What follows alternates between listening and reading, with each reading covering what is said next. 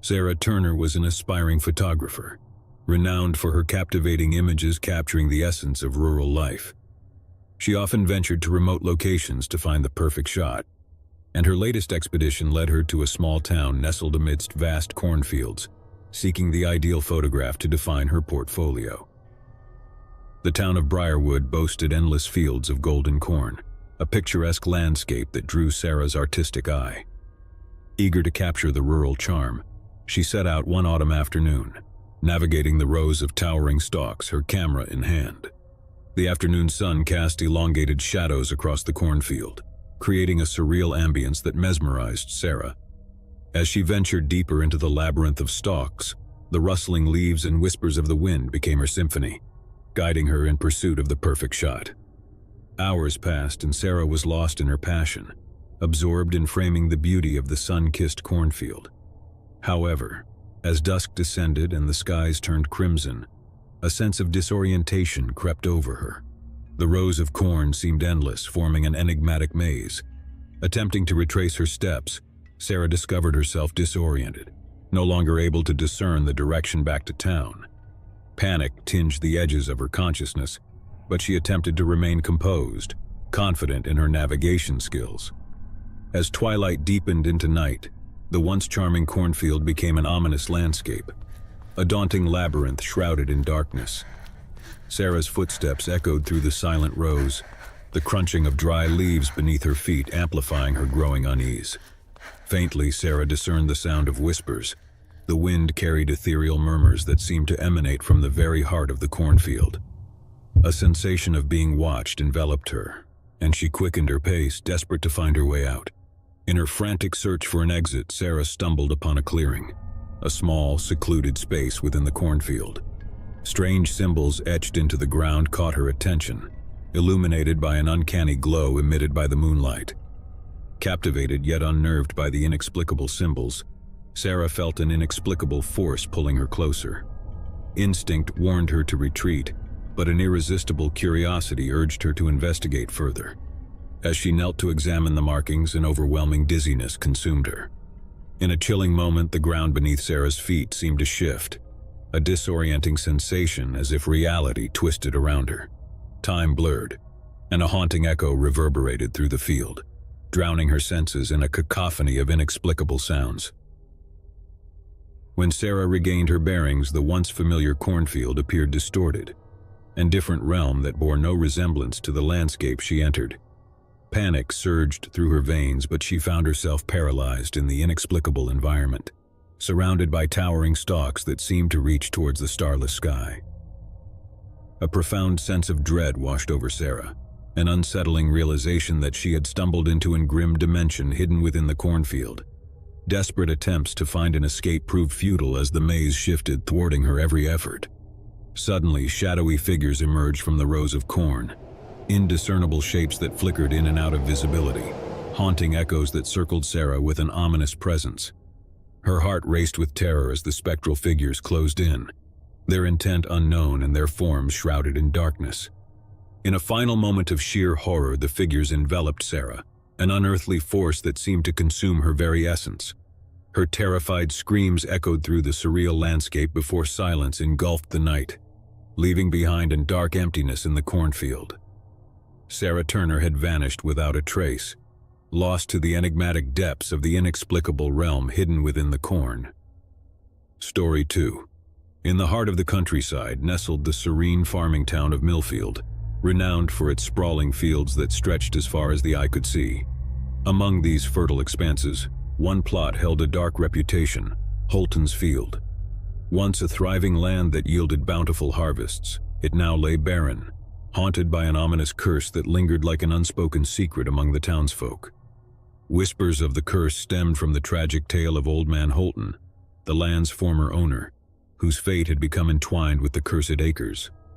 Legends spoke of a Faustian bargain struck between Holton and a mysterious stranger, sealing the land's doom with an unbreakable curse that condemned it to wither and decay. Nathan Monroe, an ambitious farmer driven by a passion to restore the land's lost vitality, seized the opportunity to purchase Holton's Field, undeterred by the warnings and superstition shrouding its history.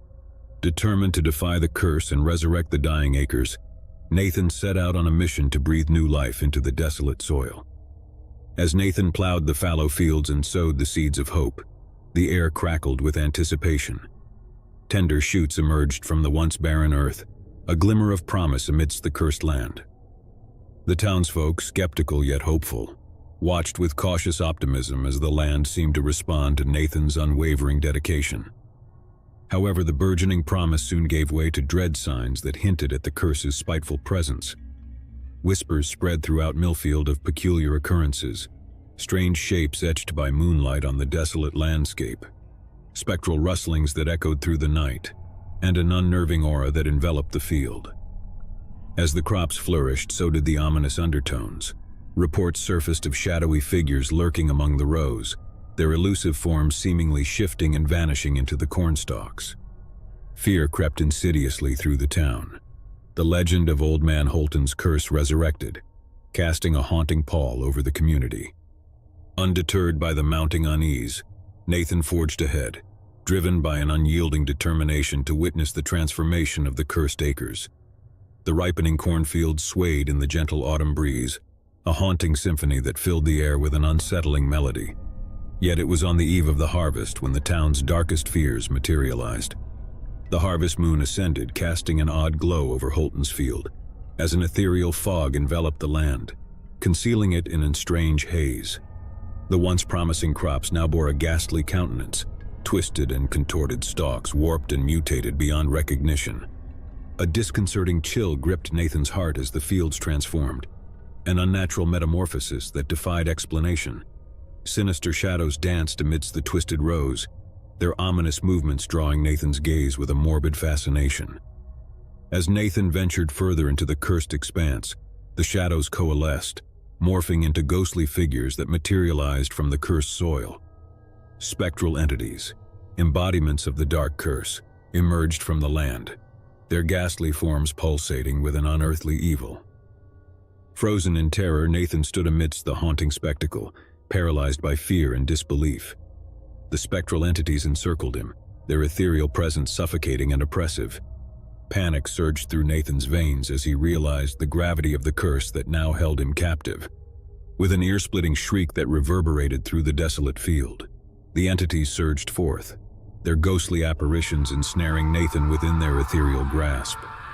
Agonizing cries echoed through the cursed expanse, a chilling lament that marked Nathan's descent into the dark abyss of Old Man Holton's curse. The cursed land had claimed its latest victim, leaving behind a harrowing testament to the relentless grip of an ancient curse. As dawn broke over Millfield, the cursed acres stood silent and desolate, a haunting reminder of the tragic fate that befell those who dared to challenge the ominous legacy of Holton's field. Story 3. In the heart of a rural community lay the idyllic town of Greenview, surrounded by vast expanses of cornfields that extended as far as the eye could see. Among these fields lay a shadow that tainted the serene landscape, the chilling legend of the cornfield murders. The tale of the cornfield murders haunted Greenview, an unsolved mystery that shook every resident. It began a decade ago when a series of heinous crimes transpired, all linked to the vast cornfields that defined the town's landscape. The first victim, Rachel Thompson, a local school teacher, went missing on a balmy summer evening. Her disappearance sent shockwaves through the community, leaving behind only a few cryptic clues, signs of a struggle near the edge of the cornfields and faint traces of footsteps leading into the maze-like expanse. As the investigation into Rachel's disappearance commenced, a disturbing pattern emerged. More residents vanished under eerily similar circumstances. Each victim had one thing in common. They were last seen near or within the labyrinth of cornstalks that enveloped Greenview. Detective Mark Stevens, a seasoned investigator haunted by the unsolved cases, delved into the chilling enigma that plagued the town. His pursuit led him to the edge of the cornfields, a dreadful expanse that seemed to hold the secrets to the baffling disappearances. Despite exhaustive searches and relentless investigations, the maze-like nature of the cornfields defied logic, thwarting attempts to unravel the mystery. The townsfolk grew apprehensive, avoiding the fields after dark, fearful of falling prey to an elusive predator that lurked within the shadows. Sarah Wilson, a young journalist eager to unearth the truth, arrived in Greenview, drawn by the enigmatic aura surrounding the cornfield murders. As Sarah delved deeper into the town's haunting legacy, she encountered a mosaic of chilling accounts. Determined to uncover the truth, Sarah ventured into the fields, navigating the twisting paths in search of answers. The dense rows of corn towered above her, casting elongated shadows that seemed to dance in the moonlight, forming a strange tapestry. As Sarah probed further into the labyrinth, an unsettling sensation of being watched enveloped her. Faint whispers carried by the rustling leaves echoed in the silent night, as though the cornfield itself harbored a hidden darkness. In a moment of chilling revelation, Sarah stumbled upon a clearing within the cornfield marked by a grotesque sight, a circle of symbols etched into the ground. The symbols pulsated with a dark glow, casting an ominous aura that sent a tremor down Sarah's back. Before Sarah could decipher the cryptic symbols, a shadowy figure emerged from the corn rows, shattering the silence. Panic surged through her veins as she recognized the dark silhouette, its scary presence looming closer. With a sudden realization, Sarah understood the harrowing truth. The cornfield concealed a sinister entity that preyed upon unsuspecting victims, ensnaring them within its ominous depths. Before she could flee, the shadowy figure lunged forth, its ghostly apparition enveloping Sarah in an ethereal grasp. Her terrified screams pierced the night, a harrowing chorus that echoed through the silent fields before fading into a mysterious silence.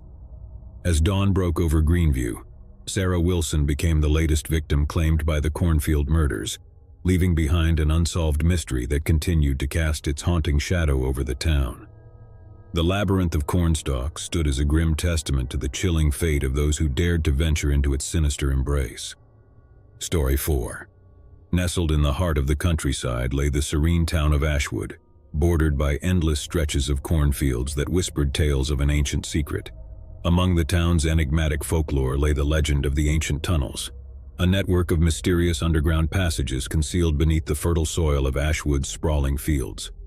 The tale of the ancient tunnels was woven into the fabric of Ashwood's history. Centuries ago, a forgotten civilization had left behind a labyrinth of subterranean tunnels beneath the fertile lands, a testament to an age lost to time. The tunnels were said to hold ancient relics and untold secrets, hidden from the world above. As the modern world encroached upon Ashwood, the legend of the tunnels became a distant memory, fading into obscurity. However, rumors persisted among the town's older residents, whispers of hidden entrances scattered throughout the cornfields, waiting to be rediscovered. Matthew Hayes, an aspiring archaeologist captivated by the town's mysterious past, arrived in Ashwood, drawn by the elusive legend of the ancient tunnels. Determined to unearth the truth behind the folklore, Matthew embarked on an ambitious quest to unearth the secrets buried within the cornfield's depths. His fervent search led him to the outskirts of town, where the sprawling cornfields stretched endlessly. Armed with ancient maps and enigmatic clues gleaned from folklore, Matthew embarked on a solitary expedition, weaving through the rows of towering cornstalks in search of the hidden entrances. Days turned into weeks as Matthew meticulously scoured the fields, his tireless efforts driven by an insatiable curiosity. As twilight descended, a sense of anticipation coursed through him, accompanied by the silence that enveloped the deserted fields. In a moment of startling discovery, Matthew stumbled upon an overgrown mound nestled amidst the cornfield, a subtle anomaly that caught his attention. Excitement surged as he uncovered an ancient entrance concealed beneath layers of earth and vegetation, a portal to the forgotten world beneath the soil. With cautious reverence, Matthew descended into the depths of the subterranean passageway, its dank interior cloaked in shadows that seemed to harbor echoes of a long-lost civilization. The air was thick with a musty scent, a reminder of centuries that had passed since the tunnels were last traversed. As Matthew ventured deeper into the labyrinthine network, ancient symbols etched into the walls caught his eye, their significance shrouded in mystery. His footsteps echoed through the cavernous passages, reverberating like a haunting melody that stirred an inexplicable sense of trepidation within him. In the heart of the tunnels, Matthew encountered a chamber adorned with ancient artifacts, an enigmatic tableau frozen in time. Forgotten relics lay scattered amidst the chamber, each bearing the weight of a forgotten era that whispered tales of an age long past.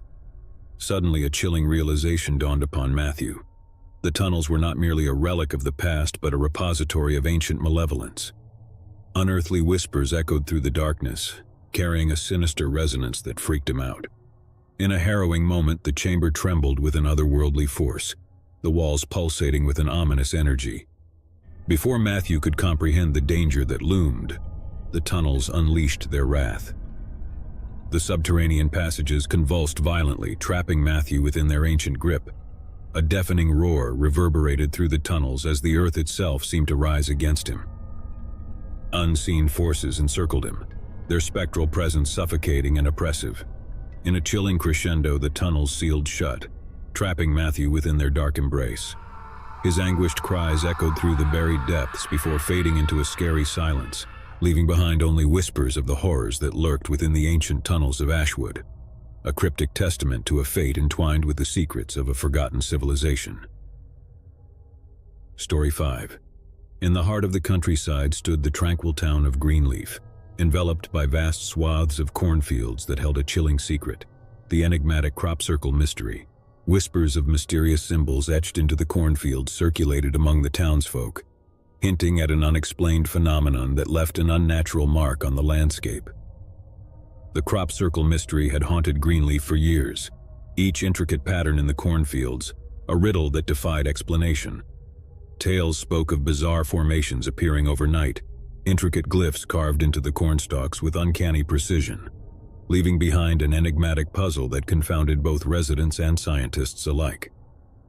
Among the townsfolk, speculation ran rampant, theories ranging from extraterrestrial visitations to elaborate hoaxes. However, the truth behind the cryptic symbols remained elusive, shrouded in an unsettling air of mystery. Alexandra Evans, a determined investigative journalist, arrived in Greenleaf, drawn by the enigmatic tales of the crop circle mystery. Intrigued by the unexplained phenomenon, Alexandra set out to unravel the truth behind the weird glyphs that adorned the cornfields, armed with a relentless curiosity and a desire for answers. Her pursuit led her deep into the heart of the cornfields, where the towering stalks formed an intimidating maze.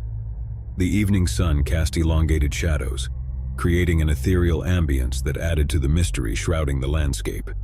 As Alexandra ventured further, she stumbled upon the first signs of the inexplicable phenomenon, a vast expanse of cornstalks that bore intricate patterns, forming a labyrinth of enigmatic symbols etched into the soil. The glyphs were a mesmerizing sight, their complex designs hinting at an intelligence beyond human comprehension. Alexandra meticulously examined the formations, the precision of the glyphs leaving her awestruck and unsettled simultaneously. In the twilight hours, the cornfield seemed to awaken with an uncanny presence. Faint whispers carried by the rustling leaves danced through the air, as though the fields themselves were alive with a mystical energy. Alexandra's senses tingled with an inexplicable foreboding. Driven by an insatiable curiosity, Alexandra delved deeper into the heart of the glyph-marked fields, determined to uncover the truth. The air crackled with an ethereal aura, the glyphs pulsating with an ethereal glow that intensified as she approached. In a chilling revelation, Alexandra realized the glyphs were more than mere symbols. They were a conduit, a bridge between worlds, and the catalyst for an evil-minded force lurking beneath the cornfields. As she stood amidst the mesmerizing formations, a deafening silence enveloped the fields before an unearthly resonance reverberated through the air. The glyphs began to shift and contort, an ominous transformation that heralded the descent of an ancient darkness. Before Alexandra could comprehend the danger, the glyphs released in mystic energy, ensnaring her within their eldritch grasp. An agonizing scream tore through the night as she became intertwined with the ominous force that lay dormant beneath the soil. In a final moment of horror, the glyphs sealed shut, swallowing Alexandra within their cryptic embrace. Her anguished cries echoed through the desolate fields before fading into a silence, leaving behind only whispers of the chilling fate that befell those who dared to unravel the mysteries of the crop circle glyphs. Story 6. In the heart of the rural town of Milford, enveloped by vast cornfields that stretched across the horizon, lay the unsettling legend of the cornfield abduction. It was a chilling tale whispered among the townsfolk, a story that spoke of inexplicable disappearances haunting the labyrinthine rows of the cornfields. The legend traced back to a series of baffling events that unfolded years ago. It began with the mysterious disappearance of a young couple, Anna and Jacob, who ventured into the cornfields on a moonlit summer evening, never to return. Their absence sent shockwaves through the town, igniting speculation and fear within the community. Desperate searches yielded no trace of the missing couple, leaving behind only cryptic clues, an abandoned flashlight near the edge of the cornfields and fragmented footprints leading into the rows. As the town grappled with the unresolved mystery, more incidents emerged. Reports surfaced of strange occurrences, a disorienting sense of being watched while traversing the cornfields, peculiar lights flickering among the stalks, and an ominous aura that hung over the fields, fueling the folklore of the cornfield abduction. Detective Benjamin Hayes, haunted by the unsolved cases, devoted himself to unraveling the enigma shrouding the cornfields. He delved into the labyrinthine paths, studying the patterns of disappearances and seeking clues that might reveal the truth behind the unsettling legend. Among the townsfolk, tales of strange encounters and fleeting glimpses of elusive figures among the cornstalks spread like wildfire. Many attributed the phenomenon to extraterrestrial activity or clandestine experiments, while others believed in a more terrestrial, albeit unknown threat, lurking amidst the rows.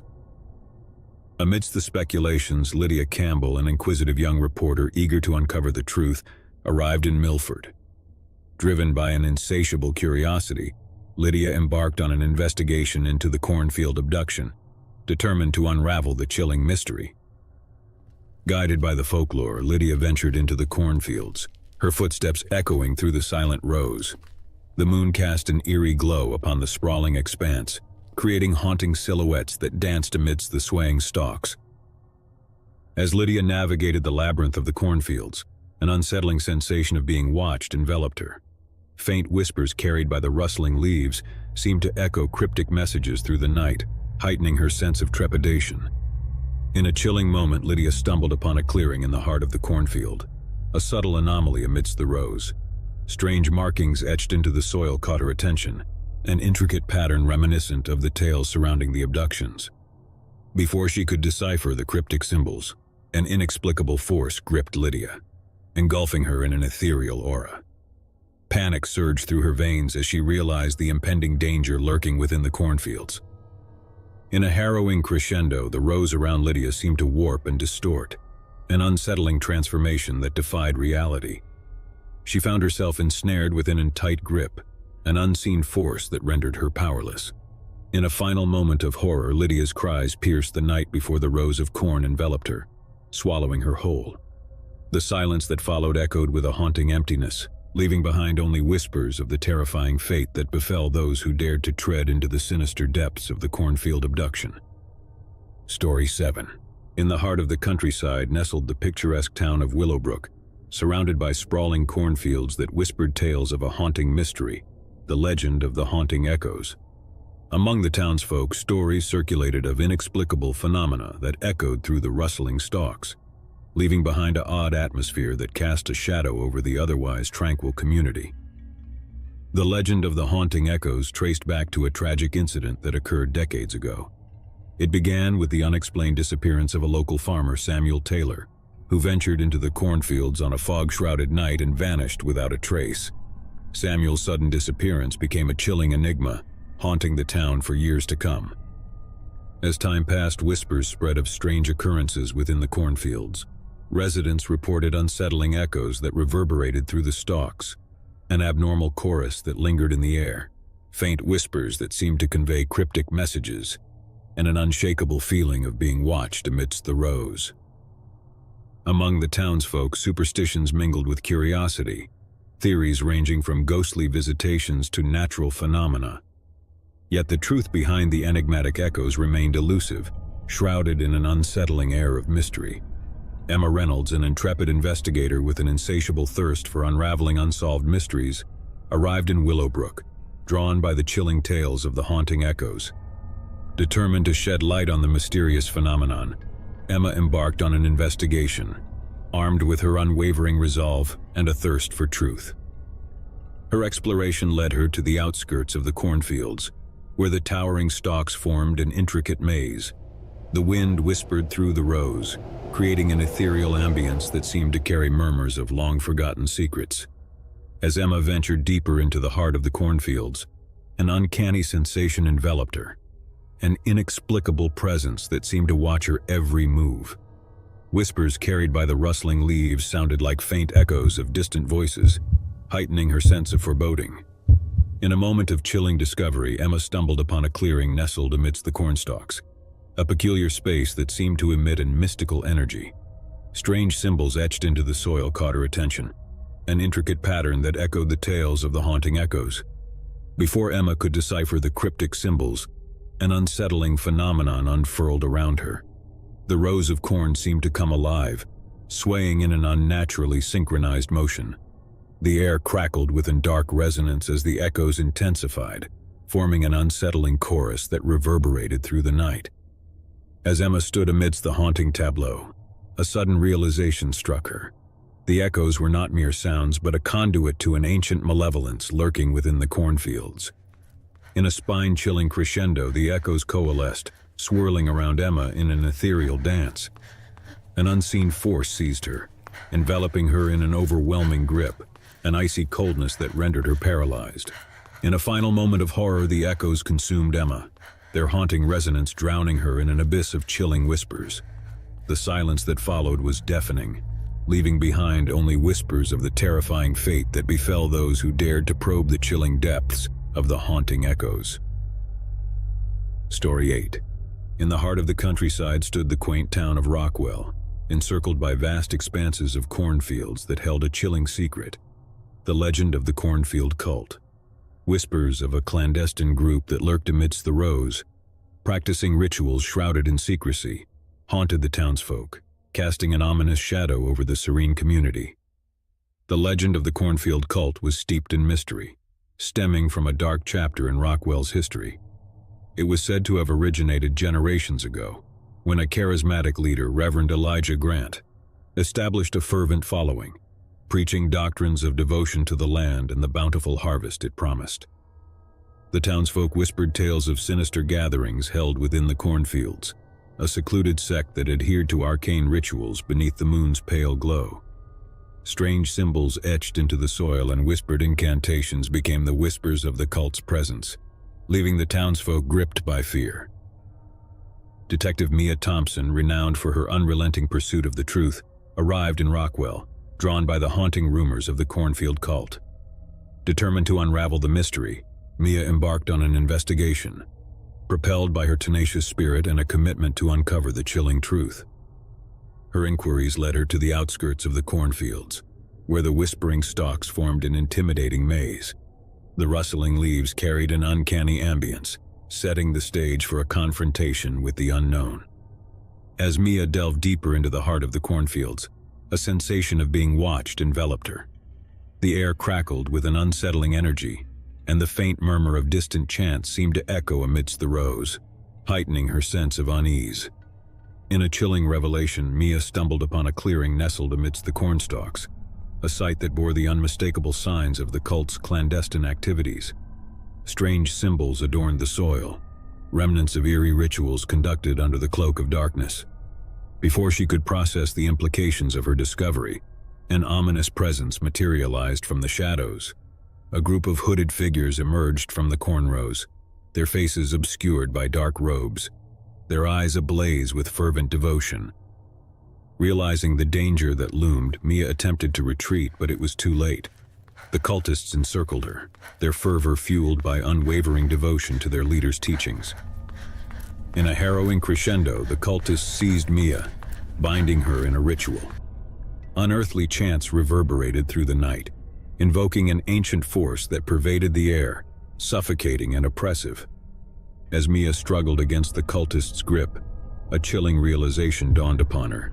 The cornfield cult was not merely a group of fanatics, but an entity that wielded a sinister influence over the land itself.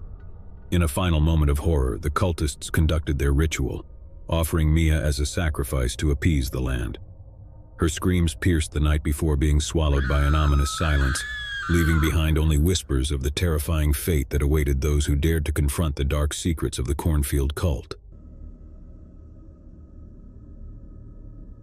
In a quaint suburban town nestled among the autumn-kissed trees, the Johnson family was gearing up for their annual Thanksgiving gathering. The crisp air outside hinted at the impending holiday, while inside the aroma of roasting turkey and simmering spices filled the cozy household.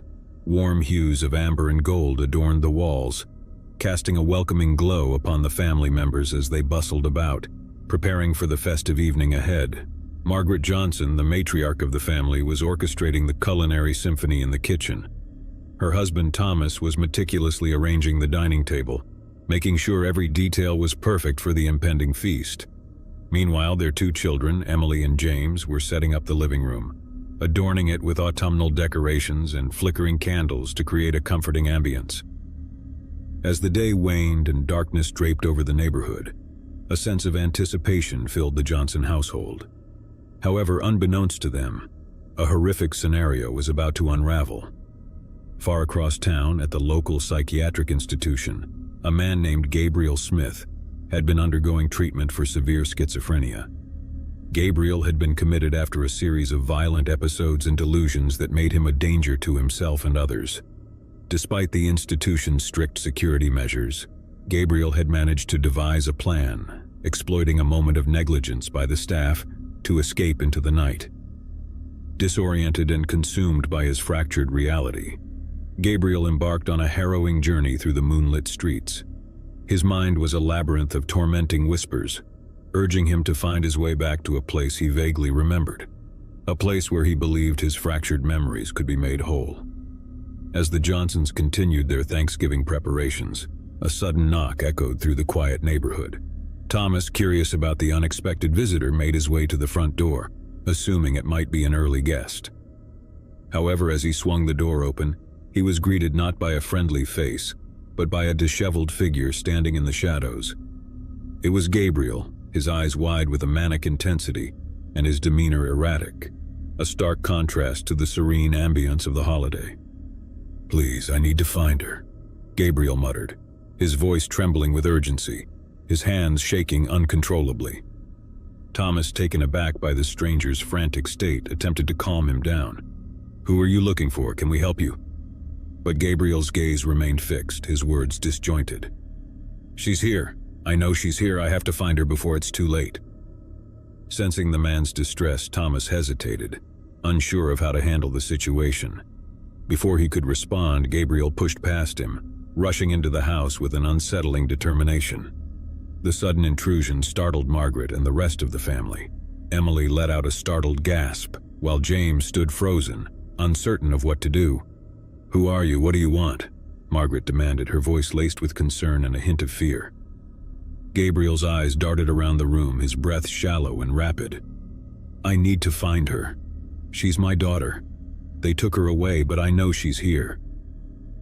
The tension in the room escalated as Gabriel's presence became increasingly unsettling. His frenzied search led him through the house, overturning furniture and rummaging through belongings in a desperate quest that made the family uneasy and fearful. Attempting to defuse the situation, Thomas cautiously approached Gabriel. "Sir, please calm down. We don't have anyone here." Before he could finish his sentence, Gabriel's erratic behavior reached its crescendo. With a guttural scream, he lunged at Thomas, his eyes ablaze with madness. The family's shrieks reverberated through the house as chaos erupted. Furniture crashing and the once serene Thanksgiving atmosphere shattered. In a horrifying blur, Gabriel unleashed a frenzied assault, wielding objects at the family in a frenzy fueled by his fractured reality. Margaret's cries echoed in the chaos as James and Emily scrambled to escape the onslaught, their hearts pounding with terror. Amidst the pandemonium, a chilling realization struck the family. Gabriel was not merely a stranger, but a harbinger of unfathomable horror, an embodiment of relentless madness unleashed upon their tranquil Thanksgiving celebration. The harrowing ordeal culminated in a scene of unfathomable horror, a nightmare etched into the Johnson family's memory forever, a stark reminder of how swiftly and mercilessly darkness could descend upon the most joyous of occasions. As the sirens wailed in the distance, Echoing the arrival of law enforcement, the once vibrant household stood desolate, a haunting tableau of Thanksgiving turned tragically nightmarish, a tale of a broken mind that shattered the serenity of a family's cherished gathering, leaving behind a trail of unspeakable horror and irreparable devastation. Story 2. In the picturesque town of Maplewood Hills, the serene air was thick with the essence of autumn, painting the landscape in hues of gold and crimson. The Stevens family was bustling with anticipation, eagerly preparing for their annual Thanksgiving celebration. Sarah Stevens, the mother of the household, had spent days meticulously planning the feast, while her husband David tended to the fireplace, filling the home with a cozy warmth that contrasted the crisp November breeze outside. Their children, Michael and Rebecca, were giddy with excitement, hanging decorative turkeys and cornucopias, transforming the house into a festive haven. Laughter and the aroma of roasting turkey wafted through the air, promising a joyous evening of gratitude and togetherness. As dusk descended, an unexpected knock echoed through the Stevens' door, interrupting the harmonious ambience. Sarah, puzzled by the unanticipated visitor, opened the door to reveal a figure standing in the dimming light, an elderly man with weathered features and a somber demeanor.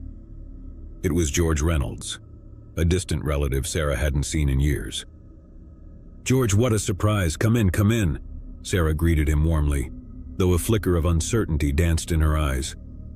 George, clad in worn clothing and bearing a heaviness in his gaze, hesitated before stepping into the welcoming embrace of the Stevens household.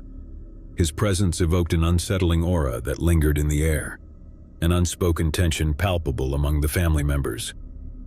"I hope it's not too late to join your celebration, Sarah," George said softly, his voice tinged with a hint of regret.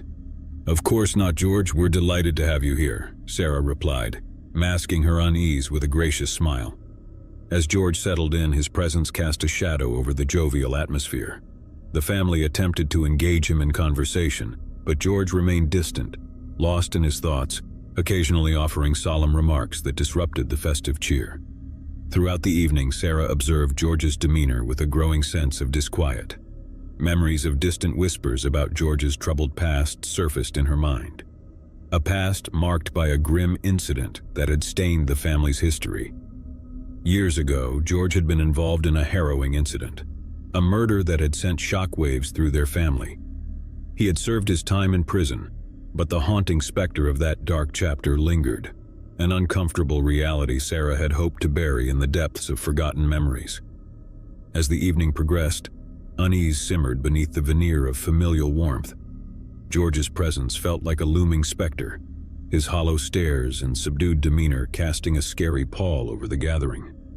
As the family sat down for their Thanksgiving meal, an unsettling silence settled upon the table.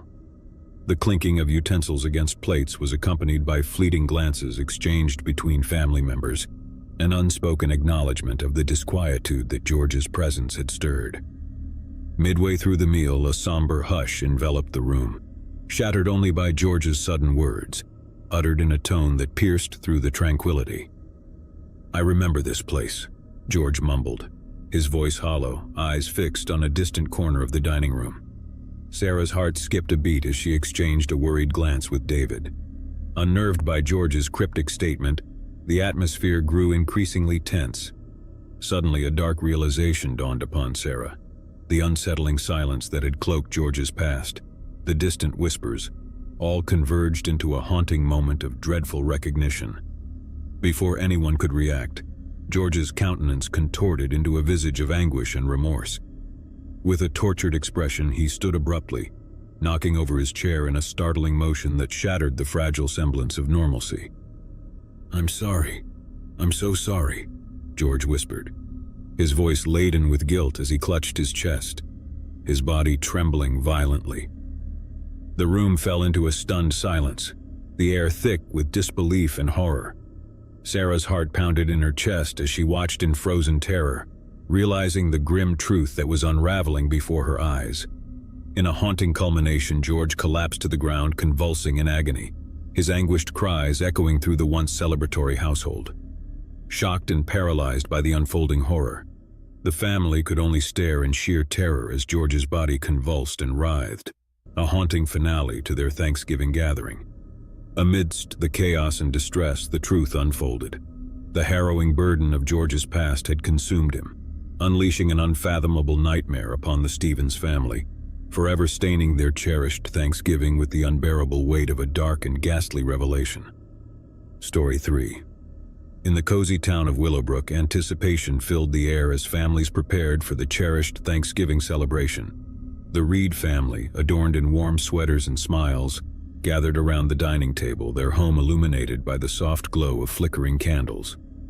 Mark Reed, the patriarch, had spent the morning roasting the perfect turkey, while his wife Emily skillfully crafted an array of delectable side dishes, filling the house with enticing aromas. Their children, Ethan and Olivia, buzzed with excitement, eagerly setting the table with vibrant autumn-themed decorations. The mood was festive, and laughter echoed within the walls as the family anticipated the arrival of their relatives for the Thanksgiving feast. As the sun dipped below the horizon, a knock on the door shattered the serene atmosphere. Mark, puzzled by the unexpected interruption, answered the door to find two stern-faced police officers standing on his porch. A chill ran down his back at the sight of their grim expressions. "Mr. Reed, we need to speak with you," one of the officers stated, his voice laced with solemnity. Bewildered and apprehensive, Mark invited them in, his mind racing with confusion and concern. Emily and the children watched in worried silence as the officers explained the purpose of their visit, an allegation connecting Mark to a recent homicide in the vicinity. Mark's heart sank, and a wave of disbelief washed over him as he vehemently denied any involvement. The officers, however, insisted that they had evidence linking him to the crime scene. They informed Mark that they needed to take him into custody for further questioning. Stunned and desperate to clear his name, Mark attempted to reassure his family. "I promise, it's a mistake. I'll sort this out and be back soon," he assured them, his voice wavering with uncertainty.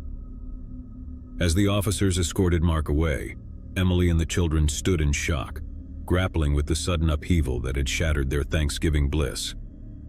Fear and confusion clouded their thoughts as they watched Mark being led away, their hearts heavy with disbelief. Hours passed, and the once vibrant household now felt eerily desolate without its patriarch.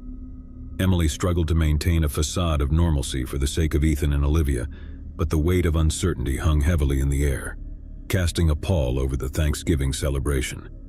As the evening wore on, anxiety gnawed at Emily's core, and the children's fretful glances mirrored her distress. With every passing moment, the absence of Mark loomed larger, an ominous void that tainted the warmth of their familial gathering. Then a sudden ring of the doorbell pierced the silence, jolting Emily and the children from their worried thoughts. Ethan rushed to answer the door, hoping for Mark's return, but his hopes were shattered as he faced a disheveled man standing in the doorway. It was Mark, but his countenance was a haunting contrast to his usual demeanor. His eyes held a hollow emptiness, his clothing disheveled, and an air of desolation clung to him like a shroud. "Mark, what happened? Are you okay?" Emily's voice trembled with a mixture of relief and apprehension. Mark's response was a hollow whisper devoid of its usual warmth. "I didn't do it. I didn't—" He trailed off, his words trailing into a haunting silence. Before anyone could comprehend the gravity of the situation, Mark staggered forward, his gaze fixed on an unseen horror that seemed to consume him from within. With a sudden, shocking realization, Emily and the children recoiled in terror as Mark's hands trembled violently, clutching something, a blood-stained knife. In a horrifying twist of fate, the truth slowly unraveled, a truth too devastating to comprehend. Mark's fragmented recollections and the damning evidence against him collided in a dark revelation, a revelation that shook the foundation of the Reed family's world. Unable to bear the weight of his torment, Mark's shattered psyche succumbed to a terrifying reality. With a gut-wrenching scream, he raised the knife, plunging it into his own chest, the metallic tang of blood mingling with the acrid scent of tragedy. Shock and horror paralyzed Emily and the children, their cries drowned by the sudden nightmarish crescendo that shattered the once hopeful Thanksgiving celebration. The gut-wrenching sight of their beloved father and husband succumbing to the depths of despair stained their cherished memories, forever etching a harrowing finale to their once joyous holiday gathering. Story 4. The air hung heavy with the fragrant promise of Thanksgiving, a day for warmth, laughter, and family, The Carter household bustled with activity. The aroma of roasting turkey permeated every corner, blending harmoniously with the sweet scent of pumpkin pie. In the heart of the kitchen, Mrs. Carter orchestrated the culinary symphony, meticulously stirring gravies and basting the golden turkey with utmost care. Mr. Carter, with a jovial smile, prepared the dining room, adorning it with autumnal decorations, while their children, Sarah and Michael, playfully set the table, their laughter echoing through the house. As dusk began to descend, guests trickled in, relatives bearing pies, casseroles, and heartfelt smiles.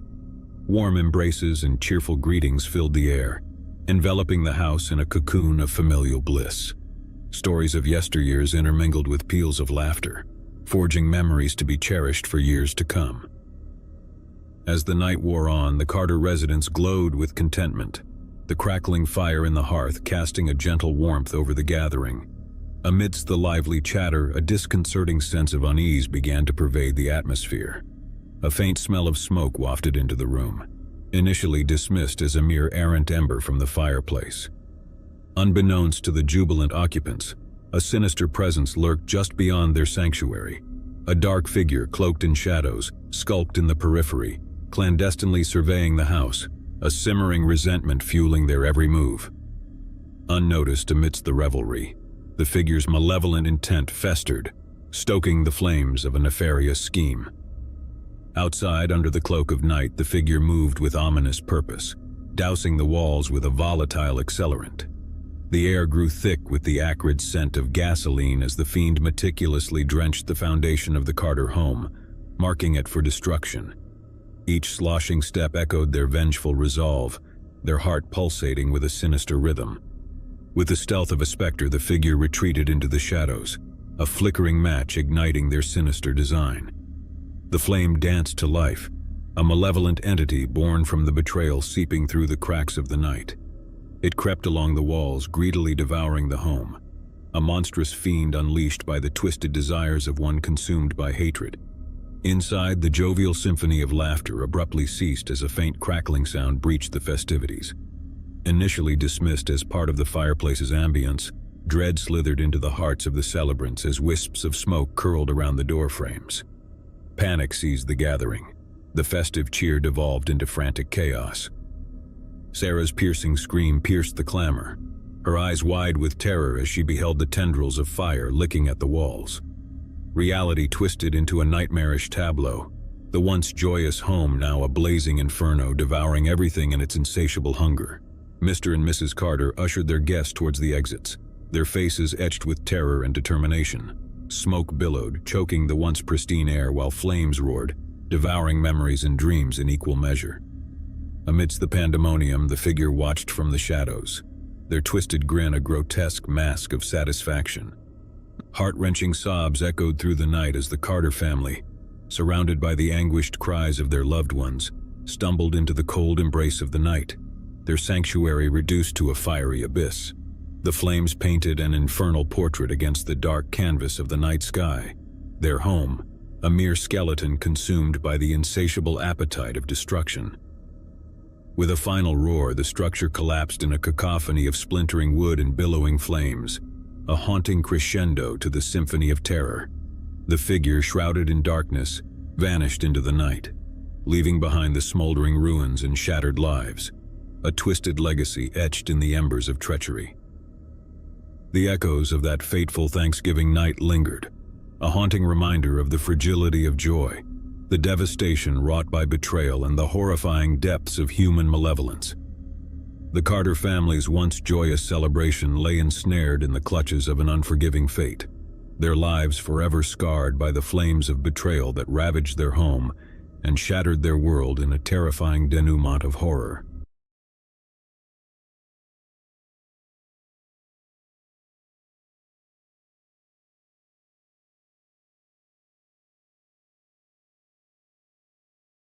I had always been an adventurous soul. The thrill of the unknown and the call of the wild had guided me through countless trails and uncharted paths. But nothing could have prepared me for that one fateful journey into the dense, foreboding woods. It was a crisp autumn morning when I set out, the leaves beneath my boots crunching like brittle bones. A cold wind rustled the trees, and I shivered, though I couldn't tell if it was from excitement or the chilling breeze.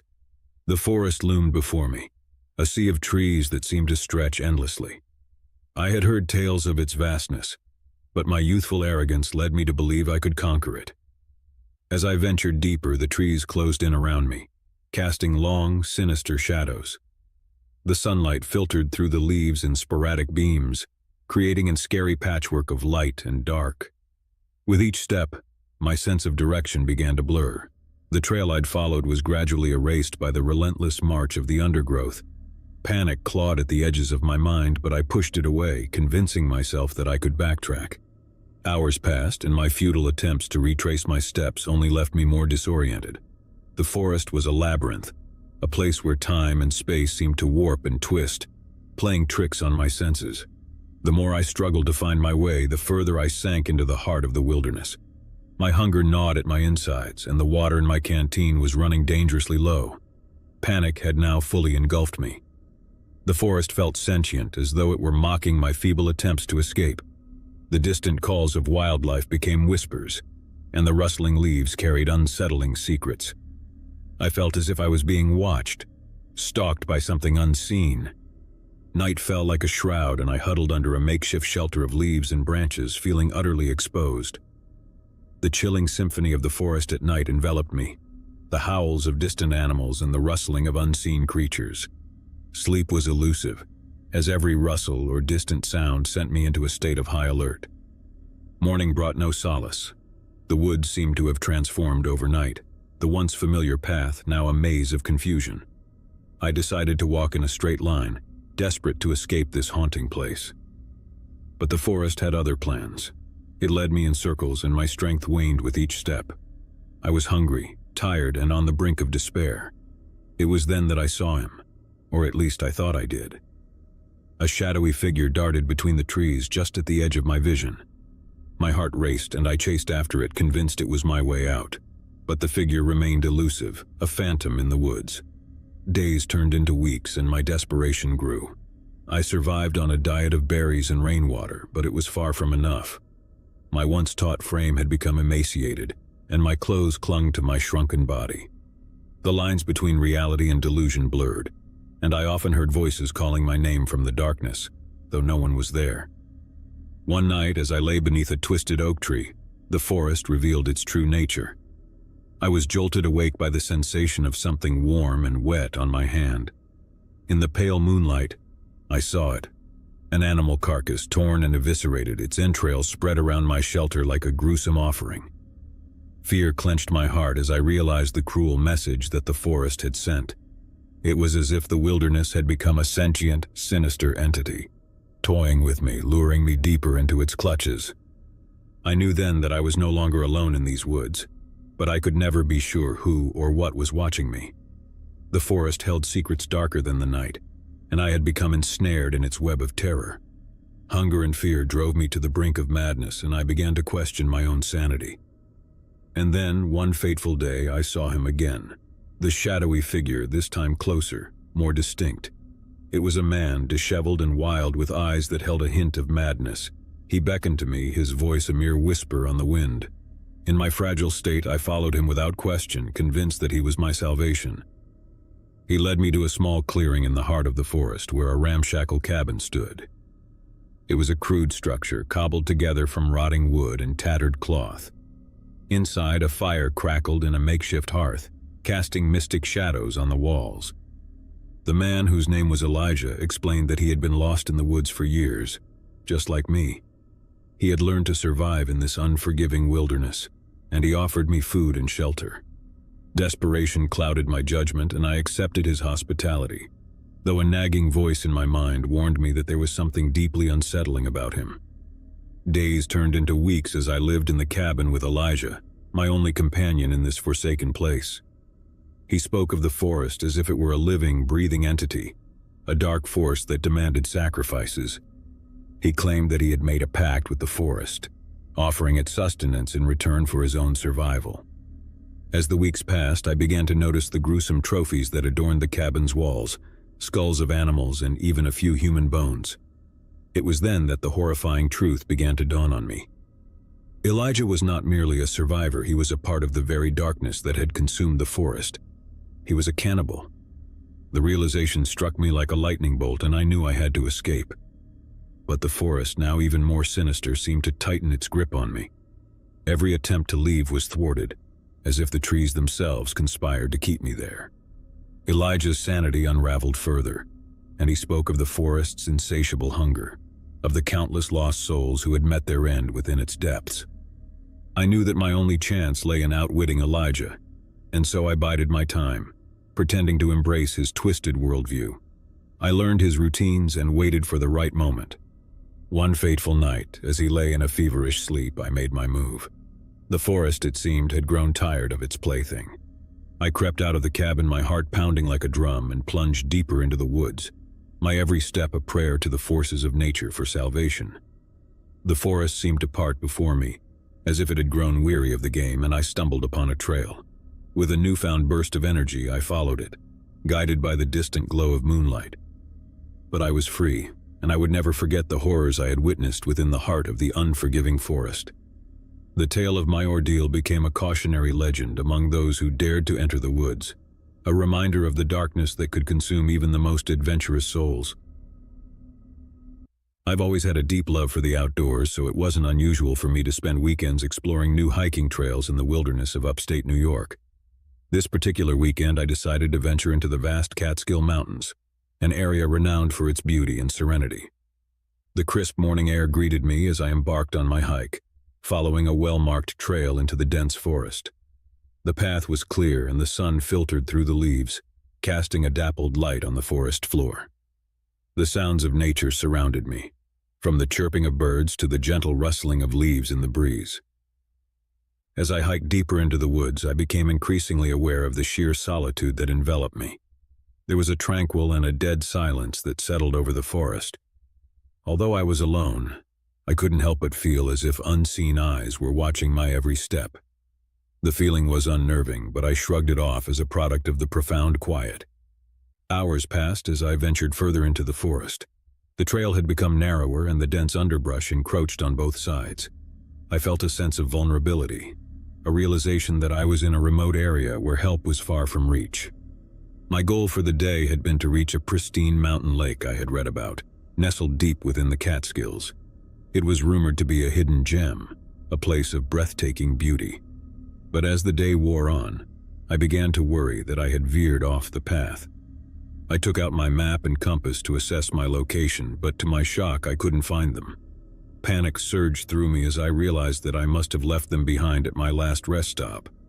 I cursed my carelessness, but told myself that I could rely on my intuition and make my way back. I turned to retrace my steps, but to my surprise, the trail I had been following seemed to have disappeared. The once clear path had become an overgrown tangle of branches and underbrush. I fought back the rising fear and decided to push forward, confident that I could eventually find my way back to the main trail. The hours passed, and my sense of unease deepened as I continued to walk deeper into the woods. The forest around me had grown unfamiliar, and I couldn't shake the feeling that I was lost. The towering trees seemed to loom over me, their branches blocking out the sunlight. The stillness of the woods was broken only by the occasional call of a distant bird. As the day turned into evening, I made the difficult decision to set up camp. I gathered wood for a fire and constructed a makeshift shelter using branches and leaves.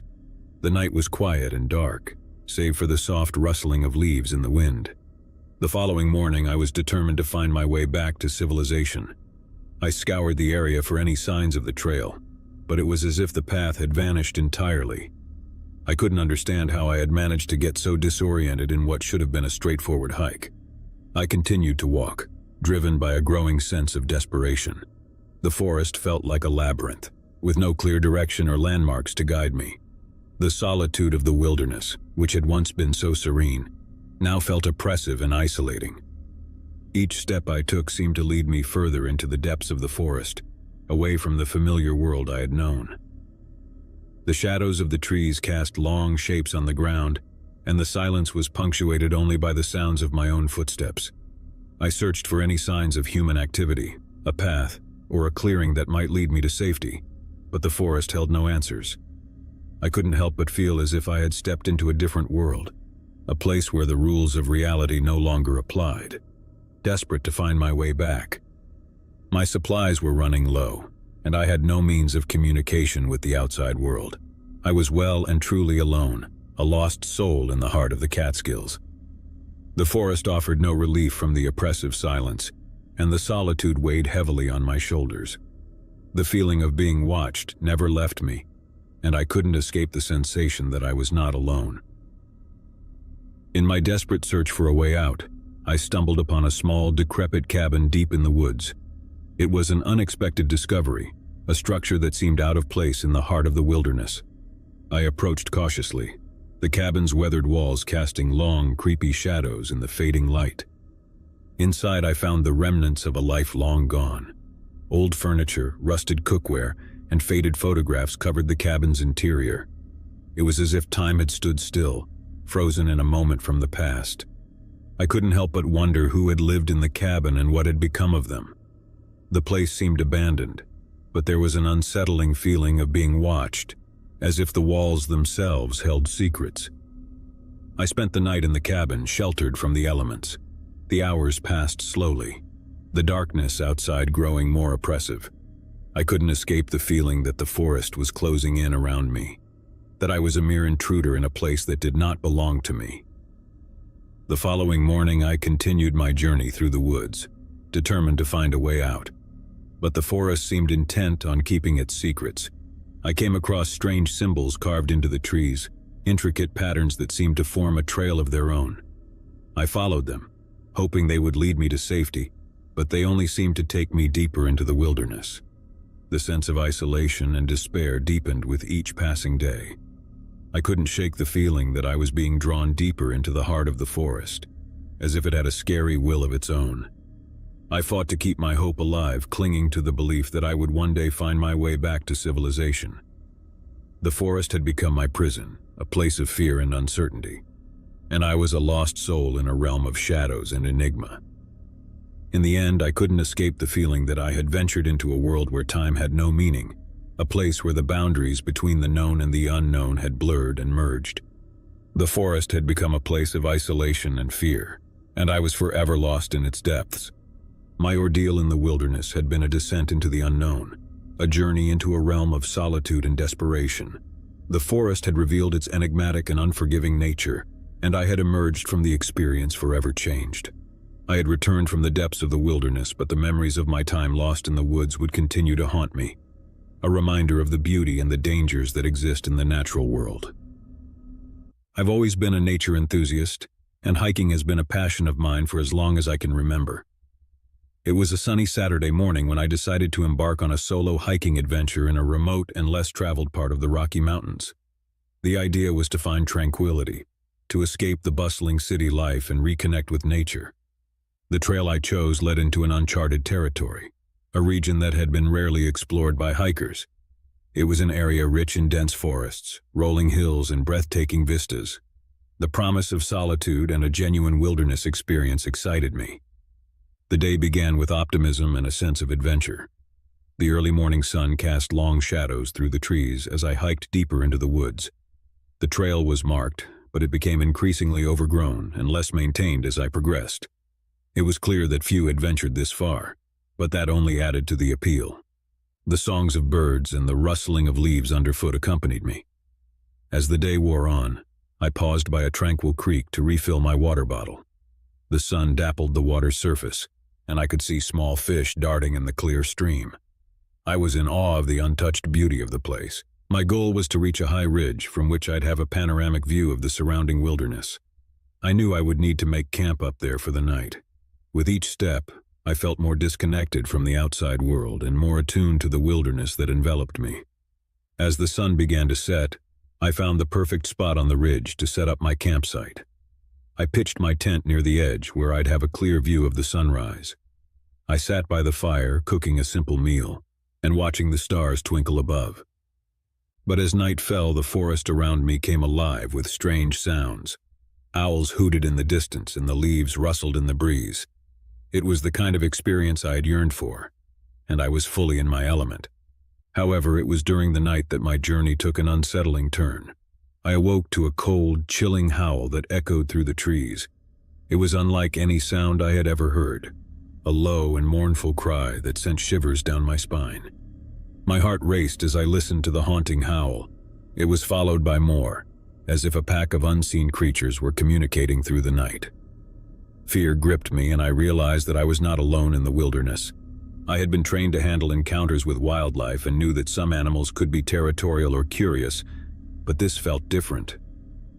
The howling continued, drawing nearer to my campsite. The sensation of being watched grew stronger, and I began to question whether this was a natural occurrence or something more ominous. With a flashlight in hand, I unzipped the tent and peered into the darkness. I couldn't see anything beyond the circle of light, but the howling was closer now, echoing from the surrounding trees. My instincts told me to remain in the tent, but curiosity and fear pushed me to investigate. I cautiously made my way to the edge of the ridge, where the forest below was obscured by shadows. The howling grew louder, and I began to make out the silhouettes of creatures moving through the underbrush. Their eyes gleamed with a scary, phosphorescent glow in the dim light of my flashlight.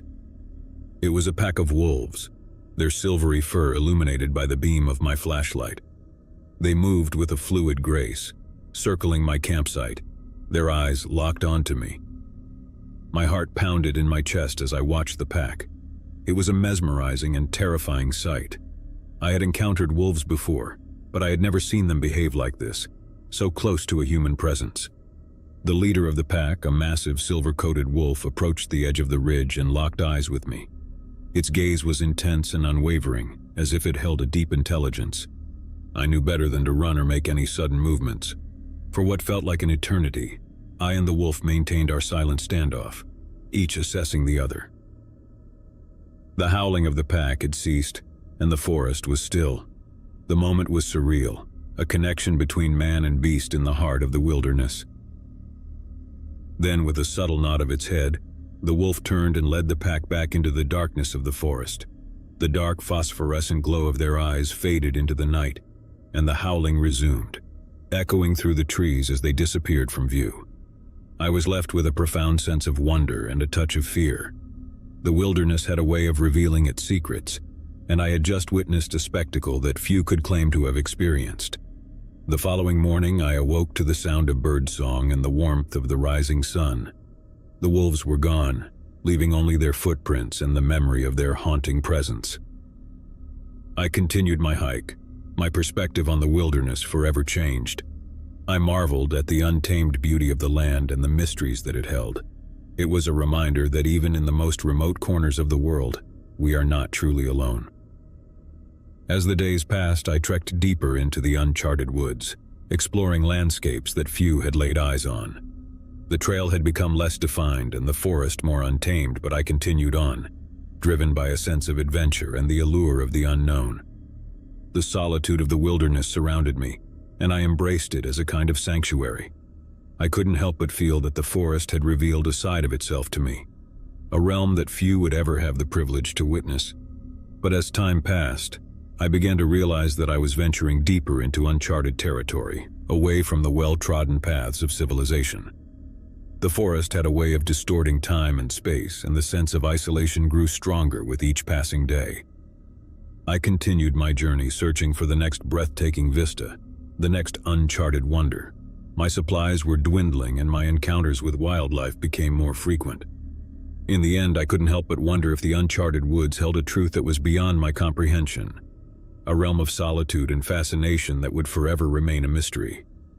My journey had been a descent into the unknown, a venture into a realm of fear and wonder, and I had emerged from the experience forever changed. I had returned from the depths of the wilderness, but the memories of my time in the uncharted woods would continue to haunt me, a reminder of the beauty and the uncertainty that exist in the natural world.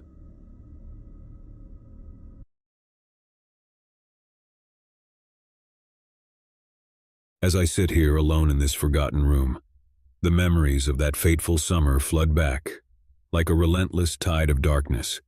I never thought I'd be entangled in something so sinister, so surreal. But here I am, recounting my story, hoping that it serves as a cautionary tale. It all began innocently enough, I had recently graduated from college, eager to embark on the adventure of adult life. The world stretched out before me, full of possibilities. I had moved to a new city and was slowly settling into my job. But something was missing. A sense of belonging, a community. Little did I know that longing would lead me down a path I could never have imagined. One sunny afternoon, while sipping coffee at a local cafe, I noticed a flyer on the community board. It was an invitation to a gathering promising enlightenment and inner peace. The group called themselves the Cult of the Silent Shadows. The flyer showed a serene, masked figure bathed in moonlight, holding a candle. It piqued my curiosity, and with nothing to lose, I decided to attend their meeting. The address led me to an unassuming building on the outskirts of town. I entered a room filled with people of all ages, races, and backgrounds. The atmosphere was warm and inviting, and I felt an immediate sense of camaraderie. It seemed like the community I had been searching for. Their leader, a charismatic man named Gabriel, took the stage. He was a tall figure with piercing blue eyes and an air of magnetism that was impossible to ignore. He spoke eloquently about the struggles of modern life, the chaos of the world, and the need for inner tranquility. "We are the Silent Shadows," he proclaimed, "and we offer you a path to serenity, away from the noise and distractions of the outside world." His words resonated with me as they did with everyone else in the room. Gabriel spoke of meditation, mindfulness, and the power of silence in a world filled with constant chatter. It all sounded so appealing, so simple. Over the next few weeks, I attended the Silent Shadows gatherings regularly. The teachings became the anchor of my life. Gabriel's charisma and the sense of belonging I found within the group were addictive. I was not alone in my devotion, many others were equally captivated. As the days turned into months, the group's activities grew more intense. We were encouraged to immerse ourselves fully in their teachings. I began spending more time with my fellow members, often at the cult's secluded retreat deep in the woods. It was during one of these retreats that I began to notice something strange. The teachings, once focused on meditation and mindfulness, had taken a darker turn. Gabriel spoke of the need to shed our former selves, to become shadows of our former lives. He preached the power of silence, not just as a form of meditation, but as a way of life. The group started practicing silence for days at a time, communicating only through gestures and writing. We were discouraged from contacting our families and friends outside the cult, as they were seen as distractions from our true purpose. I began to feel a growing unease, but my attachment to Gabriel and the community kept me from questioning too deeply. I was not alone in my hesitation, but no one dared to speak out against the charismatic leader. One evening, as the sun set behind the trees, Gabriel gathered us around a roaring bonfire. The atmosphere was charged with anticipation. Gabriel announced that to become true Silent Shadows, we must undergo a ritual of purification. The ritual involved fasting for 3 days, spending all our waking hours in complete silence and meditating by the fire. It was meant to cleanse our minds and souls, to make us more receptive to the cult's teachings. I felt a knot of dread in my stomach but couldn't bring myself to refuse. As the days of fasting passed, I became increasingly weak. My body ached, and my mind felt like a stormy sea. The silence, once soothing, now pressed down on me like a heavy weight. It was as if we were all sinking into a darkness, a collective silence that threatened to swallow us whole. On the third night of the ritual, something changed. As we meditated around the fire, the flames seemed to dance with an eerie, unnatural intensity. Gabriel stood at the center, his eyes closed in deep concentration. Then, with a sudden and unsettling calmness, he began to chant in a language I didn't recognize. The chant grew louder and more fervent, and the flames leaped higher, casting bizarre, flickering shadows on the faces of the cult members. I watched in growing horror as the atmosphere shifted from one of serenity to something altogether different. It was at that moment that I realized the true nature of the Silent Shadows. We were not a community seeking enlightenment and inner peace. We were pawns in Gabriel's grand delusion. He had manipulated us into a cult of silence, using our vulnerability and desire for belonging against us. I knew I had to escape. With trembling hands, I rose from my meditation spot and slowly backed away from the fire. The cult members were so engrossed in the ritual that they didn't notice my departure. I slipped into the darkness of the woods, my heart pounding like a drum. As I made my way back to civilization, I couldn't help but wonder about the fate of my fellow cult members. Had they truly become the silent shadows Gabriel had envisioned? Or had they fallen victim to a madness born of silence and isolation? I reported the cult to the authorities, but by the time they arrived at the retreat, it was empty. Gabriel and his followers had vanished, leaving behind only the lingering echoes of their chilling silence. In the years that followed, I rebuilt my life, forever haunted by the memory of the silent shadows. I learned the hard way that the quest for belonging and purpose can sometimes lead us down the darkest of paths, and I vowed to never let the shadows of silence consume me again. But even now, as I sit here alone, I can't shake the feeling that Gabriel and his cult are still out there, lurking in the shadows, waiting for their next unsuspecting victim. The darkness of that summer still clings to me, a constant reminder of the horrors that can hide behind a mask of serenity. Months had passed since my escape from the cult of the silent shadows. I had rebuilt my life, but the memories of that nightmarish experience continued to haunt my every waking moment. I couldn't help but wonder what had become of my fellow cult members, and whether Gabriel and his twisted teachings still held them in their grip. I kept a low profile, fearing that the cult might somehow track me down. My days were spent in constant vigilance, always watching my back, always on edge. But I couldn't shake the feeling that Gabriel and his followers were out there, lurking in the shadows, waiting for the right moment to strike. One day, as I was going through my mail, I came across a letter. It was an anonymous message, a simple piece of paper with a single word written in bold letters: silence. My heart raced as I realized that the cult had found me, or at least someone who knew about my past involvement with them. I had to find out who sent the letter, and more importantly, whether the cult was still active. I began to dig deeper, retracing my steps and reaching out to former cult members who had managed to break free like me. It wasn't easy. Many were still too frightened to talk, but gradually I pieced together a picture of what had transpired after my escape. It seemed that in the wake of my departure, the cult had become even more secretive and reclusive. They had changed their meeting locations frequently, always staying one step ahead of anyone who might be looking for them. Gabriel's hold on his followers had grown stronger, and his teachings had taken a more extreme turn. Rumors circulated that the cult had become involved in criminal activities, using their collective silence as a cover for illegal operations. But these were only whispers, and concrete information was hard to come by. Determined to expose the cult and bring an end to their reign of silence, I reached out to a journalist friend who had a reputation for investigating secretive organizations. With the evidence I had gathered, we began to dig deeper into the activities of the cult of the silent shadows. Our investigation led us down a twisted and treacherous path. We followed leads, interviewed former cult members, and even managed to infiltrate some of their gatherings undercover. What we discovered was chilling. The cult had evolved into a tightly knit, secretive society with Gabriel as its unquestioned leader.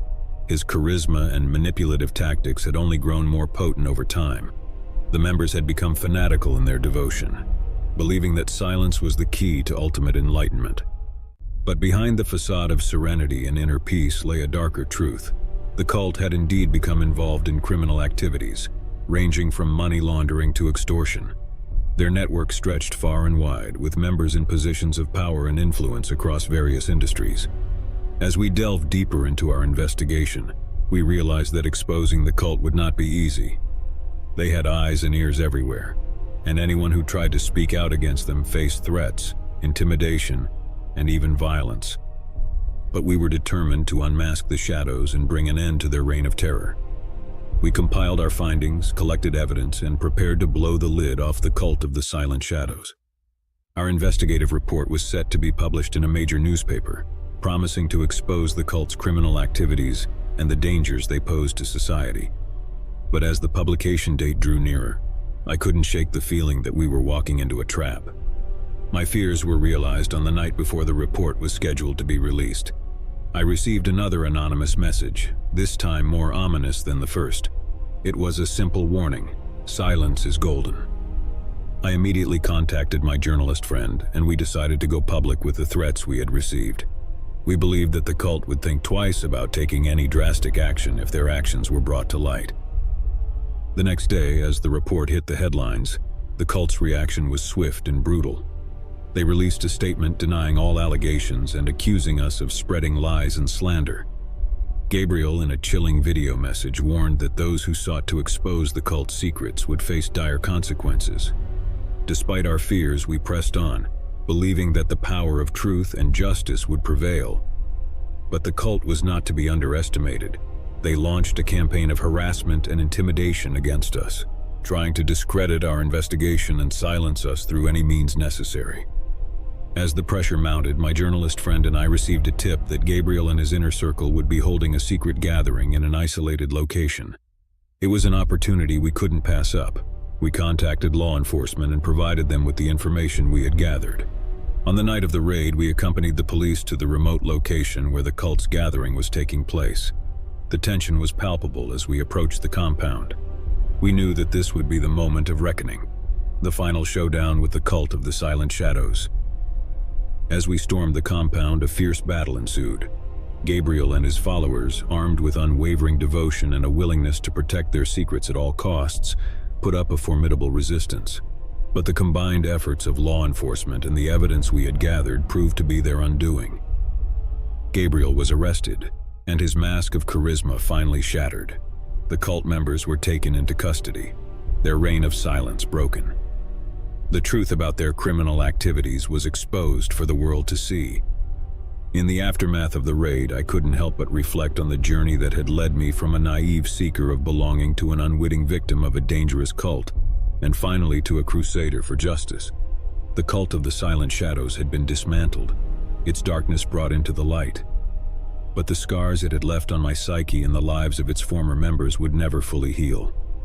I had learned the hard way that the search for meaning and community could sometimes lead to places of unimaginable darkness. The experience left me with a profound sense of caution and a determination to be vigilant against the allure of charismatic leaders and their promises of enlightenment. As I looked back on the long and harrowing journey, I couldn't help but wonder if the shadows of the cult would ever truly fade away, or if they would continue to haunt me, like a lingering echo of silence in the darkest corners of my mind. My name is Sarah, and I grew up in a quiet suburban neighborhood with my loving parents, David and Linda, and my younger brother, Michael. We were an ordinary family, leading an ordinary life. Our days were filled with school, work, and the occasional family outing.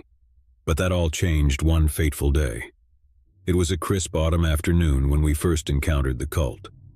David had taken us to the local farmers market, a place we often visited on weekends.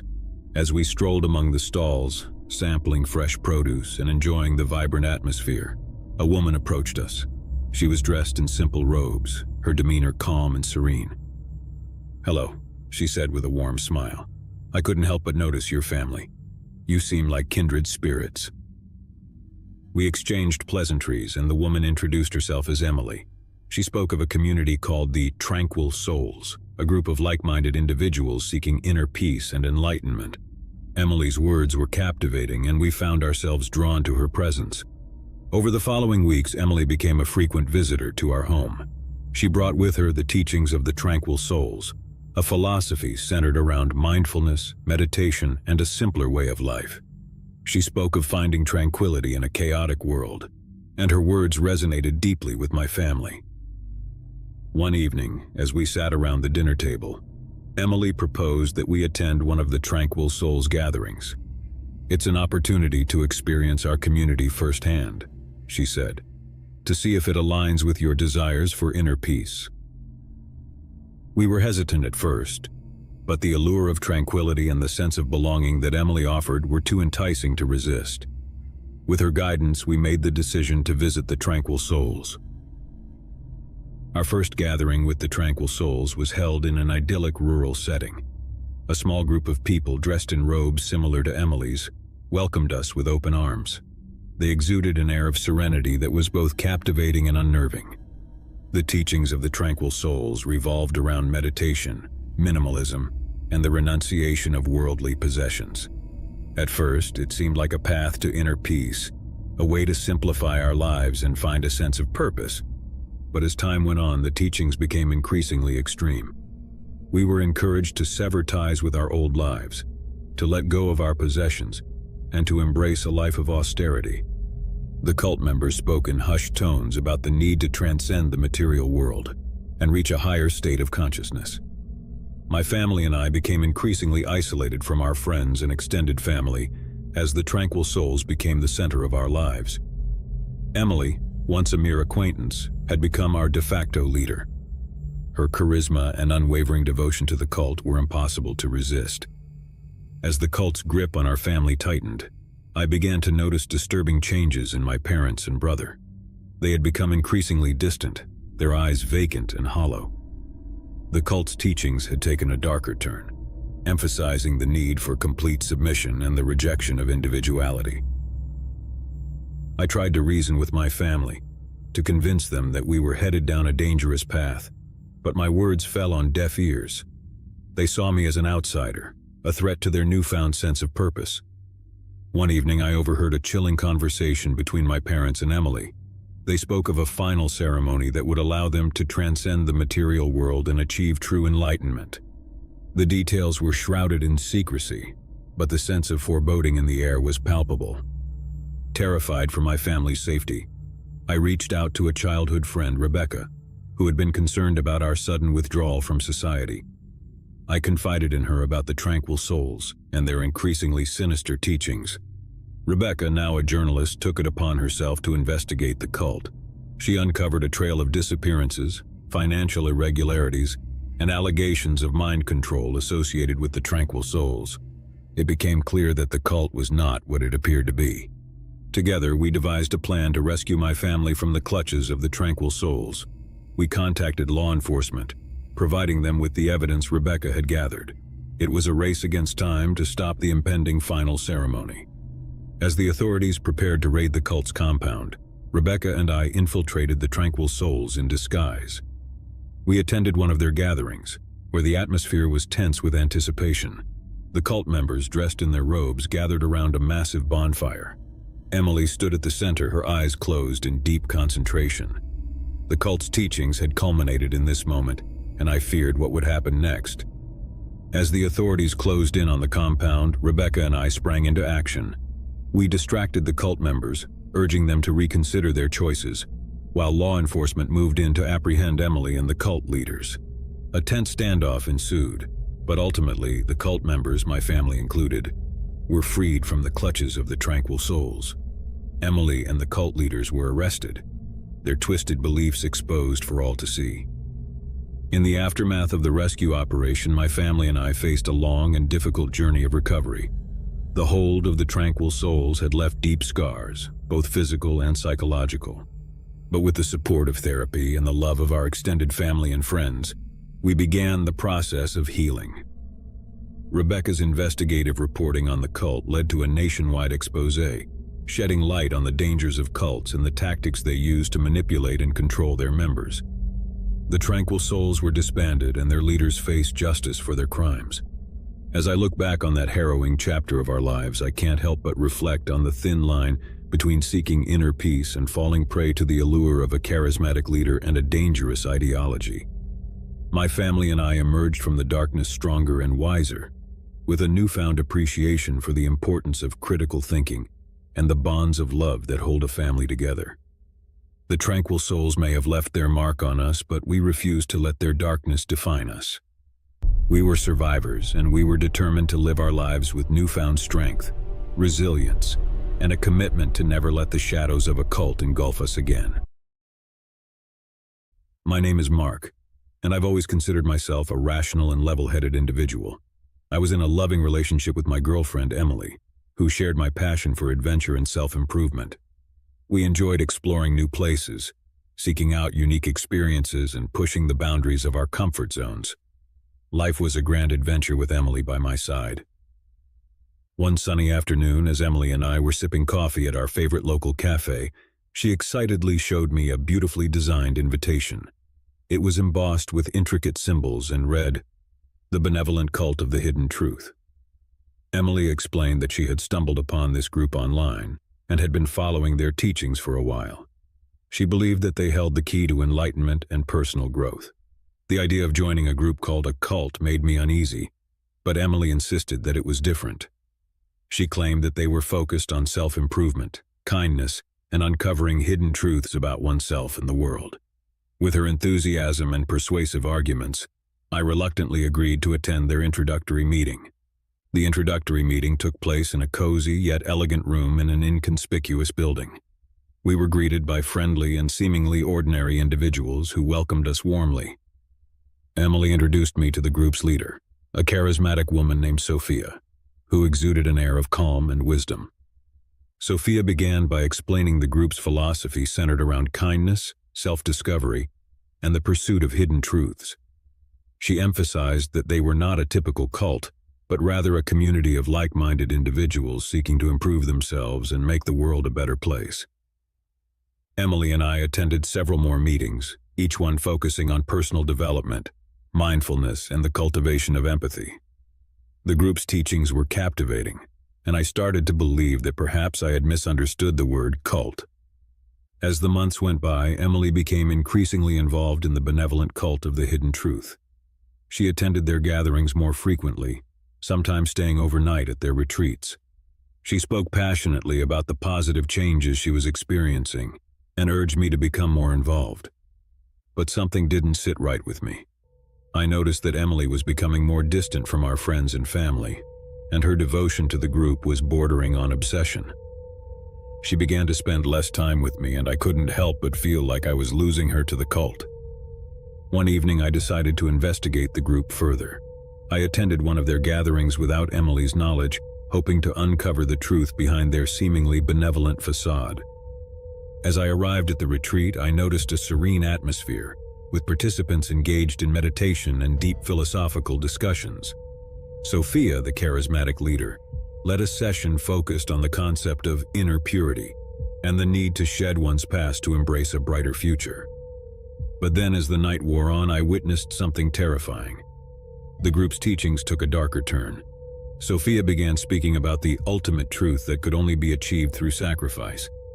She spoke of letting go of one's attachments, even to loved ones, to attain a higher state of consciousness. I knew I had to act quickly. The group's teachings had taken a disturbing turn, and I feared for Emily's safety. I reached out to a friend, Alex, who had experience in investigating cults and the tactics they used to manipulate their members.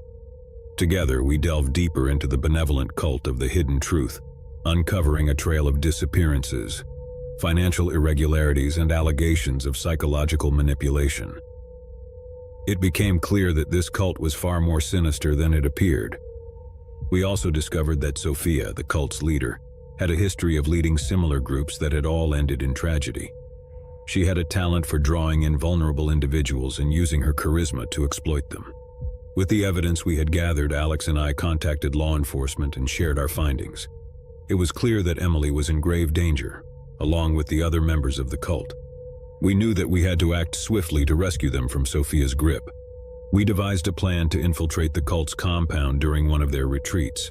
With the help of law enforcement, we would apprehend Sophia and her followers and put an end to their reign of darkness. The night of the rescue mission was tense with anticipation. Alex and I disguised ourselves as cult members, armed with the evidence we had collected, and a determination to free Emily and the others from the clutches of the benevolent cult of the hidden truth. As we infiltrated the cult's compound, we witnessed Emily and the other members gathered around a massive bonfire. Sophia, in her charismatic and persuasive manner, was preparing them for the ultimate truth, which involved a ritualistic act of sacrifice. With law enforcement at the ready, we began to confront the cult members, urging them to reconsider their choices and the darkness that had enveloped their lives. Sophia, however, was not easily swayed. A tense standoff ensued, with cult members torn between their loyalty to Sophia and the evidence of her dark intentions. As the authorities closed in, Sophia's grip began to weaken, and some members started to question their devotion. In the end, Emily and the other cult members were freed from the clutches of the benevolent cult of the hidden truth. Sophia was arrested, her charismatic facade shattered. The truth about the cult's sinister activities was exposed for the world to see. As Emily and I emerged from the darkness of the cult's influence, we faced a long and challenging road to recovery. The scars ran deep, both physically and emotionally. But with the support of therapy and the love of our friends and family, We began the process of healing. The benevolent cult of the hidden truth may have left its mark on us, but we were determined to emerge stronger and wiser, with a newfound appreciation for the importance of critical thinking and the bonds of love that held us together. Looking back on that harrowing chapter of our lives, I can't help but reflect on the fine line between seeking personal growth and falling prey to the manipulative tactics of a charismatic leader. Emily and I emerged from the darkness stronger and more resilient, committed to living our lives with newfound wisdom and a determination to never let the shadows of a cult engulf us again. The benevolent cult of the hidden truth may have temporarily ensnared our lives, but it ultimately failed to extinguish the light of reason and love that guided us back to the truth. In a quiet, unassuming town nestled deep within the heart of the countryside, secrets festered like mold in the damp corners of forgotten basements. The town was a place where people whispered of mysterious happenings and unsettling tales that kept them awake at night. None of these tales, however, could match the scary legend of the grave robber. The townsfolk had always known something wasn't right about the old cemetery on the outskirts of town. The cemetery had existed for generations, but it was more than just a final resting place for the deceased. It was a place of ominous stories and ominous sightings. For many, it was nothing more than a place they visited during daylight hours, never daring to linger once the sun began to dip below the horizon. The townspeople knew the grave robber's name but dared not utter it aloud for fear that even mentioning it would summon his dark presence. He was known as Elias Thorne, a man with a shadowy past and a reputation that would crack even the hardest of men of those who whispered about him. Elias had a penchant for lurking in the shadows, his gaunt face concealed by a tattered hood and his bony fingers clutching an old rusty spade. The grave robber was no common criminal. He was driven by a morbid obsession, a compulsion to unearth the secrets that lay beneath the ground. He wasn't interested in valuables or riches. Instead, he sought something more sinister. No one could quite understand his motives, but it was clear that he was on a relentless quest to unearth the past. The townspeople were haunted by the unsolved mystery that surrounded Elias Thorne. Whispers of his late-night visits to the cemetery had spread like wildfire. Some claimed to have seen him, his hunched figure silhouetted against the pale moonlight, while others spoke of creepy sounds and restless spirits. But these tales were always hushed, never reported to the authorities, for fear of retribution from the enigmatic grave robber. As the years passed, the mystery deepened. No one could explain why Elias chose to disturb the graves, why he unearthed the dearly departed, and what he did with them. The townspeople grew more and more wary, and some believed that he was conducting a sinister experiment, perhaps searching for a long-lost treasure buried in the depths of the cemetery. One crisp autumn evening, as a harvest moon hung low in the sky, a brave soul decided it was time to uncover the truth about Elias Thorne. Matthew Dawson, a local investigator with a relentless curiosity, had heard enough rumors and could no longer bear the weight of uncertainty. Dawson began researching the history of the cemetery, poring through old records and archives. He discovered that the cemetery was much older than anyone had suspected, dating back to the town's founding in the 18th century. It was said to be the final resting place of a long-forgotten family, the Wraithmoors, whose dark history was entwined with the town's own. As Dawson delved deeper into his research, he unearthed a disturbing connection between Elias Thorne and the Wraithmoors. It was rumored that Elias was a distant relative of the family, a black sheep who had been cast out due to his twisted obsessions. The Wraithmoors had been known for their bizarre rituals, and it was said that they had been practitioners of dark magic. Dawson's investigation led him to conclude that Elias Thorne was seeking something hidden in the depths of the Wraithmoor family crypt. It was believed that the crypt contained not only the remains of the family but also a repository of forbidden knowledge and arcane artifacts. Armed with his newfound knowledge, Dawson decided to confront Elias Thorne on a fateful night when the moon was at its zenith. He knew that he needed to reveal the truth and put an end to the grave robber's reign of terror. Dawson ventured to the cemetery, shrouded in darkness, and approached the Wraithmoor family crypt. There he found Elias Thorne hard at work, his spade clinking against the cold stone surface. Dawson watched in horror as Elias uncovered the heavy crypt lid, revealing a chamber filled with ancient tomes and arcane relics. With a voice trembling with fear, Dawson demanded answers from Elias. The grave robber's eyes, hollow and devoid of emotion, met Dawson's gaze. In a voice that sent shivers down Dawson's spine, Elias spoke of his obsession with the Wraithmoors, of the dark knowledge hidden within the crypt, and the power he sought to harness. Elias confessed to practicing the same dark arts as his ancestors, believing that the secrets contained within the crypt held the key to ultimate power. He spoke of the restless spirits that he had awakened, trapped within the cemetery's boundaries, and how he intended to use them to achieve his sinister goals. Dawson knew he had to put an end to Elias Thorne's madness. He pleaded with the grave robber to reconsider his actions, to let go of his obsession, but Elias would not be swayed. With a chilling grin, he reached for a cursed amulet from the crypt, a relic said to grant dark powers. As Elias raised the amulet, Dawson lunged forward, knocking it from his grasp. A struggle ensued, with the two men locked in a desperate battle for control of the sinister artifact. The ground beneath them seemed to tremble as the amulet crackled with unholy energy. The amulet's power was unleashed in a cataclysmic burst of energy. The ground shook and the earth itself seemed to rebel against the dark forces at play. The crypt crumbled, burying Elias Thorne beneath its rubble, and sealing the ancient secrets within. Dawson managed to escape the collapsing crypt, but the cemetery had changed forever. The restless spirits that Elias had awakened were finally put to rest, and the town was free from the malevolent presence of the grave robber. The mystery of Elias Thorne was buried along with him, and the old cemetery became a place of quiet reflection once more. The townspeople never spoke of Elias Thorne again. The legend of the grave robber faded into obscurity, and the dark history of the Wraithmoors remained a buried secret. But one question lingered in the minds of the townspeople. What had Elias Thorne truly sought in the depths of the cemetery, and had he found it in the end? As the years passed, the memory of the grave robber became a distant echo, a chilling tale told around campfires on dark, moonless nights. The town moved on, but the shadow of Elias Thorne continued to haunt their dreams, a reminder of the darkness that could lurk in even the most unassuming of places. And so the mystery of the grave robber remained, a story that would never be forgotten, a tale of obsession, darkness, and the unearthing of secrets that should have remained buried for all eternity. Years passed, and the town's legend of Elias Thorne began to fade from memory. The once dreaded cemetery was now a tranquil place, its overgrown paths and time-worn headstones standing as silent witnesses to the past.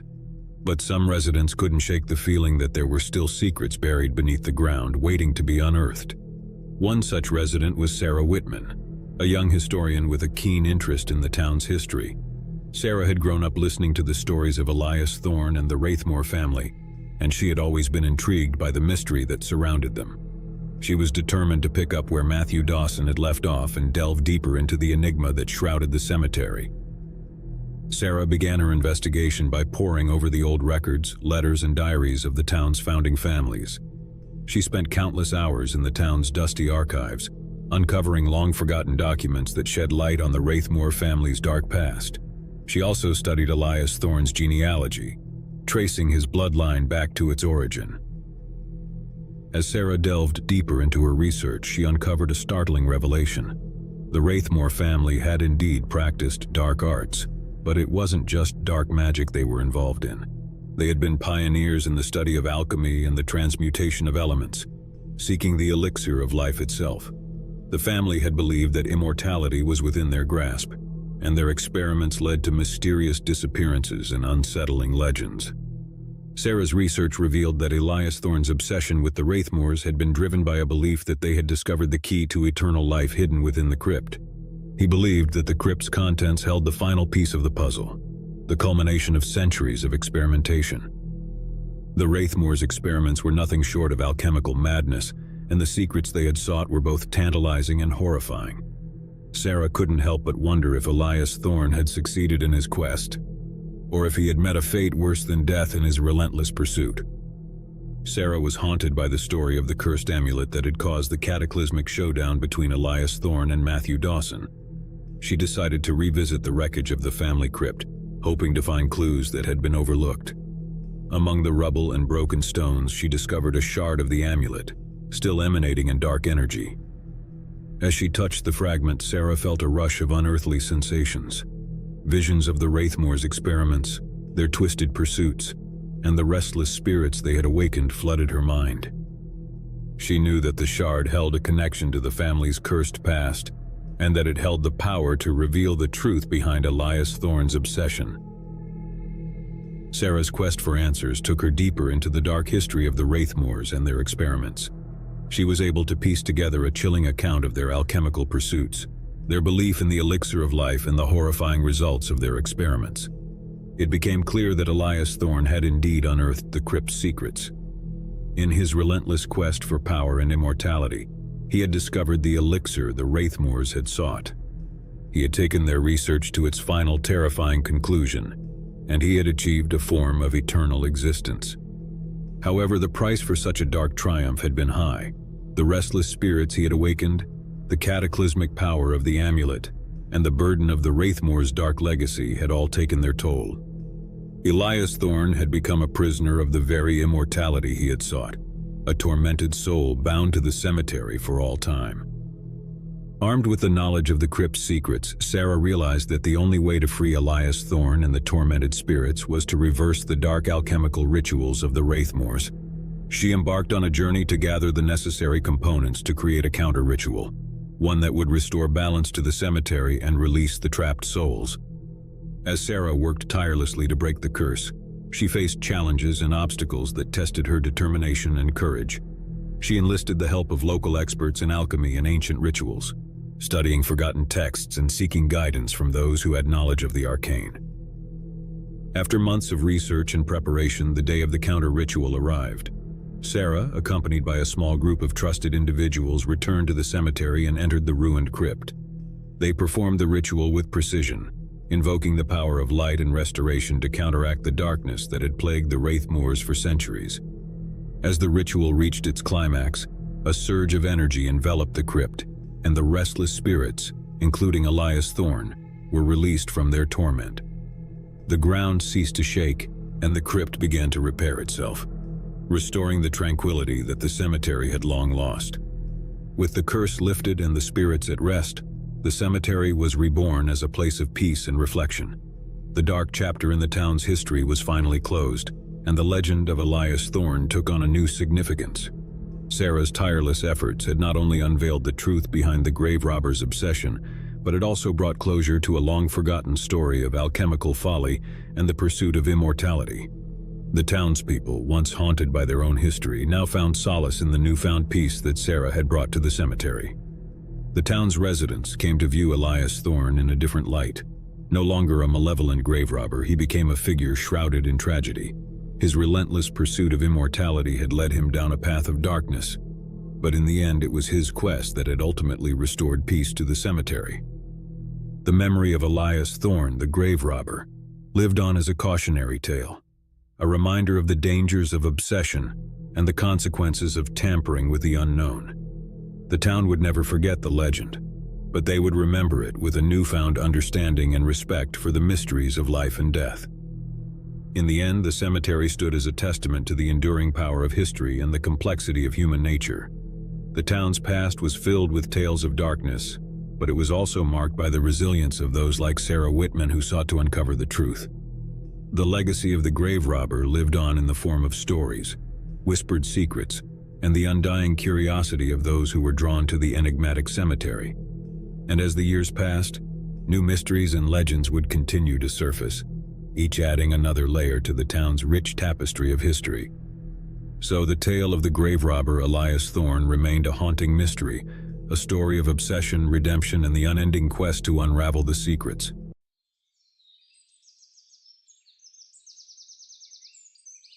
As the sun dipped below the horizon, its final rays painted the sky in shades of crimson and violet.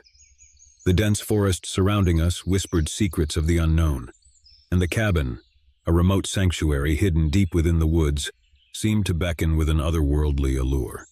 Our group of friends, Sarah, Alex, Mark, Lisa, and Eric, had chosen this cabin for a weekend retreat, ignorant of the eerie tale it held. Sarah, the intrepid explorer of our group, had stumbled upon the listing while seeking an escape from our daily lives. The cabin was a two-story structure, its weathered facade hinting at the stories etched into its very wood. Little did we know this weekend would etch its own chapter into the cabin's history. The first night passed relatively uneventfully. We arrived with excitement, unpacked, and settled into the cozy interior of the cabin.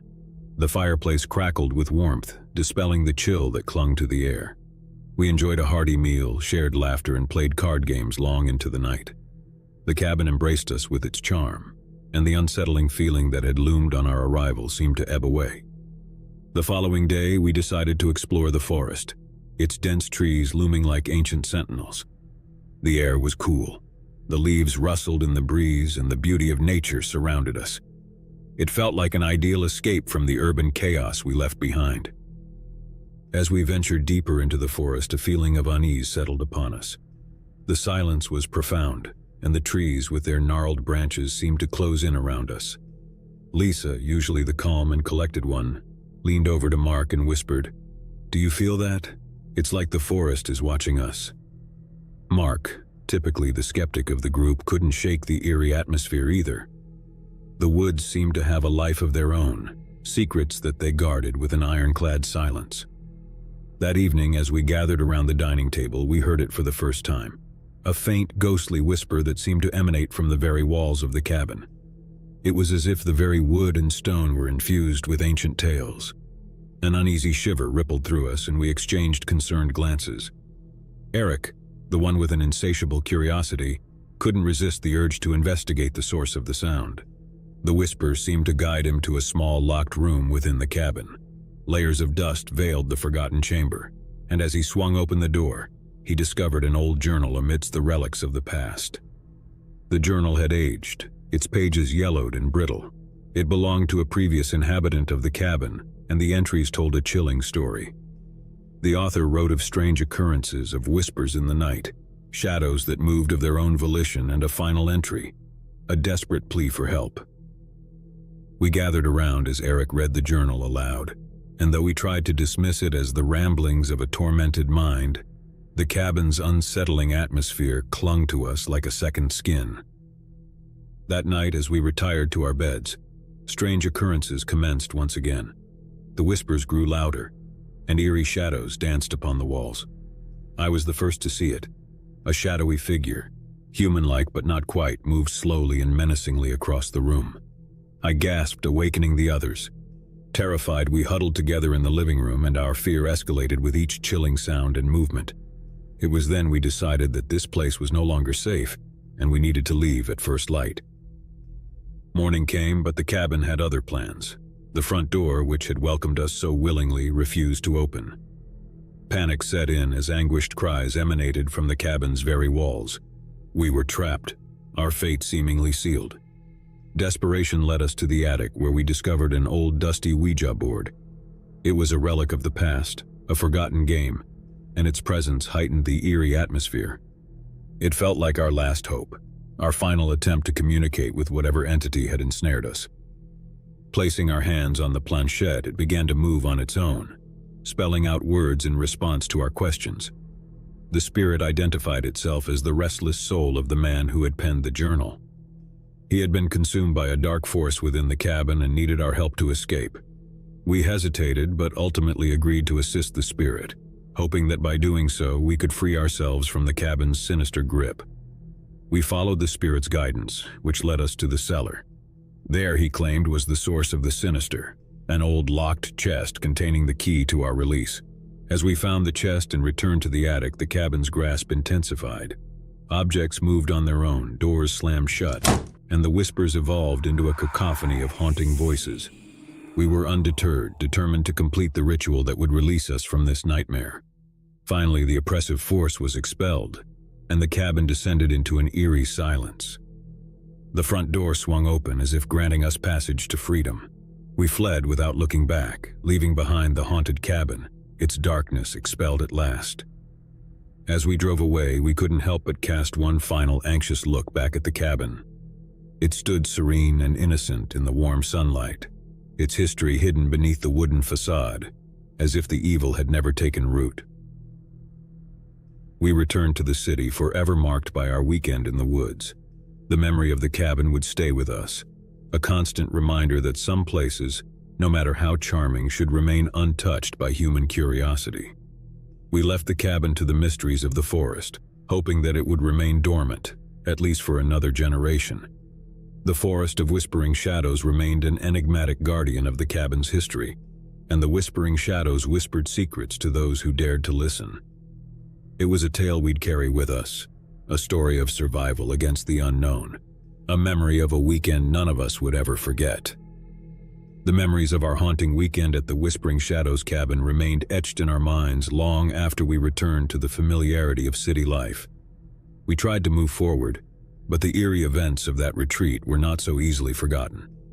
It was as if the cabin's history had left an indelible mark on our souls, and as time passed, that mark only grew more pronounced. Sarah, the one who had originally found the cabin, bore the burden of that experience more than anyone else. She couldn't let go of the feeling that something remained unresolved, a story left incomplete. Her determination to unveil the cabin's dark history became an obsession, a mission to confront her own fears and put an end to the secrets that haunted that secluded place. As she delved deeper into the cabin's history, Sarah uncovered a trail of stories and tragedies that had unfolded over the years. The cabin had changed hands multiple times, each owner leaving behind tales of unexplainable occurrences and bizarre accidents. The most recent owner, a reclusive scholar of the occult, had mysteriously vanished, leaving behind an unfinished manuscript that hinted at a mysterious presence residing in the cabin. The book contained cryptic rituals meant to bind the being, but it was incomplete, leaving the entity unrestrained. Sarah became convinced that the key to ending the cabin's curse lay in completing the ritual and sealing the entity. Her determination was unwavering, and she believed that our group, bound by the memories of that fateful weekend, owed it to the cabin's lost souls and to future visitors to confront our fears and put an end to the malevolence. Despite the reservations of the group, we agreed to return to the Whispering Shadows cabin, driven by a mixture of curiosity, determination, and lingering dread. The closer we got to our destination, the more the unease we had felt before seemed to wrap itself around us once more. As we arrived at the cabin, an eerie silence greeted us, as if the forest itself held its breath. The cabin stood before us, its history shrouded in shadows, and it seemed to welcome us back with an unsettling sense of anticipation. We crossed its threshold not as unsuspecting visitors, but as individuals haunted by memories we couldn't forget. The moment we entered, the whispers began anew, soft and forlorn, as though the cabin itself yearned for release. We descended into the cellar, the incomplete manuscript in hand, determined to complete the ritual that had eluded its former owner. As we followed the ritual steps, the cabin seemed to resist. Objects moved on their own, doors slammed shut, and the whispers grew more insistent. The atmosphere became tense and threatening, as though the cabin itself fought to protect the entity that dwelled within. But we pressed on, united by our shared goal, determined to complete the ritual and bring an end to the cabin's terror. The final steps of the incantation were heavy with foreboding, and the air crackled with an unseen force. As the last words left our lips, the cabin let out a chilling scream, its walls seemingly protesting the expulsion of the dark presence. In that moment, the cabin itself seemed to wither and age, as if the very life force that had sustained it was being drained away. We left the cabin for the final time, the forest surrounding it now echoing with a newfound stillness. The cabin had changed. Its once haunting presence had lost its malevolence, and it stood silent and unassuming in the light of day. As we departed, we couldn't help but cast one final apprehensive look at the cabin. It stood there, serene and tranquil, its history hidden beneath the wooden facade, as if the darkness had never existed. Returning to the city, the memories of our haunted retreat began to lose their sharp edges, but they remained a part of us, forever etched into our shared history. The Whispering Shadows cabin had lost its ominous reputation, and we left it to the secrets of the forest, with the hope that it would remain undisturbed for years to come.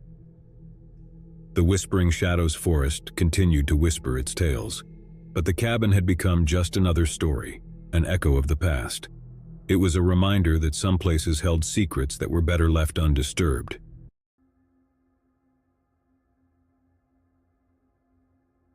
The night shift was always my least favorite part of the job.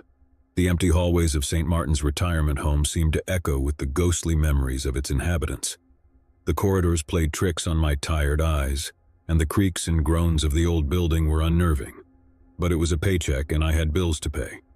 As the new night nurse on duty, I was responsible for the well-being of the elderly residents during the darkest hours. Most of them slept through the night, but a few would occasionally need my assistance. The isolation of the night shift only heightened my unease. It was as if the building itself was haunted by the shadows of the past. The first few weeks were relatively uneventful, except for the occasional patient needing assistance to the bathroom or a glass of water. But as the nights passed, I began to notice peculiar things. The residents, particularly the ones with dementia, would sometimes speak in hushed tones to no one in particular. They claimed to see figures standing at the foot of their beds or hear distant whispers. I tried to reassure them, chalking it up to their old age and fragile mental states. But deep down, their stories sent a cold feeling down my spine. And then there was Mrs. Henderson. Mrs. Henderson was an elderly woman who lived in room 212. She was sharp for her age, a former librarian who still possessed a wealth of knowledge. But as the weeks went by, I noticed she became increasingly agitated during my shifts. One night as I entered her room to check on her, she grabbed my arm with surprising strength. Her eyes were wide with fear as she whispered, "They're watching. Don't you see them, dear? They're always there." I followed her gaze, but there was nothing to see. The room was empty, save for the soft glow of the nightlight. I tried to soothe her, telling her it was just her imagination. But deep down, I couldn't shake the feeling that something was amiss. As days turned into weeks, I noticed a pattern. The residents' restlessness seemed to increase with each passing night. They would talk of shadowy figures, distant voices, and faces in the windows. I began to doubt my own sanity, wondering if the isolation and dark atmosphere of the retirement home were playing tricks on my mind. One night, as I made my rounds, I heard a faint sound coming from the basement. It was a soft, melodic hum that made my blood freeze. I decided to investigate, my curiosity getting the best of me. I descended the creaky stairs, and as I reached the bottom, the humming grew louder. The basement was a labyrinthine maze of storage rooms and long-forgotten furniture. The source of the humming seemed to be coming from one of the rooms at the end of the corridor.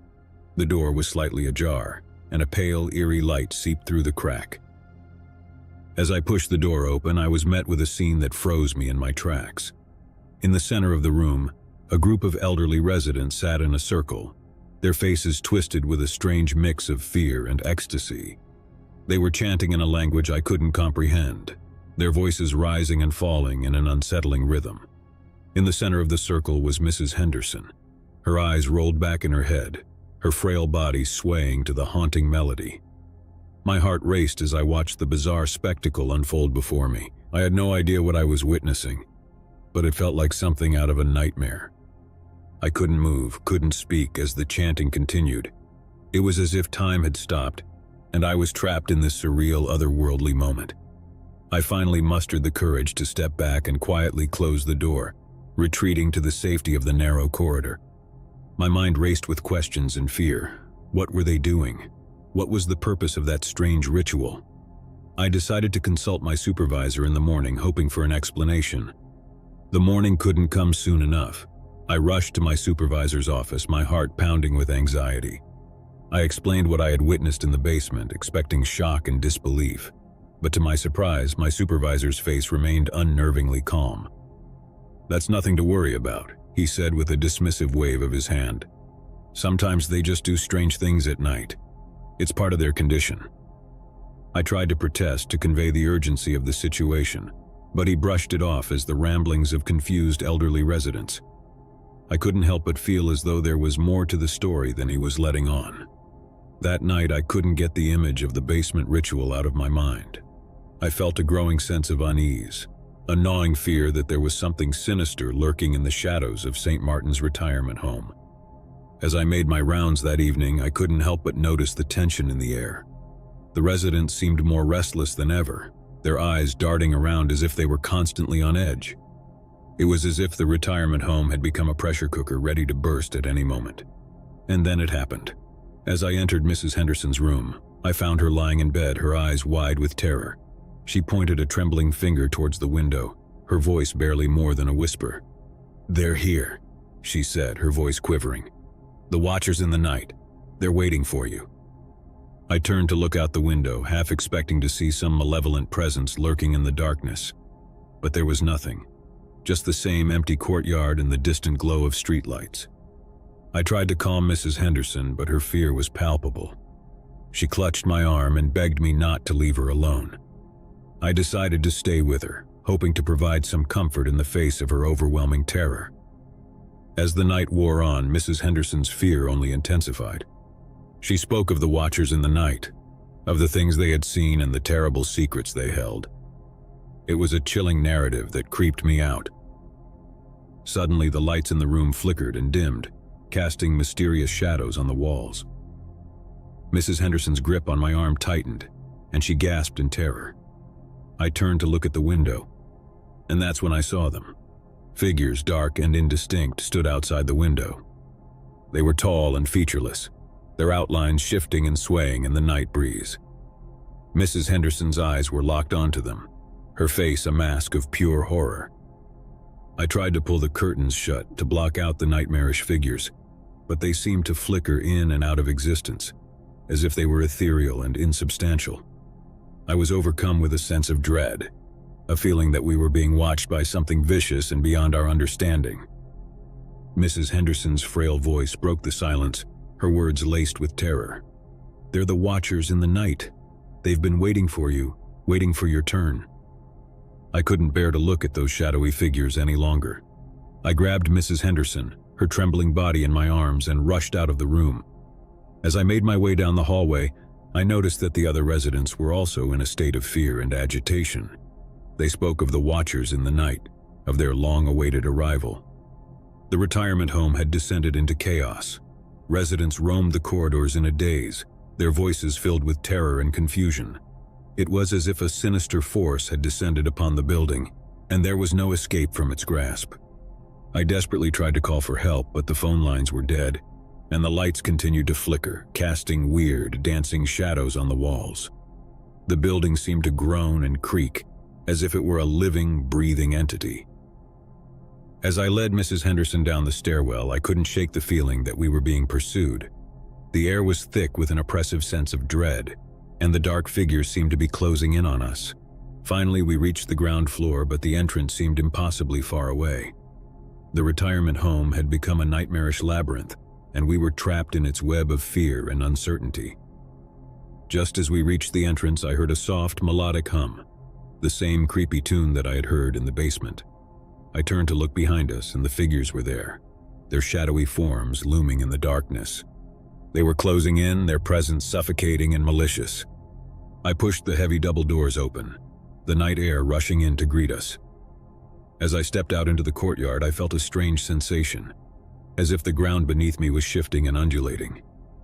I turned to look back at the retirement home, and what I saw will haunt me for the rest of my days. The building seemed to contort and twist, its windows transforming into gaping, hollow eyes that stared out at me with an otherworldly malevolence. The retirement home had become a nightmarish entity, a living, breathing abomination that defied all reason and logic. Mrs. Henderson's voice broke through my shock, her trembling words a haunting lament. "They've been waiting for you, waiting for your turn." I turned and fled into the night, leaving the retirement home and its horrors behind. The night air was cold and unforgiving, and the darkness seemed to stretch on into eternity. As I stumbled through the streets, I couldn't help but wonder what had become of the residents and the sinister figures that had pursued us. I was haunted by the memory of the retirement home, a place where the boundaries between reality and nightmare had blurred and twisted. The night shift had turned into a night of terror, a night that would forever haunt my dreams.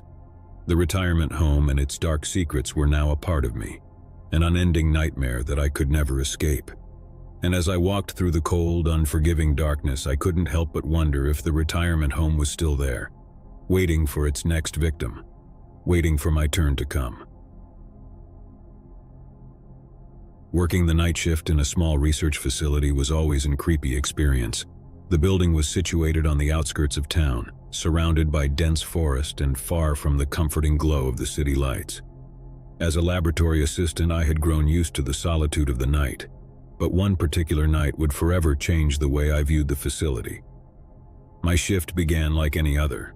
The research facility specialized in studying rare plants and their potential medicinal properties. Most nights, the silence was broken only by the soft hum of the air conditioning system and the distant chirping of crickets. But that night was different. As I made my rounds, checking on the various experiments, I noticed something odd. In one of the isolated containment chambers, a peculiar plant had grown much larger than it should have.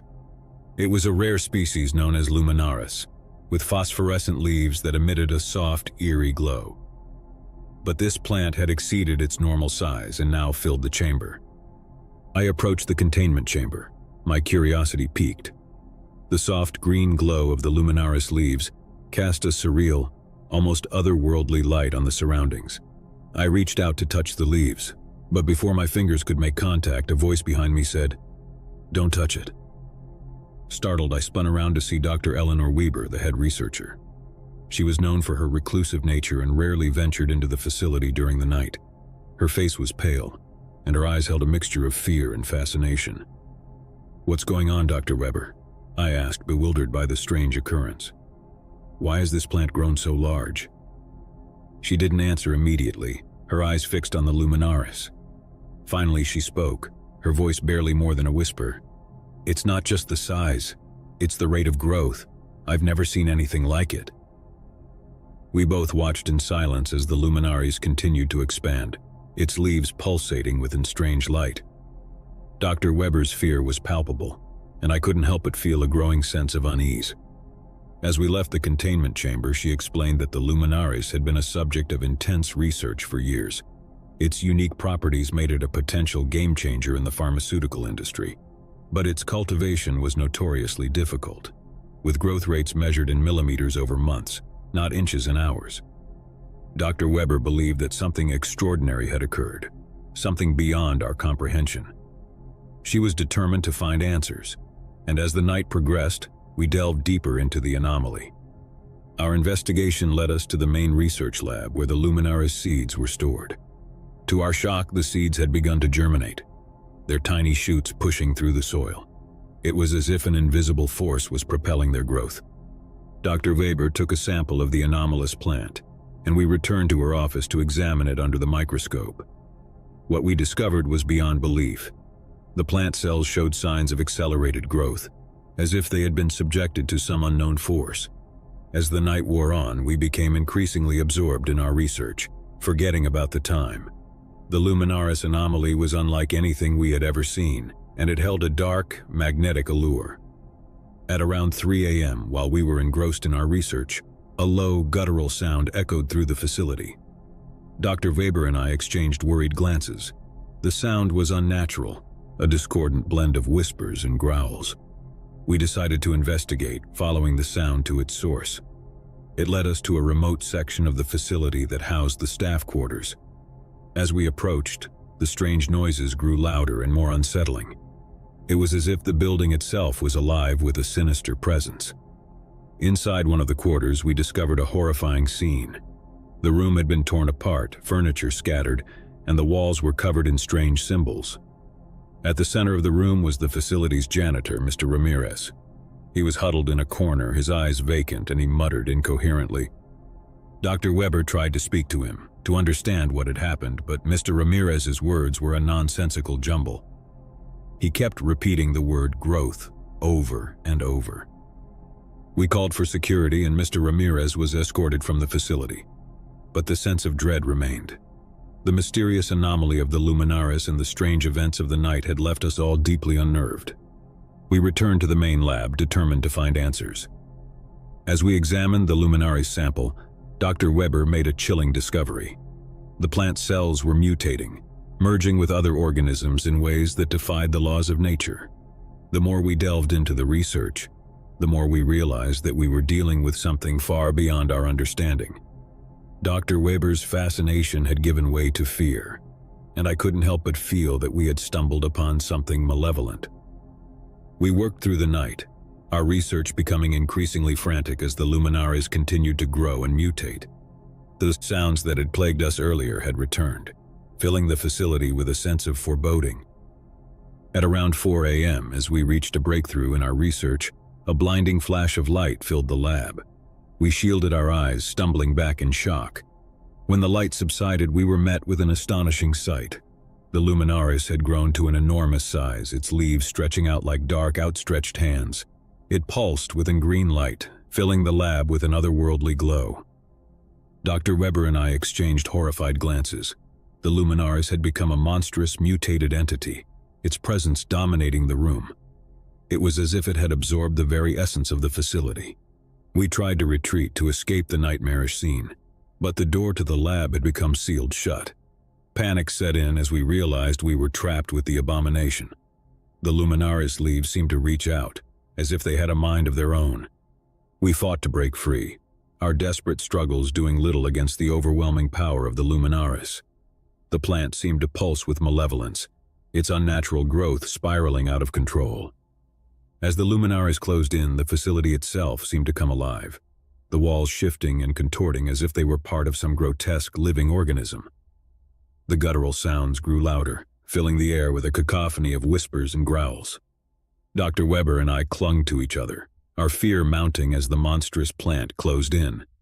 It was as if we had become part of a grotesque experiment, one that defied all logic and reason. The luminaris leaves enveloped us, their scary light casting us into a surreal, nightmarish world. It was a place where the boundaries between reality and nightmare had blurred, a place where the laws of nature were bent and twisted. And as the luminaries consumed us, I couldn't help but wonder if the plant had become a doorway to a world beyond our comprehension, a world of darkness and malevolence. It was a world that had claimed us, a world that we would never escape. The night shift had become a night of horror, a night that would forever haunt my dreams. Working the night shift at an old small-town museum had always been a strange and solitary experience. The hallways were lined with dusty exhibits, their silhouettes casting long, unsettling shadows.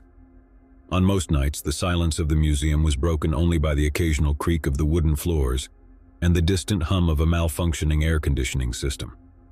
But one night, as I soon discovered, held something far more sinister beneath its seemingly mundane surface. I had been the night security guard at the Hamilton Historical Museum for years, tasked with keeping watch over the priceless artifacts and ensuring the security of the building. It wasn't a glamorous job, but it paid the bills, and the quiet nights allowed me time to work on my novel. One particular evening, as I settled into the monotonous routine of my shift, I couldn't shake the feeling that something was amiss. The usual stillness of the museum felt different. I checked the locks on the main entrance, but they were secure. I dismissed the feeling as mere paranoia, a side effect of the solitude of the night. As I made my rounds through the museum, my flashlight beam danced over the glass display cases, revealing a treasure trove of antiques and relics.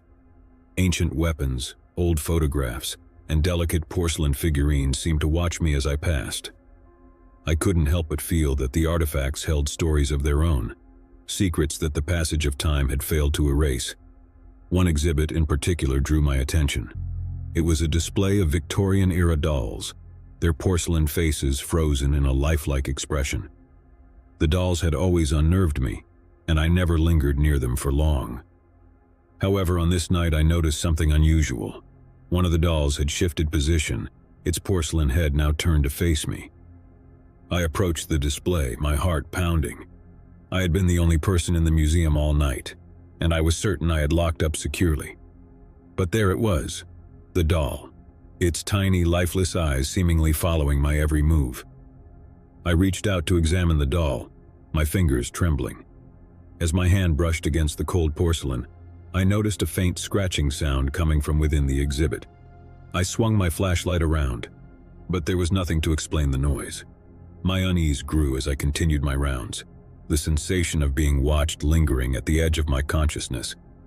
The more I investigated, the more unsettling discoveries I made. In the natural history section, the stuffed animals seemed to have shifted position, their glassy eyes appearing more animated than usual. I dismissed it as a trick of the light and a result of my imagination. However, the creeping feeling of being watched never left me. I couldn't help but glance over my shoulder, half expecting to see something lurking in the shadows. The museum, once a place of quiet solace, had become a source of unrelenting paranoia. The night wore on, and I returned to my desk in the security office to catch up on some writing. I had always been an aspiring novelist, and the quiet nights at the museum provided the perfect backdrop for inspiration. But that night the words eluded me. I couldn't focus, my attention continually drawn to the ambiance of the museum. At around 2 a.m., as I sat staring at a blank page, the museum's old grandfather clock chimed loudly from the adjacent hallway. The sudden, unexpected sound startled me. I got up and approached the clock, wondering how it could have possibly chimed on its own. It was a mechanical clock, not connected to any electrical system. As I examined the clock's intricate gears, the scratching sound from earlier returned. It was now louder, more insistent. I followed the noise down the hallway, my heart pounding in my chest. The source of the scratching was coming from a small, nondescript door that led to the basement. The door, typically locked at night, was now slightly ajar. I couldn't explain how the door had come open, but my sense of unease deepened. With cautious trepidation, I pushed the door open and descended the creaky stairs into the dark basement. The overhead light was dim, casting long, mystic shadows on the walls. The scratching sound grew louder as I descended further into the basement. It was coming from behind an old, dusty curtain that separated a storage area from the rest of the basement. I approached the curtain and cautiously pulled it aside. What I saw made me grasp for air. Huddled in a corner was a homeless man, his eyes wide with fear, his clothes tattered and filthy. He clutched a small, worn-out notebook and scribbled furiously in it with a shaky hand. The room smelled of decay and desperation. I took a step back, my mind racing with questions. How had he entered the basement, and why was he here in the museum at this hour? The homeless man appeared to be incoherent, muttering to himself as he continued to write in his notebook. "Are you okay?" I asked, my voice trembling. The man's head snapped up and his eyes locked onto mine with an intensity that made my blood turn cold. "They're coming," he whispered, his voice hoarse. "They're always coming, and I have to document it. You mustn't let them in." I couldn't make sense of his words, and the feeling of unease deepened. I took a step closer, trying to offer help, but the man recoiled, his eyes filled with terror. "They're watching," he said, his voice growing louder. "You can't trust anyone, not even yourself." Before I could respond, he bolted from the corner and disappeared into the darkness of the basement. I called out to him, but he was gone, leaving behind his notebook, open on the ground. Curiosity got the better of me, and I picked up the notebook, my hands trembling. The pages were filled with rambling, cryptic notes, sketches of strange symbols, and frantic scribbles about being watched and the need to document everything. It was a chaotic, nightmarish diary of someone who had lost touch with reality. I had a million questions, but no answers. Who was this man? And what had brought him to the museum? What had he meant by, "they're coming"? As the night dragged on, I couldn't shake the feeling of being watched. The homeless man's ominous warning echoed in my mind, and I couldn't help but wonder if there was more to the museum than met the eye. The sense of unease had escalated into a full-blown paranoia. Around 3 a.m., I made my way back to the security office, intending to call the authorities about the intruder. But the moment I picked up the phone, a chilling sound filled the room. A soft, melodic hum that seemed to emanate from the museum itself. I turned to look out into the hallway, and there, standing in the dim light, was a group of people. They were dressed in black, their faces obscured by masks. They moved silently, in perfect unison, as if they were part of some ritual. My heart raced as I watched the bizarre spectacle unfold. The group of masked figures moved in a circular formation, their movements fluid and graceful. It was a surreal, otherworldly performance. I couldn't explain what I was witnessing, and I couldn't tear my eyes away from the haunting scene. The humming sound grew louder, filling the air with a hypnotic melody. And then, with a sudden jerky movement, the group of figures raised their arms in unison and pointed toward me. The sight sent a jolt of terror through my body, and I stumbled back, my pulse racing. I dropped the phone and fumbled for the door to the security office, desperate to escape the nightmarish scene. But the door was stuck and I couldn't get it open. The humming sound grew louder and the masked figures continued to point in my direction. I was trapped, surrounded by the enigmatic performance. The sense of dread deepened as I realized that the homeless man's warning had come true. I was being watched, and I had no way to escape. As the figures closed in, their masks devoid of expression, I couldn't help but wonder what their intentions were and what secrets the museum held. The night shift had taken a surreal, nightmarish turn, and I was left with an overwhelming sense of dread, my every instinct screaming at me to run, to escape the bizarre, sinister spectacle unfolding before my eyes. But the figures advanced, their hands reaching out, and the world around me began to warp and distort.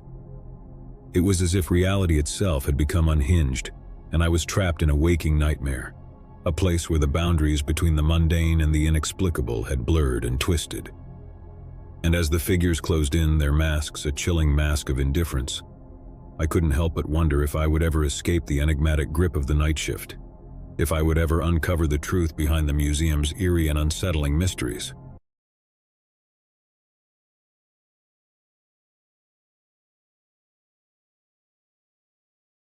The chill of autumn had settled into our small college town, and with it came the promise of new beginnings. I was excited to start my freshman year at Crestwood University, eager to make friends and explore the world beyond my hometown. Little did I know that the darkest, most unsettling chapter of my life was about to unfold within the walls of my dormitory. My roommate Mark seemed like an ordinary guy at first. He was friendly, always willing to help with my heavy bags during move-in day, and he even offered to share his stash of snacks. We hit it off quickly, bonding over our shared love of horror movies and late-night gaming sessions. Everything was perfect, or so I thought. As the weeks passed, I began to notice odd things about Mark. He was a night owl, staying up until the early hours of the morning. I'd often wake to find him hunched over his desk, staring at his computer screen with an intensity that creeped me out. I tried not to think too much of it, chalking it up to his eccentric study habits. One evening, curiosity got the better of me. Mark had left his laptop open, and I couldn't resist taking a peek. What I saw made my blood run cold. His screen was filled with newspaper articles and photographs of missing persons, each one carefully cataloged with notes. My heart raced as I realized the extent of his obsession. "Mark, what is all of this?" I asked, my voice trembling as I confronted him about the disturbing discovery. He turned to face me, his eyes devoid of emotion. "Just a hobby," he replied casually, as if discussing the weather. "I'm interested in unsolved mysteries, that's all." But it wasn't just the obsession with missing persons that unnerved me. Mark's behavior grew increasingly erratic. He would disappear for days on end, claiming he was visiting his family or taking impromptu trips. Whenever he returned, he'd bring back strange, unmarked packages that he stashed in the depths of our closet. I tried to distance myself from Mark, spending more time with my new friends on campus, but he always managed to pull me back into his world. He'd invite me to movie nights or offer me his snacks, and I'd find myself unable to refuse. It was as though he had some strange power over me, a magnetic pull I couldn't resist. One evening after a particularly long gaming session, I couldn't hold back my questions any longer. "Mark, what are those packages you keep bringing back? And why do you always leave in the middle of the night?" He grinned a chilling, predatory smile. "I have a secret," he whispered, his voice laced with menace. "But I can't tell you just yet. You'll find out soon enough." I should have run then, fled from the darkness that seemed to envelop my roommate. But fear held me captive, and I couldn't tear myself away from the web he'd woven around me. Weeks turned into months, and the campus buzzed with rumors of missing students. It was as if our peaceful college town had become a breeding ground for tragedy. I couldn't help but connect the dots, wondering if Mark's obsession with missing persons had taken a sinister turn. One night, as I lay in bed unable to sleep, I heard the creaking of our closet door. My heart pounded in my chest as I watched in horror as Mark emerged, carrying one of the mysterious packages. He didn't notice me, too consumed by whatever dark purpose drove him. I watched in terror as he unwrapped the package, revealing a collection of photographs, all of them featuring me. Each image had been taken without my knowledge, capturing intimate moments from my life. Fear gripped me as I realized that I was at the center of his obsession. "Mark, what the hell is this?" I screamed, my voice trembling with rage and fear. He turned to face me, his eyes filled with a manic intensity. "You see, I have a secret and you're a part of it," he hissed. I knew I had to escape, to run as far away from Mark as possible. I leaped out of bed and bolted for the door, but he was faster, tackling me to the ground. We grappled on the floor, my fear-fueled strength matching his desperation. As we struggled, Mark's words spilled out in a frenzied confession. He had been responsible for the disappearances on campus, luring unsuspecting students into his twisted web. He had been studying me, preparing for the day when I would become his next victim. With every ounce of strength, I managed to break free from his grip and make a run for it. I dashed out of the room, the chilling echo of his maniacal laughter following me down the dormitory hallway. My mind raced as I fled, knowing that I had narrowly escaped a fate worse than death. I reached the campus security office, breathless and covered in bruises. They took my statement and launched an immediate search for Mark. As they combed through his room, they discovered a chilling array of evidence, including photographs and personal items belonging to his victims. Mark was apprehended, and the truth of his dark secret was laid bare for all to see. He had been living a double life, posing as an ordinary college student while hiding a sinister obsession with abducting and tormenting his fellow classmates. In the aftermath, I couldn't shake the feeling of dread that had taken hold of me. The scars, both physical and emotional, ran deep, a constant reminder of the horrors I had narrowly escaped. Crestwood University would never be the same, and neither would I. As the seasons changed and the years passed, I found solace in therapy and the support of my friends and family. Mark was locked away, never to harm another soul, but the nightmares of that fateful year would haunt me forever. The darkness that had once resided within my own dormitory had been exposed, but the true nature of Mark's secret would forever remain a chilling mystery, one that I hoped would fade into obscurity, never to be unearthed again. But the story didn't end with Mark's capture.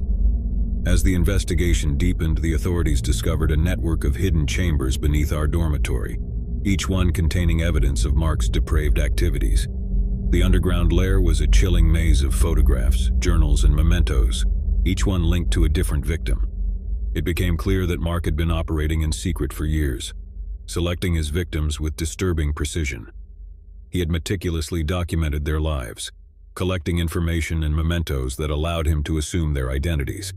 It was a nightmare beyond comprehension, a secret so dark and twisted that it defied explanation.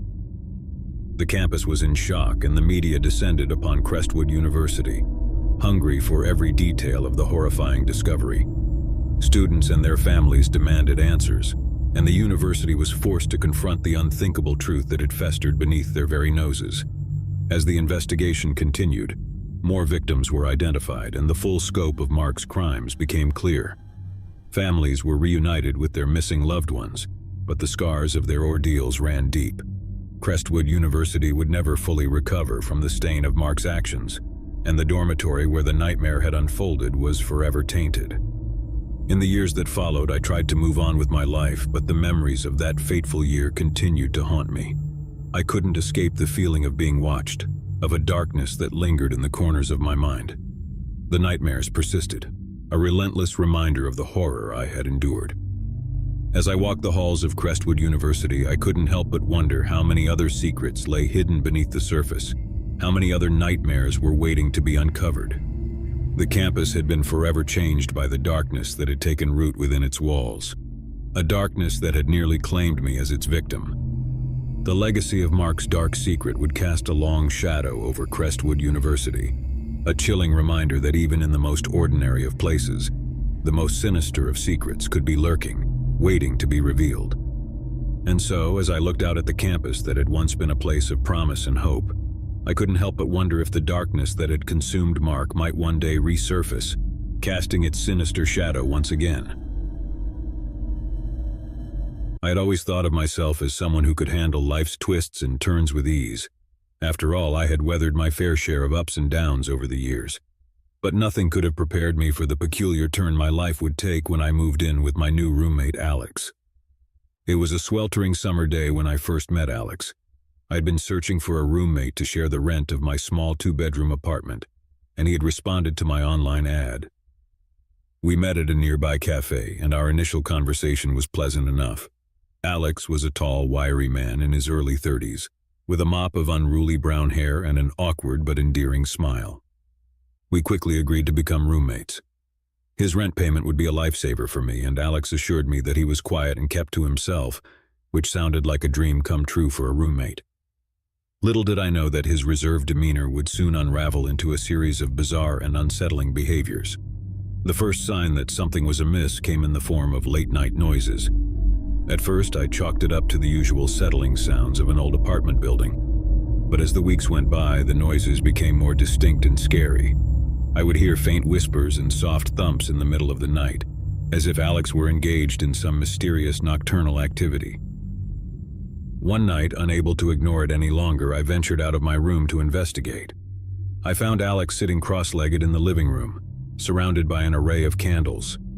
He was hunched over a worn, leather-bound book, muttering incantations in a language I couldn't recognize. His eyes were wide, unblinking, and filled with an intensity that made my blood freeze. "Alex, what are you doing?" I stammered, my voice trembling with a mix of fear and confusion. He looked up at me, his eyes momentarily vacant, before a twisted smile crept across his face. "Just some late-night reading," he replied cryptically before closing the book and extinguishing the candles. I returned to my room, my heart pounding in my chest.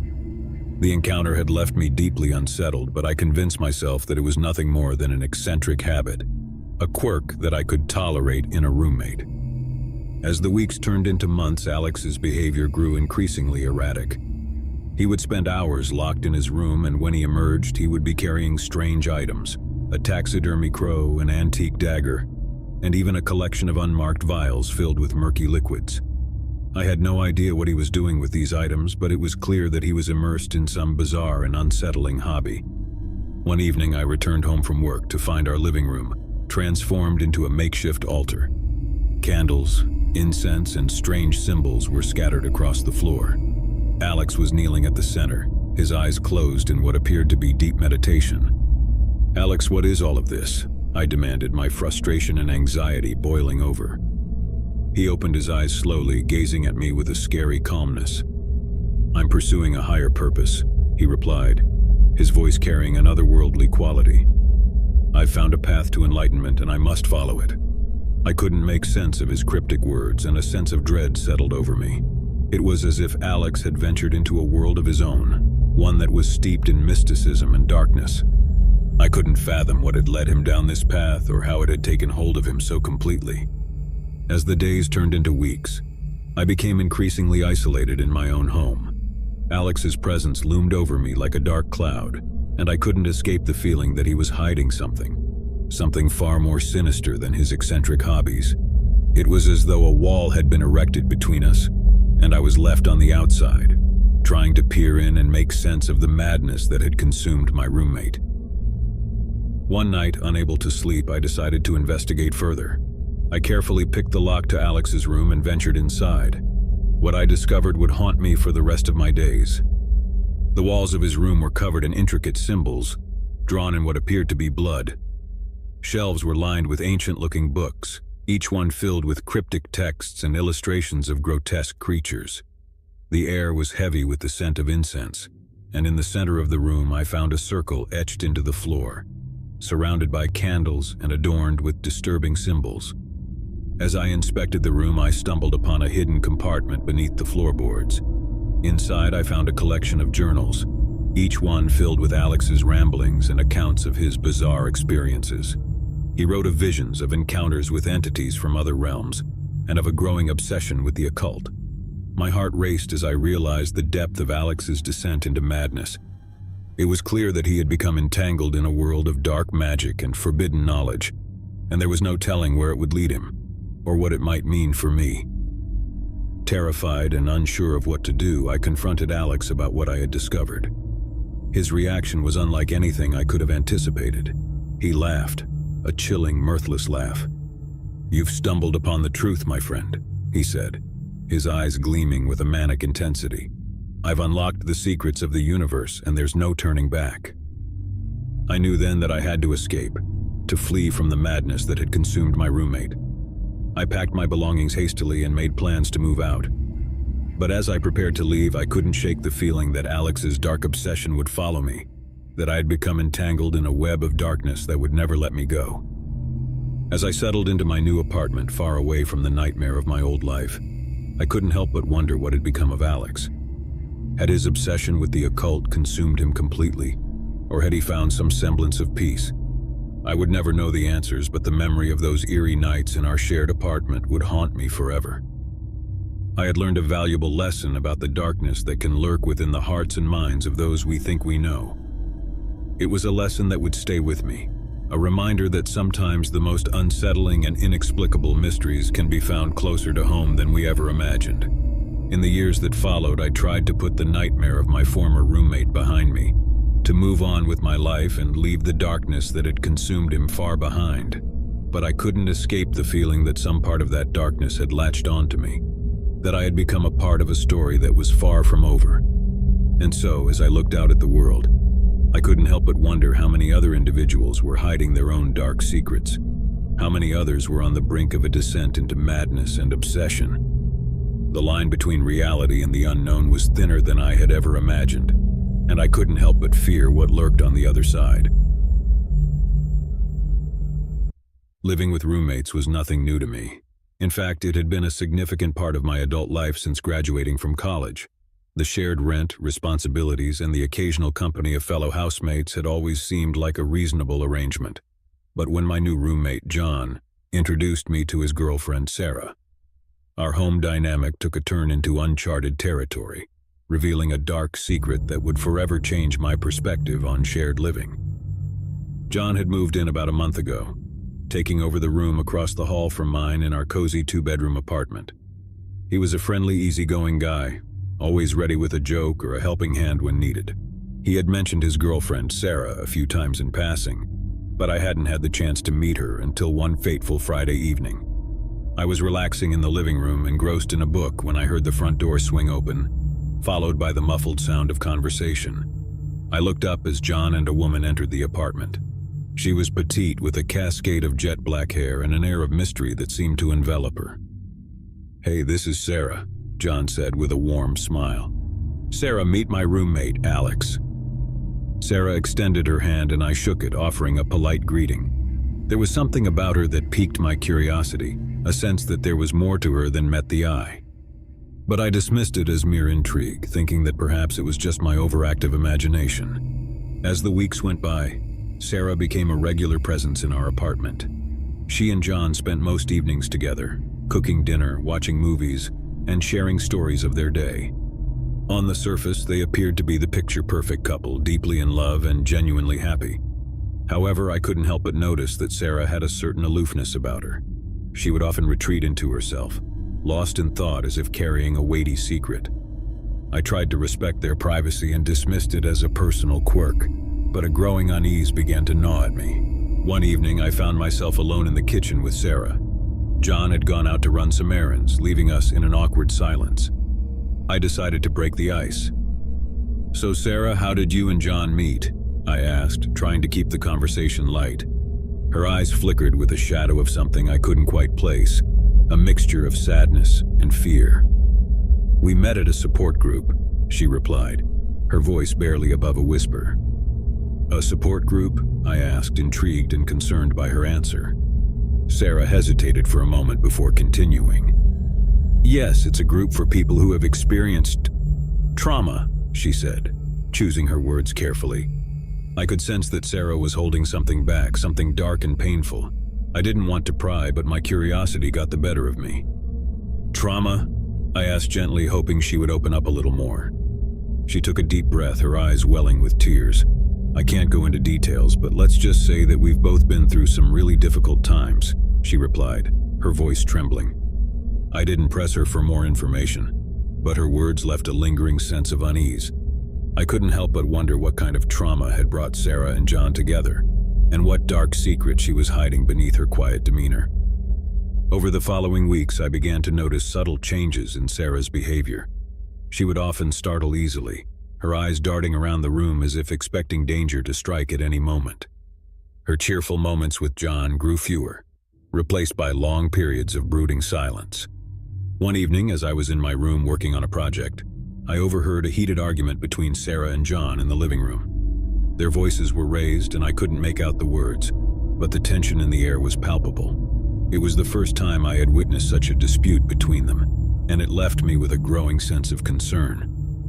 The following morning, I ran into John in the kitchen. He looked exhausted, his eyes bloodshot from what appeared to be a sleepless night. "Is everything okay with you and Sarah?" I asked cautiously. John sighed, running a hand through his disheveled hair. "We've been going through a rough patch lately," he admitted.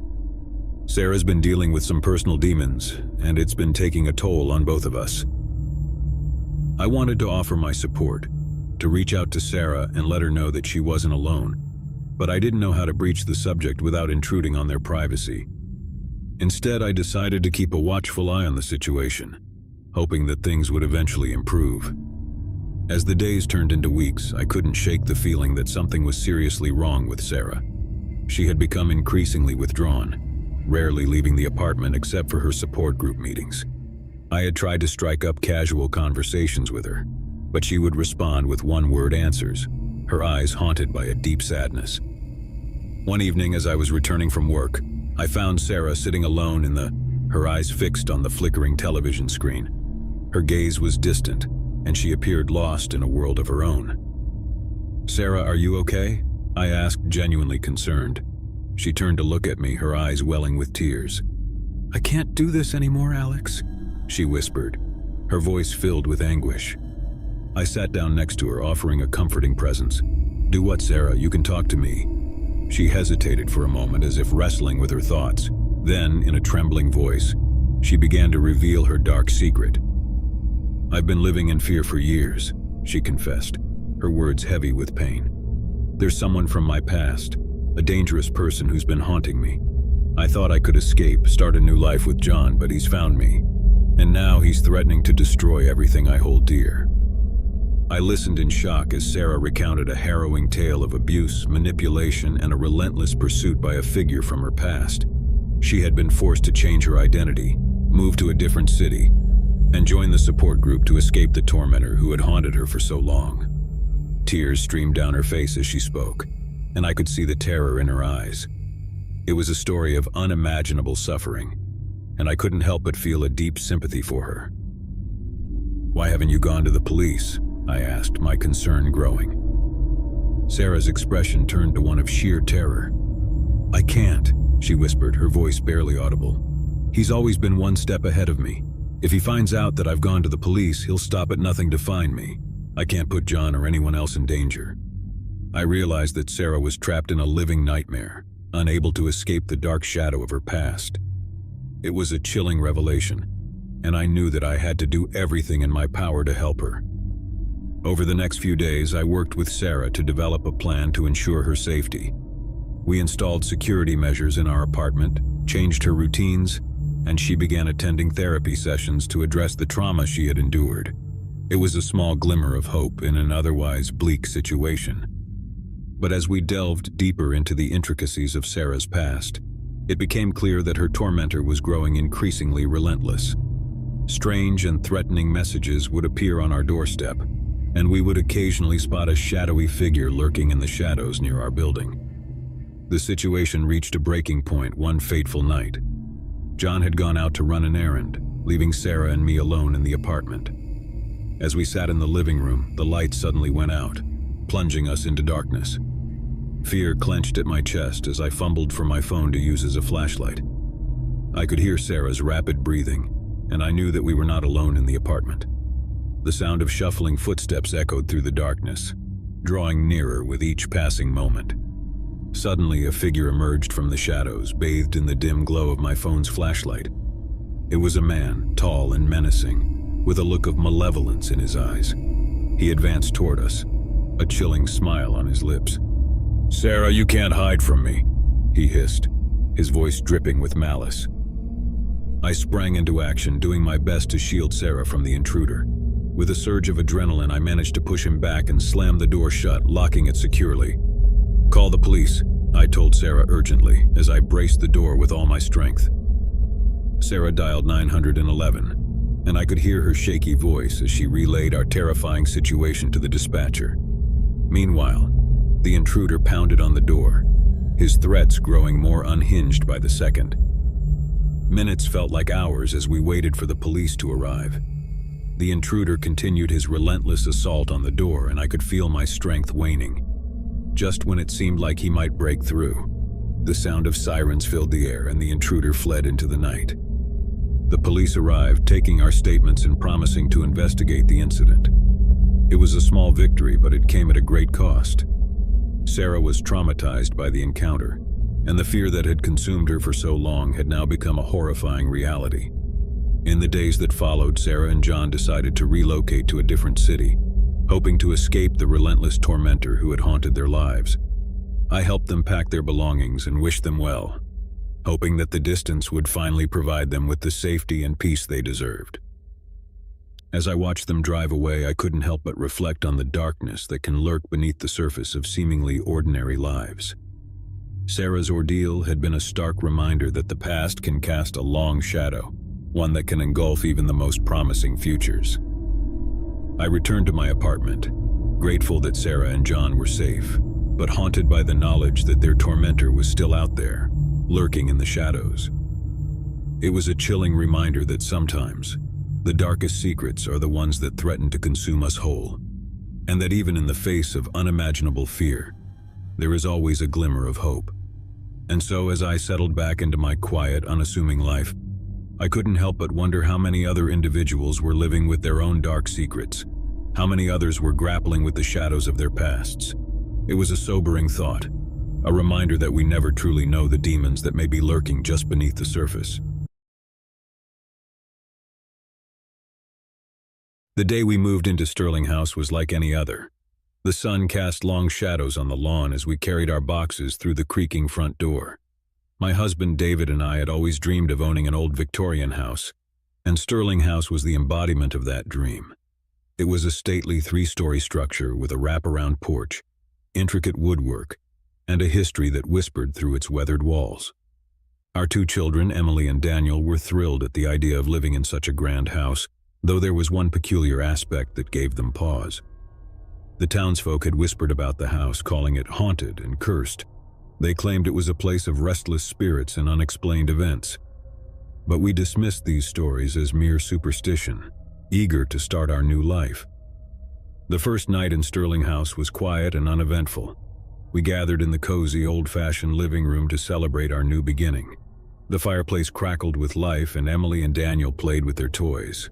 The only thing that seemed odd was the faint odor of roses that lingered in the air, but we attributed it to some old potpourri left behind by the previous owners. That night, as we settled into our respective rooms, I couldn't help but marvel at the house's character. The rooms were spacious, and the moonlight filtered through the lace curtains, casting intricate patterns on the hardwood floors. I fell asleep to the soothing sound of the wind rustling through the leaves outside. But then, in the dead of night, I was jolted awake by a soft, distant whisper. It was so faint that I couldn't make out the words. I lay in bed, straining my ears, but the voice disappeared as quickly as it had come. I shook off the cold feeling, blaming it on my imagination running wild.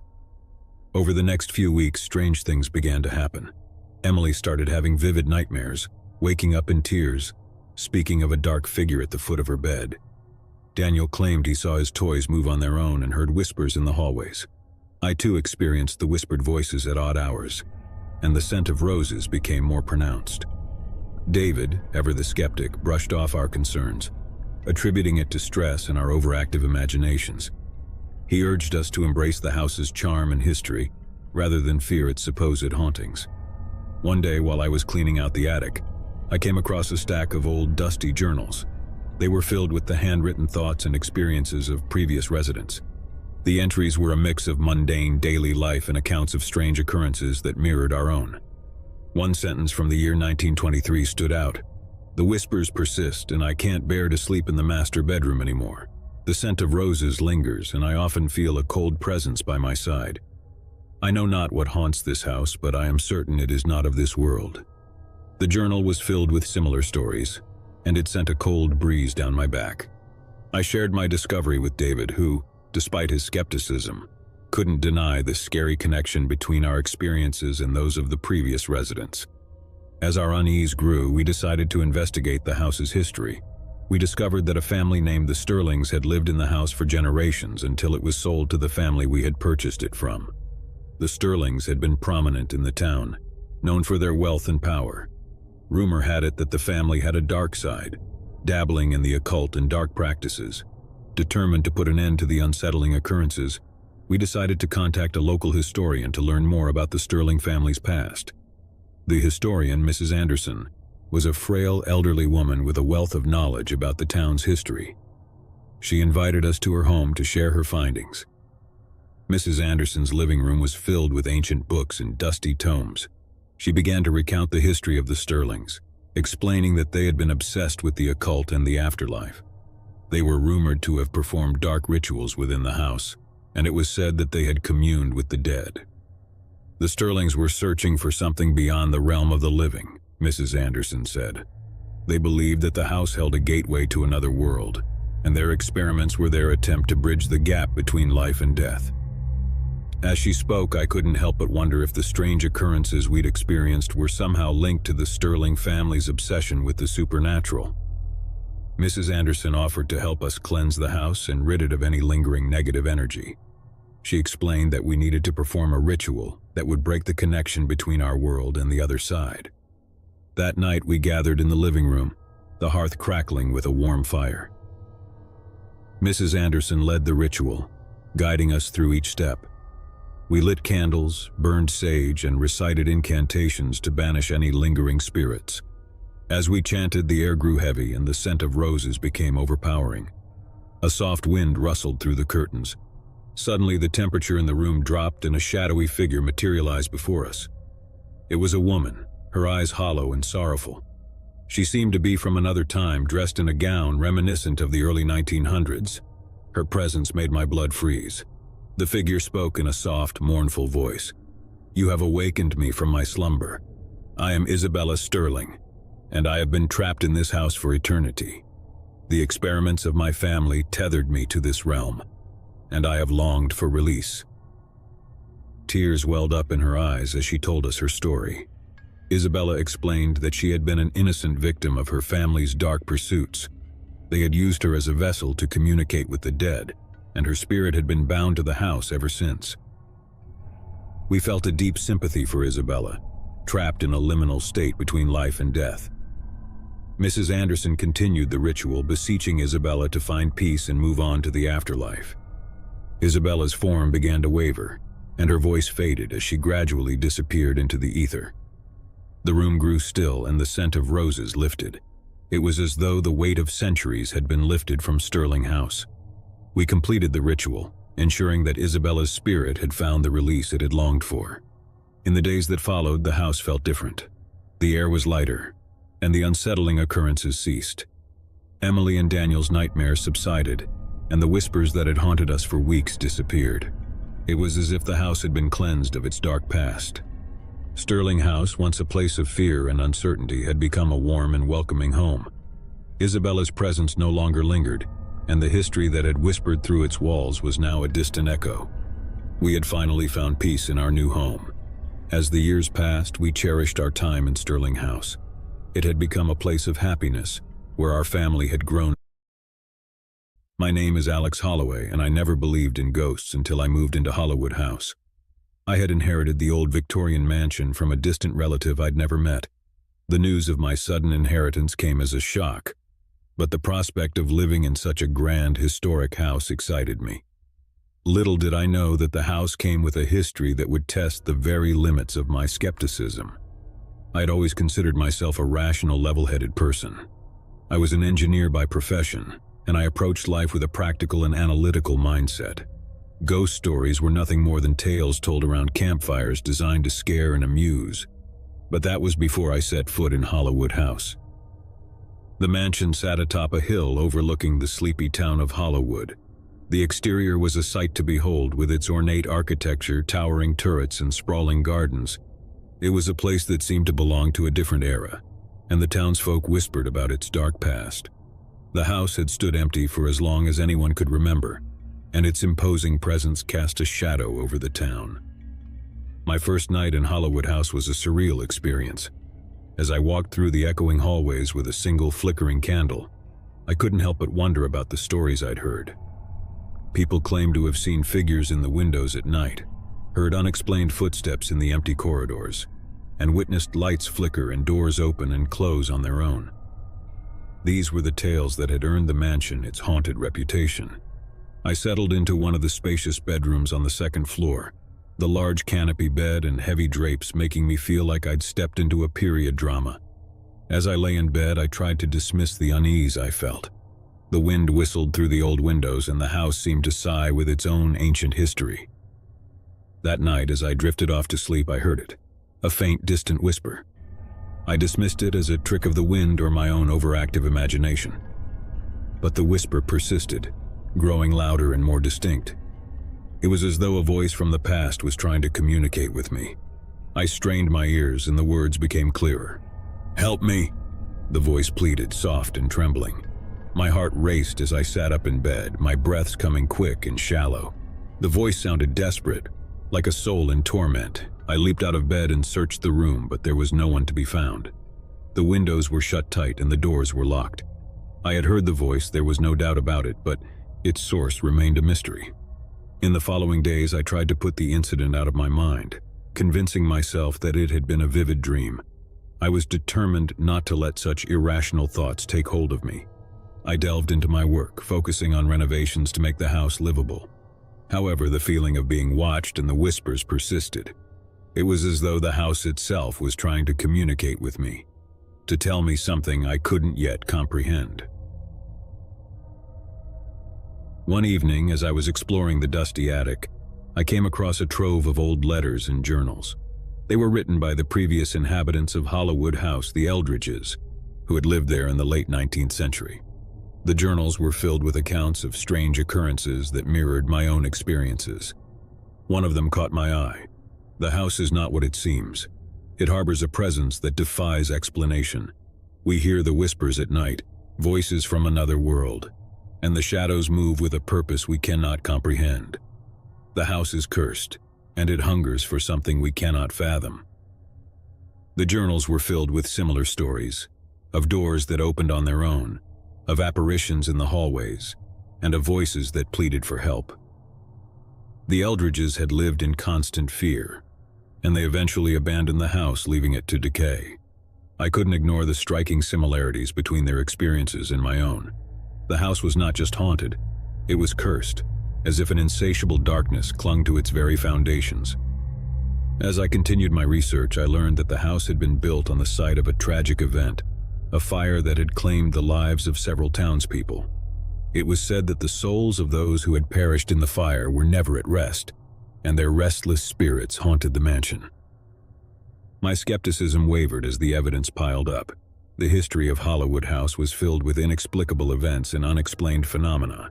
It was clear that the house held secrets that defied logic and reason. One night, as I sat in the library, the whispers grew louder.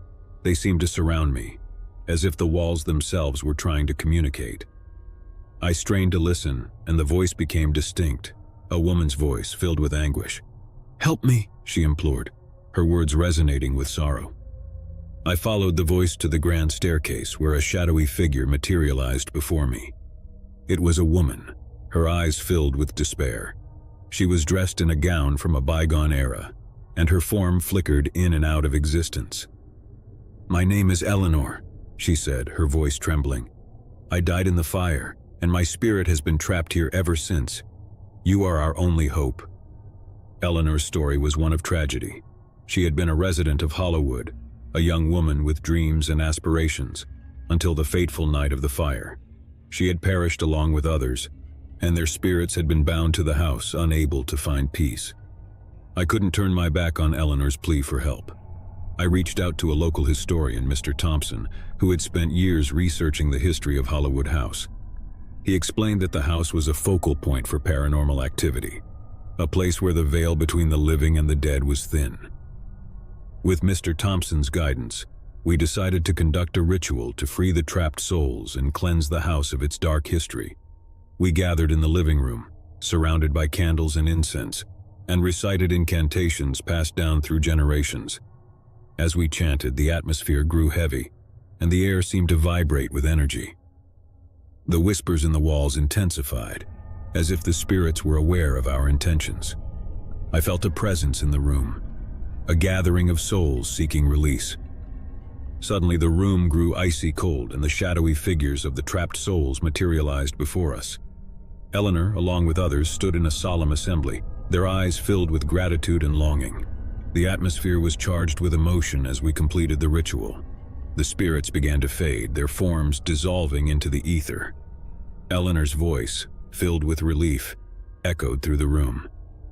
"Thank you," she whispered, and then she was gone. The house fell silent, and the weight of its cursed history seemed to lift. The whispers were gone, and the oppressive atmosphere had dissipated. I had not only inherited a haunted house, but had played a part in setting its restless souls free. In the weeks that followed, Hollywood House no longer felt haunted. It was a place of serenity, with no whispers or unexplained phenomena. The history of the mansion had changed from one of darkness to one of redemption.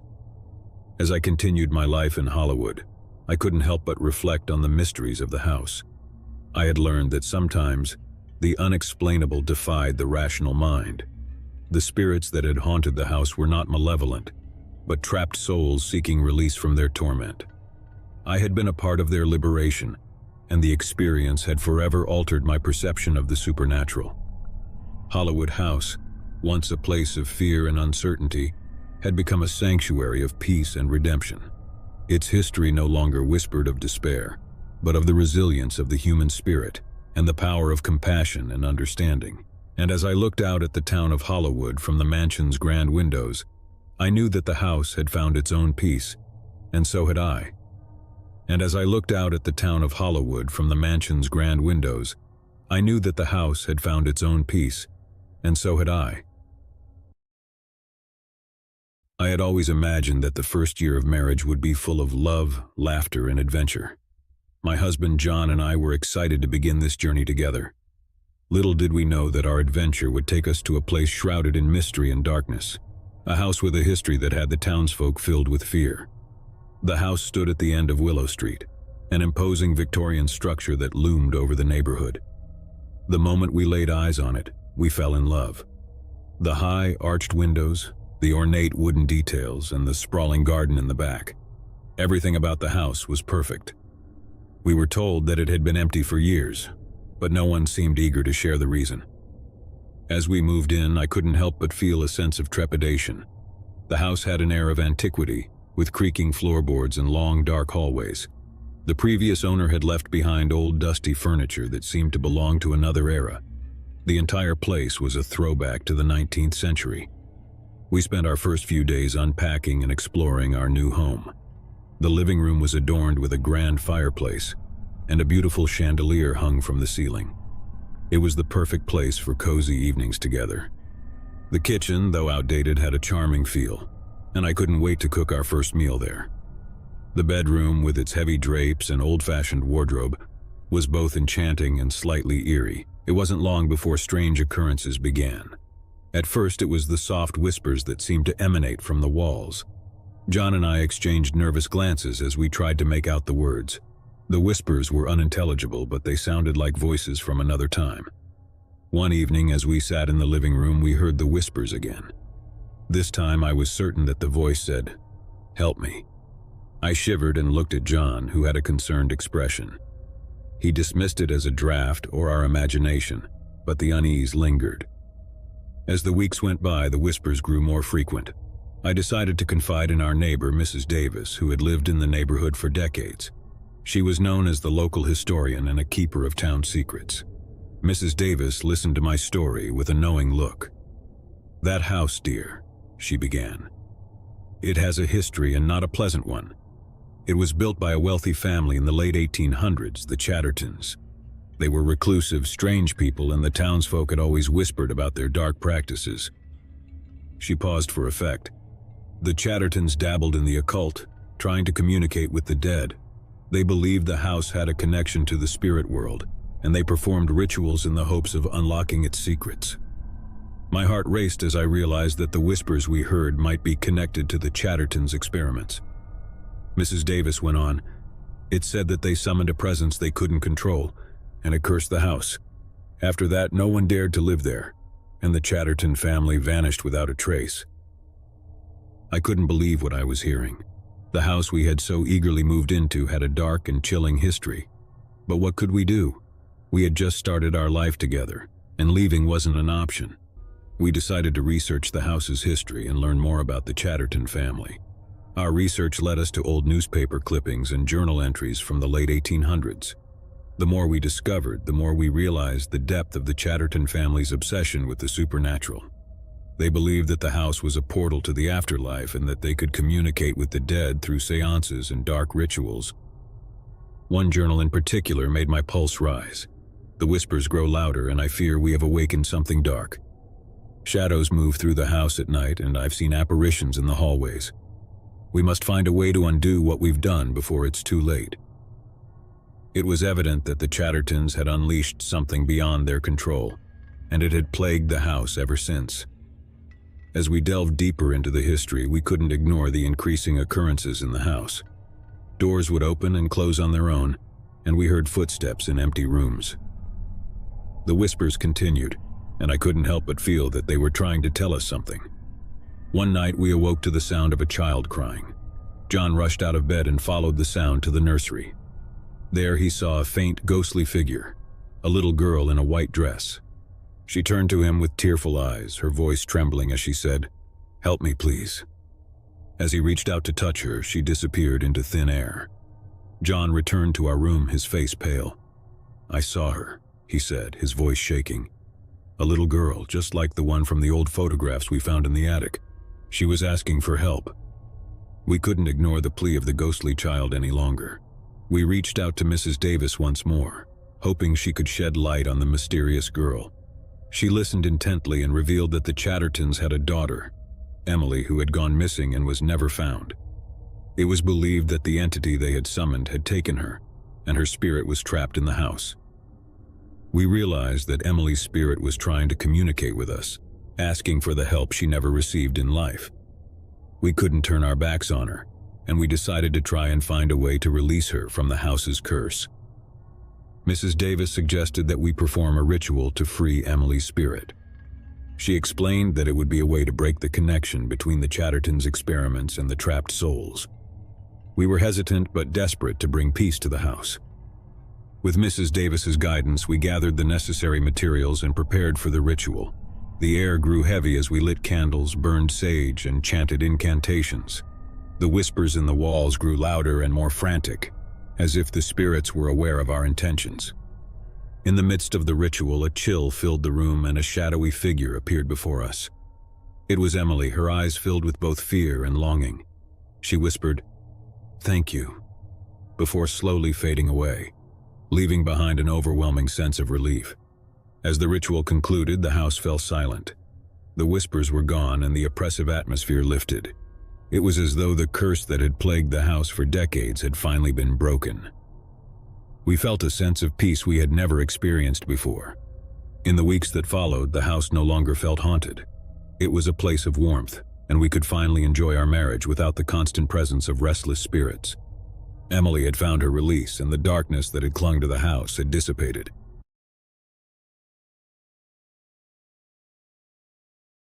As I watched my family's car disappear into the distance, I couldn't help but feel a growing sense of unease. My parents were heading out of town for the weekend, leaving me alone in our old creaky house. I was no stranger to solitude, but this time felt different. A heavy feeling settled in my chest, and an unshakable feeling of dread began to creep into my thoughts. The house itself was a relic of the past, a grand structure with imposing pillars and a sprawling, overgrown garden. It was beautiful in its own way, but as the sun dipped below the horizon and shadows stretched across the property, it transformed into something foreboding. I reluctantly closed the front door and locked it, the click echoing through the empty hallway. The house felt too big, too silent, and suddenly, I felt too small. The first night alone in a house could be daunting, but as time wore on, I had imagined myself growing into the role. I could make my own meals, watch my favorite movies, and revel in the freedom of being the master of my own domain. Yet as I moved from room to room, something about the darkness outside felt oppressive, as if it were closing in on me. I made my way to the kitchen, trying to shake off the feeling of unease. The familiar space, with its warm wooden cabinets and cozy ambience, was meant to be comforting. However, the faintest hint of a draft seemed to whisper through the room. I tightened the shawl around my shoulders and decided to prepare a simple meal to distract myself. As I stood at the stove, the low hum of the refrigerator and the ticking of the kitchen clock were the only sounds that reached my ears. The house was eerily silent, and with each creak and groan, I couldn't help but feel as though it had a life of its own. I had always known it was old, but that night, it felt ancient, bearing secrets from generations long past. I finished my meal and tried to find solace in the glow of the television. I put on a comedy, but even the laugh track couldn't drown out the unsettling sense of isolation. The show's canned laughter sounded more like mocking than mirth, and I switched it off, casting the room into silence once more. Reluctantly, I made my way upstairs to my bedroom. The old wooden steps creaked beneath my weight, creating a symphony of unsettling sounds. I couldn't help but look over my shoulder, half expecting to see something lurking in the shadows behind me. Of course, there was nothing there, but that didn't stop the creeping feeling that I was not alone. My bedroom, with its soft muted colors and familiar scent, should have been a sanctuary, but that night, it was just another chamber in the house of unease. The window offered a view of the moonlit garden, its unkempt hedges and statues shrouded in a cold glow. I closed the curtains and turned off the lights, plunging the room into darkness. Lying in bed, I couldn't help but listen to the strange sounds of the old house. It was as if it were alive, breathing in the night, exhaling soft sighs and whispers. I closed my eyes and tried to remind myself that it was just an old house, that my unease was nothing more than my imagination running wild. Yet, despite my rationalizations, I couldn't shake the feeling that I was being watched. Hours passed, and the darkness seemed to press down on me, heavy and suffocating. I tossed and turned in bed, unable to find comfort. The gentle, rhythmic ticking of the clock in the hallway only served to remind me of the relentless passage of time. Just as I felt myself drifting into sleep, a noise from downstairs jolted me awake. It was a soft but distinct thud, followed by the sound of something scraping against the floor. My heart began to race, and I strained to listen. Silence settled in the room once more. I debated whether to investigate the source of the noise, but fear kept me frozen in place. The darkness outside my window seemed impenetrable, and the shadows in the room appeared to twist and contort. My imagination was running wild, but I couldn't shake the feeling that something sinister lurked in the house. Another noise, this one louder and more distinct, broke the silence. It was the unmistakable sound of footsteps, slow and deliberate, coming up the stairs. My heart pounded in my chest as the footsteps drew nearer, the creaking of the old wooden steps growing louder. I clutched the blanket tightly, unsure of what to do. My first instinct was to call the police, but the feeling of vulnerability kept me rooted in place. The footsteps reached the top of the staircase and drew closer to my bedroom. Panic surged through me, and I scrambled out of bed, searching for a place to hide. The closet seemed like the safest option, and I squeezed into it, pulling the door closed as quietly as I could. I left a slight crack to peer through, my eyes fixed on the dimly lit room beyond. The footsteps grew louder, and the door to my bedroom slowly creaked open. A figure emerged from the darkness, barely visible in the moonlight. It was a man, tall and slender, dressed in tattered clothing. His face was obscured, hidden by the shadows. He moved with a deliberate, almost predatory grace, as if he knew the house intimately. The intruder's presence sent a cold feeling down my spine. He moved through the room, his eyes scanning every corner.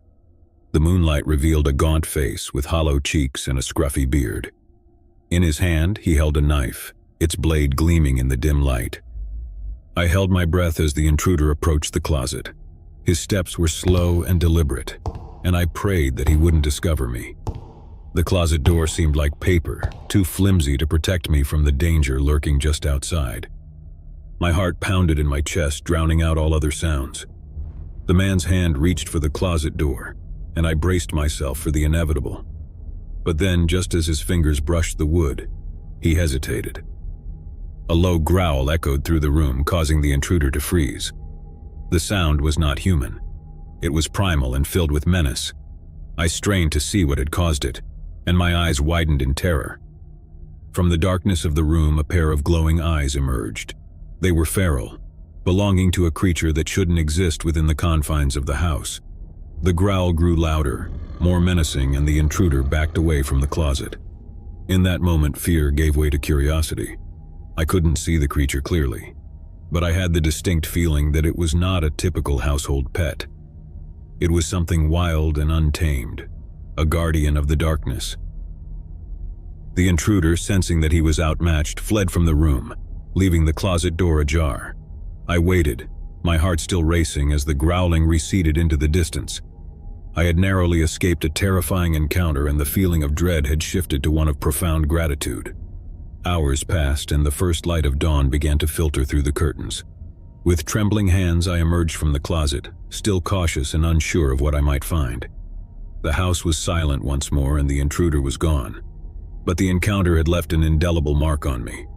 As I watched the sunrise, I couldn't help but feel a sense of awe for the mysterious guardian that had protected me. The old house had revealed a hidden secret, a protector of the night that had stood between me and danger. The rest of the weekend passed without incident, and when my parents returned, I shared my harrowing experience with them. They were understandably shocked and concerned, but we found no sign of the intruder, and the police were unable to determine his identity. In the following weeks, I began to research the history of the house, hoping to uncover the origins of the guardian that had saved me. It was then that I stumbled upon an old, faded photograph, hidden in a dusty corner of the attic. The photograph depicted a man, tall and slender, dressed in tattered clothing. His face was obscured, but I recognized the scruffy beard and gaunt features. He was standing in the overgrown garden, his gaze fixed on something beyond the frame. The photograph was dated more than a century ago. I couldn't explain the connection between the intruder and the man in the photograph, but it was clear that the old house held secrets that spanned generations. The guardian that had protected me was a mystery, a part of the house's history that had come to life in the darkest of moments. As time passed, the sense of unease in the old house began to fade, replaced by a feeling of reverence for the guardian that had watched over it for generations. The creak of the front door echoed through the empty house as my parents departed for a weekend getaway, leaving my sister, Emily, and me alone. At 17, I was no stranger to spending time on my own. I turned to Emily, who was 12, and tried to muster a reassuring smile. "It's just the two of us this weekend, Em. We've got the whole house to ourselves." She nodded, her eyes wide with a mix of excitement and trepidation. "Yeah, but it's kind of creepy when it's so quiet." I couldn't argue with her. The silence in the house was overwhelming, a heavy presence that seemed to settle in every corner. I told myself it was the absence of our parents that made the house seem so much larger and emptier than usual. We had our dinner in the cozy kitchen, chatting about school and life, doing our best to chase away the unease. But no matter how much we talked, the silence of the house lingered in the background, like a watchful spirit. After dinner, I suggested we watch a movie to distract ourselves from the disconcerting atmosphere. We settled on a comedy, and Emily's laughter filled the room as the characters on the screen stumbled through their ridiculous antics. It was a welcome distraction, but even as we laughed, I couldn't shake the feeling that we were not alone.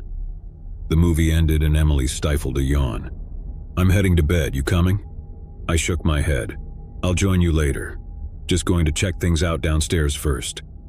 She gave me a worried look but didn't protest. With a quick goodnight, she headed upstairs, leaving me alone in the dimly lit living room. The house seemed to creak and groan as I moved through it, its age and weight pressing down on me. The silence was so profound that it felt as though it was closing in, squeezing the very air from the room.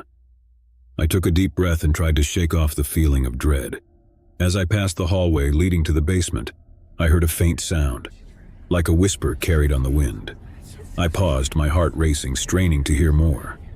But the house remained still, as though it had swallowed the sound. Chalking it up to my imagination, I continued my exploration of the house. I made my way to the large, darkened living room, where heavy drapes blocked out the moonlight. I switched on the overhead light, dispelling some of the darkness that clung to the room. The furniture was old, relics from a different time, and the room held a sense of history that was both fascinating and unsettling. I'd heard stories of past occupants, tales of love and loss, of joy and sorrow, and sometimes it felt as though those stories were imprinted on the very walls. I moved to the bookshelves that lined one wall, running my fingers over the spines of old books and photo albums. As I leafed through one album, I came across a series of faded photographs. They depicted a family, a couple with 2 children in a house that looked strikingly similar to the one I now lived in. There was something haunting about those photographs, a sense of familiarity and yet a gnawing discomfort.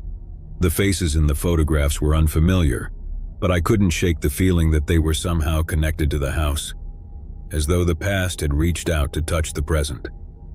With a shiver, I closed the album and returned it to the shelf. The room had grown colder, and I could feel the presence of the past, lingering like a shadow in the corners. I decided it was time to head upstairs and join Emily. The heavy silence of the house had grown oppressive, and the stories of the past were pressing in on me. As I climbed the stairs, I could have sworn I heard a faint whisper behind me, a voice carried on the wind, but when I turned, there was nothing there. I joined Emily in our shared bedroom, the dim glow of her nightlight casting dark shadows on the walls. She was already asleep, her breathing soft and steady. I climbed into my own bed, trying to put the unsettling feeling of the house behind me. But the night brought no solace. As I lay in the darkness, I couldn't escape the feeling of being watched. The room seemed to pulse with an unsettling energy, and I could hear the soft rustling of fabric and the gentle creak of floorboards, as if someone were moving through the house. Hours passed, and I couldn't shake the feeling that I was not alone in the room.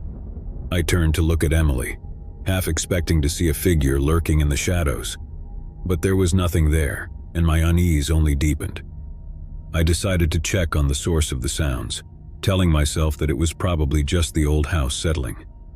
I climbed out of bed and made my way to the hallway. The darkness was thick, like a shroud, and I moved cautiously, guided only by the faint moonlight filtering through the windows. As I descended the stairs, the sounds grew louder, more distinct. It was as though the house had come to life, its walls murmuring secrets that had been long buried. I followed the sounds to the living room, where the overhead light flickered to life, casting a creepy glow on the room. And there, in the center of the room, I saw her, a young girl, no older than Emily, with long dark hair and eyes that held a haunting sadness. She was dressed in an old-fashioned nightgown, her feet bare and dirty. She looked at me with a mixture of fear and longing, as though she had been waiting for someone to finally see her. My heart raced as I took in the sight of the ghostly figure before me.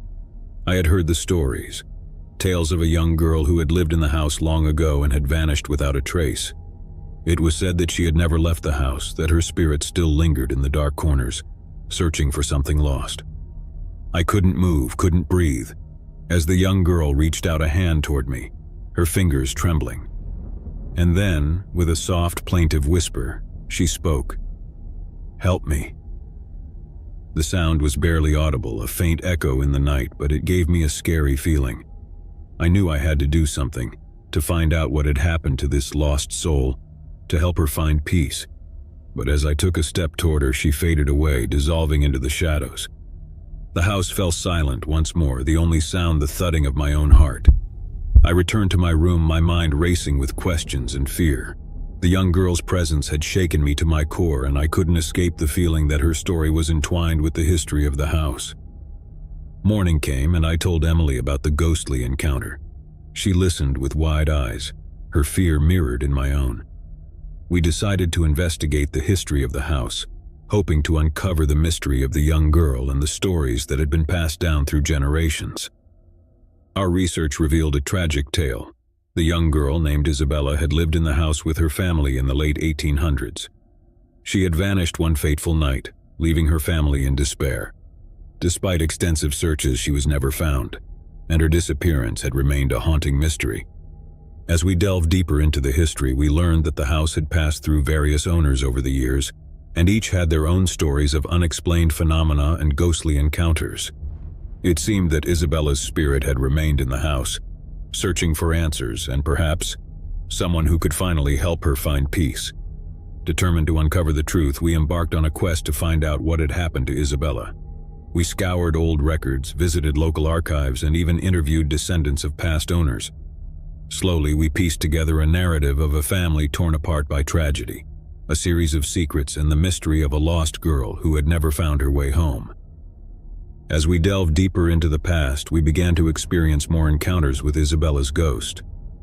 She appeared to us at night, her presence both scary and heart-wrenching.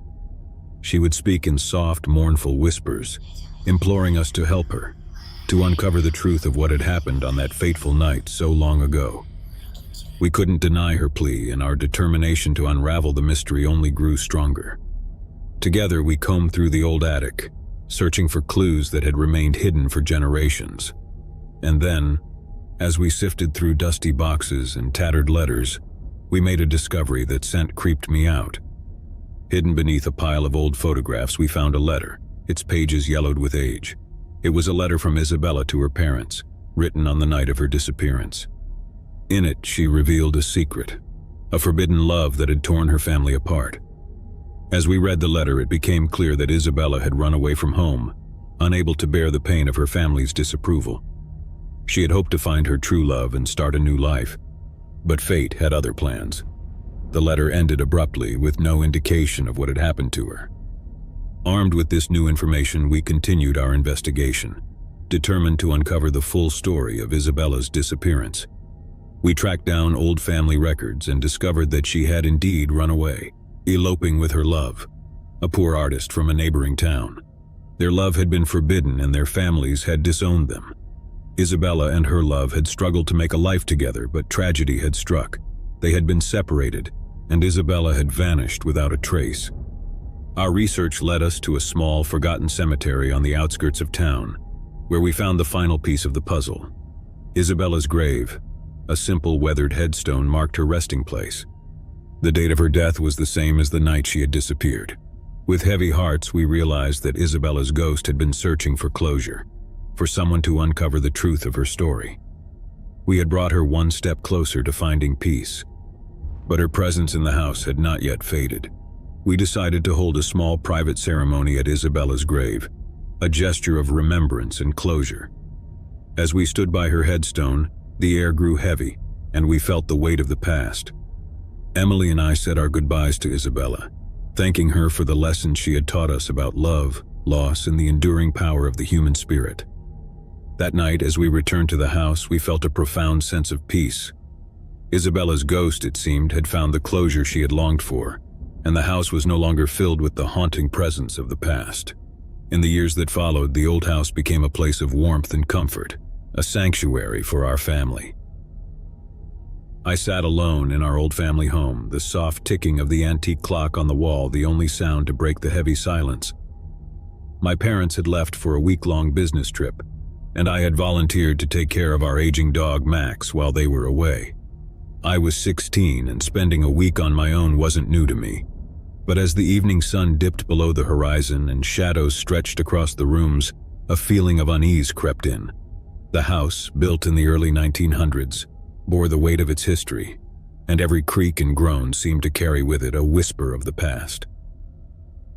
Max, an old and arthritic Labrador, lay at my feet.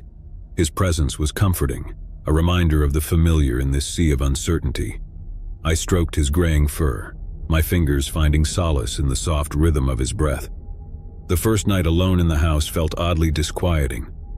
I made a simple dinner, and as I ate, the empty chairs around the dining table seemed to watch me, their emptiness unsettling. I turned on some music, hoping to drown out the silence, but it only seemed to echo through the empty rooms. After dinner, I took Max for a short walk in the garden, the chilly evening air offering a welcome break from the stifling quiet of the house. As we made our way back inside, the soft rustling of leaves in the garden seemed to carry secrets of their own. I shook off the feeling of unease and closed the door, locking it securely behind us. The evening passed uneventfully, and I settled in the living room to watch a movie. The flickering light from the screen cast shifting shadows across the walls, and for a moment I felt as if the house were holding its breath. I brushed the feeling aside and tried to immerse myself in the film. As the movie ended and the room plunged into darkness, I realized that it was time to head to bed. Max followed me upstairs, his slow, deliberate steps echoing through the hallway. The house was silent, and as I climbed into bed, I couldn't help but feel as though I were being watched. Sleep was elusive, and the silence seemed to grow heavier with each passing moment. I tossed and turned, my thoughts racing through the labyrinth of the dark. The old house felt like a living, breathing entity, its walls listening to secrets long buried. Then, in the stillness of the night, a sound broke through, a soft, rhythmic tapping, like a finger gently rapping on a window pane. I listened intently, straining to locate the source of the sound. It was persistent, almost like a distant melody, and it seemed to be coming from somewhere within the house. As I slipped out of bed, Max's eyes followed me, his gaze filled with a mixture of curiosity and apprehension. The tapping grew louder, and I moved through the hallway, trying to pinpoint its origin. It was as if the very walls were murmuring, carrying with them a haunting melody. I reached the top of the stairs and followed the sound down to the living room. The tapping led me to the large bay window that overlooked the garden. I gazed outside, my breath catching in my throat as I saw what had been making the sound. A gnarled tree branch swaying in the wind and brushing against the glass. Relief washed over me, and I laughed at my own jittery nerves. It was just a tree branch, a trick of the wind, but in the stillness of the house it had taken on an eerie presence. I made a mental note to trim the branch the next day and return to bed. Max followed me, and with his reassuring presence, I gradually drifted off to sleep. The house settled into an uneasy quiet, and I thought I could hear the faint echoes of footsteps in the dark, but I brushed it off as the stuff of dreams. The following day, I busied myself with chores around the house. I cleaned the rooms, trimmed the overgrown hedges in the garden, and even tackled the chore of trimming the troublesome tree branch outside the living room window. The sunlight cast long, comforting shadows across the property, and for a moment, the unease of the night before seemed like a distant memory. As the day turned into evening, I settled in the living room with Max, watching TV. The laughter of the characters on the screen was a comforting contrast to the silence of the house. I had almost forgotten the strange events of the previous night when the tapping sound returned. It was just as rhythmic and insistent as before, and this time I couldn't deny the feeling that it was coming from within the house. I muted the television and listened carefully, trying to locate the source of the sound. Max, too, lifted his head, his ears perked in the direction of the living room window. The tapping seemed to grow louder, more urgent, and I realized it was coming from the basement. I had never been particularly fond of the basement, with its old creaky stairs and dimly lit corners, but I couldn't ignore the persistent sound. With Max at my side, I made my way to the basement door, my heart pounding in my chest. The silence in the house had turned oppressive, and the tapping seemed to be a defiant challenge to that silence. I took a deep breath and descended into the dimly lit basement. The tapping grew louder as I reached the bottom of the stairs, and my eyes were drawn to a small narrow window set high in the basement wall. The window was covered by a tattered curtain, its fabric moving gently in the breeze. And as I approached, I realized that the tapping sound was the curtain brushing against the window frame. Relief washed over me, and I chuckled at my own jittery nerves. It was just the wind, the same wind that had caused the tree branch to tap against the living room window the night before. I made a mental note to secure the curtain and headed back upstairs with Max. That night, I settled into bed with Max at my side, trying to shake off the lingering unease from the previous nights. Sleep once again proved elusive, the silence of the house pressing in on me. I listened to the soft sound of Max's breathing, grateful for his presence. Just as I began to drift off, a sound broke through the stillness, a low, mournful howl. I sat up in bed, my heart racing. It was Max, his head tilted back, his eyes filled with a mixture of fear and confusion. The howl was not his own, but it seemed to be coming from somewhere within the house. I called out to Max, trying to calm him, but his howling continued. I could feel the unease from the previous nights returning, and the house seemed to pulse with an unsettling energy. I knew I had to investigate the source of the sound.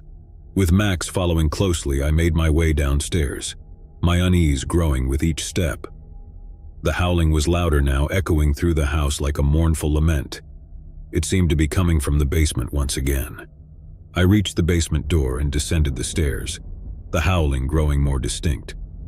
It was as though the sound was beckoning me, pulling me deeper into the darkness. I reached the basement window, the same one where I had discovered the tapping curtain the night before. But this time the curtain was still and the window was closed. The howling continued, its source elusive. I could feel Max's distress, his eyes fixed on the dark corners of the basement, as though he could sense something I couldn't. I called out once more, trying to calm Max and to dispel the unease that had settled over me. And then, just as suddenly as it had begun, the howling ceased. The house fell into silence once more, the only sound the soft ticking of the antique clock on the wall. I retreated from the basement, Max at my side, a sense of foreboding settling over me. I couldn't explain the source of the howling, but it was clear that the old house held mysteries that extended beyond its walls. As I climbed back into bed, I couldn't escape the feeling that the house itself was trying to communicate with me. Morning came and I decided to delve into the history of the house, hoping to uncover the mysteries that seemed to be lurking within its walls. I learned that the house had been built in the early 1900s by a prominent family, but their history was shrouded in secrecy. As I delved deeper, I uncovered a newspaper article from the early 1920s. The article described a tragic event, a fire that had claimed the lives of the family who had built the house. The fire had been a mystery, its cause never determined, and it had left the house empty and abandoned for years. I couldn't ignore the feeling of unease that settled over me as I read the article. It was as though the events of the past were reaching out to touch the present, their stories carried on the wind, in the tapping of branches and in the mournful howling that had filled the house. I decided to explore the basement once more, convinced that it held the key to the mysteries of the house. As I descended the stairs, the unease in the air grew heavier, and the basement seemed to shift and contort as though it were a place of secrets long buried. I made my way to the narrow window, the same one where I had discovered the tapping curtain. But this time as I approached, I noticed something strange, a soft, ghostly figure that seemed to be standing just beyond the glass. The figure was indistinct, its features blurred, and it was difficult to make out any details. But there was no denying the sense of a presence, a silent observer who had been watching from the shadows. With trepidation, I reached for the curtain, pulling it aside to reveal the basement window. The figure remained, its eyes fixed on me, and for a moment I felt as though I were looking into the past, into a world that had long since vanished. The figure's eyes held a haunting sadness, a plea for understanding, and it seemed to be reaching out to me, trying to convey a message. I couldn't explain the presence of the figure, but it was clear that it was connected to the mysteries of the house. As I watched, the figure slowly faded away, dissipating into the darkness. The house seemed to breathe a sigh of relief, and the unease that had settled over it began to lift.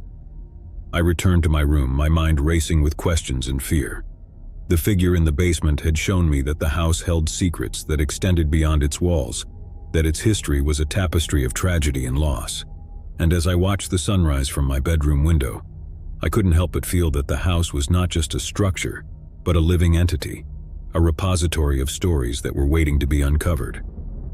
In the days that followed, I continued my research into the history of the house, determined to uncover the secrets that had long been buried. The figure in the basement had been a messenger, a reminder that the past could not be forgotten, that the stories of those who had lived in the house were still waiting to be told.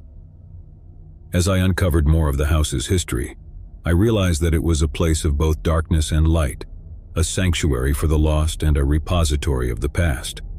The mysteries of the house had become a part of my own story, a testament to the enduring power of history and the importance of uncovering the truth.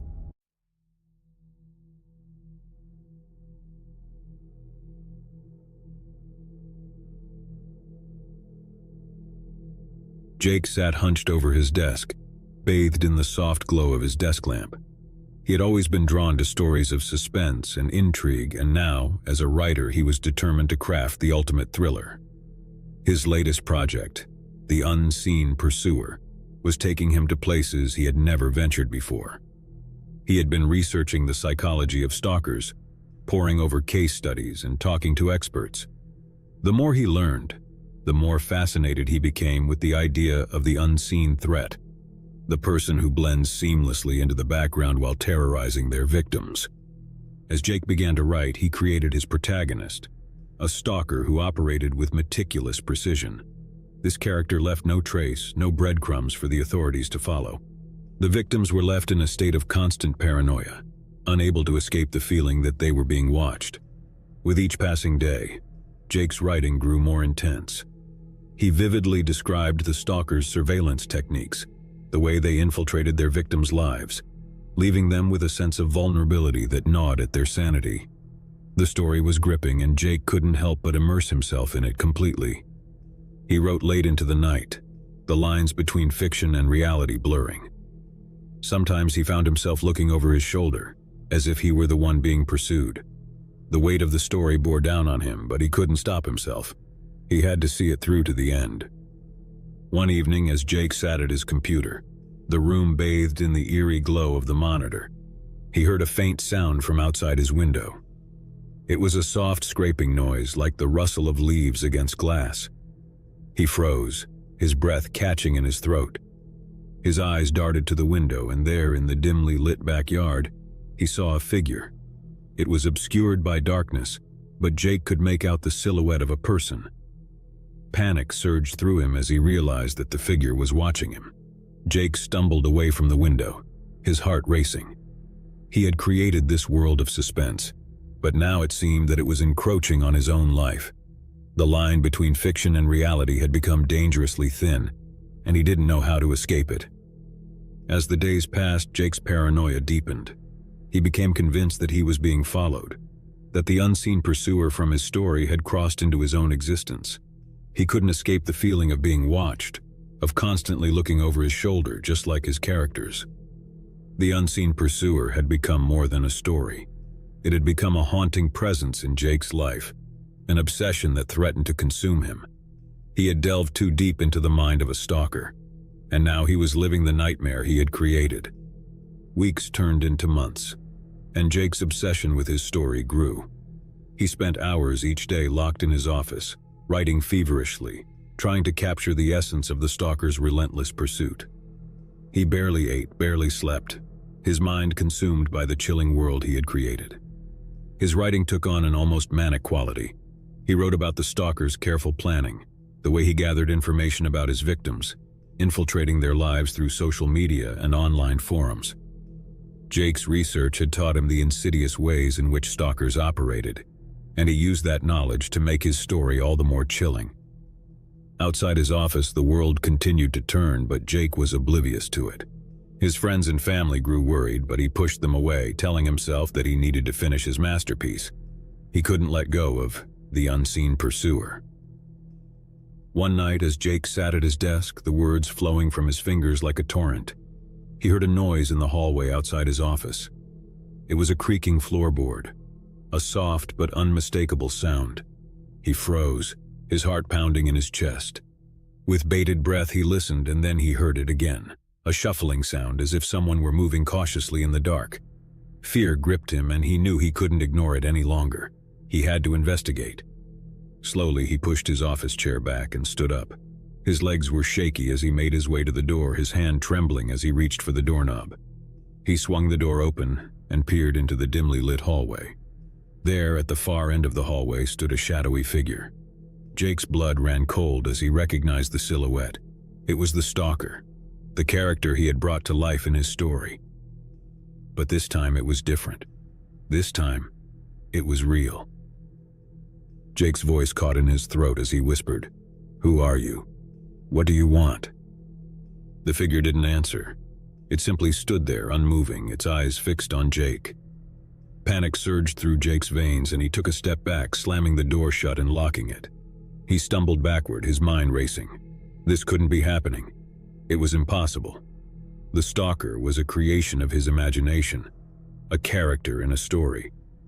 But as he stood there, his heart pounding, he couldn't escape the feeling that the line between fiction and reality had been irrevocably blurred. The unseen pursuer from his story had become all too real, and now he was the one being pursued. Jake retreated to his computer, his hands trembling as he typed out the final chapters of The Unseen Pursuer. He had to finish the story, had to bring it to a close, as if that would somehow put an end to the nightmare that had taken over his life. As he wrote, the words flowed from him with an urgency he had never felt before. The stalker closed in on his victims, the tension building to a crescendo. And then, in the climax of the story, the stalker's true identity was revealed. With a sense of dread, Jake typed the final words of the story, and as he did, he heard a loud crash from outside his office. The sound of breaking glass echoed through the house, followed by the unmistakable sound of footsteps approaching. Jake's heart raced as he realized that the stalker was no longer confined to the pages of his novella. The nightmare had become his reality, and there was no escape. He pushed away from the computer, his chair falling to the floor with a loud thud. He knew he had to confront the stalker, to face the relentless pursuit head-on. With trembling hands, he reached for the doorknob and flung open the door. But the hallway was empty. There was no one there, no sign of the stalker. Jake's breath came in ragged gasps as he searched the house, room by room, but there was no trace of the intruder. He collapsed onto the living room couch, his mind reeling. Had it all been a hallucination, a product of his obsession with the story? Or had the stalker truly been there, only to vanish into the night? In the days that followed, Jake struggled to make sense of what had happened. He couldn't escape the feeling that the stalker was still out there, watching, waiting. He had created a monster, and now it seemed that the monster had turned on him. The unseen pursuer was finished, but Jake's life would never be the same. The line between fiction and reality had been crossed, and he was left to wonder if he would ever truly be free from the relentless pursuit that had consumed him.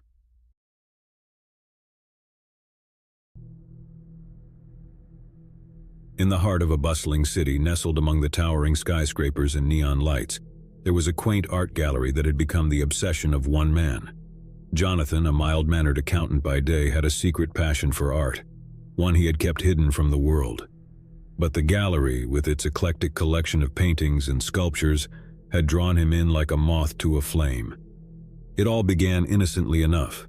Jonathan had stumbled upon the gallery one rainy afternoon while seeking shelter from the downpour. He had entered, expecting to stay for a few minutes, but as soon as he crossed the threshold, he was captivated by the artwork that surrounded him. The pieces were unlike anything he had ever seen, bold, provocative, and hauntingly beautiful. The gallery's owner, a reclusive artist named Isabella, rarely made public appearances, but her work spoke volumes. Each piece seemed to hold a piece of her soul, and Jonathan felt an inexplicable connection to them. He returned to the gallery day after day, losing himself in the vibrant strokes of paint and the intricate details of the sculptures. He became a regular visitor, the staff recognizing him with a nod and a smile as he roamed the gallery's halls. But it wasn't long before his infatuation took a darker turn. He began to follow Isabella's every move, tracking her online presence and attending any public events she was rumored to attend. He started to collect newspaper clippings and magazine articles about her, creating a shrine of sorts in the hidden corners of his apartment. His obsession grew with each passing day. He convinced himself that he was her most devoted fan, the only one who truly understood the depths of her art. He believed that they were connected on a spiritual level, that she had created her masterpieces for him alone. One evening, as Jonathan stood before his private gallery of Isabella's work, he heard a soft voice behind him. Startled, he turned to find a security guard from the art gallery, a concerned look in her eyes. "You've been spending a lot of time here," she said gently. "Is there something you'd like to share or discuss?" Jonathan's heart raced as he stammered out an excuse, claiming that he was conducting research for a book he was writing. But the security guard was not convinced. She had seen the way he stared at Isabella's self-portraits, the intensity in his eyes. She urged him to seek help, to channel his passion for art in a healthier direction. Jonathan, feeling exposed and cornered, hastily left the gallery, vowing never to return. But his obsession could not be quelled so easily. He continued to stalk Isabella online, leaving anonymous messages on her social media profiles, professing his undying love for her and her art. He knew he had crossed a line, but he couldn't stop himself. Isabella, growing increasingly alarmed by the messages, contacted the authorities. They launched an investigation, uncovering Jonathan's history of online harassment and his disturbing shrine of her work. A restraining order was issued, barring him from coming within a certain distance of the gallery and its owner.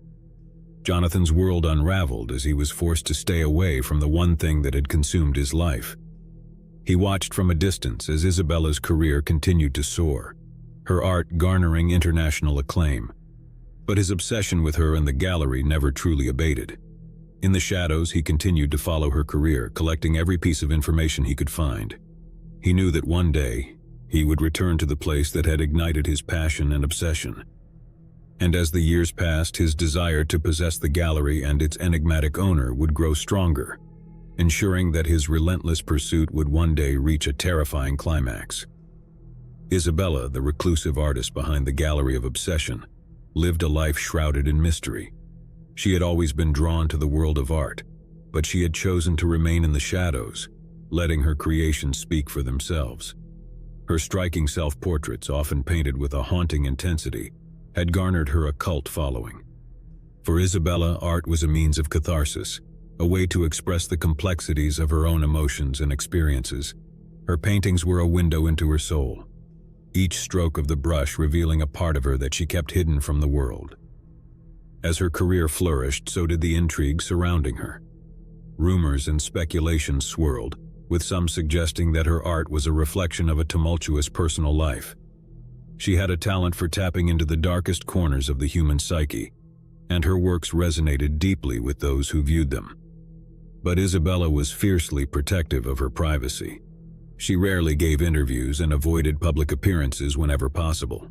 She preferred to let her art be the focus, allowing others to interpret it in their own way. It was this aura of mystery that had drawn Jonathan to her gallery in the first place. He had become convinced that there was a deeper connection between them, that her art held secrets meant for his eyes alone. He believed that by delving into her work, he could unlock the enigma that was Isabella. Yet as the years passed and Jonathan's obsession grew, Isabella's sense of unease deepened. The anonymous messages and letters from Jonathan had left her feeling violated and exposed. She couldn't understand why someone would be so fixated on her art. Isabella's closest friends, fellow artists who had known her for years, urged her to take legal action against Jonathan. They feared for her safety and believed that his relentless pursuit was a threat to her well-being. Reluctantly, Isabella had no choice but to involve the authorities. She knew that she had to protect herself and her art from this disturbing intruder. The restraining order was a necessary step, but it did little to ease her anxiety.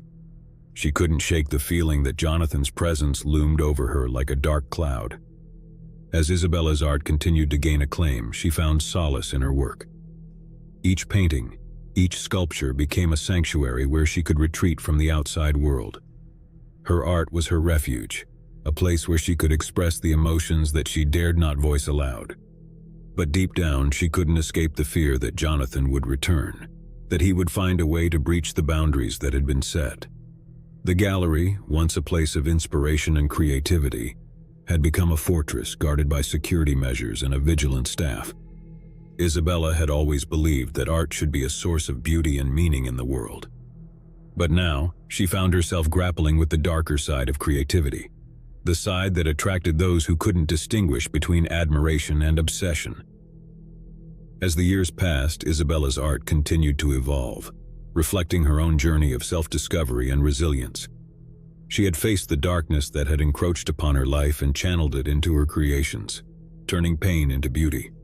But she knew that the Gallery of Obsession would always carry the scars of Jonathan's relentless pursuit.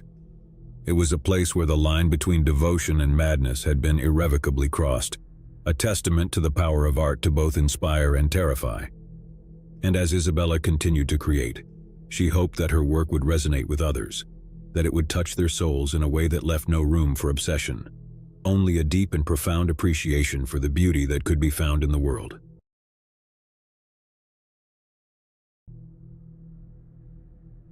The city of Ashford had always been known for its winding streets, historic architecture, and the lingering echoes of a bygone era. Yet beneath the charm of its cobblestone alleys and ivy-covered buildings, there was a darker side that had remained hidden for generations. Nina, a young journalist with a passion for uncovering hidden truths, had recently moved to Ashford. She had been drawn to the city's rich history and the countless stories it held within its walls. Little did she know that her quest for the truth would lead her into a tangled web of secrets, deception, and an unforgiving past. One sunny afternoon, while exploring the city's historic district, Nina stumbled upon an old abandoned mansion that had long been rumored to be haunted. The mansion, with its weathered facade and broken windows, seemed to call out to her, as if begging her to uncover its long-buried secrets. As she approached the mansion, Nina noticed a flicker of movement behind one of the shattered windows. She hesitated for a moment, her curiosity battling with a hint of unease, but her journalistic instincts prevailed, driving her to investigate further. Carefully, she pushed open the creaking front door and stepped into the darkness of the mansion's interior. The air was thick with dust and the musty scent of decay.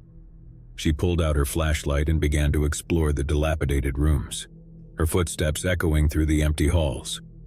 It wasn't long before she stumbled upon a stack of old, yellowed newspapers. They were filled with headlines that spoke of a scandal that had rocked Ashford decades ago, a prominent family torn apart by betrayal, a mansion abandoned, and a mystery left unsolved. Nina's curiosity was piqued, and she began to dig deeper into the history of the mansion and the family that had once lived there. She spent hours at the local library, poring over archives and speaking to elderly residents who still remembered the scandal that had shaken the city to its core. The story that emerged was one of love, betrayal, and tragedy. The mansion had belonged to the Hawthorne family, one of the wealthiest and most influential in Ashford. It was here that a forbidden love affair had blossomed between Eleanor Hawthorne, the daughter of the family patriarch, and Robert Sinclair, a struggling artist from the wrong side of town. Their love had been a closely guarded secret, hidden from the prying eyes of society. But when Eleanor's engagement to a wealthy suitor was announced, the young lovers were driven to desperation. They hatched a plan to run away together, leaving behind their families and the constraints of their social classes.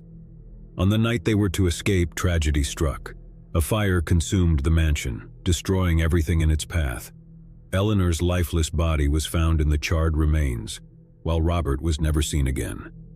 The fire was declared an accident, but rumors of foul play and a family's desire to protect its reputation lingered in the shadows.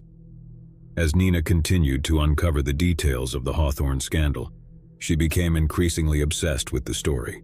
She knew there was more to the tragedy than met the eye, and she was determined to unearth the truth, no matter the cost. Nina's investigation into the Hawthorne scandal consumed her days and haunted her nights. She spent hours at the local archives, meticulously piecing together the events that had led to the mansion's destruction and Eleanor's death. The more she learned, the more she became convinced that there was a cover-up, a dark secret that the Hawthorne family had gone to great lengths to protect.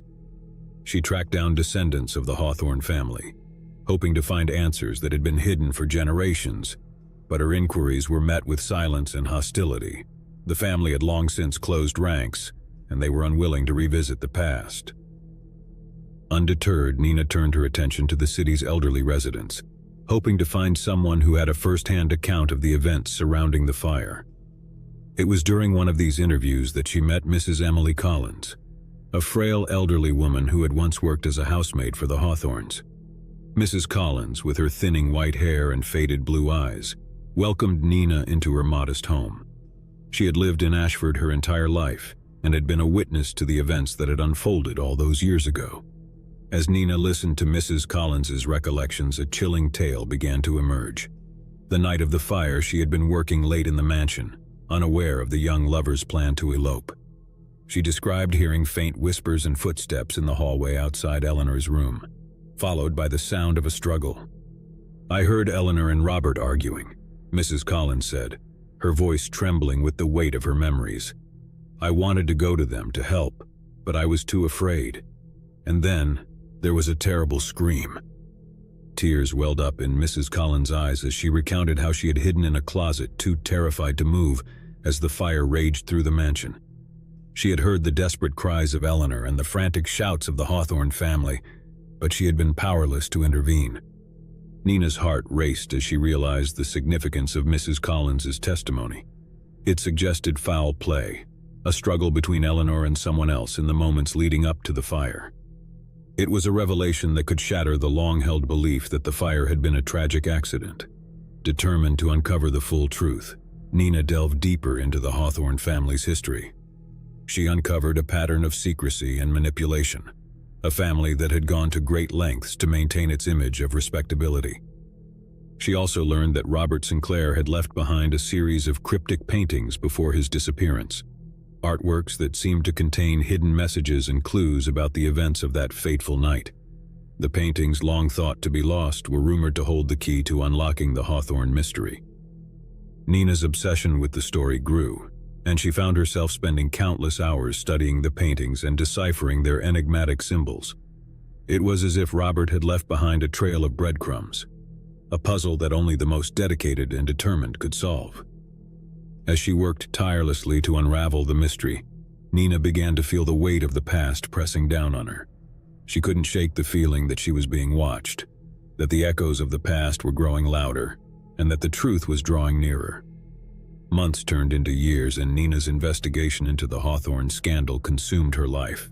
She had become a recluse, devoting every waking moment to unraveling the mystery that had haunted Ashford for generations. Her quest had taken her to the darkest corners of the city, and she had unearthed long-buried secrets that had been hidden for decades. She had tracked down the descendants of the Hawthorne family, each one harboring their own guilty secrets and fears of exposure. But it was the cryptic paintings left behind by Robert Sinclair that held the key to the truth. Nina had painstakingly decoded the hidden messages within the artwork, and they pointed to a chilling revelation. The fire that had claimed Eleanor's life had been deliberately set. The evidence was circumstantial, but it was enough to reopen the investigation into the Hawthorne scandal. The local authorities, who had long believed the fire to be an accident, were hesitant to accept the new information. But Nina's unwavering determination forced them to re-examine the case. As the investigation gained momentum, tensions in Ashford began to rise. The descendants of the Hawthorne family vehemently denied any involvement in Eleanor's death, but the evidence continued to mount against them. Old wounds were reopened, and the city found itself torn between a desire for justice and a fear of the scandal's consequences. Nina's obsession with the case had taken a toll on her personal life. She had become estranged from her friends and family, who could no longer understand the depths of her commitment to uncovering the truth. Her once promising career had stalled, replaced by a singular focus on the Hawthorne scandal. The echoes of the past seemed to grow louder with each passing day, and Nina couldn't escape the feeling that she was being watched. She began to receive anonymous threats, warning her to abandon her investigation or face dire consequences. But Nina refused to be intimidated. She had come too far to turn back now. She continued to dig deeper, determined to expose the truth and bring closure to the city of Ashford. As Nina's investigation reached its climax, the city of Ashford held its breath. The evidence against the Hawthorne family was overwhelming, and it seemed that justice would finally be served for Eleanor's tragic death. But the truth, as it often does, came at a cost. The revelations tore apart the Hawthorne family, exposing long-held secrets and betrayals. The descendants, burdened by guilt and shame, were forced to confront their family's dark legacy. Nina, however, was not prepared for the final twist in the Hawthorne scandal. As she delved deeper into the family's history, she uncovered a shocking revelation. The person responsible for Eleanor's death had been none other than Robert Sinclair, the man she had once loved. Robert's motive had been a twisted one. He had become obsessed with Eleanor, believing that her family's wealth and status were the key to his success as an artist. Fueled by jealousy and greed, he had set the fire that had claimed her life, all in the misguided belief that her death would propel him to fame and fortune. Nina's world crumbled as she grappled with the knowledge that the man she had been searching for all these years had been the very source of the tragedy she had sought to uncover. She couldn't reconcile the Robert she had known through his art with the man who had committed such a heinous act. The city of Ashford, too, struggled to come to terms with the truth. The echoes of the past reverberated through its streets, leaving a haunting sense of unease. The scandal that had once been buried had now been laid bare, and the scars it had left behind were unlikely to heal. Nina, her obsession finally laid to rest, left Ashford behind, her heart heavy with the weight of the truth. She had uncovered the unforgiving echoes of a tragedy that had haunted the city for generations, and in doing so she had learned that some secrets were better left buried. As she drove away from the city, she couldn't help but wonder if the price of uncovering the truth had been too high. The Hawthorne scandal had taken a toll on her life, leaving her with more questions than answers and a profound sense of loss. But in the end, she had fulfilled her role as a journalist, to seek the truth, no matter the cost. And in the shadows of Ashford's historic streets, the echoes of a long-buried scandal would continue to whisper their secrets, a reminder that the past could never truly be forgotten. I never should have gone to that abandoned asylum. It had always been a place of morbid fascination for me, and one fateful summer night, curiosity got the better of my fear. Little did I know that this decision would plunge me into a nightmare beyond my wildest imagination. It was a moonless night, and the air was thick with foreboding as I made my way through the overgrown path leading to the asylum. My footsteps echoed eerily in the silence, and the crunch of leaves beneath my feet was a symphony of dread. The asylum loomed ahead, its decaying facade illuminated only by the faint glow of my flashlight. As I stepped through the shattered remnants of a once imposing entrance, a chilling gust of wind enveloped me, as if the building itself were exhaling a malevolent breath. The interior was a maze of decaying corridors and shattered windows, where shadows danced in sinister patterns. My heart pounded, but I pressed on, compelled by an irresistible force. I followed the eerie sounds of distant whispers deeper into the asylum, my flashlight flickering as if it, too, was afraid of what lurked within. Suddenly, I stumbled upon a room, its door hanging ajar. The room was furnished with rusted metal beds, their surfaces stained with unspeakable horrors. My stomach churned as I realized I was in a former patient's room. As I scanned the room with trembling hands, I noticed something etched into the wall beside one of the beds. It was a crude drawing, a grotesque figure with elongated limbs and hollow eyes. Beside it, the words "he sees" were scrawled in blood-red letters. The hairs on the back of my neck stood on end, and I had an overwhelming sense that I was not alone. I fled the room, my heart pounding in my chest, and continued my journey through the asylum's dark recesses. The whispered voices grew louder, and I could now discern words, though they made no sense. It was as if the very walls were whispering their own dreadful secrets. I descended into the bowels of the building, where I stumbled upon an operating theater bathed in an eerie, flickering light. In the center of the room stood an old surgical table, restraints still intact. My flashlight beam revealed an array of surgical instruments, some encrusted with dried blood. The air was heavy with the stench of antiseptic and decay. My gaze was drawn to a corner of the room where an ornate mirror hung. My reflection stared back at me, but its eyes were empty voids, devoid of any semblance of humanity. Panic gripped me as I stumbled backward, crashing into a tray of instruments. The mirror shattered and the room plunged into darkness. I fumbled for my flashlight, my breath ragged. When the light returned, I was no longer alone. A figure stood at the entrance to the operating theater, shrouded in darkness. My heart raced as I tried to discern its features, but it remained a formless specter. The whispers intensified, growing into a cacophony of torment. "He sees, he sees," they chanted in a dissonant chorus. The figure advanced slowly, its movements disjointed and unnatural. I tried to flee, but my legs betrayed me, refusing to move. As the figure drew closer, I finally caught a glimpse of its face, or what passed for one. It was a grotesque mask of agony and despair, twisted into a permanent rictus of torment. Its eyes, black pits devoid of humanity, fixed upon me with malevolence beyond comprehension. With a sudden surge of terror-fueled strength, I broke free from my paralysis and sprinted through the asylum's labyrinthine corridors, desperate to escape the relentless pursuit of the figure. The whispers pursued me, growing louder and more insistent with each passing moment. I stumbled into a room filled with rows of rusted metal beds, each occupied by a shadowy figure. Their hollow eyes stared into nothingness, and their mouths moved in silent agony. I realized with horror that these were the tortured souls of the asylum's former patients, trapped in an eternal nightmare. The figure was closing in, its distorted face contorted with sadistic glee. I had to find a way out to escape this living nightmare. With trembling hands, I pushed open a door at the end of the room and emerged into a moonlit courtyard. The asylum loomed behind me, its decaying facade now a nightmarish silhouette against the pale glow of the moon. I could still hear the whispers, faint but persistent, as if the asylum itself were whispering its cursed secrets. I ran through the courtyard, through overgrown weeds and crumbling walls, until I reached the outer perimeter of the asylum grounds. As I crossed the threshold, a deafening silence enveloped me, and the whispers ceased. I collapsed onto the grass, gasping for breath, my mind reeling from the horrors I had witnessed. The asylum stood silent and foreboding, a sentinel of malevolence in the moonlight. I knew I had escaped with my life, but I would forever carry the scars of that night.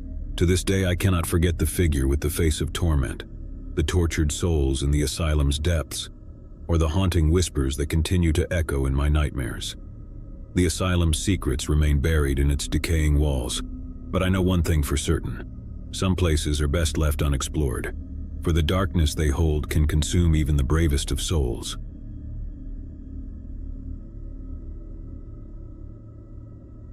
It had been a grueling week of hiking in the remote wilderness, and exhaustion had settled deep into our bones. My friends and I had embarked on this adventure seeking solitude and adventure, but we had no idea what awaited us in the heart of the forest. As we set up camp near a serene lake, we couldn't help but marvel at the beauty that surrounded us. Towering trees formed a natural canopy overhead, and the still waters of the lake reflected the deep blue sky.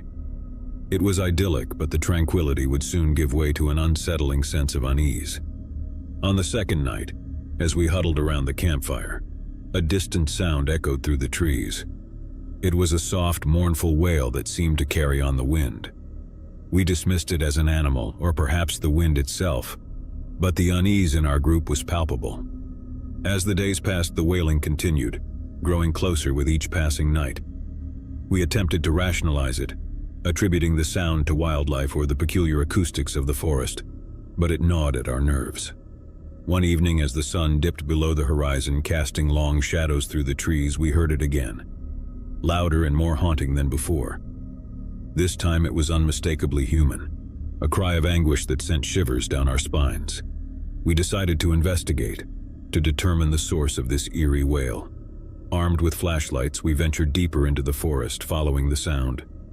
The path grew treacherous and the trees closed in around us, their branches clawing at the sky like skeletal fingers. The wail led us to a small clearing where we discovered an old, dilapidated cabin. Its windows were shattered and the roof sagged under the weight of years of neglect. The cry seemed to emanate from within, and our hearts raced as we cautiously approached. The door creaked open with a ghostly groan, revealing a scene of utter desolation.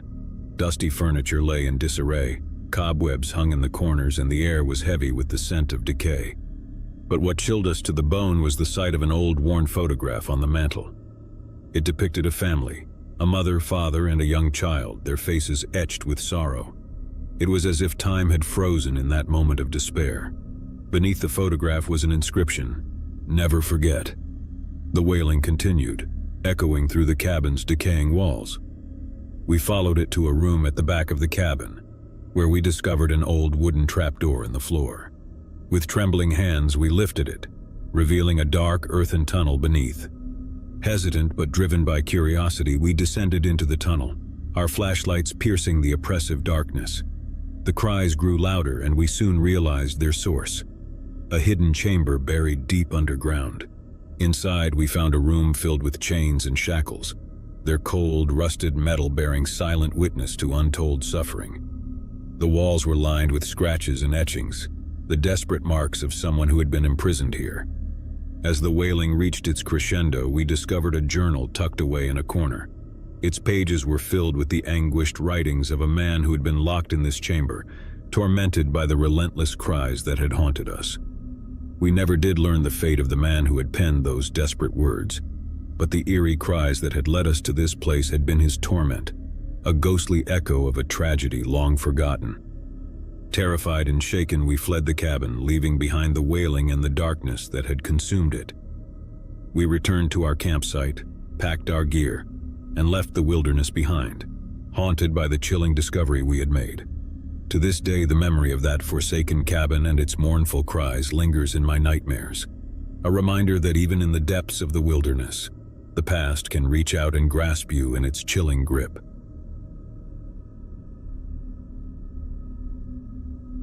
It was the summer of 1997, and my friends and I were eager to embark on a road trip adventure. We had just graduated from high school, and this was our way of celebrating our newfound freedom before we scattered to colleges and universities across the country. Our destination, a remote, abandoned mining town in the Nevada desert that we had heard about from locals. The sun hung low on the horizon as we set out on that fateful morning.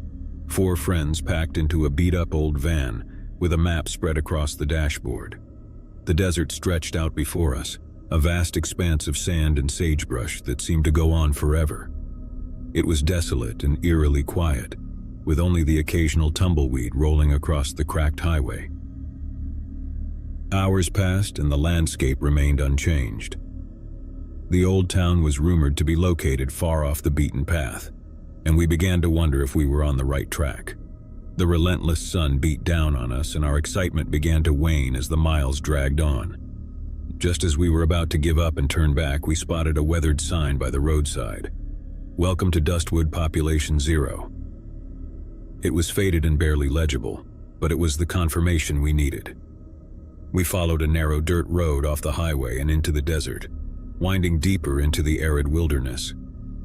As we approached Dustwood, we were struck by the sight of dilapidated buildings rising from the desert like specters of a bygone era.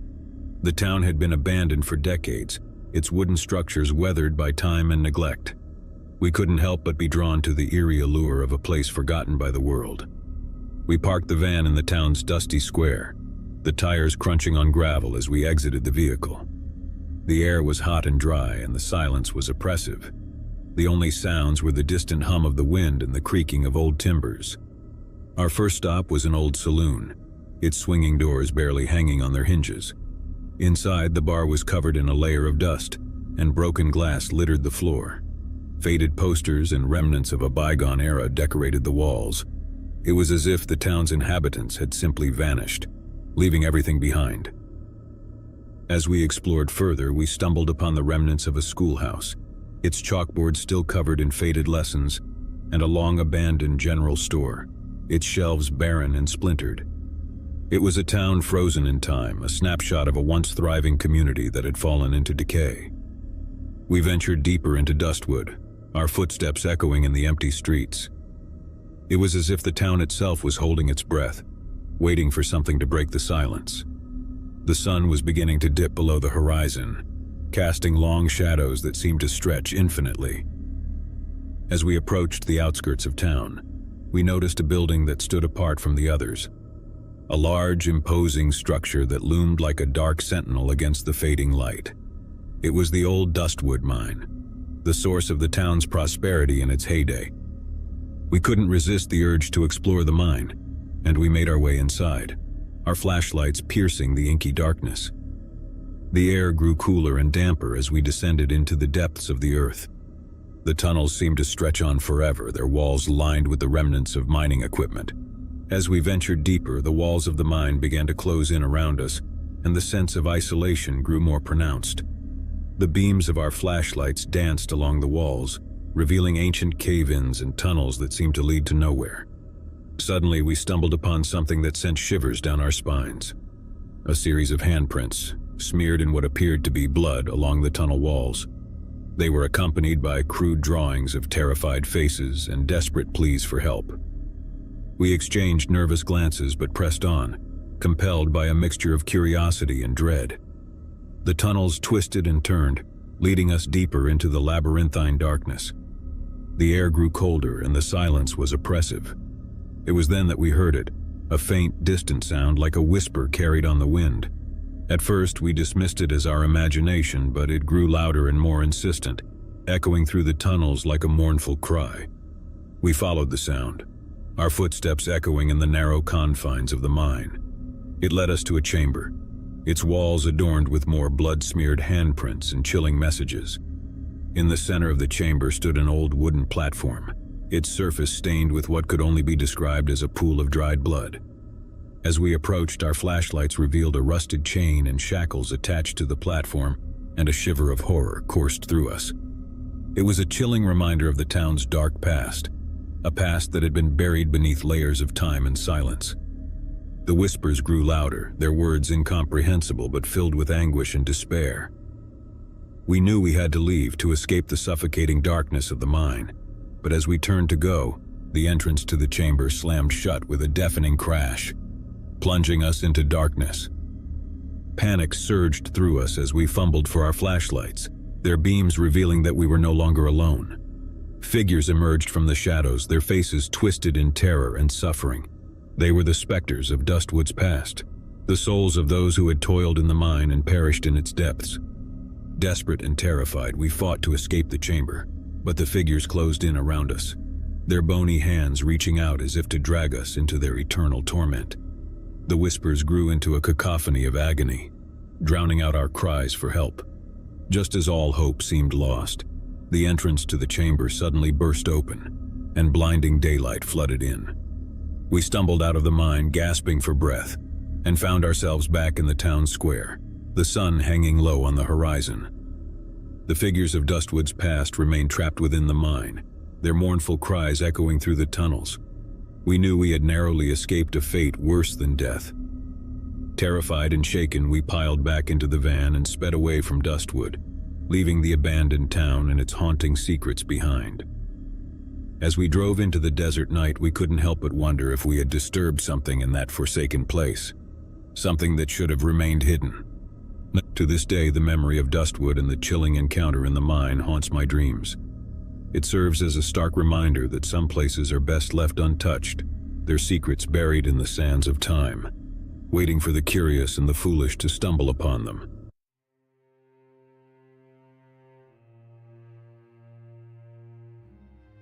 Sarah and Mark had always dreamed of owning a charming old house with character.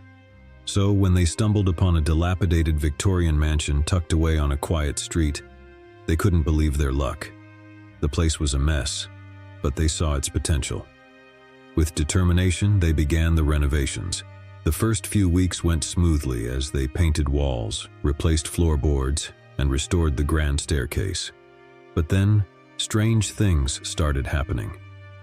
One evening, Sarah left her paintbrush on the kitchen counter while she went to fetch a glass of water. When she returned, the brush was on the floor and the faucet was running. She assumed it was Mark playing a prank, but he denied it. As days turned into weeks, the occurrences became more unsettling. Tools would vanish only to reappear in odd places. Eerie whispers echoed through the empty hallways at night, and both Sarah and Mark felt a constant chill in the air, no matter how high they turned up the heating. One evening, as they relaxed in the living room after a long day's work, they heard the creaking of footsteps on the stairs above. Their hearts pounded as they looked at each other, both thinking the same thing. Mark grabbed a flashlight and they crept up the staircase, their footsteps echoing through the hollow house. The upper floor was dark, save for the occasional flicker of a candle-like glow that seemed to be moving ahead of them. Following the eerie light, they found themselves in a dusty, neglected room. There, in the corner, stood an old trunk. As Mark opened it, they found a series of handwritten letters tied with a faded ribbon. The letters were dated from the early 1900s and were addressed to a woman named Margaret. The letters spoke of a forbidden love affair between Margaret and a man named Samuel. Margaret's husband, it seemed, had discovered their secret, leading to a terrible tragedy.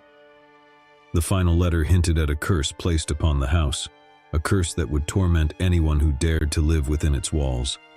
Sarah and Mark were horrified by what they had uncovered. They couldn't believe they had stumbled upon such a dark secret hidden within their dream home. But they couldn't deny the escalating paranormal activity that had plagued them since they began the renovations. Fearing for their safety, they decided to leave the house, but the malevolent presence wasn't ready to let them go. As they packed their belongings, a sudden gust of icy wind blew through the room, extinguishing the candles and plunging them into darkness. Terrified, they stumbled toward the door, but it slammed shut before they could escape. The room seemed to come alive, with furniture floating in the air and ghostly figures appearing all around them. Desperate and overwhelmed, they clung to each other, reciting prayers and begging for release from the vengeful spirits. Finally, as the clock struck midnight, the apparitions vanished, and the oppressive atmosphere lifted. Sarah and Mark fled the house, never looking back. They left behind their dream home, realizing that some dreams are better left unfulfilled, especially when they come with a curse. As they stood outside in the cold night air, the full moon casting an eerie glow on the old Victorian mansion, they couldn't help but wonder about the tragic love story they had uncovered. Margaret and Samuel's forbidden love had brought them together even in death, bound to the house by a curse that sought to punish anyone who dared to intrude. Months passed, and Sarah and Mark tried to put the horrifying experience behind them. They moved into a new house and tried to forget the haunted mansion. However, the memories of that night continued to haunt their dreams. One rainy evening, Sarah received a mysterious package in the mail. It was addressed to her, but there was no return address. Inside the package was a single weathered letter, written in the same handwriting as the letters they had found in the trunk. The letter was from Margaret, or at least that's what it claimed. It spoke of regret, of a love that could never be, and of a longing to break free from the curse that bound her to the house. It asked for their help, their understanding, and their forgiveness. Sarah and Mark were perplexed and frightened. How could this be possible? Had they truly communicated with the spirits that haunted the old mansion? They decided to seek the advice of a paranormal investigator to unravel the mystery. The investigator, a middle-aged woman named Evelyn, arrived at their new home with a bag full of equipment. She listened intently as Sarah and Mark recounted their experiences and showed her the letter they had received. Evelyn was intrigued and sympathetic to their plight. With the couple's permission, Evelyn set up her equipment in their living room, including cameras, audio recorders, and electromagnetic field detectors. As night fell, they dimmed the lights and waited for any signs of paranormal activity. Hours passed with nothing out of the ordinary. Sarah and Mark began to doubt their earlier experiences, wondering if it had all been a product of stress and imagination. Just as they were about to call it a night, the temperature in the room dropped suddenly and the air grew heavy with tension. Evelyn's equipment started to react. Cameras captured orbs of light darting around the room, and the audio recorder picked up faint whispers. The electromagnetic field detectors beeped erratically, indicating a surge in activity. Then, a voice echoed through the room, faint but distinct. It was Margaret's voice, pleading for forgiveness and release from the curse. Sarah and Mark were paralyzed with fear, their eyes fixed on the spot where the voice seemed to originate. Evelyn, experienced in dealing with the supernatural, calmly addressed the spirit. She asked Margaret why she had reached out to them and how they could help. The room seemed to vibrate with energy as Margaret's story unfolded. Margaret and Samuel had indeed lived in the house decades ago, their love a secret hidden from the world. When their affair was discovered, tragedy struck.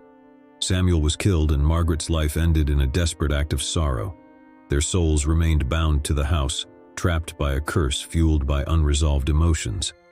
Margaret explained that Sarah and Mark's discovery of the letters had stirred something within the spirits, a glimmer of hope for redemption. They believed that by helping to free Margaret and Samuel's souls, they could break the curse that had plagued the house for generations. Touched by the spirit's plea, Sarah and Mark agreed to help. With Evelyn's guidance, they performed a ritual meant to cleanse the house and release the trapped souls. It was a solemn and emotional process, filled with tears and forgiveness. As the ritual neared its end, a warm, golden light enveloped the room, and a sense of peace washed over them all. The temperature returned to normal, and the oppressive presence that had haunted the house lifted, as if a heavy weight had been removed. Evelyn assured Sarah and Mark that the curse had been broken, and Margaret and Samuel's spirits were finally free to move on. The couple felt a profound sense of closure and relief, knowing that they had played a part in ending the haunting of the old Victorian mansion. They decided to sell the house, disclosing its history and the paranormal events they had experienced to the new owners. With the curse lifted, the house regained its charm, and its new occupants never encountered the same eerie occurrences that had tormented Sarah and Mark. As for the couple, they continued their lives with a newfound appreciation for the mysteries of the afterlife. They were forever connected to the tragic love story of Margaret and Samuel, a story that had taught them the power of forgiveness and the importance of helping spirits find peace. When Emma inherited her grandmother's Victorian mansion, She saw it as an opportunity for a fresh start. The house stood nestled among ancient oaks, its exterior adorned with intricate gingerbread trim. Memories of childhood visits filled her with nostalgia, and she couldn't wait to restore the place to its former glory. As she explored the house, memories of her grandmother flooded back. Warm evenings in the garden, the comforting scent of her famous apple pie, and the soothing lullabies that used to fill the air. Yet beneath these cherished memories, Emma couldn't help but remember the stories her grandmother had whispered to her as a child, the stories of a haunting that had plagued the family for generations. One evening, as Emma was sifting through her grandmother's old belongings in the attic, she stumbled upon a stack of dusty journals. These journals, she soon realized, were her grandmother's personal diaries, filled with tales of strange occurrences and her growing fear of the house. The entries described chilling encounters with unseen entities, mysterious shadows that roamed the hallways at night, and whispers that seemed to emanate from the very walls. Emma's grandmother wrote of a sense of being watched, of a malevolent presence that seemed to feed off her fear. As Emma delved deeper into the journals, she discovered that her grandmother had sought the help of mediums, psychics, and even priests to rid the house of the malevolent force. But all attempts had been in vain, and her grandmother's descent into madness was palpable in the later entries. Haunted by her grandmother's words, Emma decided to investigate further.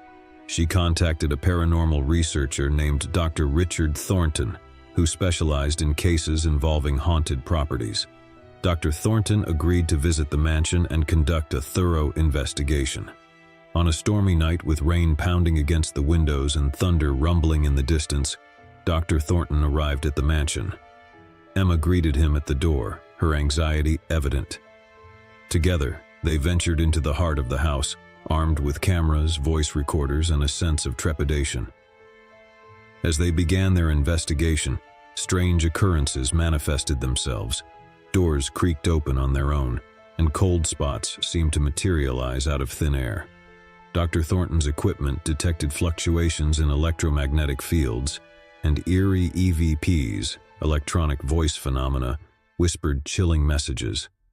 In the attic, where Emma had discovered her grandmother's journals, the activity reached its peak. The air grew heavy with a palpable sense of dread, and the temperature dropped dramatically. Emma felt a presence close by, as if someone, or something, was watching her every move. Dr. Thornton conducted a series of seances and communicated with the entities using a spirit board. Through these interactions, they learned that the malevolent force had a name: Elijah. Elijah claimed to be a tortured soul who had died tragically in the house long ago, and had been bound to it ever since. Emma, filled with empathy, tried to understand Elijah's pain and the reason behind his malevolence. As the hours passed, she and Dr. Thornton unraveled the tragic tale of a love affair gone awry, one that had led to Elijah's untimely death and his eternal torment. It became apparent that Elijah sought release from the curse that bound him to the house. With Dr. Thornton's guidance, Emma decided to help. They performed a ritual to communicate with Elijah's spirit and guide him towards the light. It was a fraught and emotional process, filled with fear and uncertainty. As the ritual reached its climax, a blinding light enveloped the attic and a sense of profound peace washed over them. Emma could feel Elijah's presence receding, and she knew that he had finally found the release he had longed for. With the curse lifted, the house felt different, lighter, as if a weight had been lifted from its foundations. The paranormal activity ceased, and Emma could finally breathe a sigh of relief. She decided to continue her grandmother's legacy by turning the mansion into a small bed and breakfast, sharing the history of the house and its spirits with those who dared to stay. Emma knew that her grandmother's tragic story was finally at an end, and she had played a part in bringing peace to the restless spirits that had haunted the old Victorian mansion for generations. Alex and Jess had purchased their dream home, an old charming cottage nestled in a picturesque countryside. The house had a unique character with its exposed wooden beams, stone fireplace, and a sense of history that seemed to seep through its walls. They believed it was the perfect place to start their life together. As they settled into their new home, They couldn't help but feel a sense of wonder and excitement.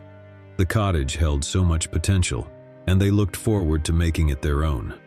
But their journey of discovery would soon take an eerie turn. One sunny afternoon, while Alex was inspecting the basement for any needed repairs, he noticed an unusual gap in the stone wall that seemed out of place. Curiosity piqued, he investigated further and discovered a hidden door. It was concealed behind a stack of old crates and almost impossible to spot. Alex and Jess worked together to pry the door open, revealing a narrow, dusty corridor that led to a small, forgotten room. The room was filled with cobwebs, and the air was heavy with the scent of age. But what captured their attention most was an old, leather-bound diary sitting on a dusty wooden table in the center of the room. The diary was dated from the early 1900s and belonged to a woman named Eleanor. As they began to read, they became engrossed in the life of the previous occupant. Eleanor had lived in the cottage with her husband Arthur and their young daughter Emily. Eleanor's entries chronicled the family's life, but as they read further they encountered disturbing details. Eleanor wrote of a mysterious presence in the house, one that seemed to manifest in the form of eerie whispers, inexplicable drafts of cold air, and objects moving on their own. The entries grew more frantic as Eleanor described sleepless nights and a growing sense of dread. She mentioned hearing voices that urged her to leave the cottage, warning her that something malevolent resided within its walls. But she and Arthur were determined to keep their home and protect their daughter. As Alex and Jess continued to read, they noticed a pattern in Eleanor's entries, the mention of a secret room hidden in the basement. Eleanor believed that whatever haunted their home was tied to that hidden space. She wrote of her plans to uncover its mysteries, but the diary abruptly stopped. Alex and Jess were both intrigued and unnerved by the diary's contents. They decided to investigate the hidden room mentioned by Eleanor, feeling compelled to uncover the truth about the haunting. With flashlights in hand, they descended into the basement and followed the narrow corridor to the secret room. It was locked, and after some effort, they managed to pry it open. The room was small and dimly lit, with stone walls covered in strange symbols and a feeling of oppressive energy that sent shivers down their spines. On a rickety wooden shelf, they discovered a series of old journals that had belonged to Arthur. As they skimmed through the entries, a chilling narrative began to emerge. Arthur had continued where Eleanor left off, documenting his own experiences with the malevolent force that haunted the house. He wrote of being tormented by vivid nightmares, of feeling a cold, clammy hand brushing against him in the dead of night, and of witnessing objects levitating and crashing to the ground. The journals contained pleas for help and prayers for deliverance. As Alex and Jess read on, they realized that Arthur had become obsessed with uncovering the source of the haunting, the secret room. He believed that the key to freeing their family from the malevolent entity lay within its hidden walls. With trembling hands, they turned their attention to the room itself. They searched for any hidden compartments or clues that might lead them to the truth. It was then that Alex noticed a loose stone in the wall, and when he pushed it aside, they revealed a small concealed chamber. Inside, they found a wooden chest covered in dust and cobwebs. With bated breath, they opened it, revealing a collection of old photographs, letters, and a small weathered doll that sent a chill down their spines. The doll bore a striking resemblance to Emily, the daughter mentioned in Eleanor's diary. As they examined the contents of the chest, they realized that it held the remnants of a tragic family history, a history that had somehow become intertwined with the malevolent presence in the house. Determined to uncover the truth and put an end to the haunting, Alex and Jess continued their research. They reached out to a local historian who delved into the history of the cottage and its previous occupants. What they discovered was a heartbreaking tale of a family torn apart by tragedy. Eleanor and Arthur had indeed lived in the cottage with their young daughter, Emily. But Emily had mysteriously disappeared one fateful night, never to be found again. The heartbreak of losing their child had shattered the family, and the malevolent presence that had haunted the house was believed to be the spirit of Emily, trapped in a state of torment and confusion. With this knowledge in hand, Alex and Jess decided to hold a seance in the hidden room, hoping to communicate with the spirit of Emily and offer her the peace and closure she so desperately needed. As they gathered in the dimly lit room, surrounded by the symbols on the walls, they reached out to Emily's spirit. Through the seance, they managed to establish a connection with her, and the room filled with a palpable sense of sorrow and longing. Emily's spirit conveyed her confusion and fear, revealing that she had been trying to reach out to her parents for years, but her efforts had only fueled their terror. She longed for her family's forgiveness and for a way to move on from the torment that bound her to the house. With tears in their eyes, Alex and Jess assured Emily that they understood her pain and were willing to help. They performed a ritual to guide her spirit towards the light, offering words of forgiveness and love. As they completed the ritual, the room seemed to brighten and a sense of peace washed over them. They knew that Emily's spirit had finally found the release it had yearned for. In the days that followed, the cottage felt different. The oppressive presence had vanished, replaced by a sense of serenity and warmth. Alex and Jess knew that they had played a crucial role in bringing closure to a long-forgotten tragedy. They decided to preserve the hidden room as a place of remembrance for Emily, a testament to her enduring spirit. The cottage, once haunted by a painful history, had now become a place of healing and redemption. David, a talented musician, had always dreamt of having his private recording studio. When he stumbled upon an old mansion in a quiet countryside, he saw the perfect opportunity to turn his dream into reality. The mansion was a grand and imposing structure with high vaulted ceilings and ornate architecture, a perfect setting for his creative endeavors. As David began setting up his recording equipment in the mansion's grand living room, he couldn't help but marvel at the acoustics and the rich, warm sound that filled the space. It was as if the very walls of the house resonated with music. Late one night, as David was tinkering with his instruments and recording software, he heard the faint strains of a piano melody. At first, he dismissed it as a product of his tired imagination, but the music persisted, growing clearer and more enchanting with each passing moment. Following the haunting melody, David found himself drawn to a locked room on the second floor. It was a room he had never noticed before, and the door was adorned with intricate carvings of musical notes and instruments. The room seemed to pulse with an otherworldly energy. Determined to uncover the source of the haunting music, David searched the mansion for a key. After a thorough investigation, he discovered an old brass key tucked away in a dusty drawer. With trepidation and excitement, he inserted the key into the door's lock, and it creaked open to reveal a room frozen in time. The room was a magnificent music chamber, with a grand piano at its center. The walls were adorned with portraits of composers long past, and sheet music was scattered across the polished wooden floor. It was as if the room had been untouched for centuries. As David approached the grand piano, he noticed a journal resting on its dusty surface. The journal belonged to a composer named Victor, and it detailed his obsession with a symphony he had never been able to finish. A symphony that was meant to be his masterpiece. Victor's entries spoke of a mysterious muse who had inspired him with hauntingly beautiful melodies. He described the muse as a ghostly presence that would visit him in the dead of night, whispering enchanting compositions into his ear. As David read on, he realized that Victor had been consumed by his desire to complete the symphony. He had isolated himself from the world, pouring all his creative energy into the haunting melodies that had been gifted to him by the enigmatic muse. But Victor's obsession had taken a toll on his sanity.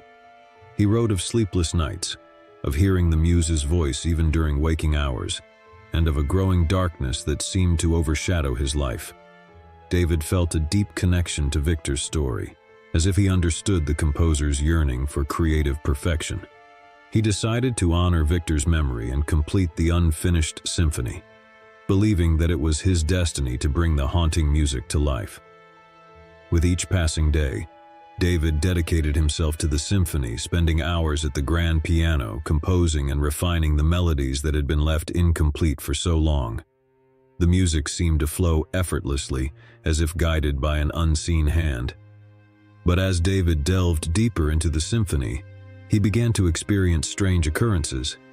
He would hear whispers in the empty rooms, voices that seemed to echo the haunting melodies he was composing.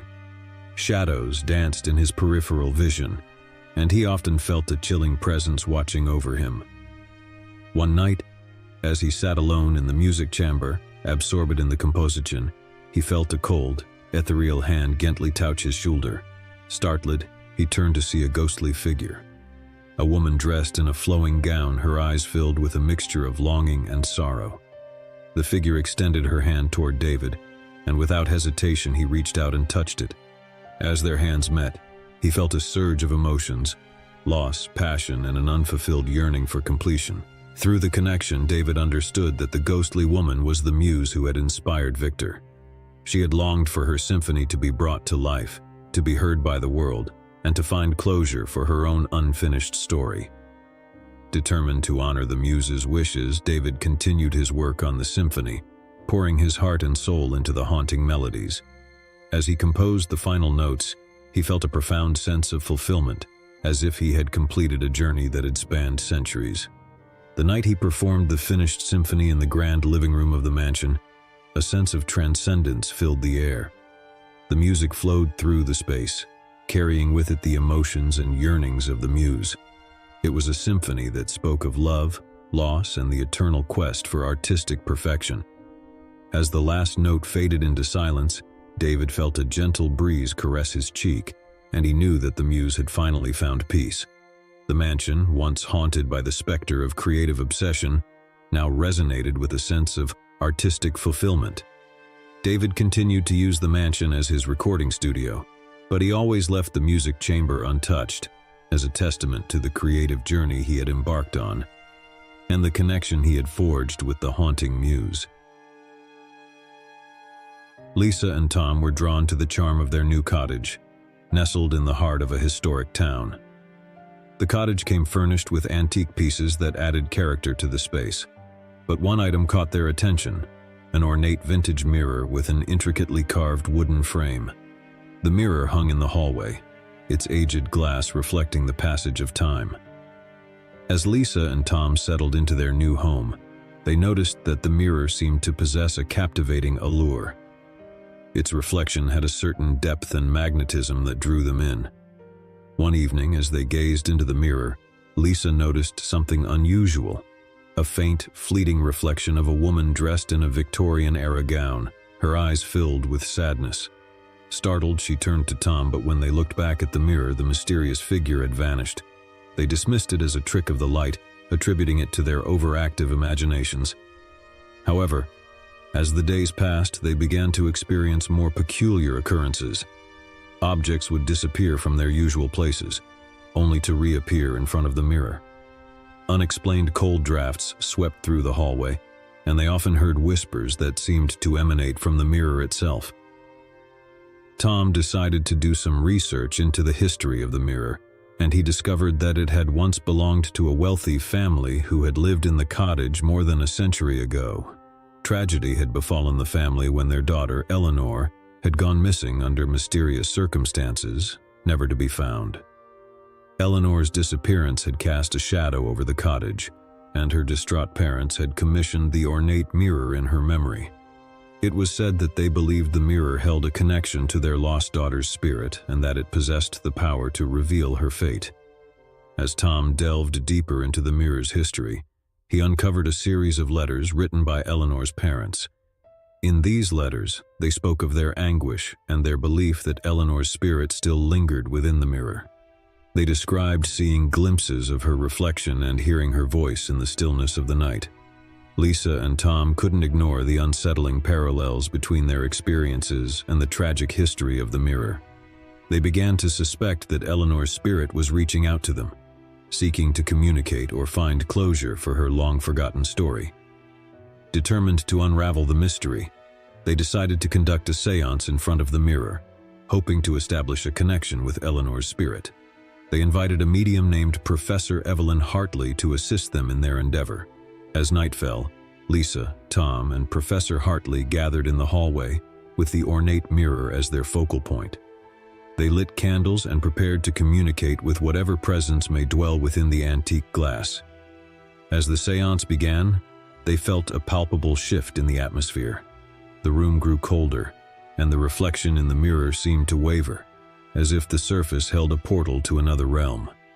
Professor Hartley channeled her energy, inviting any spirits present to make contact. Whispers filled the air, and the temperature continued to drop.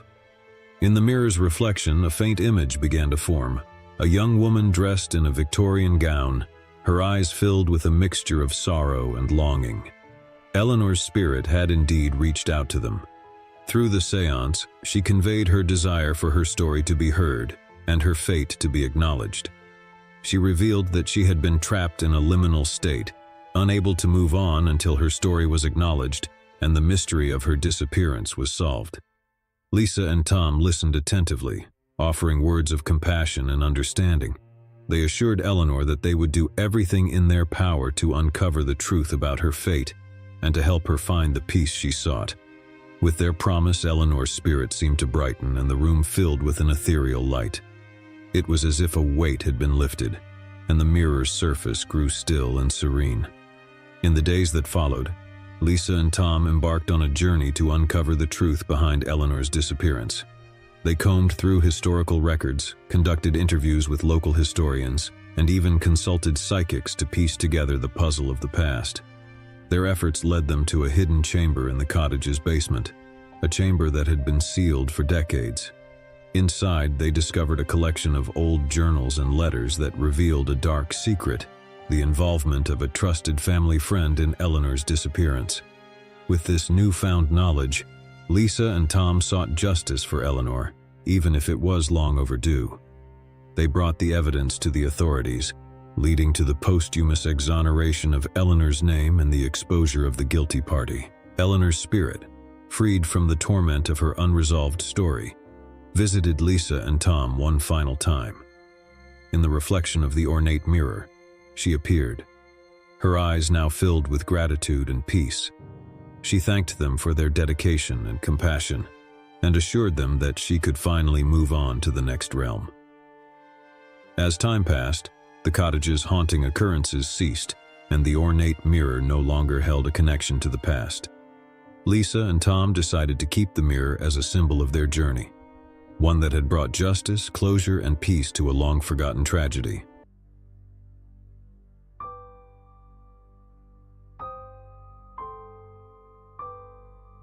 The Phantom Ship of Ravenscove, Diary Entry, September 22, 1891.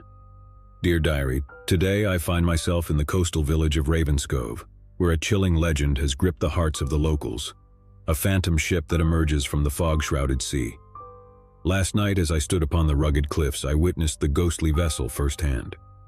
It materialized from the mist, its tattered sails billowing in the ethereal breeze. The crew, skeletal and draped in seaweed, toiled ceaselessly, their hollow eyes fixed upon some unseen task. The ship's name, etched into the rotting wood, struck fear into the hearts of those who gazed upon it. The Spectre's Revenge. It sailed past with an eerie silence, and I could not suppress a shudder. The villagers believe the ship is cursed, doomed to haunt these waters for eternity, and they dare not speak its name. It is said that any who do so are doomed to join the phantom crew in their spectral toil. My curiosity led me to delve into the history of Ravenscove, unearthing the dark tale of the Spectre's Revenge. The ship had once belonged to Captain William Blackwood, a feared pirate who plundered these very shores in the late 1700s. It was said that Blackwood's lust for treasure knew no bounds, and he would stop at nothing to amass his ill-gotten riches. Legend has it that he made a sinister pact with a malevolent sea spirit, binding his own soul to the cursed ship in exchange for untold wealth. As the years passed, Blackwood's greed only grew, and the Spectre's Revenge became a vessel of terror, leaving destruction in its wake. Villagers lived in fear of the pirate captain's return, and many whispered that he had become a wraith forever condemned to roam the seas. Determined to uncover the truth, I embarked on a perilous journey to the underwater cave rumored to be the resting place of Blackwood's ill-gotten treasures and the source of the curse. Armed with a diving suit and lantern, I descended into the depths. Within the cave's eerie confines, I found a treasure chest encrusted with barnacles and seaweed. As I pried it open, a sense of foreboding washed over me. Inside, I discovered not gold or jewels, but a tattered journal, the diary of Captain William Blackwood himself. The diary recounted Blackwood's descent into madness as the curse took hold. He wrote of the ceaseless torment inflicted upon him and his crew, of voices in the night that whispered of their impending doom. The sea spirit he had bargained with demanded not only their lives but their souls. With trembling hands, I returned to the surface, diary in hand. It was then that I realized the key to breaking the curse lay not in hoarding treasure, but in releasing the tormented spirits. Under the light of the full moon, I conducted a solemn ritual, beseeching the sea spirit to release Captain Blackwood and his crew from their cursed existence. The waters churned and frothed, and for a moment it seemed as though the very sea itself responded to my plea. As the last words of the incantation left my lips, a spectral ship materialized before my eyes, but this time it bore no air of malevolence. Captain Blackwood and his crew stood upon the deck, their forms fading into the night with expressions of gratitude. The specter's revenge vanished into the mist, leaving Ravenscove's shores forever. The village, once plagued by fear, now thrived, and the curse that had haunted it for generations was finally broken. The Diary of the Holloway House. Diary entry, December 10, 1887. Dear Diary, I write to you from the Holloway House, a grand estate that has stood for generations on the outskirts of London. My curiosity led me to this secluded mansion, where I now find myself ensnared in a web of darkness and despair. The mansion's halls are lined with portraits of long-dead ancestors, their eyes following my every move. But it is the diary I discovered in the library that chills me to the bone. The diary belonged to Sarah Holloway, a woman who lived here in the late 1800s. Her entries speak of a malevolent presence that haunts the house, a shadowy figure that whispers to her in the dead of night, promising power and wealth in exchange for her soul. Sarah's words are filled with dread as she recounts the entity's relentless pursuit. She writes of seeing it in the mirrors, its eyes like burning coals, and hearing its raspy voice in the corridors, urging her to fulfill its sinister pact. The diary ends abruptly, and I cannot help but wonder what became of Sarah Holloway. Is her spirit among the countless others that are said to linger in the Holloway house, forever tormented by the malevolent presence that dwells within? I fear that I may soon uncover the answers, for the whispers in the dark have grown louder, and I feel a presence closing in around me. I pray that I may escape the fate that befell Sarah Holloway. As I delved deeper into the Holloway house's history, I discovered that the mansion had been built upon an ancient burial ground, a fact that may explain the malevolent force that dwells here. The restless spirits of those interred beneath the house may be seeking retribution for the desecration of their final resting place. I consulted a local medium, Mrs. Eleanor Thornton, to help me communicate with the spirits. In a dimly lit room, she conducted a seance, calling upon the souls that lingered in the Holloway house. At first there was only silence, but then a series of eerie knocks echoed through the room. Mrs. Thornton, her eyes closed in concentration, began to speak in a voice not her own, a voice filled with anguish and longing. The spirit identified itself as Sarah Holloway, and it spoke of the torment it had endured for decades. It yearned for release, to find peace in the afterlife. With tears in her eyes, Mrs. Thornton implored the spirit to trust us and follow the light to the other side. As the seance concluded, a sense of serenity settled over the room, and the oppressive atmosphere that had plagued the Holloway house lifted. The malevolent presence was gone, and it seemed that Sarah Holloway and the other restless spirits had finally found the peace they had sought for so long. The Holloway house, once a place of darkness, was transformed into a haven of tranquility. The portraits lining the walls no longer bore witness to suffering, and the mansion's long, dark history was rewritten with a happier ending. The Curse of the Silver Locket. Diary entry, June 3, 1899. Dear Diary, as I sit by the flickering candlelight, I am filled with an overwhelming sense of dread. It is with a heavy heart that I recount the events of the past weeks, a curse that has plagued my family for generations. The curse is tied to a silver locket, an heirloom that has been passed down through the years. It is said to hold a dark power, one that grants riches but exacts a terrible price. My great-grandmother, Eliza, was the first to bear the locket. She found it in the attic of our ancestral home and in her greed could not resist its allure. She wore it day and night, her once gentle demeanor twisted by a thirst for wealth. Soon, tragedy befell our family. Eliza's husband vanished without a trace, and her children suffered terrible misfortunes. It was as if the locket fed upon their suffering. Generations have passed, and now I am the keeper of the cursed locket. I can feel its malevolence, a force that compels me to wear it despite the knowledge of its consequences. Already I have seen signs of the curse's return. My beloved cat disappeared without a trace, and the crops in our fields withered overnight. I can no longer deny that the locket is exacting its toll once more. I have made the decision to rid our family of this cursed heirloom, to break the cycle of suffering that has plagued us for so long. Tomorrow I shall seek out a way to rid myself of the locket's sinister influence, even if it means facing the darkest of horrors. May my actions spare future generations from the torment of the silver locket's curse. As I delved deeper into the lore surrounding the locket, I uncovered a grim ritual that had been passed down through the generations of my family. A ritual meant to sever the locket's connection to our bloodline. It was a dangerous undertaking, but I was willing to take the risk to end the curse. The ritual required me to venture into the heart of a long-forgotten forest on the outskirts of our estate. With the locket clasped tightly in my hand, I followed the ancient instructions, reciting incantations under the light of the full moon. As I completed the final chant, the forest around me came alive with an eerie energy. The ground trembled and the trees seemed to sway in time with my words. It was as if nature itself was responding to the desperate plea of my family to be free of the locket's curse. A blinding light enveloped me, and I felt an intense surge of pain as the locket's hold on me was severed.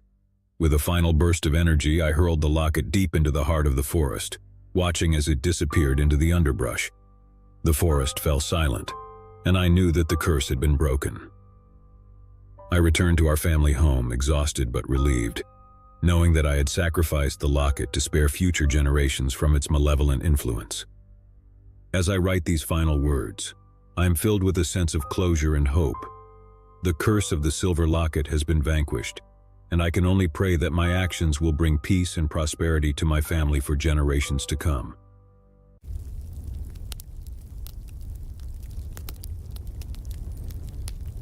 The Forgotten Factory. In the heart of an industrial town, hidden away from the bustling streets and curious eyes, there stood an abandoned factory. For years, the massive, decaying structure had been left to rot, its ominous presence looming over the town like a ghost from a bygone era. The factory had once been a hub of activity, churning out textiles that had clothed generations. But as time passed, its machinery grew obsolete, and the business crumbled, leaving behind only echoes of its former glory. One fateful summer, a group of 4 friends, Emily, David, Sarah, and Ben, decided to explore the abandoned factory. Armed with flashlights, they ventured through its rusted gates and into the shadowy interior. The air inside was thick with dust and the scent of old machinery. Cobwebs clung to the walls and forgotten tools lay scattered across the floor. It was as if time had stood still within the factory's walls. As they ventured deeper into the factory, they came across a series of old photographs. The images depicted workers toiling away at the machinery, their faces etched with exhaustion. Among the photos, they found one of a man who stood out. A tall figure with a stern expression, identified only as Elijah. Their curiosity piqued, they continued their exploration, eventually stumbling upon an office buried in the heart of the factory. Dust-covered ledgers and journals filled the room, documenting the factory's history. It was there they uncovered the tragic story of Elijah, the factory's enigmatic owner. Elijah had been a stern and demanding taskmaster, obsessed with productivity and profit. He had driven his workers relentlessly, often subjecting them to harsh working conditions and long hours. The ledgers detailed a string of accidents and injuries that had befallen the laborers, all seemingly swept under the rug. As they read on, they discovered a chilling account of a workers' strike that had erupted in protest of Elijah's cruel treatment. The strike had turned violent, with workers clashing with security forces hired by the factory owner. One entry in particular sent shivers down their spines. It described a night when the factory had been set ablaze, resulting in a catastrophic loss of life. Elijah had narrowly escaped the inferno, but the fire had claimed the lives of many workers. As they delved deeper into the journal, they realized that Elijah had never been held accountable for the tragedy. Instead, he had disappeared from the town, his fate shrouded in mystery. Their exploration took them to the factory's basement, a dark and foreboding space.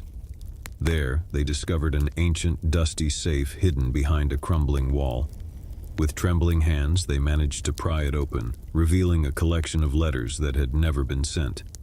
The letters were addressed to Elijah, each penned by a grieving family member of a worker who had perished in the factory fire. They spoke of sorrow, anger, and a thirst for justice. It was clear that the families believed Elijah bore responsibility for the tragedy. Suddenly, a chilling sensation washed over them, and they heard faint whispers echoing through the basement. The voices were filled with anger and sorrow, as if the very walls of the factory were bearing witness to the long-suppressed grief and rage of the workers who had perished. As they fled the basement in terror, the factory seemed to come alive with supernatural activity. Machinery long silent rumbled to life, and ghostly apparitions of workers filled the dimly lit corridors. Desperate to escape the malevolent presence that had awakened, Emily, David, Sarah, and Ben raced toward the factory's exit. But the massive doors slammed shut before them, sealing them inside. With each step, the apparitions drew closer, their ghostly forms reaching out for the intruders. It was as if the spirits of the workers sought retribution for the injustice that had plagued the factory for so long. In their frantic search for an escape, they stumbled upon a hidden passage that led to the factory's rooftop. As they burst into the open air, they were met with a breathtaking view of the town below. The factory trembled, its very foundations shaking as if in protest. The apparitions of the workers drew back, their mournful wails filling the air. And then, as suddenly as it had begun, the supernatural activity ceased. The massive doors creaked open, allowing Emily, David, Sarah, and Ben to flee the factory. They ran from the abandoned structure, their hearts pounding with terror, and never looked back. They knew that they had stumbled upon a dark and tragic chapter in the factory's history, a story of exploitation and tragedy that had left its mark on the town. The factory, once a place of industry and labor, had become a haunted relic of the past, a chilling reminder that the sins of the past could never truly be forgotten. The Whispering Pines Inn. The Whispering Pines Inn stood nestled among a grove of ancient trees, its weathered facade exuding an air of faded grandeur. For decades, it had lured weary travelers with promises of solace and rest, but those who entered its doors often left with a sense of unease that lingered long after their departure. On a chilly autumn evening, Emma and Alex, a young couple seeking a romantic getaway, arrived at the inn. The innkeeper, a stooped man with hollow eyes, welcomed them with a strained smile. He showed them to their room, the Pineview Suite, on the upper floor of the creaking Victorian building. As Emma and Alex settled into their room, they couldn't help but notice the peculiar decor. Faded wallpaper adorned with intricate patterns of pine trees and a painting of a sorrowful-looking woman who seemed to watch them with mournful eyes. The night began like any other romantic getaway. They dined by candlelight in the inn's dimly lit dining room and sipped wine beside a crackling fireplace. Yet, as the evening wore on, they couldn't ignore the subtle but unsettling sensations that seemed to pervade the inn. In their room, Emma heard faint whispers that seemed to emanate from the walls themselves. She dismissed them as her imagination, but when she mentioned it to Alex, he admitted to hearing them too. They strained to make out the words, which spoke of sorrow, longing, and a plea for release. Determined to unravel the mystery, they decided to explore the inn after dark. They descended the narrow staircase, their footsteps echoing in the eerie silence. The inn seemed different at night, shadows dancing across the walls and a chill in the air that was far more pervasive. They ventured into the inn's library where an old guest book sat on a dusty shelf. Leafing through its pages, they discovered entries dating back centuries, each filled with tales of inexplicable experiences and unsettling encounters. One entry, written by a couple in the 1800s, described a nightmarish encounter in the Pine View suite. They spoke of whispers that grew into haunting voices and a feeling of suffocation that left them gasping for air. They had fled the inn in the dead of night, never to return. As they continued reading, they noticed a recurring theme. Guests who had stayed in the Pine View suite had experienced inexplicable phenomena and left the inn forever changed. Emma and Alex decided to return to their room, hoping to capture evidence of the mysterious whispers they had heard earlier. They set up a recording device and settled into bed, the oppressive atmosphere weighing on them. In the dead of night, the whispers returned, louder and more insistent. The recording device captured eerie voices pleading for release, and Emma and Alex huddled together, their fear growing with each passing moment. Then, the room plunged into darkness, and the air grew icy. Emma and Alex felt an otherworldly presence in the room, a malevolent force that seemed to press against their chests, making it difficult to breathe. In their terror, they fumbled for the flashlight, casting its beam across the room. To their horror, they saw the woman from the painting in the corner, her eyes no longer mournful but filled with rage. She moved closer, her form flickering like a ghostly apparition. Driven by instinct, Emma and Alex fled the room, racing down the narrow hallway and down the staircase. As they burst out of the inn, they heard a mournful wail that seemed to emanate from the very walls of the building. They drove away from the Whispering Pines Inn, their hearts pounding and their minds haunted by the nightmarish encounter. They knew they had narrowly escaped the clutches of a malevolent force that dwelled within the inn, a force that preyed on the souls of those who dared to stay in the Pineview suite. Though they never returned to that accursed place, the memory of their night at the Whispering Pines Inn would forever linger, a chilling reminder that some mysteries were better left unsolved, and some places were better left unvisited.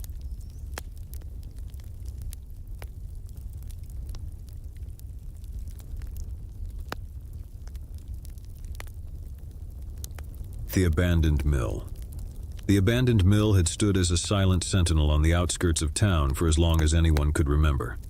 Its skeletal structure loomed over the landscape, a dark and imposing presence that had long been shrouded in local legends. Among the townsfolk, tales of the mill's malevolent history had been passed down through generations. It was said that a series of grisly murders had occurred within its walls, and the tormented spirits of the victims still roamed the crumbling structure. Curiosity often got the better of daring individuals, and one fateful night, Mark, Lisa, and Mike decided to explore the mill. Armed with flashlights and a sense of bravado, they ventured into the decaying building, their footsteps echoing in the cavernous space. As they explored the maze-like interior, the air grew heavy with a sense of foreboding.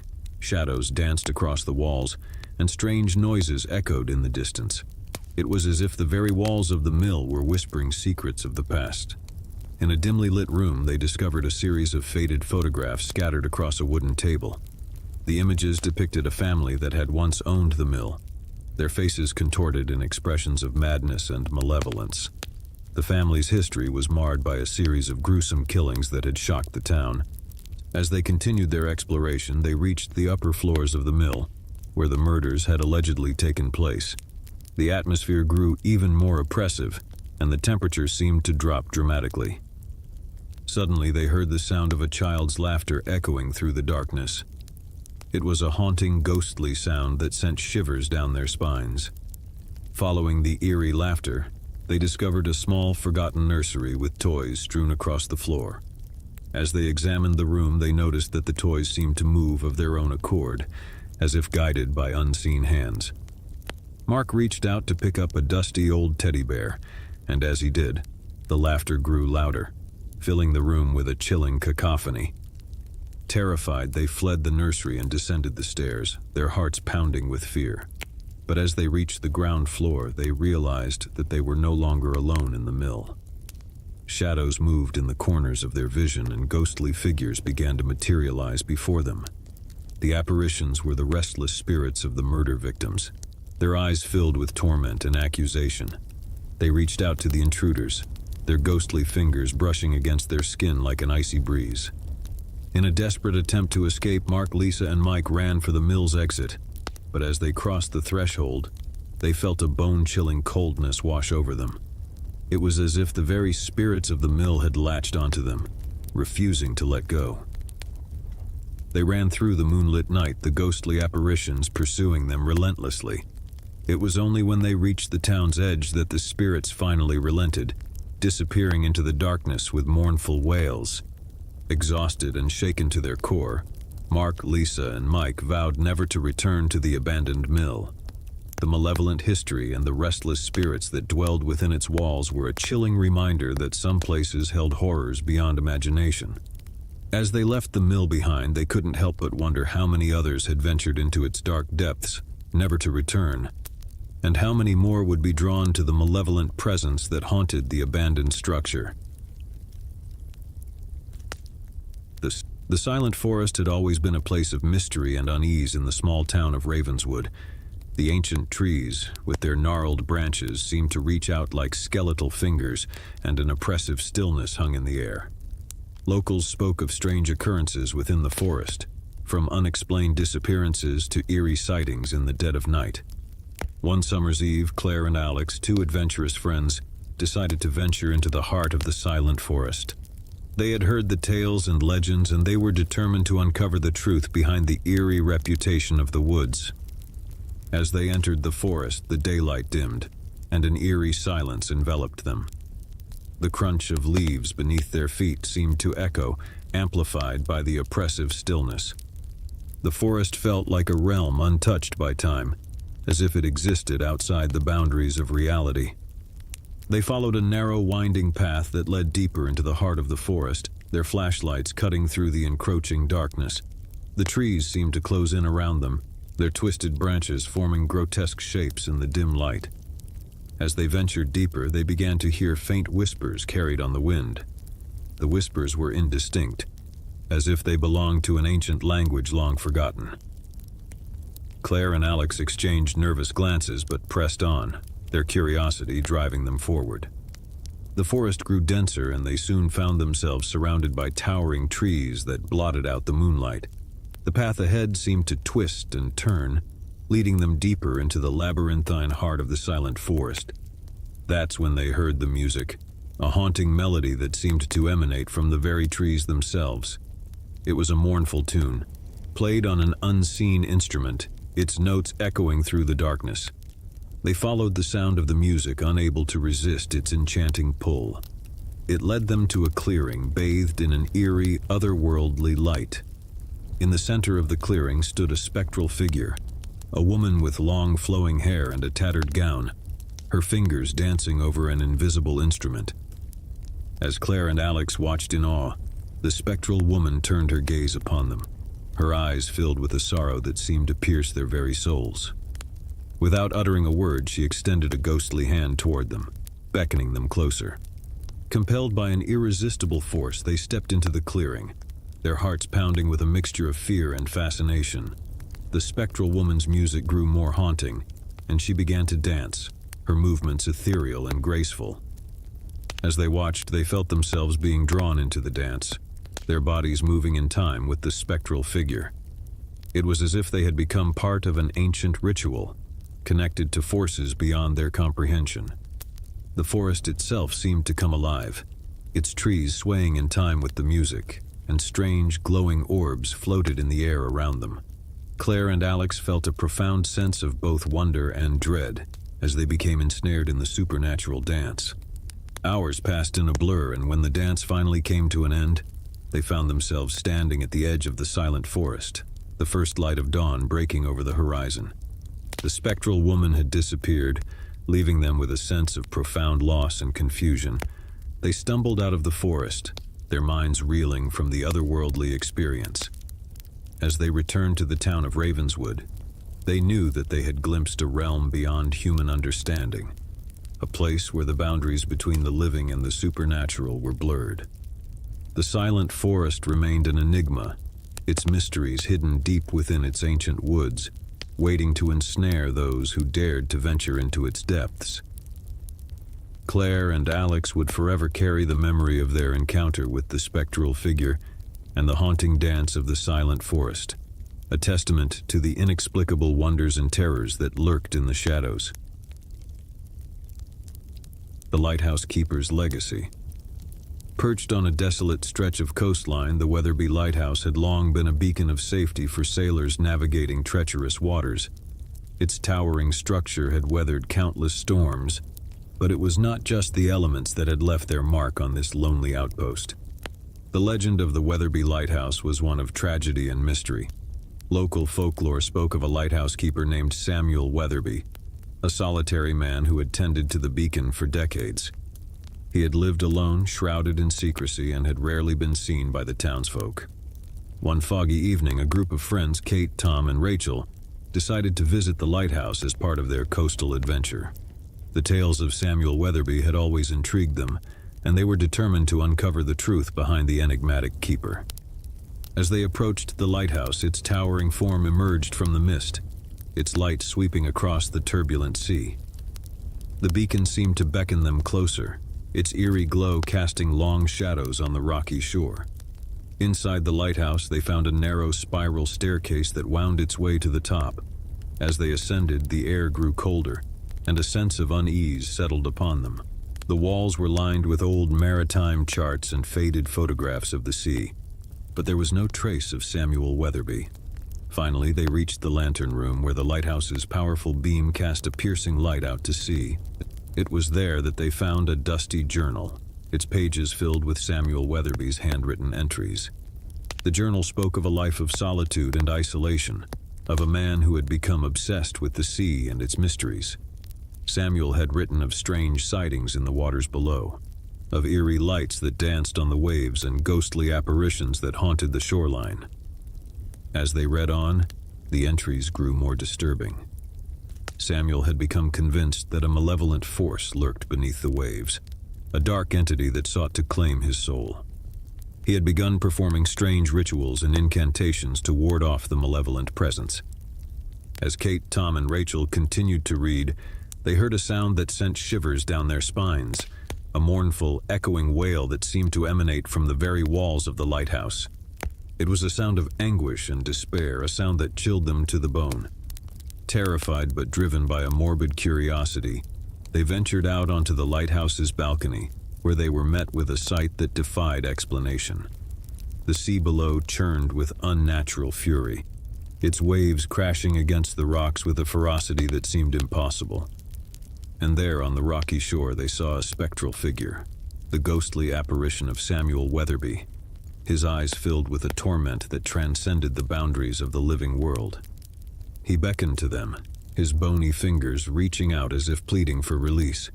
In that moment, they knew that the legend of the Weatherby Lighthouse was all too real, and the malevolent force that had haunted Samuel Weatherby still clung to the beacon. They turned to flee the lighthouse, but the spectral figure of Samuel pursued them, his anguished wails echoing in their ears. They stumbled down the spiral staircase, their hearts pounding with terror, and burst out of the lighthouse. The fog had grown even thicker, shrouding the coastline in an impenetrable veil. As they made their way back to their car, they knew that they had witnessed something beyond the realm of the living, something that defied explanation. The legend of Samuel Weatherby and the malevolent force that haunted the Weatherby Lighthouse would forever haunt their nightmares, a chilling reminder that some mysteries were best left undisturbed. They never spoke of their encounter to the townsfolk, knowing that the lighthouse held secrets that were not meant to be revealed.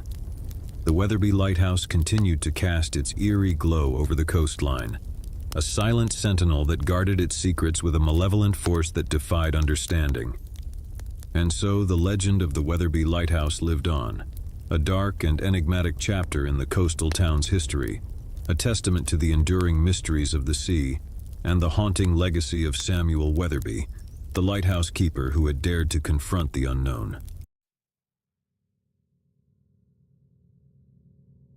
Story 1. The Forbidden Temple of Angkor Wat. Angkor Wat, the famous temple complex in Cambodia, was a must-visit for tourists worldwide. Mark and his friends, avid urban explorers, decided to explore not just the main temple but also the less-known ruins nearby. The group had heard whispers of the temple's dark past, horrifying experiments, cruel treatment of patients, and rumors of restless spirits. Determined to document their adventure, they brought cameras, flashlights, and a sense of dread that clung to them like a second skin. As they entered the decaying building, the stench of mildew and decay assaulted their senses. Crumbling walls, shattered windows, and discarded hospital equipment painted a grim picture of what had transpired within these walls. The exploration was unnerving, but nothing could prepare them for what they discovered in the basement. Rows of rusted cages, restraints, and a chillingly preserved operating room told a haunting tale of suffering. Sarah's friend Jake couldn't resist trying on an old straitjacket for a photo. As he posed, a deafening crash echoed through the basement. The group frantically searched for the source of the noise but found nothing. Their unease grew and they decided to leave the basement. That's when they realized Jake was missing. Panic set in as they scoured the asylum, but there was no sign of him. Terrified and hearts pounding, they fled the asylum, vowing to return with help. The police were called, and a search of the building commenced. But Jake was never found. In the following weeks, the group reviewed their photos, hoping for clues. In one, they saw Jake straitjacketed, surrounded by shadowy figures with hollow eyes. His fate remained a mystery, but the chilling photograph served as a haunting reminder of their ill-fated exploration. As time passed, the group's obsession with Jake's disappearance grew. They delved deeper into the history of the asylum, uncovering tales of a doctor who had conducted grotesque experiments on patients, leaving them scarred both physically and mentally. One evening, Sarah received an anonymous email with a cryptic message, coordinates leading to an abandoned mansion on the outskirts of town. Intrigued and driven by the need for closure, the group decided to investigate. The mansion, hidden behind overgrown trees and crumbling stone walls, exuded an air of malevolence. As they entered, they discovered a room filled with disturbing photographs and journals detailing the doctor's experiments. The truth unfolded before their eyes. Jake had become a victim of the asylum's dark past. He had been subjected to torturous procedures, his mind shattered by the doctor's sadistic pursuits. As they continued to explore, they stumbled upon a hidden chamber deep within the mansion. Inside, they found Jake, his emaciated body suspended from the ceiling by chains. His eyes, once vibrant, now held only emptiness. With trembling hands, they released Jake from his nightmarish prison. His reunion with Sarah was bittersweet, as the horrors he had endured left him a shell of his former self. The group vowed to bring the doctor's atrocities to light, to ensure that no one else would suffer the same fate. But as they left the mansion, they couldn't shake the feeling that the darkness of the asylum still clung to them, a haunting reminder of the evil they had uncovered.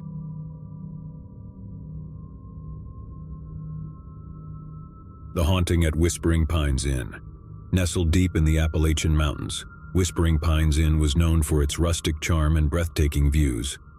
Sarah and her husband Mark decided to spend their anniversary there, eager to escape the hustle and bustle of city life. The innkeeper, Mr. Simmons, welcomed them warmly and showed them to their room, a quaint antique-filled suite with a balcony overlooking the dense forest. Their first night was peaceful, but on the second night, Sarah was awakened by a soft, mournful whisper that seemed to emanate from the walls themselves. She roused Mark, but he heard nothing and dismissed it as a dream. The whispers grew louder each night, accompanied by a feeling of icy dread that seemed to seep into their bones. Sarah's sleepless nights left her exhausted, and Mark's skepticism slowly eroded. One evening, as they sat on the balcony, a chilling voice spoke directly into their minds. "Leave this place before it claims you," it warned. They glanced around, but there was no one to be seen. Terrified, they packed their bags and sought out Mr. Simmons. As they approached the innkeeper's office, they noticed a portrait on the wall, an eerie painting of Mr. Simmons himself, his eyes cold and lifeless. And Mr. Simmons explained that he had been bound to the inn by a dark pact made long ago, and the inn demanded souls to sustain it. He had lured countless guests to their doom, and he was bound to do so for eternity. With a heavy heart, Mr. Simmons urged them to run to save themselves from the inn's insatiable hunger. Sarah and Mark fled, leaving behind the cursed Whispering Pines Inn and its malevolent innkeeper. They sought refuge in a nearby town, haunted by the memories of their ordeal. The whispers and icy dread had left scars on their souls, a constant reminder of the evil that had lurked within the inn's walls. Years later, as they passed by the inn, they saw that it had fallen into further disrepair, its once charming exterior now a decrepit facade. They knew that the innkeeper's curse would forever bind him to the crumbling building, a prisoner of his own malevolence.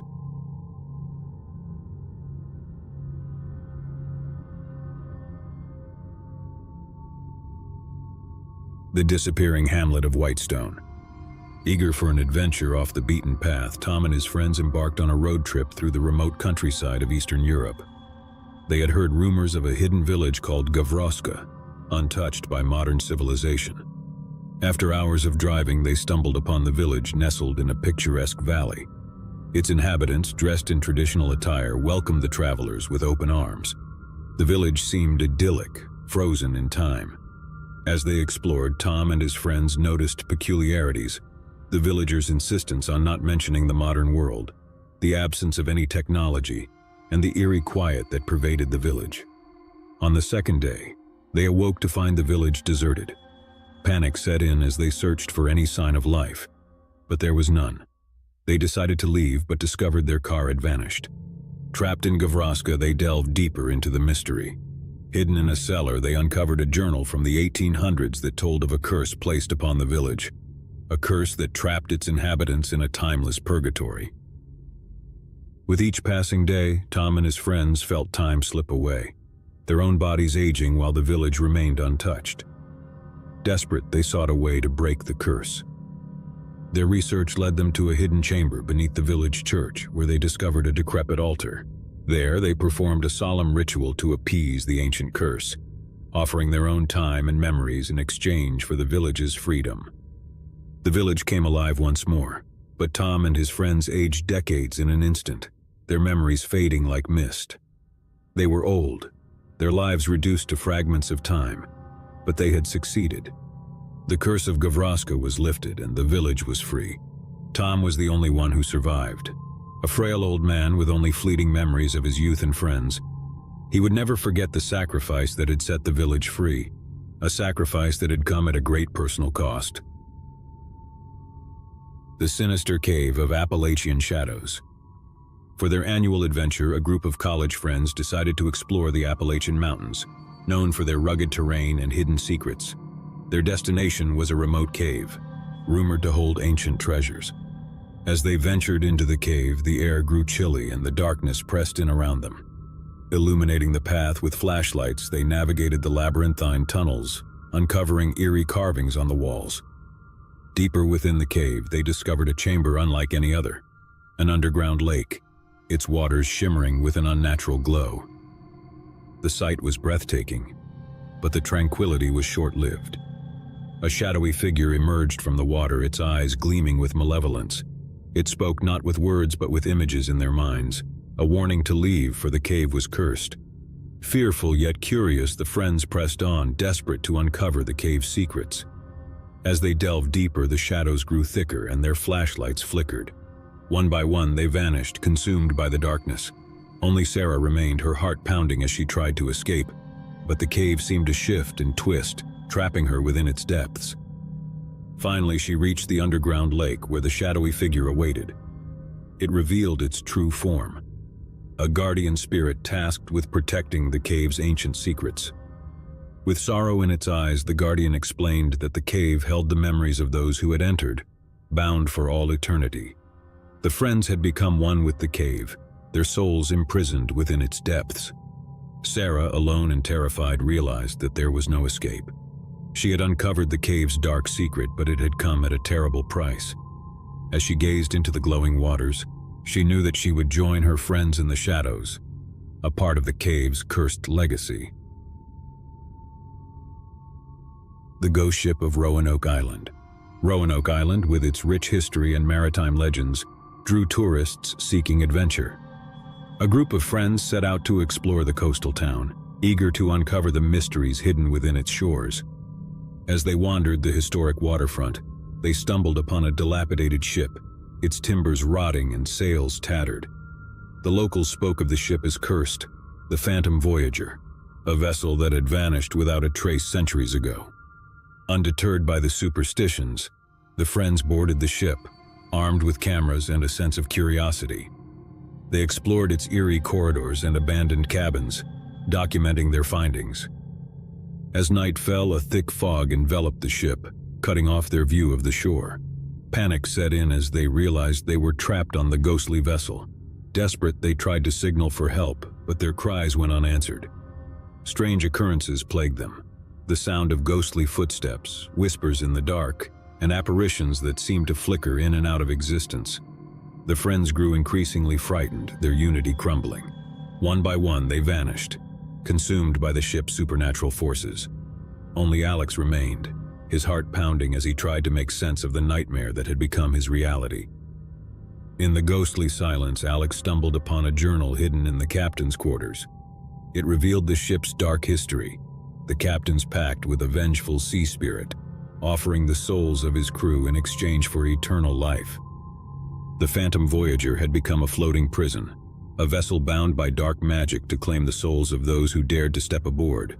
Alex understood that the ship could never be free until its curse was broken. With grim determination, he confronted the sea spirit, offering his own soul in exchange for the release of the ship and the trapped souls within.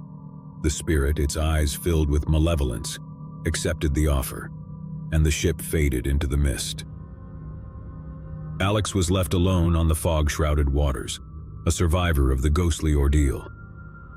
He watched as the Phantom Voyager vanished from sight, knowing that his sacrifice had set the trapped souls free, but had come at a terrible cost.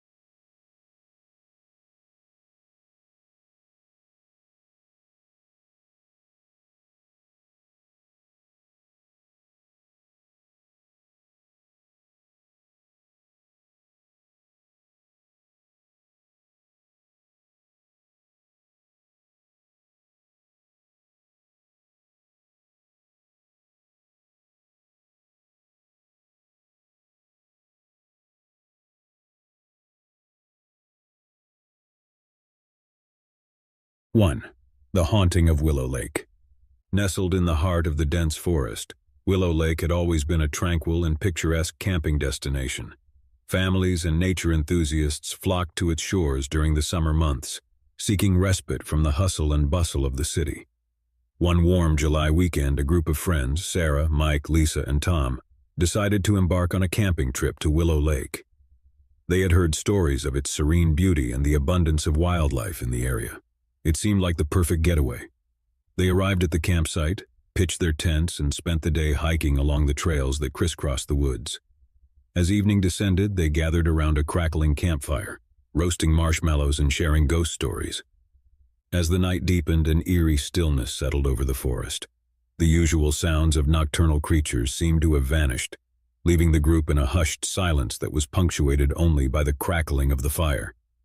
Sarah, An avid photographer decided to capture the beauty of the moonlit lake. She ventured toward the water's edge, her camera in hand. The others watched as she framed her shot, capturing the shimmering reflection of the full moon on the tranquil surface.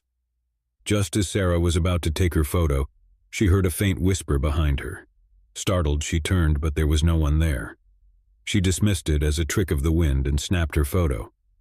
But as the flash illuminated the area, it revealed a chilling sight. Standing at the water's edge was a figure, its back to Sarah. It appeared to be a woman, her long, disheveled hair flowing down her back. Sarah called out to the figure, asking if she was lost or needed help. There was no response.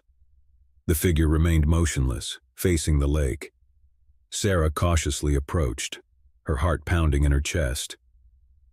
When she reached out to touch the woman's shoulder, the figure turned slowly, revealing a face etched with sadness and despair. Her eyes were vacant and her lips moved soundlessly as if trying to convey a message.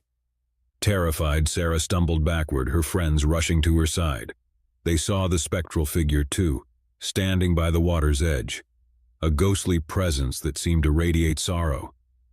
They decided to pack up and leave the campsite immediately, their fear overpowering their curiosity. As they retreated, they glanced back one last time to see the figure disappear into the moonlit mist. The group never returned to Willow Lake, their encounter with the mysterious apparition forever etched in their memories. They would later learn that the lake had a history of tragedies, including drownings and disappearances, leaving them to wonder if the ghostly woman they had encountered was a lost soul still seeking peace.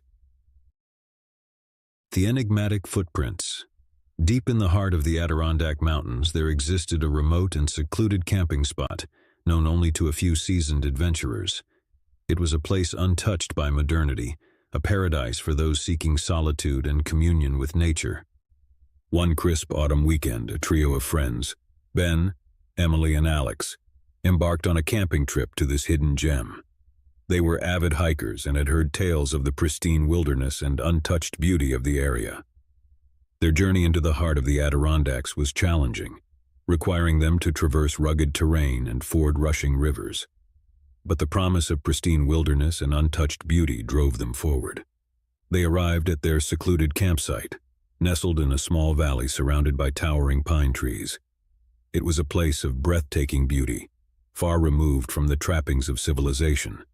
They pitched their tents by the edge of a crystal-clear stream and spent the day hiking through the pristine forest. As night descended, they gathered around a campfire, its crackling flames providing a sense of warmth and security in the remote wilderness. The stars overhead shone with a brilliance only found in such remote locations. As they settled in for the night, they heard the distant call of an owl and the rustling of leaves in the forest. But there was something else, something unsettling about the night. They couldn't quite put their finger on it. In the morning, they discovered the source of their unease. Surrounding their campsite were dozens of footprints, human footprints, leading to and from the stream. It was as if someone had been walking around their campsite while they slept. They followed the footprints, their hearts pounding with trepidation. The tracks led deeper into the forest, becoming more erratic as they went. It was as if the person had been wandering aimlessly in the dark. Suddenly, they came upon a small, dilapidated cabin hidden deep in the woods.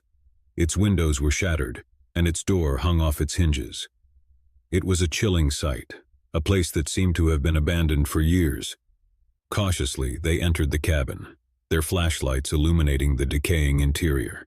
As they explored, they found old newspapers and photographs, all dating back decades. The cabin seemed to be a relic of the past, frozen in time. Then they heard a soft whispering, a voice that seemed to echo through the cabin's walls. It was a woman's voice filled with sorrow and longing. They followed the sound, which led them to a small room at the back of the cabin. Inside the room, they discovered a diary, its pages filled with the handwritten entries of a woman named Evelyn. Her words spoke of loneliness, isolation, and a deep yearning for human connection. She wrote of a tragedy that had befallen her family, leaving her alone in the wilderness. As they read on, the entries grew more chilling. Evelyn spoke of strange occurrences in the forest, of eerie figures that seemed to watch her from the shadows. She described sleepless nights haunted by whispers and footsteps outside her cabin. The final entry was dated decades ago and spoke of a decision to leave the cabin and seek help. But there was an ominous tone to the words, as if Evelyn knew that she was leaving something behind, something that would never let her go. As they exited the cabin, they noticed that the footprints had disappeared, as if they had never been there. It was as if the cabin itself had drawn them in, revealing its secrets and then erasing all evidence of their presence.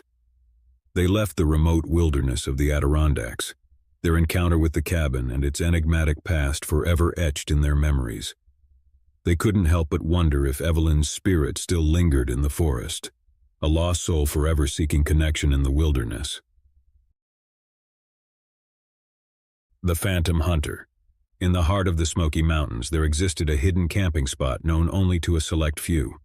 It was a place of unparalleled beauty, where the dense forest stretched as far as the eye could see, and the stars shone with a brilliance unmatched by city lights. A group of friends, Jake, Megan, and Chris, decided to embark on a camping trip to this secluded paradise. They were avid outdoors enthusiasts and had heard stories of the pristine wilderness and abundant wildlife of the area. Their journey took them deep into the heart of the Smoky Mountains, where they pitched their tents near a pristine mountain stream. It was a place of breathtaking beauty, untouched by the trappings of modernity. As the day turned to night, they gathered around a campfire, sharing stories and laughter under the canopy of stars.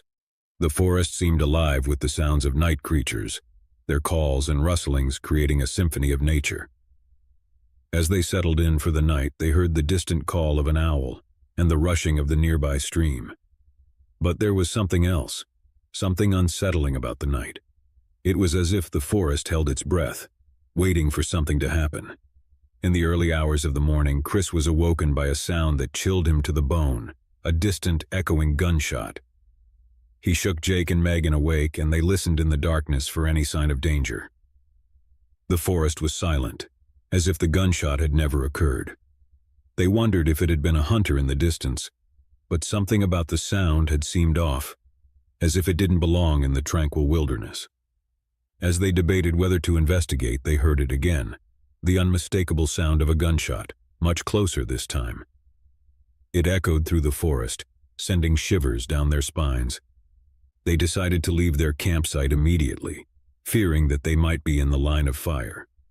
But as they packed up their gear, they heard something that froze them in their tracks, a series of eerie, ghostly whispers seemingly carried on the wind.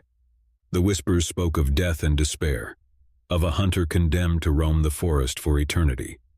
They spoke of a curse that had befallen him, a curse that bound him to the wilderness.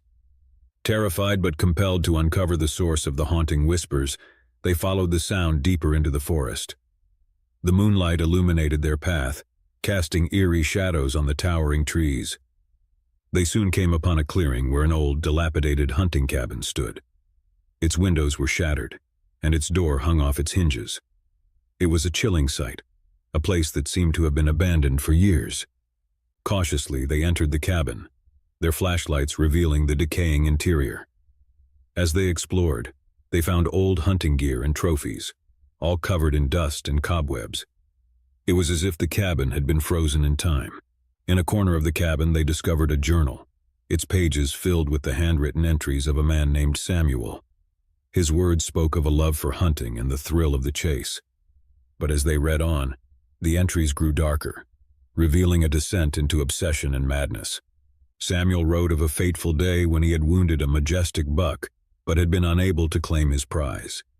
He spoke of a mysterious figure that had appeared in the forest, cursing him to roam the wilderness as a phantom hunter, forever seeking the elusive buck.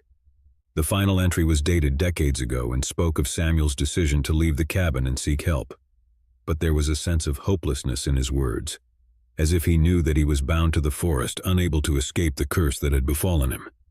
As they exited the cabin, they noticed that the forest had grown silent, as if the whispers had ceased. It was as if the cabin itself had drawn them in, revealing its secrets, and then silencing its haunting past. They left the Smoky Mountains, their encounter with the cabin and its enigmatic past forever etched in their memories. They couldn't help but wonder if Samuel's spirit still roamed the forest, a phantom hunter forever seeking his elusive prey. The mysterious disappearance. In the remote wilderness of the Pacific Northwest, there existed a pristine camping spot known only to a handful of intrepid explorers. It was a place of rugged beauty, where towering trees reached for the sky, and the sound of rushing rivers filled the air. A group of friends, Mia, Ethan, and Lily, decided to embark on a camping trip to this hidden haven. They were outdoor enthusiasts and had heard tales of the untouched wilderness and abundant wildlife of the area. Their journey into the heart of the Pacific Northwest was challenging, requiring them to navigate dense forests and ford rushing rivers. But the promise of unspoiled wilderness and breathtaking vistas drove them forward. They arrived at their secluded campsite, nestled on the banks of a pristine river. It was a place of unparalleled beauty, far removed from the trappings of modernity. They pitched their tents and spent the day hiking through the lush forest. As night descended, they gathered around a campfire, its warm glow providing a sense of comfort in the remote wilderness. The stars overhead shone with a brilliance only found in such isolated locations. As they settled in for the night, they heard the distant call of an owl and the rustling of leaves in the forest. But there was something else, something unsettling about the night. It was as if the forest held its breath, as if it were waiting for something to happen. In the middle of the night, Mia was awoken by a sound that sent a chill down her spine. A distant echoing cry for help. She woke Ethan and Lily, and together they listened in the darkness for any sign of distress. The cry came again, closer this time, and it was unmistakably human. They knew they had to investigate, fearing that someone might be in danger.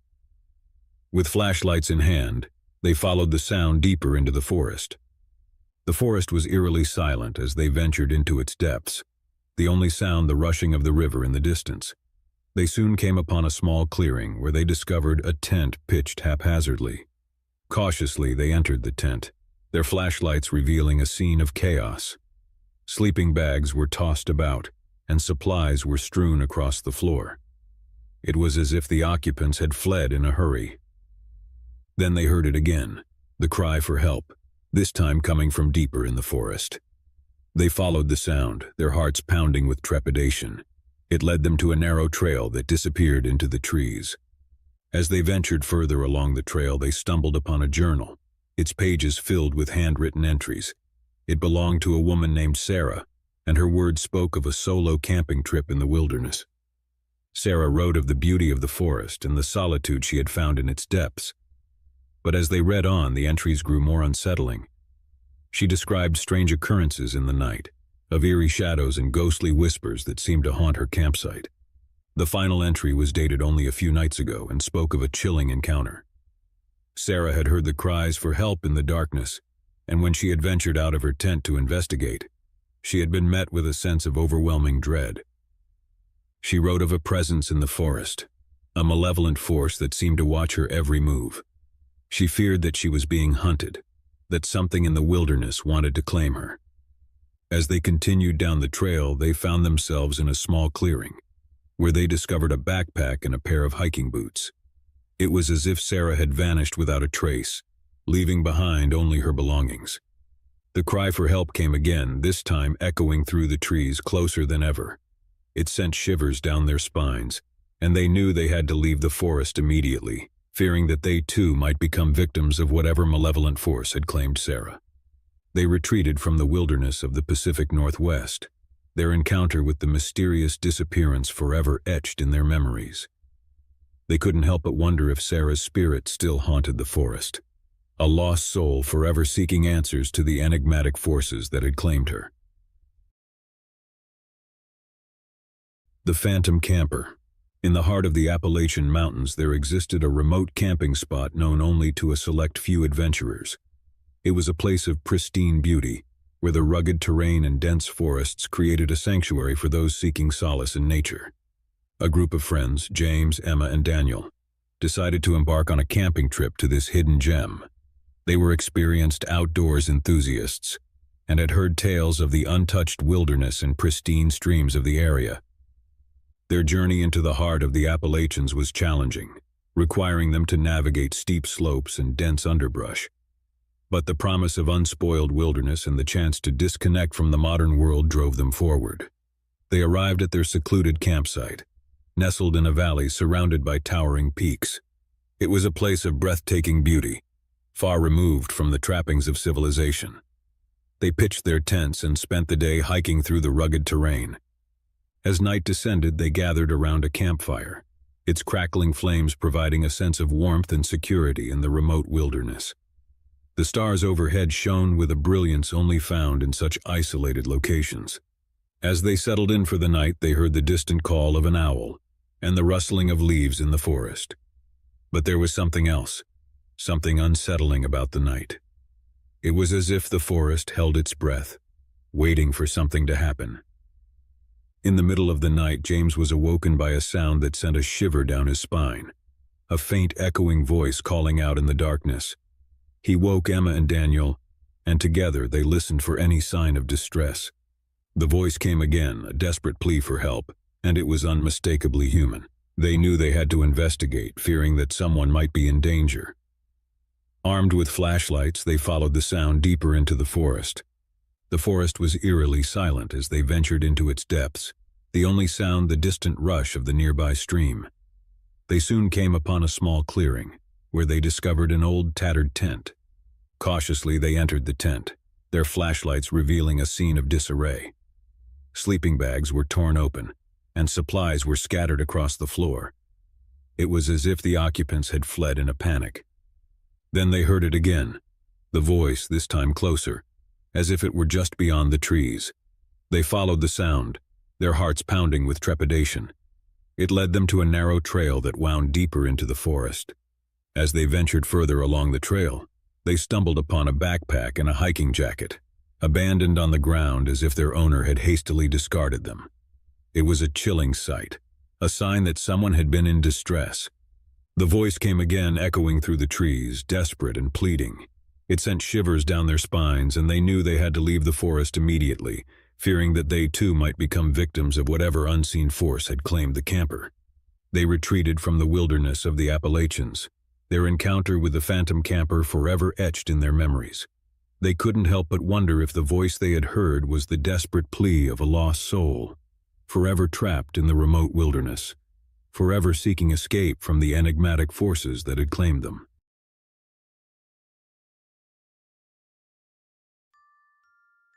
The Haunting of the Amityville House.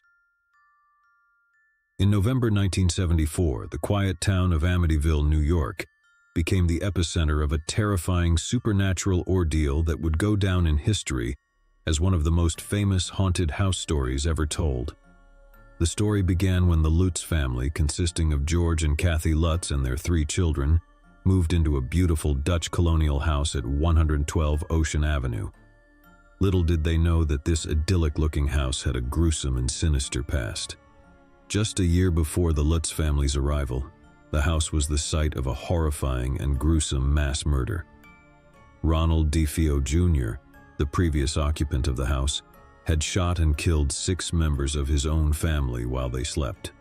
It was a chilling and inexplicable crime that sent shockwaves through the community. Ronald DeFeo Jr. claimed that voices in the house had compelled him to commit these heinous acts. When the Lutz family moved in, they were initially captivated by the house's charm and character. The spacious rooms, the cozy fireplaces, and the view of the Amityville River from their backyard all seemed perfect. However, it wasn't long before they began to experience a series of eerie and unexplained phenomena that would forever change their lives. The first signs of something amiss were subtle, but unsettling. Strange odors permeated the house, ranging from sickly sweet perfumes to the stench of decay. Doors and windows would open and close by themselves, and cold spots seemed to linger in certain rooms, no matter how high they cranked up the heat. Bizarrely, flies swarmed the house in the dead of winter, gathering in unusual patterns that defied natural explanation. As the days turned into weeks, the Lutz family's experiences escalated. They claimed to have seen apparitions, shadowy figures that moved through the hallways and rooms, often accompanied by an overwhelming sense of dread. Kathy Lutz was particularly affected, waking up at 3:15 a.m., the same time the DeFeo murders had occurred, plagued by terrifying nightmares and unexplained bruises on her body. George Lutz's behavior began to change as well. He became increasingly irritable and withdrawn, spending long hours in the basement, which he claimed was unnaturally cold. He even woke up one morning to find his hair had turned completely white, a shocking transformation attributed to the house's malevolent influence. The most disturbing event occurred when George Lutz began hearing voices urging him to harm his family.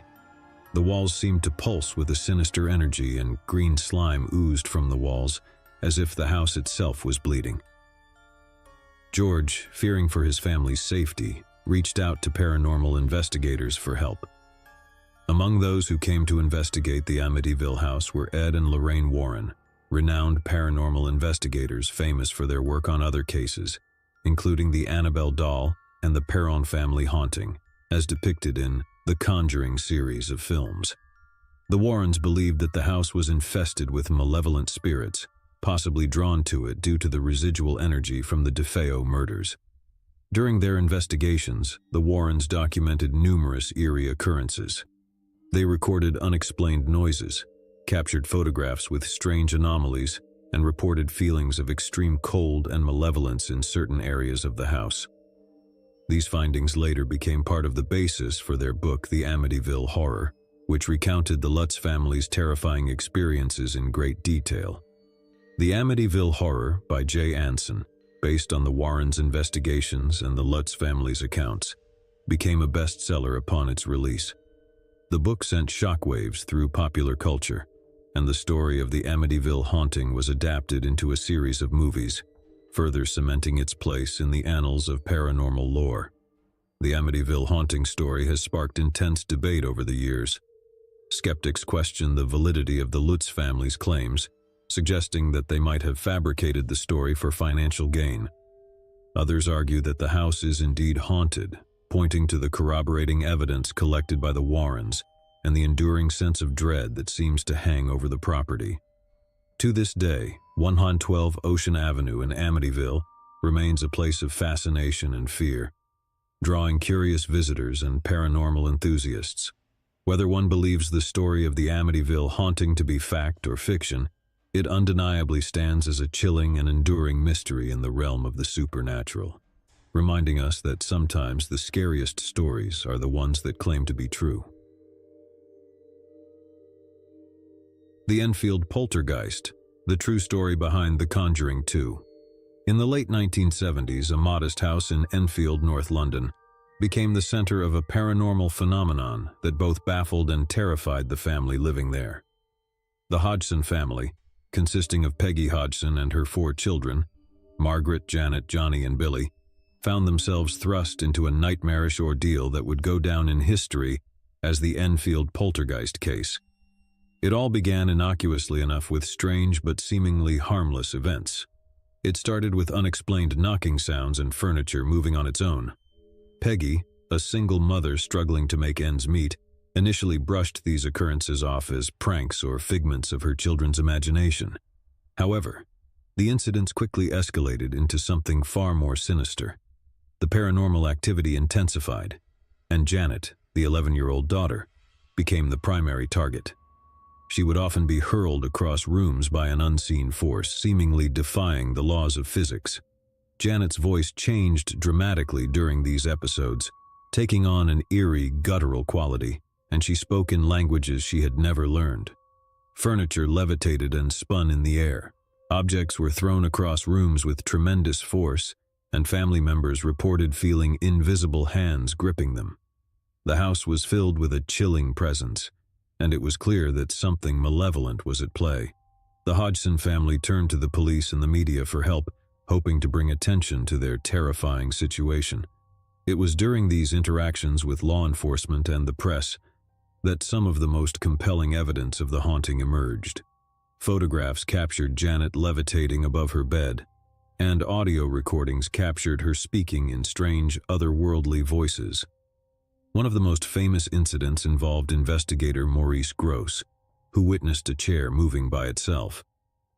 When he attempted to sit in it, the chair inexplicably tilted backward, sending him sprawling to the floor. Gross, along with fellow investigator Guy Lyon Playfair, became convinced that the Enfield case was genuine and not a hoax. Ed and Lorraine Warren, renowned paranormal investigators, also became involved in the Enfield poltergeist case. They visited the Hodgson family and conducted investigations, lending further credibility to the claims of supernatural activity. The Enfield poltergeist case garnered widespread attention, both in the UK and internationally. Skeptics questioned the authenticity of the events, suggesting that the Hodgson family had fabricated the entire story for attention or financial gain.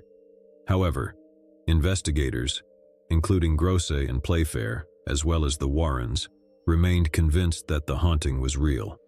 The case continued for over a year, during which the Hodgson family endured terrifying ordeals, but eventually, the intensity of the paranormal activity subsided. Janet Hodgson returned to a semblance of normalcy, and the family was able to regain some sense of stability. While the Enfield poltergeist case remains one of the most well-documented and controversial in the annals of paranormal research, it has left an indelible mark on popular culture. The event served as the inspiration for the film The Conjuring 2, directed by James Wan. The movie brought the Enfield haunting to a new generation of horror enthusiasts and reignited the debate over its authenticity. To this day, the Enfield poltergeist case remains a perplexing and unsettling chapter in the history of the paranormal. Whether one believes it to be a genuine haunting or a complex hoax, it stands as a testament to the enduring fascination with the unknown and the inexplicable forces that sometimes intrude upon our everyday lives. The Dyatlov Pass Incident, a cold and mysterious case. In the frigid winter of 1959, a group of 10 experienced hikers embarked on a challenging expedition in the Ural Mountains of Russia. They were led by Igor Dyatlov, a 23-year-old engineering student, and their goal was to reach Otorten, a mountain about 10 kilometers north of their final campsite, in a region known as the Northern Ural. The hikers were well prepared and equipped for the harsh conditions, but what transpired during their journey remains one of the most chilling and perplexing mysteries in the annals of true crime and unexplained phenomena. As the group ventured deeper into the wilderness, they faced extreme weather conditions, including heavy snowfall and bitterly cold temperatures. On the night of February 2, 1959, they made camp on the slopes of Kolatsyakal, or Dead Mountain, a name that would soon take on an eerie significance. The journey should have been routine for these seasoned hikers, but something went terribly wrong. Weeks passed without any word from the group, and their families grew increasingly concerned. Finally, a search and rescue team was dispatched to find them. What the search team discovered was both baffling and horrifying. The hikers' tent had been abandoned, slashed open from the inside, with all of their belongings left behind. Footprints led away from the campsite, showing that the hikers had fled barefoot and in various states of undress despite the sub-zero temperatures. The first bodies were found not far from the campsite, buried in the snow. They were clad only in underwear and socks, and their bodies showed signs of exposure to the cold. Strangely, there were no visible external injuries or signs of a struggle. Autopsies later revealed that some of the hikers had sustained internal injuries, including fractured ribs and a fractured skull, but there were no indications of a physical altercation. As the search continued, the remaining bodies were discovered deeper in the forest. These hikers had apparently attempted to make a makeshift shelter in a den dug out of the snow, but it offered little protection from the elements. The last two bodies were found months later, buried under several meters of snow. They were better dressed than the others, but had also succumbed to the cold. What could have driven these experienced hikers to flee their campsite in such a panic, especially in their undergarments, in the middle of the night? Theories abound, ranging from avalanches to military involvement, from animal attacks to infrasound, a low-frequency sound that can cause discomfort and panic in humans. The official Soviet investigation concluded that the hikers had died of a compelling natural force, which only added to the mystery. The details of the investigation were classified, further fueling speculation and conspiracy theories. Decades later, in the 1990s, the Russian government declassified some of the case files, shedding a little more light on the incident. Yet the Dyatlov Pass incident remains a chilling enigma. Theories and speculation continue to swirl around this tragic event, with no conclusive explanation ever offered. The eerie circumstances surrounding the Dyatlov Pass incident have captured the imaginations of people around the world, inspiring numerous books, documentaries, and even fictionalized accounts. To this day, it stands as a stark reminder of the vast, unforgiving wilderness and the mysteries that can unfold in the most remote and treacherous corners of the earth. The Dyatlov Pass incident remains one of the most enduring and chilling unsolved mysteries in history, serving as a testament to the unpredictable and mysterious forces of nature and the human spirit's enduring quest for answers. The Exorcism of Anneliese Michel. The real story of the exorcism of Emily Rose. In the small town of Klingenberg, Germany, in the early 1970s, a young woman named Anneliese Michel was about to become the center of a haunting and deeply disturbing case of demonic possession. Her ordeal, which ultimately resulted in her tragic death, has been the subject of fascination, controversy, and cinematic adaptation, most notably in the film The Exorcism of Emily Rose. Anneliese Michel was a devoutly religious girl raised in a strict Catholic family. However, her life took a dark turn when at the age of 16, she began experiencing bizarre and disturbing symptoms. She started suffering from seizures, hearing voices, and exhibiting behavior that seemed far removed from her usual self. Her family, concerned for her well-being, sought medical and psychiatric help. Medical professionals diagnosed Anneliese with epilepsy and depression, prescribing medication to manage her symptoms. However, the treatments proved ineffective, and Anneliese's condition continued to deteriorate. She became increasingly isolated, unable to attend school or socialize with friends. As her condition worsened, Anneliese and her family began to believe that her affliction might be more than a medical or psychological disorder. They became convinced that she was possessed by demons. Her behavior included speaking in strange languages she had never learned, exhibiting superhuman strength, and displaying an aversion to religious symbols and artifacts. Desperate for help, Anneliese and her family turned to the Catholic Church, seeking an exorcism.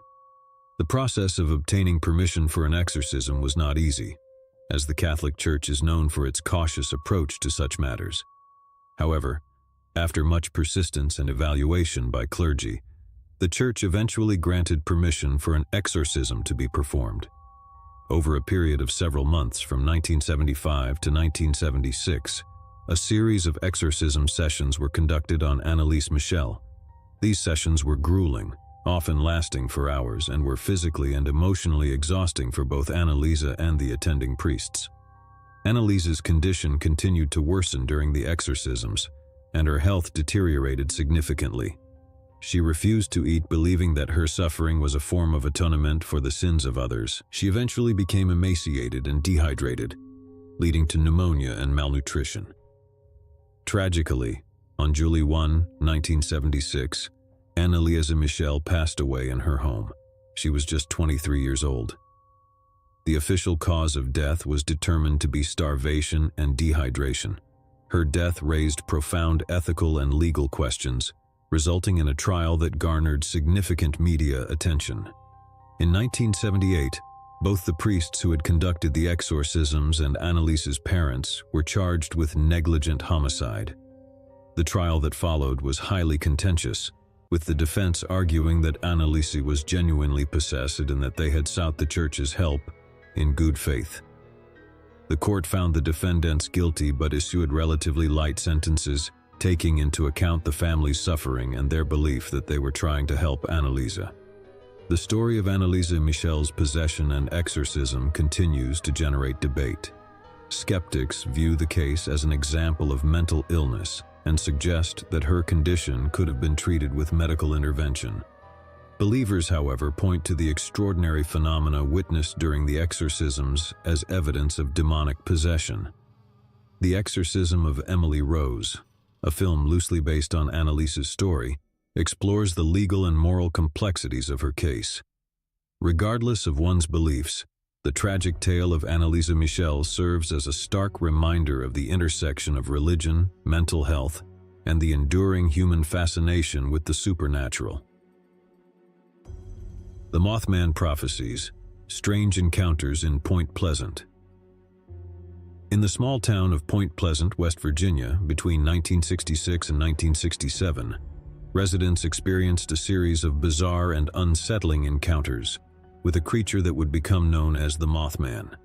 These strange events, accompanied by reports of eerie sightings and unexplained phenomena, have fascinated and mystified people for decades. The Mothman's tale began on the evening of November 15, 1966, when two couples, Roger and Linda Scarberry and Steve and Mary Malata, were driving near an abandoned munitions factory known as the TNT area.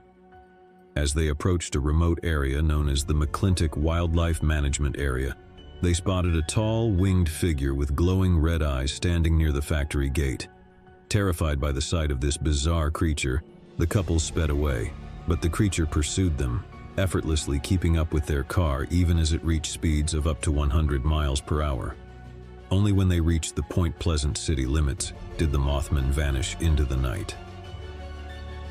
The following day, the couples reported their encounter to the local authorities, who were initially skeptical, but soon became inundated with similar reports from other residents. Eyewitness accounts described a creature roughly 7 feet tall, with enormous wings and piercing red eyes. It was often described as having the ability to glide or hover just above the ground. In the weeks that followed, Point Pleasant was gripped by a sense of fear and unease. More sightings of the Mothman were reported, often accompanied by strange electrical disturbances, malfunctioning car engines, and mysterious phone calls with eerie metallic voices. Many who saw the creature experienced intense feelings of dread and foreboding. Journalist John Keel, who arrived in Point Pleasant to investigate the phenomenon, documented these strange occurrences in his book, The Mothman Prophecies. Keel's research suggested that the Mothman sightings were connected to a broader series of paranormal events, including UFO sightings, Men in Black encounters, and a bridge collapse that claimed the lives of 46 people on December 15, 1967, exactly 1 year after the first Mothman sighting. Keel proposed various theories about the Mothman, including the idea that it was a harbinger of doom or a manifestation of psychic energy. He also explored the possibility of a government conspiracy or a connection to extraterrestrial beings. The Mothman phenomenon continued to mystify and terrify residents of Point Pleasant, but as quickly as it had begun, it seemed to vanish. Sightings of the creature grew less frequent, and the town gradually returned to a sense of normalcy. Despite the passage of time, the legend of the Mothman endures. Point Pleasant embraces its eerie reputation and hosts an annual Mothman Festival, drawing visitors from around the world. Statues, artwork, and memorabilia dedicated to the creature can be found throughout the town. The Mothman's true nature and purpose remain a subject of debate and speculation. Some view it as a purely paranormal phenomenon, while others attribute it to folklore, mass hysteria, or natural explanations such as large owls or sandhill cranes. Regardless of one's beliefs, the Mothman continues to be a symbol of the unexplained and the enduring allure of the mysterious and unknown in the human psyche.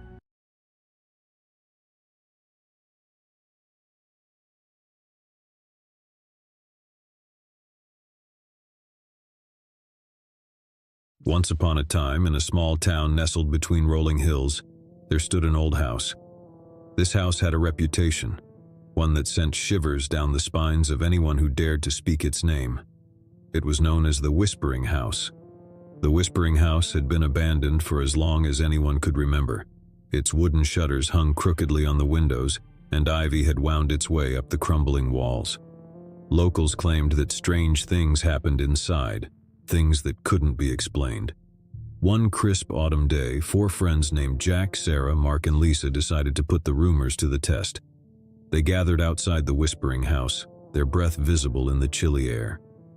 They had all heard the stories, the whispers that echoed through the halls, the doors that opened and closed by themselves, the eerie glow in the windows at night. Jack, the adventurous one of the group, was the first to speak. "Are we really going in?" Sarah, always curious, replied, "We have to see if it's true, don't we?" Mark, the skeptic, scoffed, "This is just superstition. There's no such thing as haunted houses." Lisa, who had heard countless ghost stories from her grandmother, couldn't help but feel a sense of unease. "Well, if there's nothing to be afraid of, then let's prove it." With a mixture of trepidation and determination, they pushed open the creaking front door and stepped into the whispering house. The air inside was stale, and dust motes danced in the sunlight that filtered through the cracked windows. They began to explore room after room, their flashlights revealing peeling wallpaper, discarded furniture, and an eerie silence that hung heavy in the air. As they ventured deeper into the house, a sense of foreboding settled over them. Shadows seemed to move on their own, and strange noises echoed through the hallways. It wasn't long before even Mark, the skeptic, felt a chill run down his spine. "I don't like this," Lisa whispered, her voice barely audible, but Jack was determined to press on. "Come on, guys, it's just an old house. Let's not chicken out now." As they continued their exploration, they couldn't shake the feeling of being watched. Whispers seemed to drift through the walls, too faint to make out words, but unsettling nonetheless. "I heard something," Sarah said, her voice trembling. Mark dismissed it. "Probably just the wind." But Lisa knew it wasn't the wind. She had heard it too. A faint, ghostly whisper that sent shivers down her spine. They reached the grand staircase, its ornate banister worn with age. The stairs creaked beneath their feet as they began to ascend. It was as if the very house was alive, its timbers groaning and protesting their presence. On the second floor, they explored room after room, each one seemingly frozen in time. Old portraits stared down at them from the walls, their eyes following their every move. Dust-covered furniture lay draped in white sheets, as if waiting for a guest who would never arrive. The sense of being watched grew stronger, and the whispers grew louder. It was as if the very walls of the whispering house held secrets that longed to be revealed. In one room, Jack's flashlight beam fell upon an old dusty mirror. He approached it, curiosity getting the better of him. As he looked into the mirror, he froze. Staring back at him was not his own reflection, but the pale, ghostly face of a young girl. Her eyes were hollow and her lips moved silently, forming words that he could not hear. Jack stumbled back, his heart pounding. Did anyone else see that? The others rushed over, but the mirror showed only their own reflections. "It was probably just a trick of the light," Mark said, though his voice wavered. But Jack knew what he had seen. It was as if the whispering house was trying to communicate with them, to tell them its secrets. As they continued their exploration, they came upon a room at the end of the hallway. The door was slightly ajar, and a soft, inviting light spilled out from within. They exchanged glances, and with a mixture of curiosity and trepidation, they pushed the door open. Inside, they found a room bathed in a soft golden glow. The walls were adorned with intricate wallpaper, and a crystal chandelier hung from the ceiling.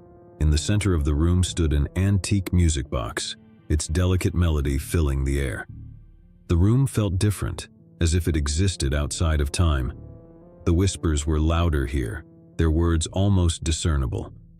Lisa approached the music box and carefully lifted its lid. The haunting melody continued to play, and as she peered inside, she saw a small porcelain figurine, a ballerina frozen in mid-dance. As they watched, the figurine seemed to come to life, spinning gracefully to the music. The room seemed to sway with the motion, and the whispers grew more insistent, as if urging them to stay, to listen, to understand. It was as if the very walls of the whispering house were pleading with them, begging them not to leave, to stay and uncover the secrets that lay hidden within. But the four friends pushed open the front door and stepped out into the crisp autumn air, their hearts pounding, their minds filled with questions and unease. As they walked away from the whispering house, they couldn't shake the feeling that they had left something behind, something that wanted to be heard, something that had been waiting for them. That night, as they lay in their beds, they heard the whispers once more. They were no longer faint and distant, but loud and clear, as if the very walls of their homes were speaking to them. The whispers told of a tragic tale, a tale of a young girl who had once lived in the Whispering House. Her name was Isabella, and she had loved to dance. But her life had been cut short, and her spirit had remained trapped within the walls of the house, longing for release. Over the following days, the whispers grew louder, and the four friends could no longer ignore them. They returned to the Whispering House, determined to uncover the truth. As they entered the room with the music box, the whispers reached a crescendo, and Isabella's voice filled the air. She told them of her love for dancing, of the joy it had brought her, and of the tragic accident that had taken her life. Tears filled Lisa's eyes as she listened to Isabella's story. "We have to help her," she said. Together they searched the room and found an old diary hidden beneath the floorboards. It belonged to Isabella, and it told of her dreams, her hopes, and her love for dancing. As they read Isabella's words, the room began to glow with a soft light, and the music box started to play once more. The porcelain ballerina twirled gracefully, as if dancing to Isabella's memory. And then, in a moment of pure magic, Isabella herself appeared before them, a translucent figure, her eyes filled with gratitude and joy. She danced, her ethereal form moving with grace and beauty, as if finally free to express the passion that had been locked away for so long. With a final joyful twirl, Isabella faded away, leaving behind a sense of peace and fulfillment. The whispers in the Whispering House ceased, and the old mansion seemed to sigh with relief, as if a long-held secret had been shared, and a restless spirit had found release. The four friends left the Whispering House that day, their hearts light and their minds filled with wonder. They had witnessed something truly extraordinary, something that defied explanation. And as they looked back at the old house, they knew that it was no longer the Whispering House, but a place of beauty, of magic, and of a dance that would be remembered for all time. The days turned into weeks, and the weeks into months, but the memory of their encounter with Isabella and the Whispering House remained vivid in their minds. The four friends couldn't help but feel a deep connection to the old mansion and the spirit that had once dwelled within its walls. As the autumn leaves began to fall, they decided to return to the Whispering House one more time. They wanted to pay their respects to Isabella and to ensure that her memory lived on. When they arrived, they were surprised to find that the old mansion had undergone a transformation. The ivy that had once choked its walls had withered away, revealing the beauty of its architecture. The windows that had once been dark and foreboding now sparkled in the sunlight. As they stepped inside, they were greeted by a sense of warmth and welcome. The Whispering House no longer felt eerie and unsettling. Instead, it radiated a quiet serenity. In the room with the music box, they found a single red rose placed beside it, a symbol of love and remembrance. The music box played Isabella's favorite melody, and the room seemed to come alive with the memory of her presence. Jack, Sarah, Mark, and Lisa sat together, their hearts filled with gratitude for the experience they had shared. They knew that they had been touched by something extraordinary, something that had brought them closer together and had changed their lives forever. As they left the Whispering House for the final time, they knew that they were leaving behind a place haunting whispers, but for the enduring tale of Isabella, a tale of love, loss, and the power of friendship to transcend even the darkest of mysteries. As they looked back one last time at the old mansion, they couldn't help but smile, knowing that they had played a part in bringing light to a place that had once been shrouded in darkness. And as the sun set behind the hills, casting a warm golden glow over the Whispering House, they knew that Isabella's spirit would forever dance in its hallowed halls, a testament to the enduring power of love and the beauty of the unknown. But as the years passed, the memory of the Whispering House began to fade. The town's younger generation paid little heed to its history, and the old mansion once again fell into disrepair. Jack, Sarah, Mark, and Lisa grew older, their lives filled with the responsibilities and demands of adulthood. They had families of their own, and the demands of daily life left little time for the memories of their youth. But one autumn day, as they gathered together for a rare reunion, the topic of the Whispering House came up. They reminisced about the strange and wondrous events of that fateful day, and their faces lit up with the joy of shared memories. "I wonder if the Whispering House is still there," Lisa mused. "It's been so long since we visited." Jack, ever the adventurer, suggested, "Why don't we go back and see? Maybe it's still as magical as we remember." And so, on a crisp autumn morning, the four friends made their way back to the town where they had spent their youth. As they approached the familiar hills, they couldn't help but feel a sense of nostalgia. But when they arrived at the location of the Whispering House, they were met with a sight that filled them with sorrow. The old mansion had fallen into complete disrepair. Its once glistening windows were shattered, its walls were covered in graffiti, and the ivy that had once adorned its exterior had withered away. Tears welled up in Lisa's eyes as she gazed upon the sorry state of the house. "It's such a shame. The Whispering House used to be so beautiful." Sarah nodded, her voice filled with sadness. "It's as if all the magic has been drained from it." They ventured inside, their footsteps echoing in the empty, decaying halls. The whispers that had once filled the house were now gone, replaced by a haunting silence. In the room with the music box, they found only dust and decay.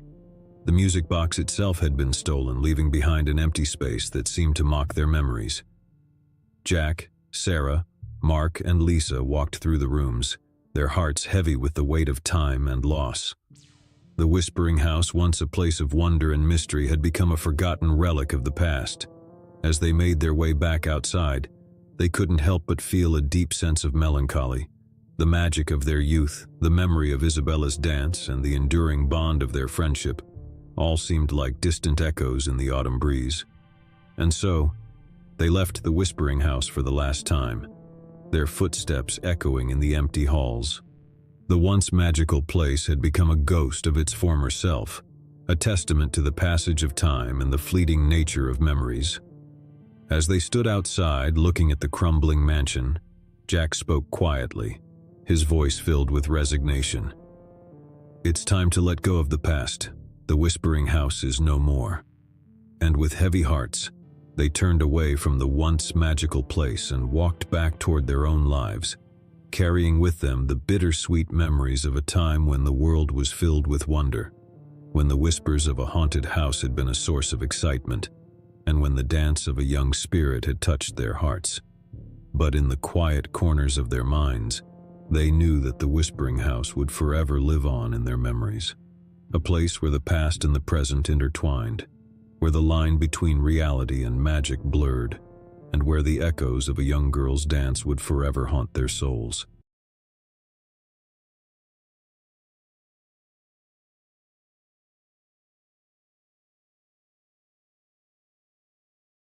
My dad was a priest and a servant of God.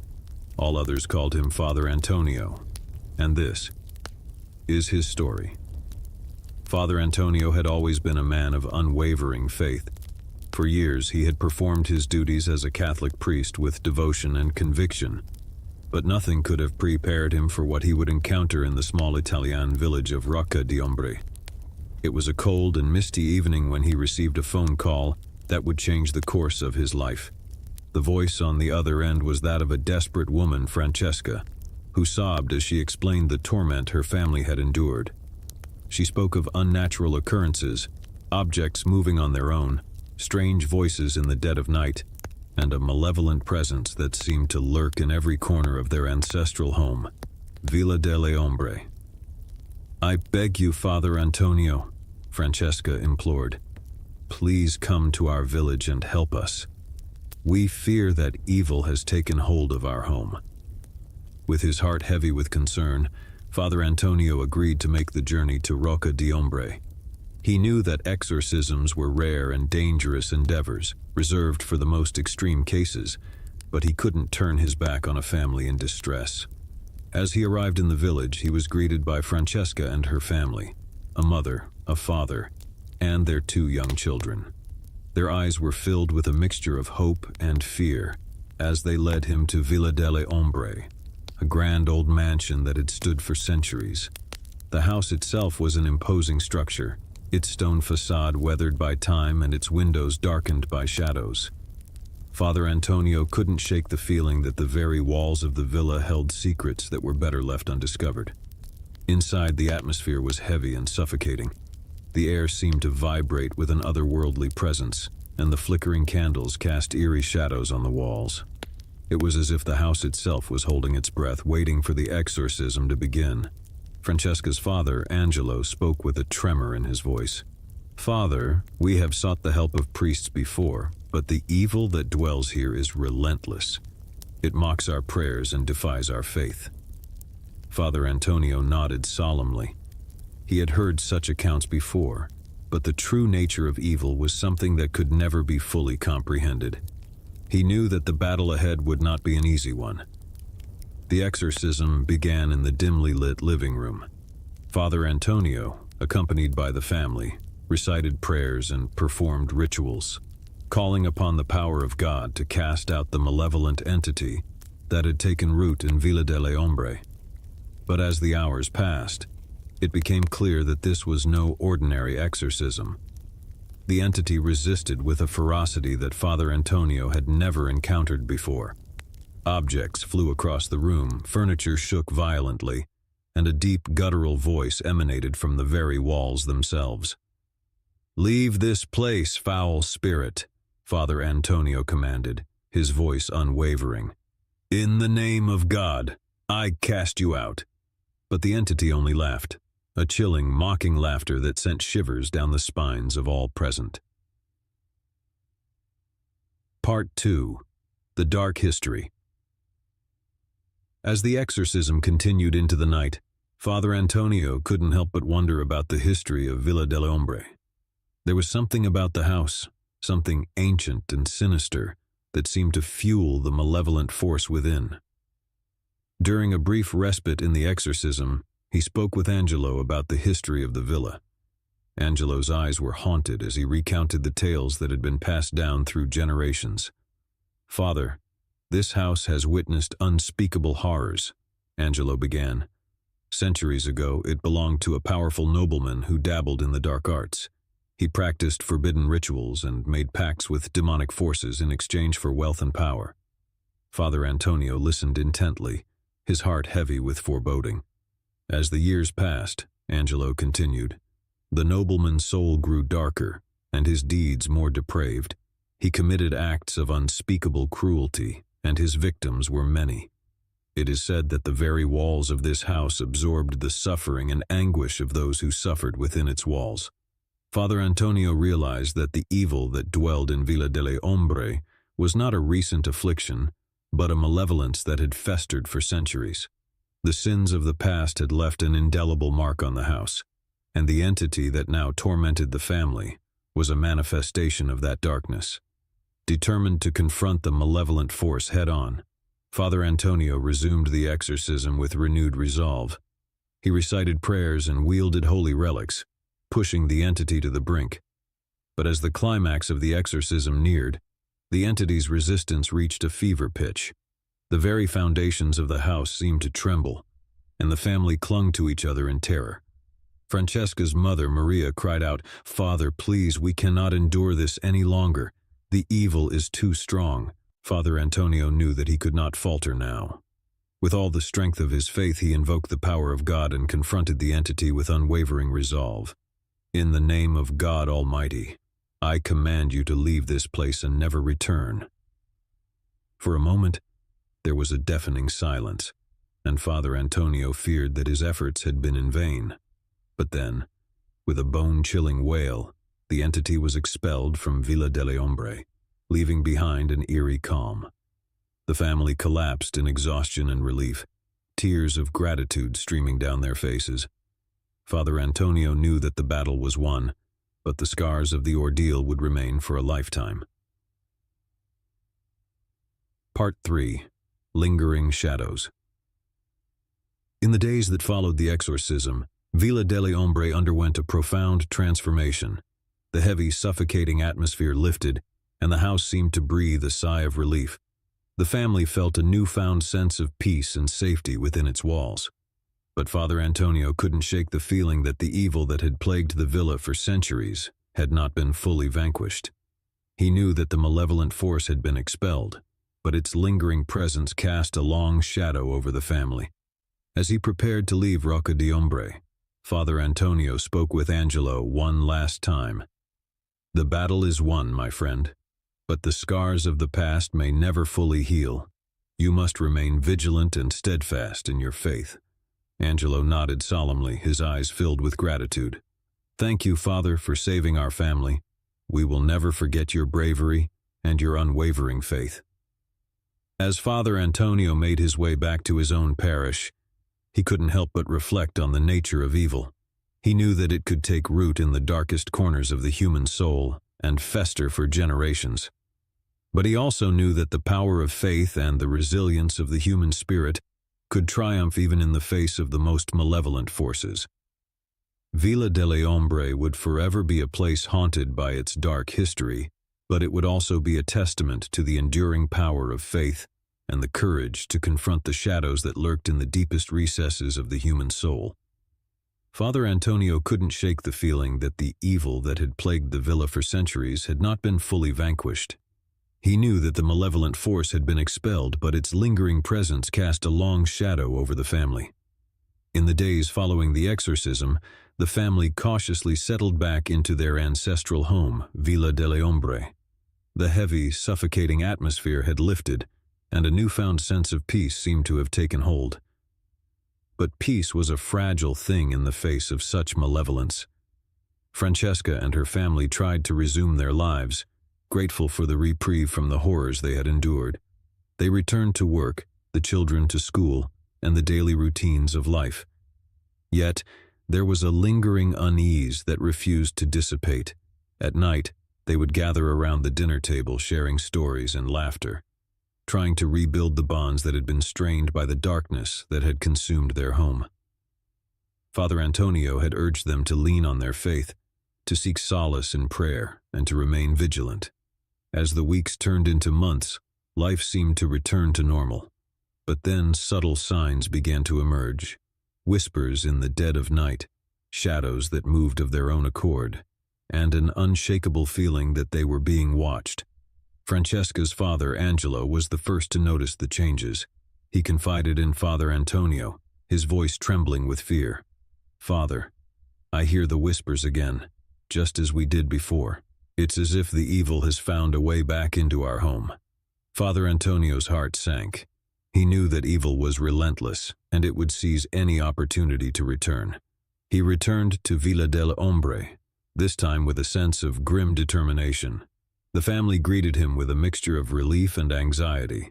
They knew that the battle was far from over. Father Antonio conducted a thorough investigation, seeking any clues that might explain the resurgence of the malevolent force. It was during this investigation that he discovered a hidden room in the depths of the villa, a chamber that had been sealed for centuries. The walls of the chamber were adorned with sinister symbols and blasphemous writings, a testament to the dark rituals that had been performed there in ages past. Father Antonio realized that this chamber held the key to understanding the evil that had plagued Villa delle Ombre. He consulted ancient texts and sought guidance from the Vatican, determined to confront the malevolent force once and for all. Part 4. The Final Battle. The day of reckoning arrived as Father Antonio, armed with sacred relics and the unwavering faith of the family, entered the hidden chamber. The air was thick with malevolence, and the very walls seemed to pulse with dark energy. As he recited prayers and performed rituals, the malevolent force within the chamber stirred.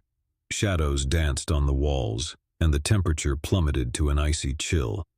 But Father Antonio was unyielding in his resolve. "In the name of God Almighty," he proclaimed, "I command you to reveal yourself and face the judgment of heaven." With a deafening roar, the entity manifested before him, a swirling vortex of darkness, its shape shifting and contorting as it lashed out with tendrils of pure evil. But Father Antonio held fast, his faith a shield against the onslaught. The battle raged on, a titanic struggle between the forces of light and darkness. The entity fought with a ferocity that defied comprehension, but Father Antonio's unwavering faith and the family's support provided a glimmer of hope. Hours turned into days as the exorcism continued. The hidden chamber became a battleground, and the very foundations of Villa delle Ombre trembled. Father Antonio knew that he was facing an ancient evil, one that had endured for centuries. With a final resounding prayer, Father Antonio called upon the power of God to cast out the malevolent force once and for all. The entity let out a howl of anguish, its form unraveling and dissipating into nothingness. The hidden chamber fell silent, and an eerie calm descended upon Villa delle Ombre. Father Antonio emerged, exhausted but victorious, to find the family waiting anxiously. Francesca and her family embraced Father Antonio, tears of gratitude streaming down their faces. They knew that the battle had been won, and their home was finally free from the malevolent force that had tormented them for generations. In the aftermath of the final battle, Villa delle Ombre underwent a profound transformation. The hidden chamber was sealed for all eternity, its dark secrets buried with it. The heavy, suffocating atmosphere that had plagued the villa for centuries lifted, replaced by a sense of peace that was, at last, genuine. Francesca and her family were forever changed by their ordeal.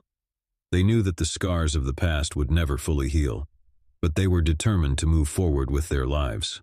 Their faith remained unshaken, and they drew strength from their unwavering belief in the power of good over evil. Father Antonio returned to his parish, forever marked by his experiences in Rocca di Ombre. He knew that evil was a force that could never be fully eradicated, but he also knew that the power of faith and the resilience of the human spirit could triumph even in the face of the most malevolent forces. As he looked back at Villa delle Ombre one last time, he knew that the battle had been won, but the scars of the past would serve as a reminder of the enduring power of faith and the courage to confront the shadows that lurked in the deepest recesses of the human soul.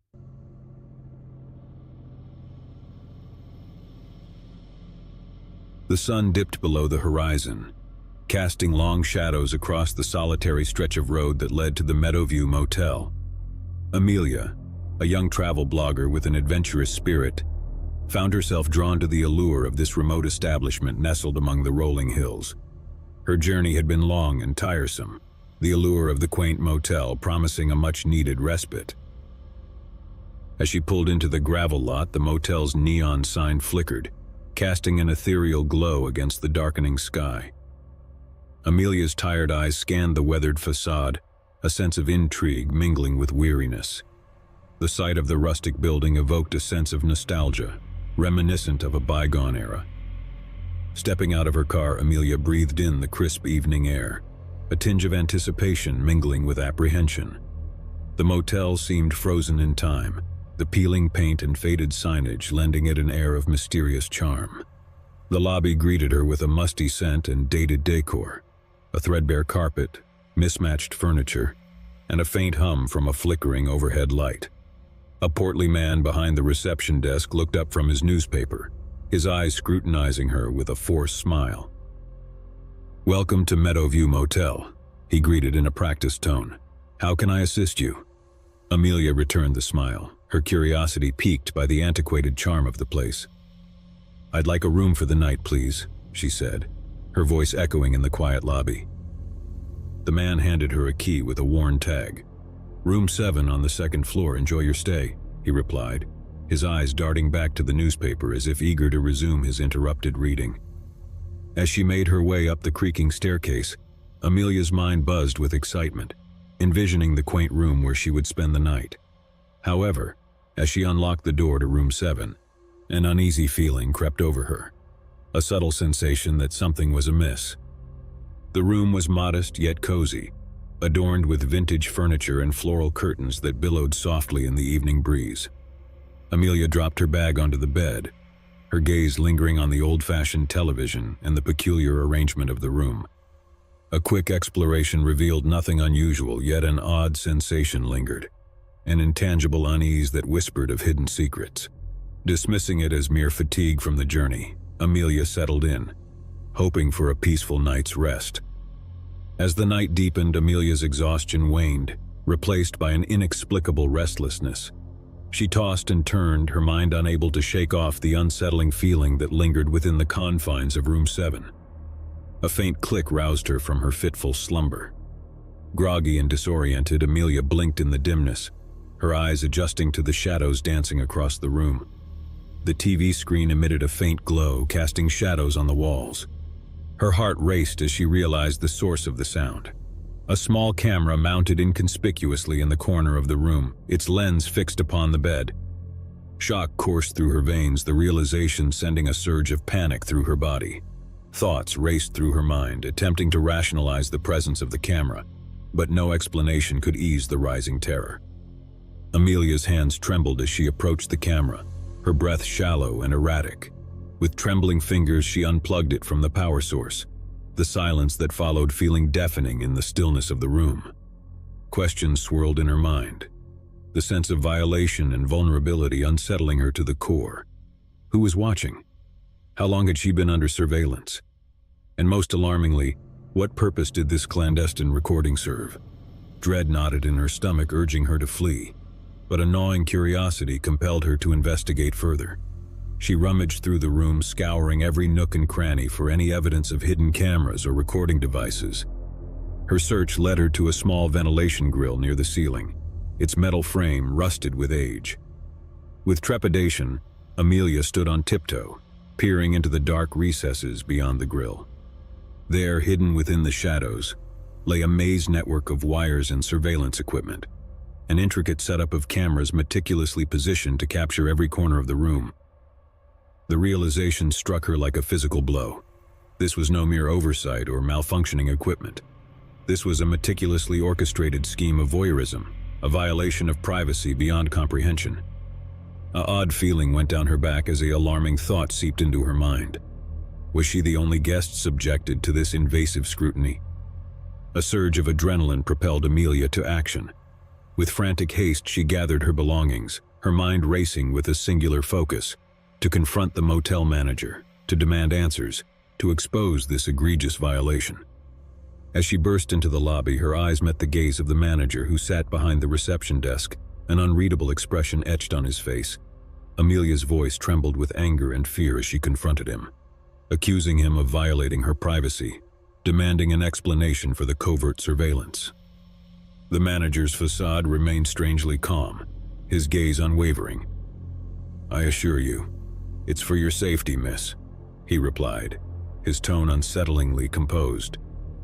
Anger surged within her, mingling with the fear that threatened to overwhelm her senses. "Safety? How dare you invade my privacy under the guise of safety? Who else have you been watching? What have you done with those recordings?" Amelia's voice quivered with a mix of fury and dread. Before the manager could respond, a disturbing realization dawned upon her. His calm demeanor held an underlying menace, a sinister edge that scared her. With mounting horror, Amelia noticed a flicker of movement behind the manager, a fleeting glimpse of shadowy figures lurking in the dark corners of the lobby, their presence ominous and foreboding. The manager's lips curled into a twisted smirk, his eyes gleaming with an unkind glint. "You see, my dear guest, the Meadowview Motel harbors its own secrets," he uttered in a serene tone.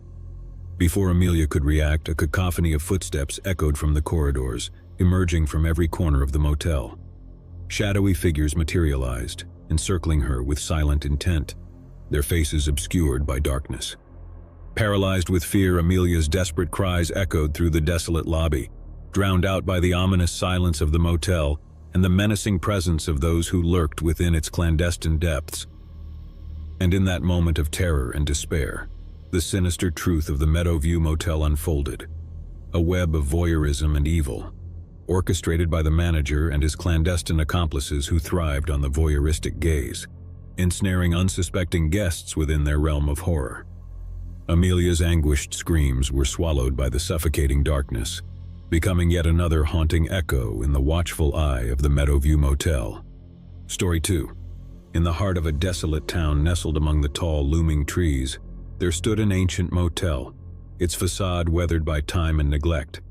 It bore the name Whispering Pines Motel, in faded letters that barely clung to the peeling paint.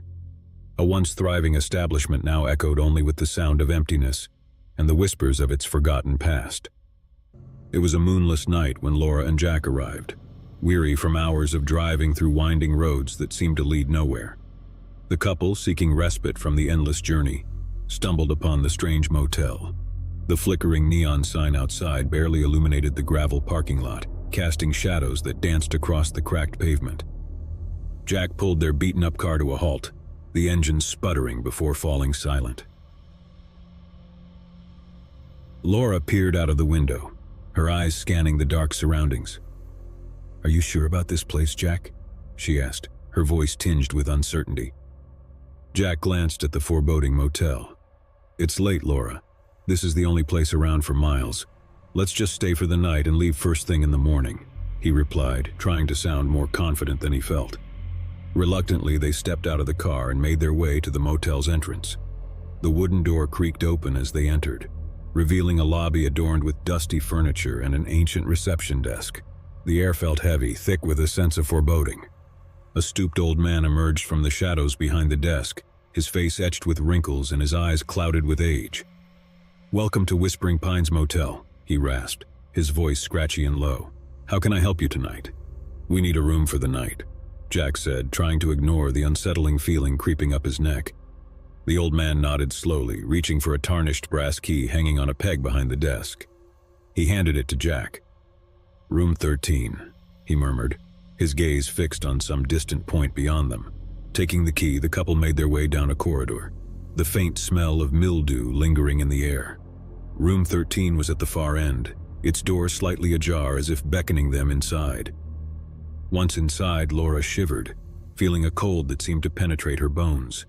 The room was bare and devoid of any warmth, the ancient wallpaper peeling at the edges. Jack tried to reassure her, but even he couldn't shake off the unease that hung in the stale air. As the night deepened, strange sounds began to echo through the motel. The faint whispers of the wind outside, the creaking of floorboards, and occasional faint murmurs that seemed to emanate from the walls themselves. Laura tossed and turned in the uncomfortable bed, unable to shake off the feeling of being watched. Suddenly, a blood-curdling scream pierced the silence, jolting both of them awake. Heart-pounding, Jack leaped out of bed, rushing into the corridor. The source of the scream seemed to originate from the room adjacent to theirs. They found the door ajar, and as Jack pushed it open, the sight before them froze their blood. A ghastly scene unfolded. The room bathed in a crimson glow, furniture overturned, and crimson streaks splattered across the walls. In the center of the chaos stood the old man from the reception, his eyes wide and wild, a sinister grin etched on his face. He clutched a gleaming knife, its blade glistening in the light. "Welcome to Whispering Pines, where secrets are kept," he hissed, his voice unnaturally twisted. Laura gasped in horror, trying to comprehend the nightmarish reality unfolding before her. Before they could react, the old man lunged towards them, his laughter echoing maniacally through the desolate halls. Jack pushed Laura behind him, his heart pounding with fear and adrenaline. They bolted back towards their room, the sound of the old man's crazed laughter echoing through the corridors. As they reached their door, Jack fumbled with the key, his hands shaking uncontrollably. With a click, they managed to lock the door just as the old man's heavy footsteps drew closer. Breathless and trembling, they huddled in the corner of the room, their eyes wide with terror. The sound of the old man's footsteps halted outside their door, followed by a bone-chilling silence that stretched on for an agonizing moment. Then, without warning, the door creaked open, revealing the twisted silhouette of the old man, his sinister grin illuminated by the pale moonlight that filtered in through the window. With a haunting whisper, he uttered, "You can never leave Whispering Pines. You'll join the secrets that reside within." Before they could react, the old man lunged forward, the glint of the blade in his hand flashing in the darkness. The gleaming blade arced through the air, glinting cruel in the moonlight as the old man lunged toward them. Laura's scream pierced the air, mingling with Jack's desperate attempts to push the assailant away. In a frantic struggle, Jack grappled with the old man, their bodies colliding against the room's worn-out furniture. Laura's eyes widened with terror as she searched for anything to defend herself. Amidst the chaos, Jack managed to knock the knife from the old man's grasp, sending it skittering across the floor. With a surge of adrenaline, He wrestled the assailant to the ground, pinning him down. "Call for help, Laura, now." Jack's voice trembled with urgency as he strained to keep the old man restrained. Laura fumbled for her phone, her fingers shaking violently as she dialed emergency services. But as she raised the phone to her ear, a grim realization struck her. There was no signal. Panic surged within her, the walls of the motel seemingly suffocating her with their evil presence. The struggle continued in the room, Jack's strength waning against the surprising vigor of the old man. It was as if some unnatural force fueled the assailant, lending him in strange strength. With a sudden burst of energy, the old man shoved Jack aside, his eyes alight with a feral intensity. He scrambled to his feet, his gaze fixated on Laura, who stood frozen in terror. "You think you can escape? You think you can unravel the secrets of this place?" The old man spat, his voice twisted with madness. "The Whispering Pines feeds on your fear, on your despair. You're trapped here with me." Laura's breaths came in ragged gasps as she backed away, her eyes darting around the room in a desperate search for an escape route. But the room seemed to constrict around her, the walls closing in with an oppressive weight. In a last-ditch effort, Jack lunged toward the old man, tackling him to the ground once more. But before he could subdue him, a haunting whisper seemed to echo from the very foundation of the motel, a chorus of disembodied voices that melded together in a dark symphony. "The secrets must be kept." The room quivered as if caught in the grip of an unseen force. Shadows danced along the walls, contorting into grotesque shapes that twisted and writhed in macabre patterns. Laura staggered backward, her mind reeling with fear and confusion. As Jack grappled with the old man, an unearthly sensation washed over them, an inexplicable pull toward the motel's hidden depths. Their surroundings blurred and wavered, reality itself bending and warping, as if succumbing to the dark forces that held sway over the Whispering Pines. Suddenly, the motel seemed to unravel before their eyes, its decrepit facade giving way to a sinister revelation. They stood on the precipice of a nightmarish realm, a grotesque web of corridors and chambers that extended far beyond the physical boundaries of the motel they thought they knew. The old man's maniacal laughter pierced through the dissonant whispers, echoing through the twisted corridors of the unearthly expanse. With a final guttural cry, the old man dissolved into the shadows, his laughter lingering as an ominous echo in the air. Laura and Jack found themselves lost in a nightmarish maze, their very existence ensnared within the vicious grip of the Whispering Pines. Each corridor they navigated seemed to lead to another realm of horror, each chamber revealing grotesque secrets that defied all logic and reason. Time lost its meaning as they stumbled through the surreal landscape of the motel's hidden dimensions, their screams drowned out by the cacophony of whispers that reverberated through the endless corridors. And in the heart of this eldritch labyrinth, the couple's agonized pleas dissolved into the startling symphony of the motel's secrets, becoming yet another haunting whisper lost within its cursed walls. The Whispering Pines Motel stood silent once more, its dark secrets buried within the confines of its twisted reality, waiting for the next unsuspecting souls to become ensnared in its sinister embrace. Story 3. John, a weary traveler seeking solace from the wearisome road, arrived at the Sunset Haven Motel as dusk painted the sky in shades of crimson and gold. The motel stood nestled amidst a serene landscape, its faded sign welcoming guests with a flickering neon glow. Weariness tugged at John's muscles as he trudged into the motel's reception. The scent of aged wood and dust lingered in the air as he approached the middle-aged woman behind the counter, her tired eyes peering at him from behind thick-rimmed glasses. "Welcome to Sunset Haven. How can I assist you?" She greeted with a forced smile, the weariness evident in her voice. "I'd like a room for the night, please," John replied, his fatigue palpable. The woman handed him a key with a faded room number etched onto the tag. "Room 12 on the ground floor. Enjoy your stay," she murmured, her gaze already drifting back to a crossword puzzle on the counter. John lugged his duffel bag across the gravel path, feeling a sense of relief as he reached room 12. As he unlocked the door, a musty odor assaulted his senses, a pungent stench that lingered in the air. The room itself was modest, but the overpowering smell tainted the quaint atmosphere. Ignoring it as a mere inconvenience, John opened a window to let in the evening breeze, hoping to dissipate the unpleasant scent. As the night draped the motel in shadows, John's weariness battled against his restlessness. Sleep eluded him as he tossed and turned, the relentless stench invading his nostrils hanging heavy in the stagnant air.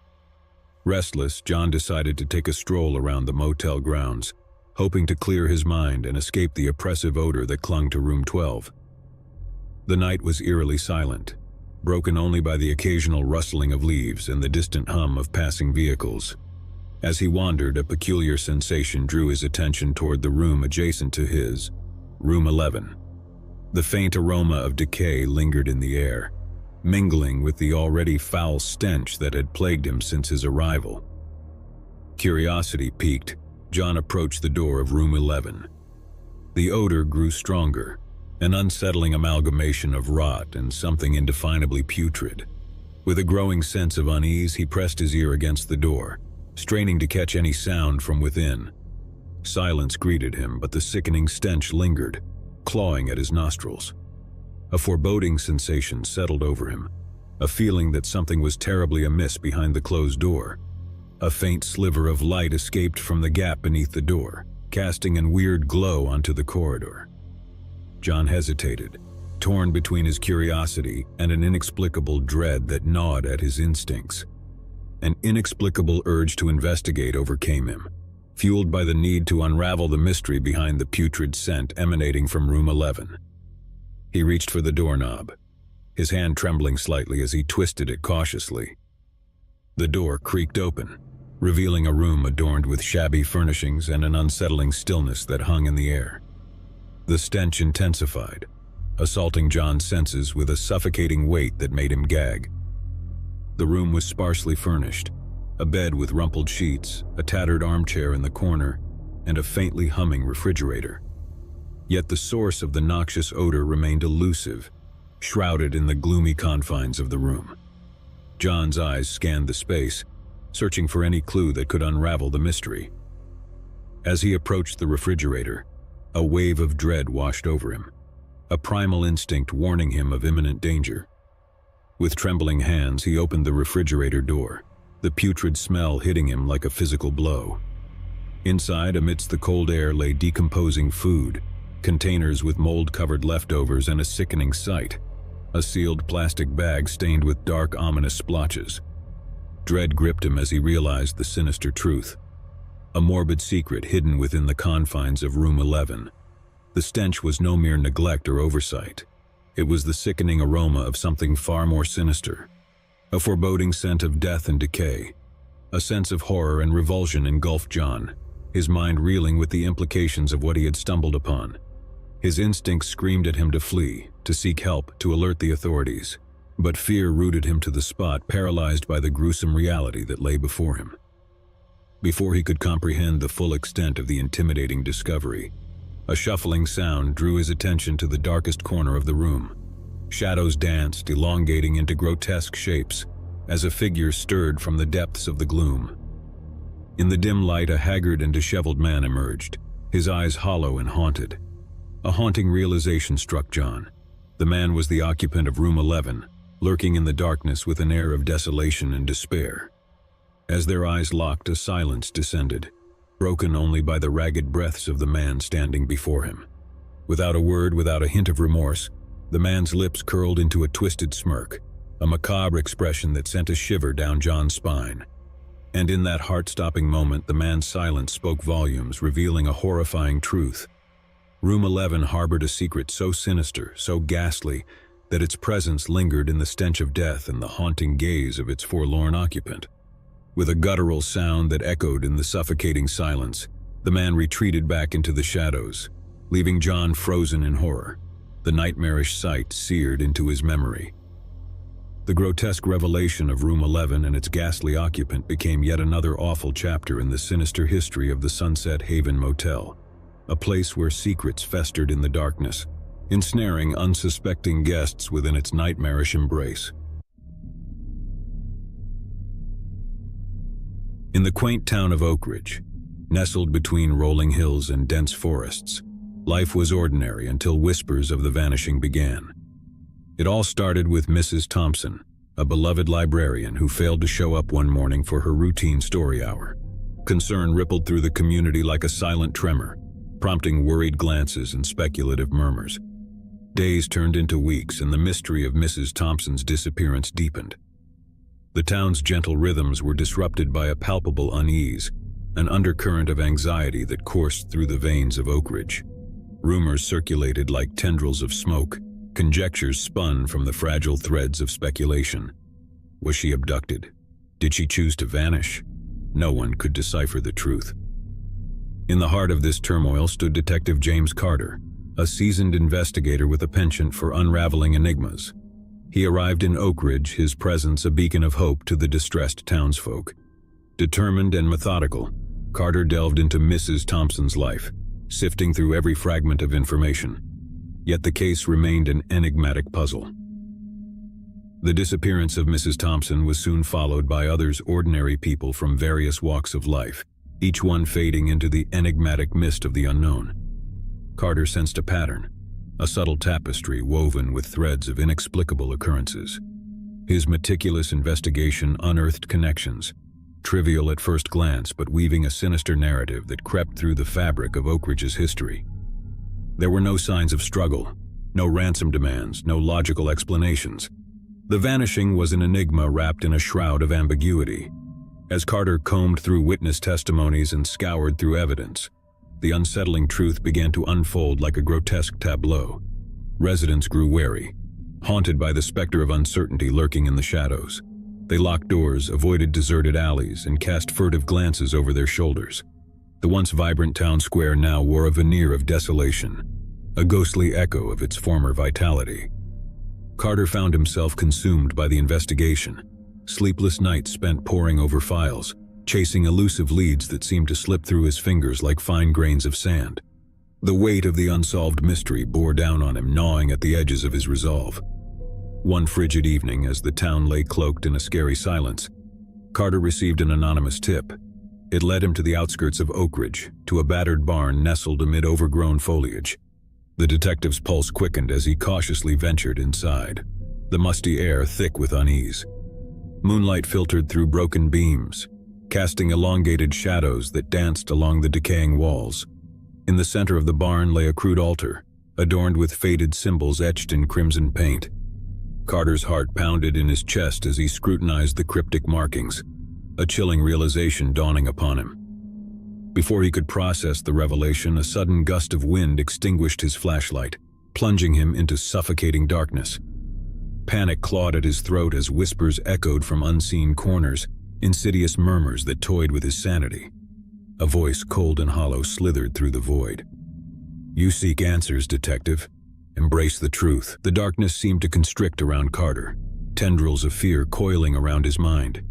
He fumbled for his flashlight, fingers trembling as he struggled against an overwhelming sense of dread.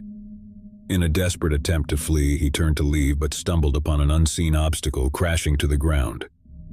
And then silence. The townsfolk awoke to an empty Oak Ridge, a ghost town frozen in time.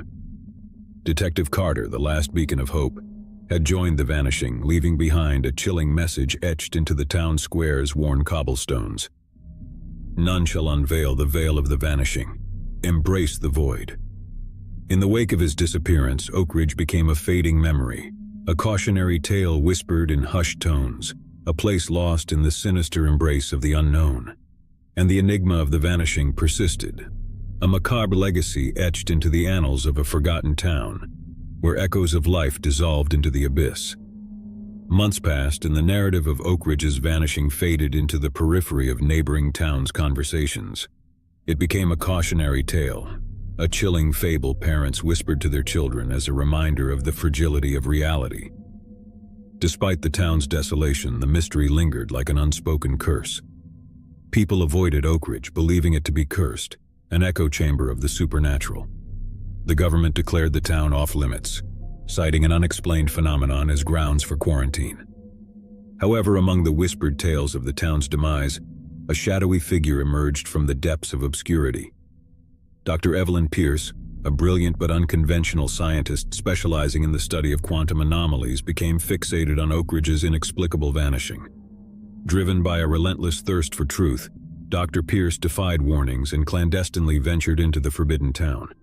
Armed with an array of specialized equipment and a mind unshackled by conventional reasoning, she sought to decipher the enigma that had eluded understanding. The once thriving streets of Oak Ridge were now draped in silence, a surreal stillness that clung to the buildings like a shroud. Dr. Pierce navigated cautiously, her steps echoing off the hollow facades of abandoned homes. Her investigation led her to the decrepit barn on the outskirts, the epicenter of the mystery.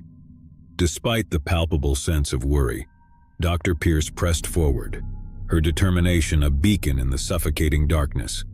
Inside the barn, she encountered remnants of Detective Carter's presence, scattered files, a broken flashlight, and the cryptic symbols etched upon the weathered altar. Dr. Pierce meticulously cataloged every detail, her scientific curiosity fueled by an insatiable desire to unravel the inexplicable. As she meticulously examined the symbols, a sudden resonance reverberated through the air, a dissonant frequency that reverberated in her bones. A surge of energy crackled through the barn, distorting the fabric of reality itself. The symbols glowed with an ethereal luminescence, casting an otherworldly hue upon the surroundings. Dr. Pierce's breath hitched as she realized the symbols weren't merely markings. They were a conduit, a gateway to an unknown realm beyond comprehension. In a reckless bid to unveil the truth, she activated a device designed to analyze the anomalies. The barn quaked, the air pulsating with an otherworldly resonance that transcended the boundaries of human comprehension. Reality fractured. The barn, once an abandoned husk, transformed into a surreal nexus, a convergence of disparate dimensions. Dr. Pierce's surroundings warped and twisted, a kaleidoscope of fractured realities coalescing into a mind-bending panorama. Time lost its semblance, folding and contorting upon itself. Dr. Pierce, ensnared in the maelstrom, witnessed echoes of Oak Ridge's vanished denizens, their spectral visages flickering like distant stars in an immeasurable void. In that moment of fractured existence, she glimpsed the truth. The vanishing wasn't a mere disappearance. It was a transcendence. Oak Ridge had become a fractured locus, a confluence where reality unraveled and souls transcended mortal constraints. Amidst the chaos, Dr. Pierce's consciousness teetered on the precipice of comprehension and madness. She yearned to unravel the enigma, yet the sheer enormity of the revelation threatened to devour her sanity. As swiftly as it began, the cataclysmic event reached its crescendo, and then silence. Dr. Evelyn Pierce, a lone sentinel in the turbulent sea of fractured realities, became another enigmatic fragment in the tapestry of Oak Ridge's vanishing. Her existence blurred into the ether, a fleeting anomaly lost in the labyrinth of dimensions.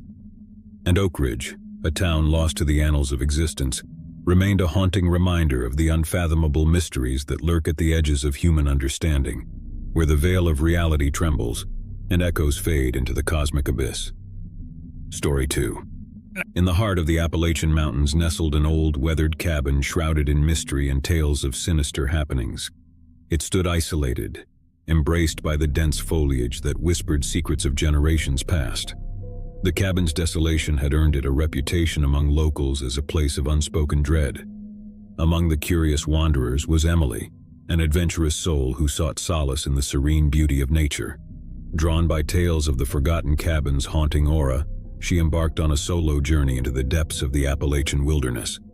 As Emily ventured deeper into the labyrinth of trees, a sense of isolation enveloped her. The sun cast elongated shadows across the forest floor, creating an ominous path that led her to the elusive cabin. Upon arrival, the cabin appeared as though frozen in time, its wooden panels weathered by time and neglect, windows boarded up as if concealing a cryptic history. The air crackled with an unsettling energy, sending goosebumps along Emily's skin. Determined to unravel the mysteries shrouding the cabin, Emily cautiously stepped inside. The interior was a time capsule, an abandoned sanctuary of forgotten memories. Dust danced in the rays of light that filtered through cracks in the boarded-up windows. Despite the ambiance, Emily found herself inexplicably drawn to the cabin's haunting beauty. She set up camp inside, hoping to unearth the secrets it held. As night descended upon the wilderness, a chilling silence enveloped the cabin. Emily lit a solitary lantern, casting dim, flickering shadows that danced upon the walls. The hours ticked by, the silence disrupted only by the occasional rustling of leaves outside. Emily's attempts to uncover the cabin's mysteries proved futile, and a sense of unease gnawed at her thoughts. Just as she settled into a fitful sleep, an unsettling noise echoed through the cabin, a faint, rhythmic tapping against the window. Emily's eyes shot open, her heart pounding in her chest. She dismissed it as the wind or a curious animal, attempting to quell her rising unease. Yet the tapping persisted, growing louder with each passing moment. It transformed into an incessant, deliberate rapping against the window pane. Summoning courage, she cautiously approached the window. What she saw froze her blood in terror.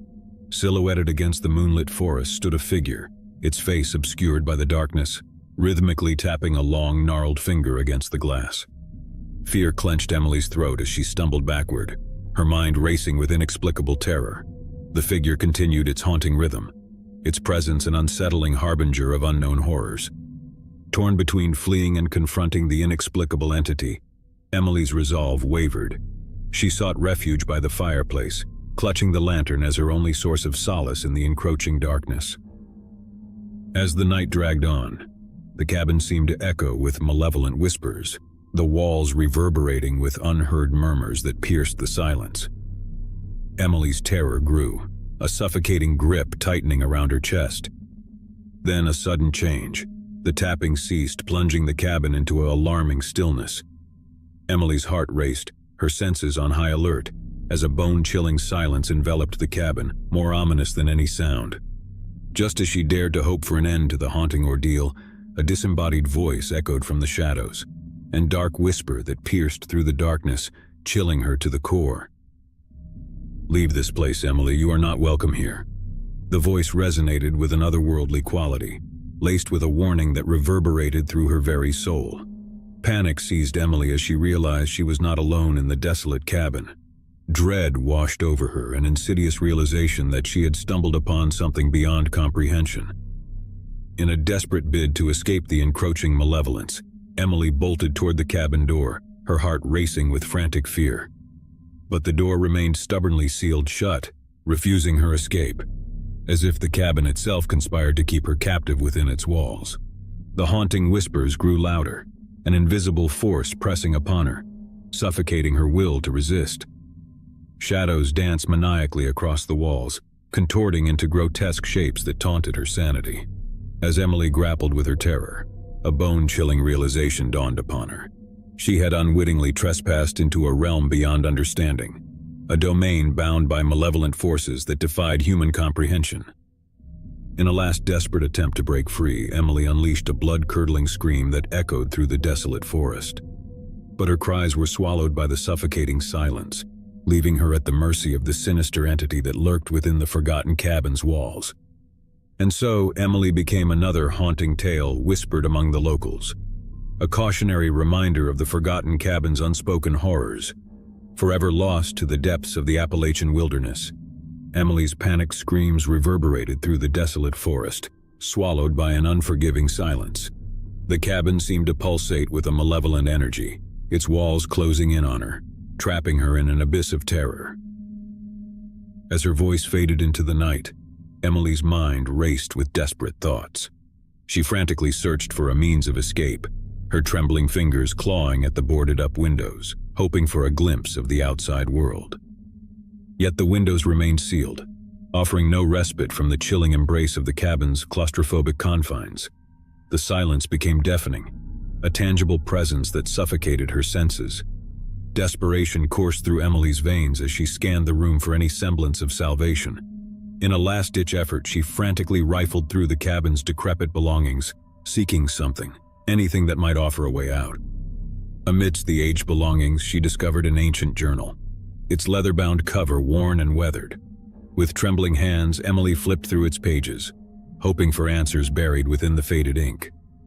The journal belonged to a previous inhabitant of the cabin, chronicling unnerving accounts of unexplained occurrences, whispers in the night, strange apparitions, and a pervasive sense of dread that plagued the writer's every waking moment. In a chilling entry, the writer recounted a harrowing experience, a confrontation with an entity that dwelled within the cabin's walls. The entity, described as a malevolent spirit, trapped its victims in a nightmarish limbo, feeding on their fear and despair. Emily's breath hitched as she realized the chilling truth. She had stumbled upon a realm tethered to the spectral plane, a place where the boundaries between the living and the dead blurred. With a newfound sense of urgency, Emily clutched the journal to her chest, determined to defy the entity's grasp. She gathered her resolve, casting aside the paralyzing fear that threatened to consume her. As she prepared to confront the unseen malevolence, the cabin's atmosphere shifted. An icy chill swept through the air, and the flickering lantern dimmed to a mere whisper of light. Shadows danced frenetically across the walls, coalescing into grotesque shapes that loomed menacingly. Whispers echoed from the darkness, a chorus of tormented voices that clawed at Emily's sanity. With sheer determination, Emily uttered words of defiance, a shaky voice that reverberated with unwavering resolve. "I don't belong to this place. Release me from your grasp." Her words seemed to echo in the abyss, silencing the haunting whispers for a fleeting moment. The oppressive malevolence recoiled, a testament to Emily's unwavering courage. In that fleeting respite, a glimmer of hope ignited within her, a surge of determination to break free from the entity's sinister hold. She cast a desperate gaze toward the door, mustering every ounce of strength to challenge the spectral force that ensnared her. With a trembling hand, Emily reached for the doorknob, her heart pounding with frantic urgency. To her surprise, the door creaked open, revealing a faint glimpse of the moonlit forest beyond. A rush of exhilaration surged through her as she pushed against the force that held her captive. With every ounce of strength, she fought against the entity's malevolent grip, inching closer to the threshold of freedom. Just as she dared to hope for escape, a bone-chilling laugh echoed from the shadows, freezing her movements. The entity's sinister voice resounded through the cabin, a haunting reminder of its relentless power. "You will never leave, Emily. You belong to this place now." As the entity's laughter reverberated through the cabin, Emily's hope waned. She found herself trapped in a nightmarish limbo, the elusive freedom she sought slipping through her grasp. In a last act of defiance, she flung the journal out of the door, a desperate plea for someone to uncover the forgotten cabin's malevolent secrets. And so, the night consumed Emily, leaving her entwined in the haunting legacy of the forgotten cabin. A cautionary tale whispered among wanderers, forever lost to the depths of the Appalachian wilderness. Story 3. In the quiet suburban neighborhood of Elm Street, the house at number 64 stood like a monolith of mystery and intrigue. It was the residence of Mr. and Mrs. Wilson, an elderly couple who'd resided there for decades. Yet the air around their home bore an weird stillness that unsettled the neighbors. Among the residents was the Cunningham family, who lived next door. Alex Cunningham, an inquisitive teenager, noticed peculiarities surrounding the Wilsons. He observed Mr. Wilson's erratic behavior, the furtive glances, the hasty retreats indoors upon noticing neighbors, and the infrequent, creepy noises emanating from their residence. Curiosity gnawed at Alex's mind, and he confided in his parents about the unsettling occurrences. His father dismissed them as the quirks of aging neighbors, but Alex's instincts refused to relent. With his suspicions piqued, Alex embarked on a clandestine investigation. He kept a vigilant eye on the Wilsons, noting their peculiar habits and the palpable aura of secrecy surrounding their home. Days turned into weeks, and Alex's intrigue transformed into obsession. He staked out the Wilsons' house, studying their patterns and scrutinizing every minuscule detail, determined to uncover the truth. One fateful evening, as the moon cast a ghostly pallor over Elm Street, Alex noticed an unusual occurrence. The Wilsons, usually reclusive, appeared to be hurriedly loading boxes into their car, their faces etched with anxiety.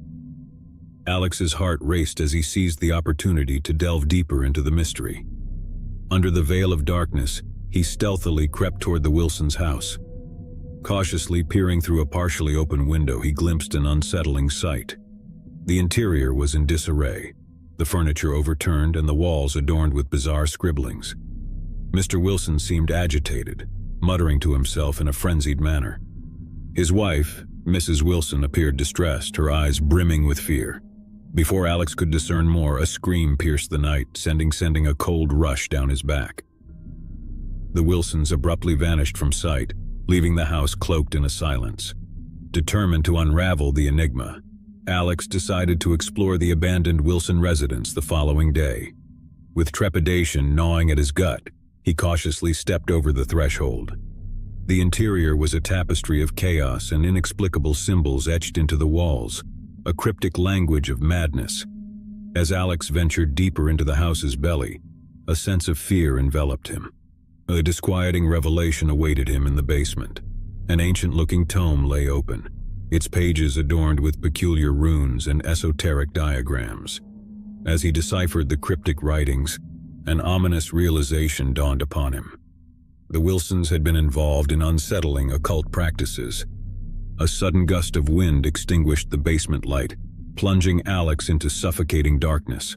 Panic gripped him as he fumbled for his flashlight, the silence deafening in the absence of sound. Whispers echoed from the shadows, ethereal murmurs that seeped into Alex's consciousness.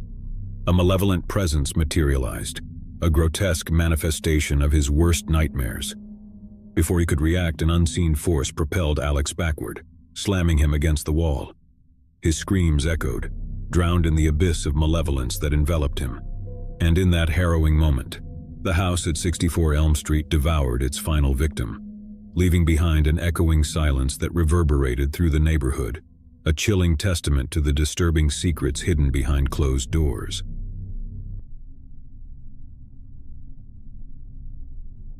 In the bustling city of Millbrook, Claire, a young professional, enjoyed a routine life until a series of unnerving phone calls disrupted her tranquility.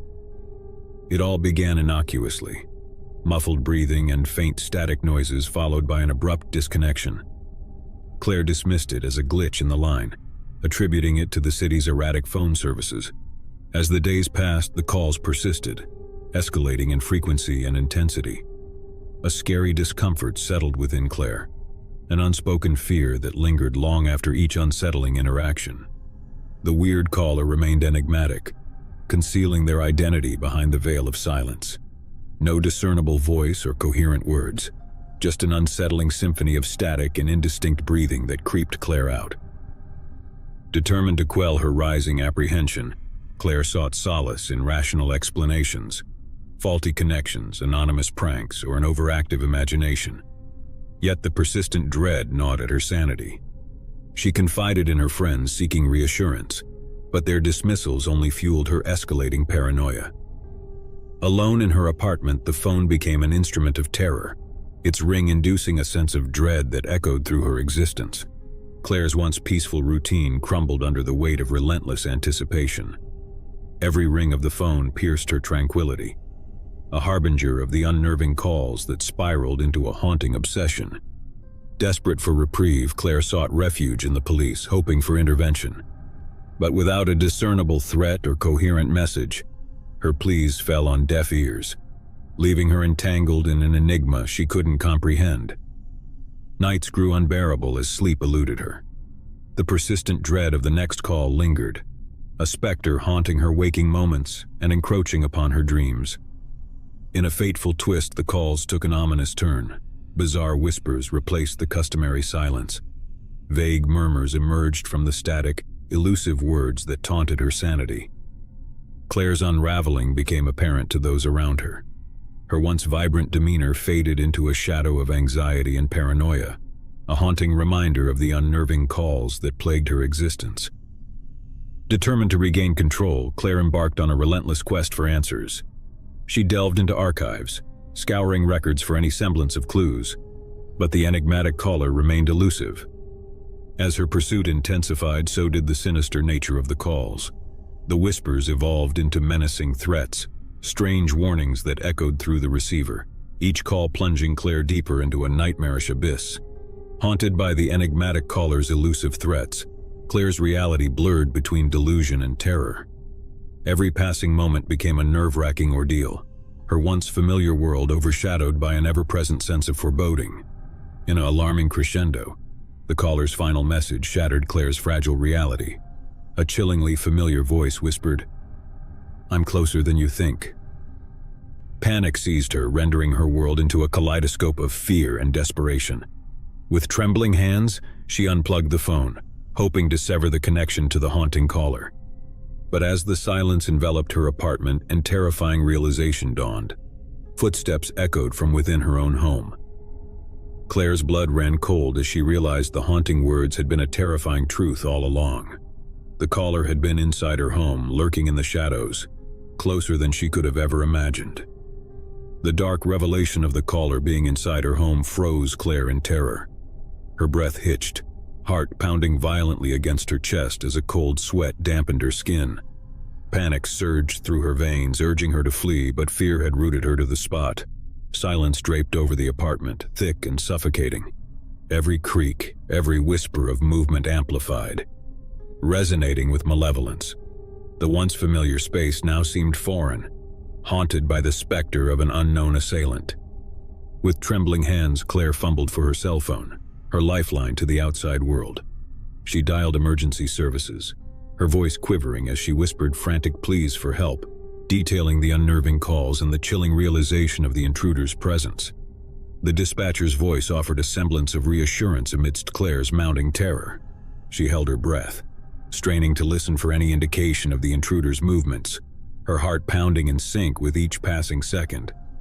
Minutes stretched into an eternity as Claire awaited the arrival of the authorities. Every shadow morphed into a potential threat, each creak of the floorboards a harbinger of impending danger. Footsteps echoed from the hallway, drawing nearer with ominous intent. Claire's chest tightened, her pulse thundering in her ears as the sound of her own heartbeat drowned out rational thought. The apartment door burst open, flooding the room with blinding light, and uniformed officers rushed in, their reassuring presence a brief respite from the terror. They scoured the apartment, finding no sign of the intruder. As the officers conducted their investigation, Claire's shaken state intensified. She recounted the series of unsettling calls, the escalating threats, and the bone-chilling realization of the caller's proximity. Despite her distress, the officers found no evidence of forced entry or any indication of the mysterious caller's presence. Claire's recounting of the disturbing events bore the mark of genuine fear, but without tangible proof, her claims were met with skepticism. Hours dragged by, the officers concluding that it might have been a prank call or a case of paranoia induced by stress. Claire felt a sinking despair as their dismissive stance left her vulnerable and terrified, trapped in a reality tainted by the unknown. Alone once more, Claire sought refuge in the solace of a friend's apartment. Sleep evaded her, the echoes of the caller's haunting words resonating in her mind, a sinister reminder of the intruder's malevolent presence. Days became nights of restless anxiety. Claire's once vibrant spirit withered under the weight of relentless dread. She attempted to resume her routine, but the specter of fear loomed over every moment, casting shadows of suspicion and paranoia. The menacing calls ceased, leaving Claire in a silence that offered no solace. Her world had become a labyrinth of apprehension, every shadow a potential threat, every sound a haunting echo of the past. Her friends' concern grew palpable as Claire's mental state deteriorated. They urged her to seek professional help, fearing the toll the harrowing experience had taken on her well-being. Therapy sessions offered temporary relief, a sanctuary where Claire found respite in recounting her ordeal. The therapist's reassurances were a flicker of hope amidst the darkness, but the specter of the caller's intrusion lingered, an unresolved enigma that tormented her psyche. Weeks turned into months, and Claire attempted to rebuild her shattered life. She moved to a new apartment, hoping for a fresh start, yet the haunting memory of the intrusion lingered like an unshakable shadow.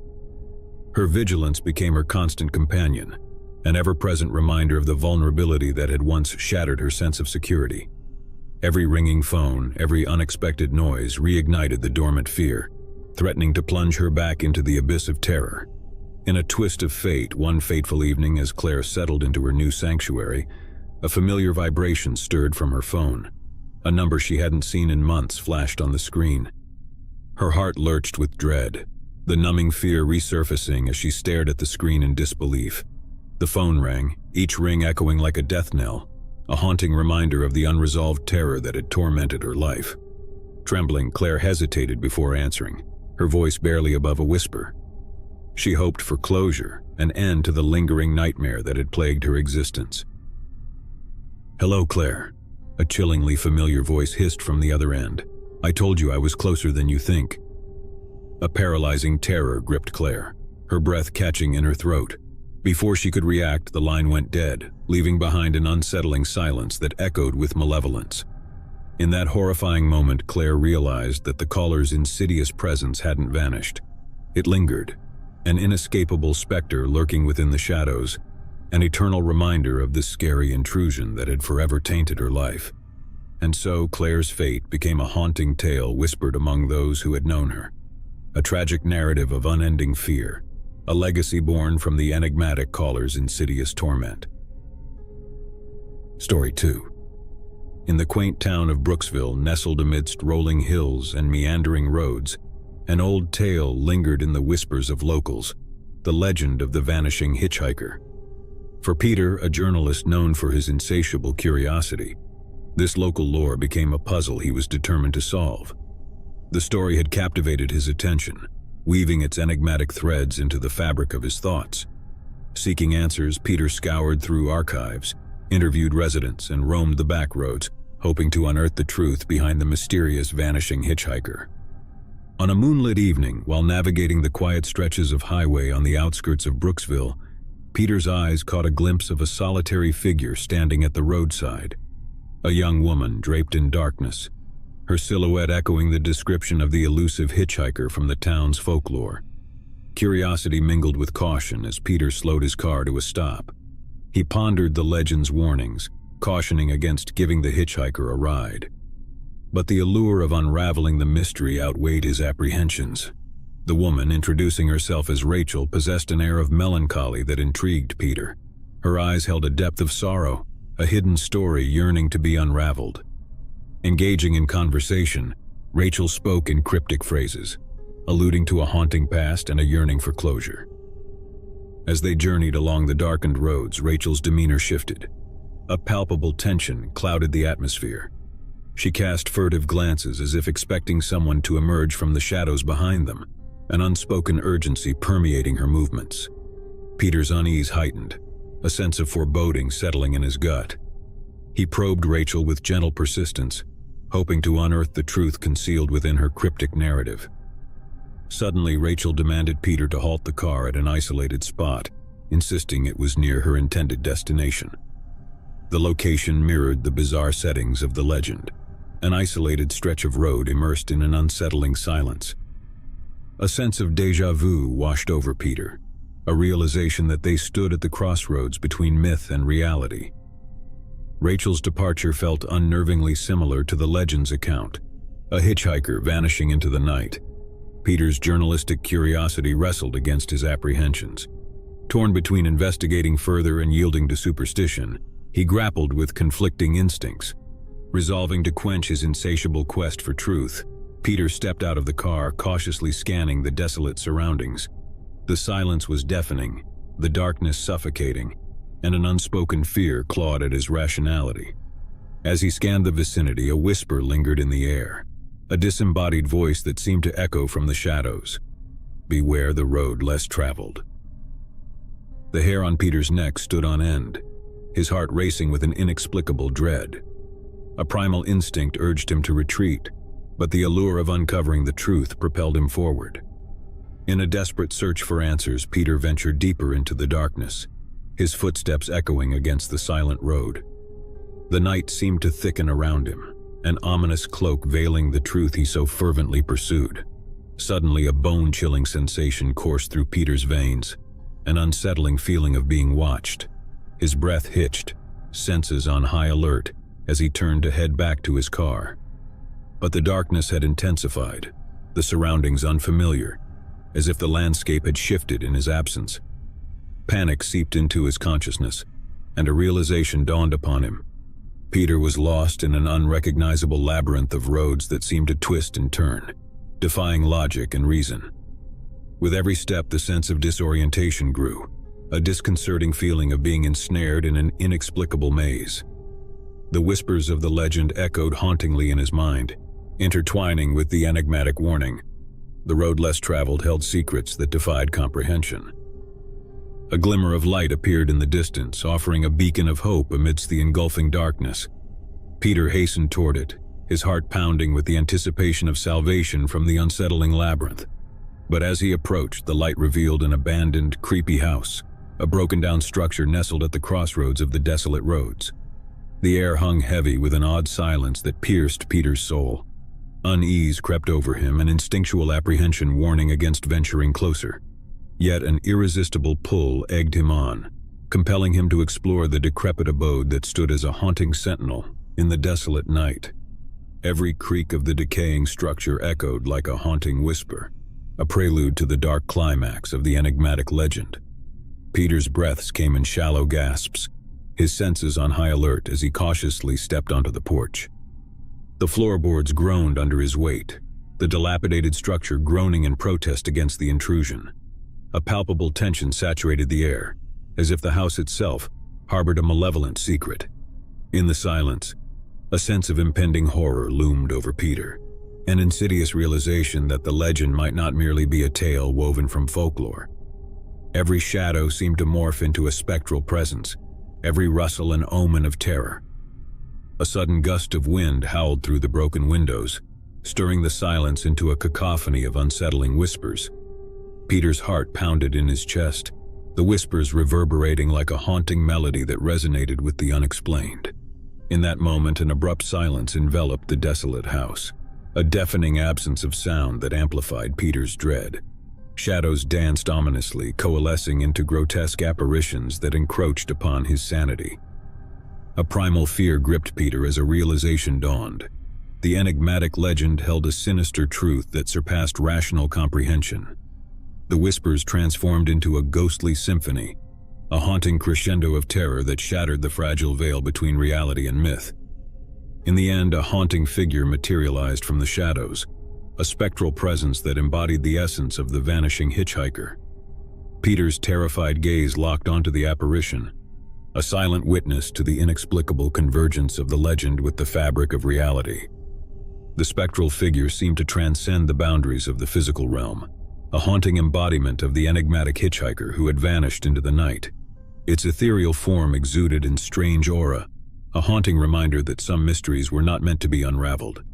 And in that harrowing moment, Peter's fate became entangled with the haunting legend, leaving behind a legacy of fear that would forever echo through the darkened roads and silent whispers of Brooksville, a tale of curiosity leading to a horrifying encounter with the unexplained. Story 3. In the heart of Crestview, Emily Foster's once peaceful life spiraled into a harrowing nightmare. It all began with subtle, unnoticeable occurrences, tiny ripples in the fabric of her reality that culminated into a crescendo of fear. The uneasy feeling of being watched had become a constant companion, an ever-present shadow that lingered in Emily's periphery. She attempted to rationalize these unsettling sensations, a trick of the mind, the stress of an overburdened life, but the gnawing discomfort persisted. As the weeks progressed, Emily's unease escalated. Her apartment, once a sanctuary, transformed into a battleground of apprehension. Strange anomalies plagued her, a picture frame askew, a misplaced trinket, and dark testament to the intruder's unseen presence. Desperate to dispel her growing paranoia, Emily confided in her friends and family. Their initial concern turned to skepticism, attributing her fears to stress-induced paranoia or the overactive imagination of an isolated mind. Her attempts to seek aid from the authorities yielded equally fruitless results. Without tangible evidence or a discernible threat, Emily's concerns were met with polite assurances but no tangible resolution, leaving her ensnared in the clutches of her escalating terror. Nights descended into a haunting ritual of sleepless torment. Every shadow in her apartment morphed into sinister omens, every creak of the floorboards a harbinger of impending dread. Sleep eluded her, replaced by endless hours of restless vigilance. The city's bustling streets offered no respite from the suffocating sensation of being followed. Each glance over her shoulder revealed nothing out of the ordinary, yet the relentless feeling of an unseen presence persisted, a disconcerting reality that cast a shadow over her daily life. Seeking solace in the mundane, Emily buried herself in her work, hoping to escape the tendrils of fear that coiled around her existence. But even in the sanctity of her professional endeavors, the feeling of being watched followed, an unwelcome companion that lurked just beyond the realm of perception. Every trivial noise, an unexpected click, a rustling breeze, sent tremors of fear rippling through her fragile composure. The once familiar environment of her apartment became a labyrinth of fear, a place where her sanity teetered on the edge of an unsettling abyss. With a fervent determination to reclaim control, Emily installed security cameras throughout her apartment, a desperate attempt to capture proof of the elusive stalker's intrusion. She scrutinized the footage obsessively, hoping for validation, yet the recordings offered nothing substantial. An uneventful loop of mundane existence, devoid of any sign of the elusive presence that tormented her. As the days bled into nights and the haunting sensation of being watched intensified, Emily's world narrowed into a suffocating bubble of fear. She became hypervigilant, her every waking moment consumed by the relentless pursuit of an unseen entity. Then, one ominous evening while immersed in her work, a strange revelation halted Emily in her tracks. An ominous figure, shrouded in darkness, looming just beyond her apartment window. Panic surged through Emily's veins, a heart-pounding realization that her fears had materialized. Summoning every ounce of courage, she approached the window, her hand trembling as it reached for the curtains. Drawing the curtains aside, she braced herself for the alarming confrontation, but the space outside lay vacant. The menacing figure had dissolved into the night, leaving behind an unsettling void that deepened Emily's sense of dread. The encounter rattled Emily's fragile reality. The creepy presence that had haunted her existence had briefly revealed itself, only to vanish into the enigmatic shadows, leaving behind a palpable aura of malevolence. In the aftermath of this unsettling encounter, Emily's world crumbled, her sense of security shattered by an elusive stalker that lurked beyond the veil of perception. With every passing moment, the unexplained nature of her tormentor's pursuit seemed to deepen her entanglement in an unending cycle of fear and uncertainty. Haunted by the realization that some terrors existed beyond the reach of sight, Emily found herself trapped in a nightmarish existence, forever haunted by an unseen stalker, an enigmatic presence forever entwined with her harrowing reality.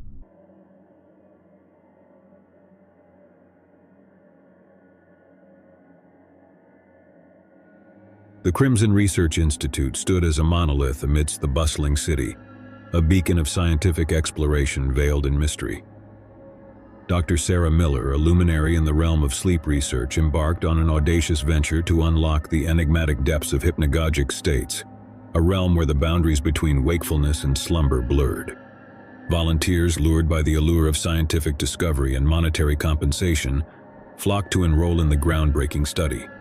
Among them, Emily, a graduate student seeking respite from financial constraints, stepped forward, curious but unaware of the haunting trajectory her participation would take. The laboratory, a hushed sanctuary adorned with intricate machinery and faint lighting, served as the stage for the audacious experiment. Emily reclined upon the bed, surrounded by a labyrinth of wires and electrodes, while Dr. Miller meticulously monitored the EEG readings from the adjoining control room. As the sun relinquished its reign to the night, Emily embarked on the intrepid odyssey into the hypnagogic state, a liminal realm where reality was painted in the hues of dreams. Initially benign, her dreams manifested as fragmented glimpses, a hodgepodge of fleeting scenes intertwined with a lurking unease. Minutes dissolved into hours as Emily's consciousness navigated the labyrinthine corridors of her subconscious.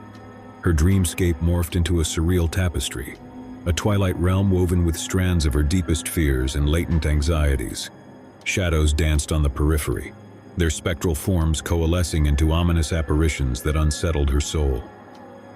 In the monitoring room, Dr. Miller scrutinized the EEG readings with clinical precision, observing subtle oscillations in Emily's brainwave patterns, a testament to the kaleidoscopic shifts in her subconscious terrain. An unexpected spike in neural activity prompted a discreet alarm within the vigilant researcher. Within Emily's subconscious domain, an intangible darkness coalesced, an abstract entity pulsating with an ominous energy. Its spectral presence cast an oppressive veil over her dreamscape, inducing an inexplicable sense of unease. The fragile boundary between reality and reverie blurred, hurling Emily into a nightmarish tableau, a labyrinthine realm bereft of escape. Grotesque visions assailed her senses, an amalgamation of haunting whispers, surreal apparitions, and an imminent sense of dread.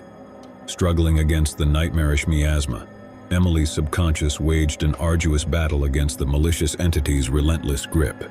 Yet her attempts to sever the ethereal shackles proved futile, ensnared within the convoluted machinations of her own mind. In the monitoring room, Dr. Miller wrestled with ethical restraint as Emily's distress intensified. The experimental protocol imposed a stringent non-intervention policy until the experiment's designated conclusion, testing the boundaries of the researcher's professional discretion. With a heavy heart, Dr. Miller reluctantly initiated the awakening protocol, a calculated surge of stimuli intended to wrench Emily from the clutches of the evil dreamscape. Emily's eyes flew open, her body convulsing as she jolted upright, forcibly yanked from the strange reverie. Gasping for air, disoriented and trembling, her terror-stricken gaze met Dr. Miller's concerned eyes through the observation window. As the electrodes were delicately detached, Emily struggled to articulate her harrowing ordeal, an incomprehensible terror that lingered at the edge of her consciousness. Her trauma, a haunting residue of the experiment, carved a sinister imprint that refused to dissipate. Days stretched into endless nights, yet Emily remained ensnared by fragments of the evil dreamscape, a psychological wound etched into the fabric of her mind. The experiment, transcending the boundaries of scientific inquiry, had thrust Emily into a harrowing labyrinth from which she could not liberate herself, an insidious menace forever etched within the recesses of her consciousness. In the aftermath, Emily's nights were tormented by fragmented visions, haunting echoes of the malevolent dreamscape.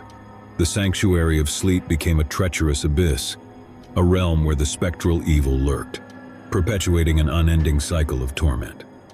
Despite seeking solace in therapy and counseling, the spectral entity's haunting grip remained unrelenting. Emily grappled with the ephemeral line between reality and the remnants of her subconscious nightmares, forever haunted by the ethereal evil unleashed within the confines of the Crimson Research Institute. The desolation of her sleepless nights cast a pall over Emily's life, robbing her of tranquility and peace of mind. Every moment was shadowed by the spectral remnants of the experiment, a haunting ordeal that lingered as a constant reminder of the unfathomable depths of the human mind and the terrors that lay within. Story 2. Nestled amidst the undulating hills, the Whispering Inn stood as a sentinel of antiquity, its aged facade whispering tales of the past. As the storm raged on, 3 weary travelers sought refuge within its time-worn walls. Sophia, the intrepid journalist yearning for respite from relentless investigations, found herself drawn to the inn's enigmatic aura. William, the retired professor, harbored an insatiable curiosity that compelled him to seek shelter within its mysterious confines. Ethan, the wandering artist captivated by the inn's haunting allure, sought inspiration in its history. The travelers were greeted by the innkeeper, Mr. Graves, a stoic figure with a penetrating gaze that seemed to pierce through the veils of time. Despite his genial facade, an underlying reserve simmered beneath his composed demeanor, hinting at deeper, untold mysteries. The inn's interior exuded a quaint charm, a rustic parlor adorned with faded tapestries, antique furnishings, and a fireplace crackling with warmth. But an unsettling tension hung in the air, an ominous dread that tugged at the edges of the traveler's consciousness. As the night deepened, each traveler retired to their rooms, unaware of the inn's sordid history, a tapestry woven with vanishing guests and inexplicable occurrences that stained the inn's legacy.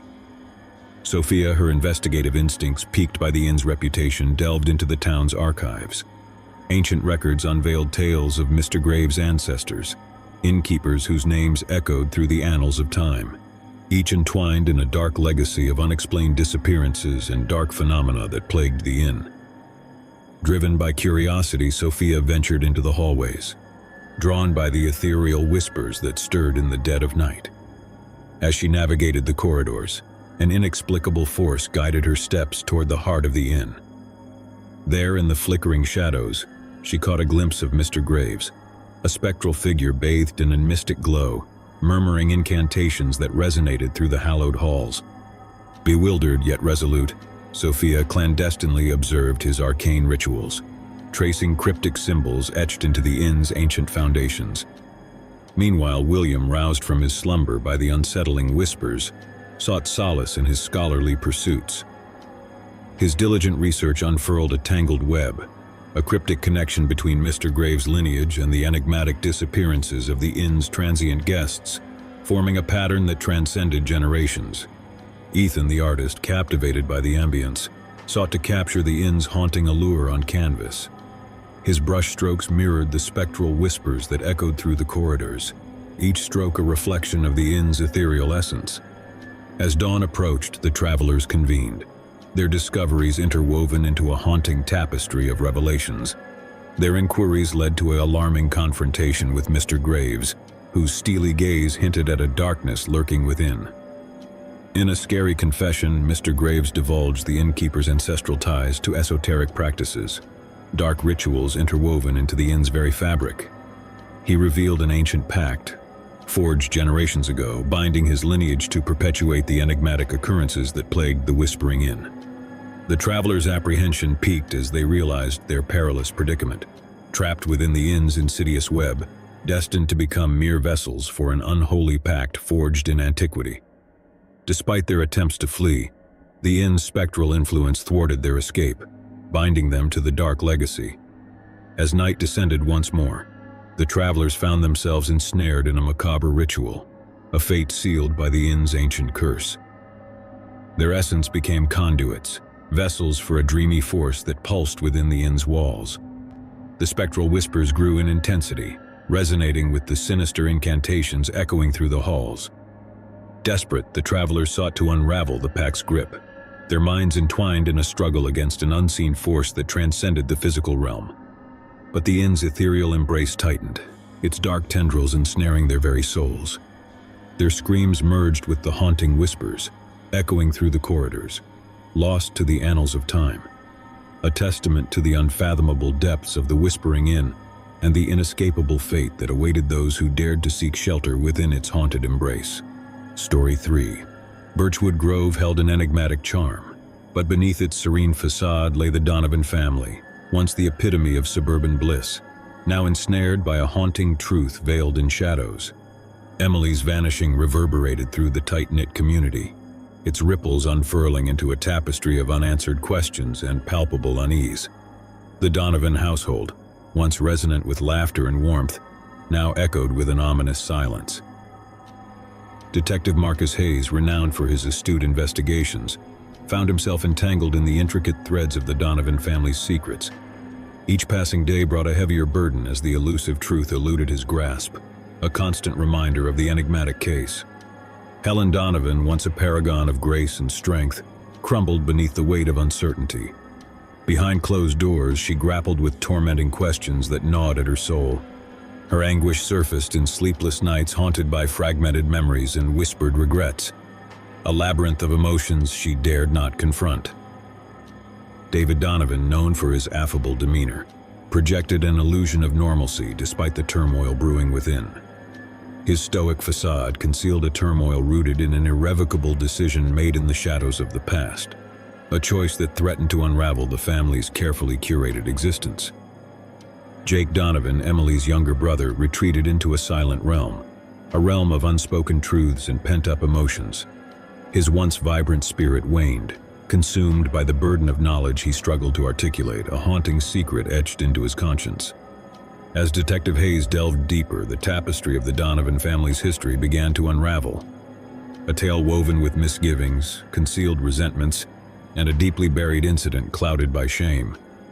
The tension within the household escalated, the fractures in familial relationships deepening, a palpable rift eroding the once solid foundation of the Donovan family.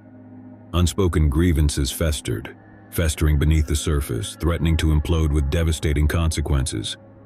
Detective Hayes, relentless in his pursuit of truth, uncovered fragments of the family's past, a mosaic of darkness concealed beneath a thin veneer of normalcy. Hidden from prying eyes lay an event, a sinister occurrence that, if unearthed, threatened to shatter the Donovan family's fragile existence. In the quiet solitude of his office, Detective Hayes pieced together the chilling revelation, the connection between Emily's disappearance and a macabre event from the family's history. The unsettling truth gnawed at his consciousness, sending shivers down his spine. The haunting finale unraveled, a revelation that pierced through the facade of the Donovan family's suburban existence. Emily's vanishing was not a random act but a meticulously orchestrated event, a sacrificial pact forged in the depths of the family's darkest secret. Detective Hayes, haunted by the revelation, found himself standing at the precipice of a truth too horrifying to comprehend. The Donovan family's macabre pact, an act of unspeakable darkness, echoed through the corridors of the once happy home, forever tainted by a sinister truth buried beneath the veil of suburban normalcy. The investigation concluded, but the secrets unearthed in Birchwood Grove lingered, a haunting testament to the depths one family went to conceal the monstrous truth at its core. A truth lost to the winds of time, forever concealed within the sinister embrace of a tranquil suburbia. Birchwood Grove, with its winding lanes and peaceful facade, masked the enigma brewing within the Donovan household, a family ensnared in a labyrinth of secrets, each more than the last.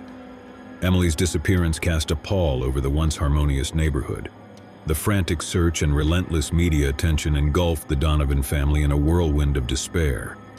Detective Marcus Hayes, renowned for his unyielding pursuit of truth, shouldered the weight of the investigation, a daunting task complicated by the family's tightly guarded secrets. Helen Donovan, a pillar of resilience, weathered the storm of Emily's vanishing with a facade of stoic composure. Behind closed doors, however, she grappled with a storm of her own, a tempest of shattered memories and unanswered questions that haunted her nights, leaving her tormented and sleepless. David Donovan, a man known for his amiable nature, attempted to maintain an air of normalcy despite the turmoil festering beneath the surface. But the mask of tranquility he wore grew heavier with each passing day, weighed down by the shadow of an unspeakable past. Jake Donovan, Emily's younger brother, retreated into solitude, a silent bystander to the family's disarray. His once expressive eyes now mirrored a deep-rooted sorrow, concealing a truth he dared not voice, a haunting secret he carried like an anchor around his heart. As Detective Hayes peeled back the layers of the Donovan family's history, a harrowing narrative unraveled, a tale of shattered trust and hidden wounds.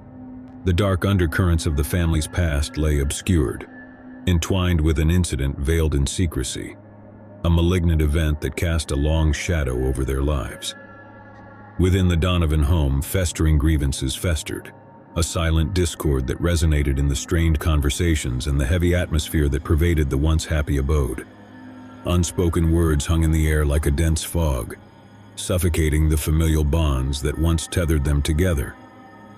Detective Hayes navigated the maze of deceit, uncovering fragments of the family's darkest secret, a scary incident that hinted at a pact forged in desperation, obscured by layers of denial and shame. In the quiet solitude of his office, Hayes pieced together the chilling revelation, the link between Emily's inexplicable disappearance and a cryptic event buried within the Donovan family's history. The truth gripped his senses, sending a shiver down his spine as he realized the magnitude of the dark forces at play. The unsettling conclusion emerged, a revelation that pierced through the facade of suburban tranquility. Emily's vanishing was not an accident, but a calculated act, a sacrificial agreement forged within the murky depths of the Donovan family's most dreadful secret. As the investigation reached its culmination, Detective Hayes found himself standing at the precipice of a truth too horrifying to comprehend. The Donovan family's sinister pact, an act steeped in darkness, reverberated through the hallways of the once joyful home, forever tarnished by a sinister truth buried beneath the guise of normalcy.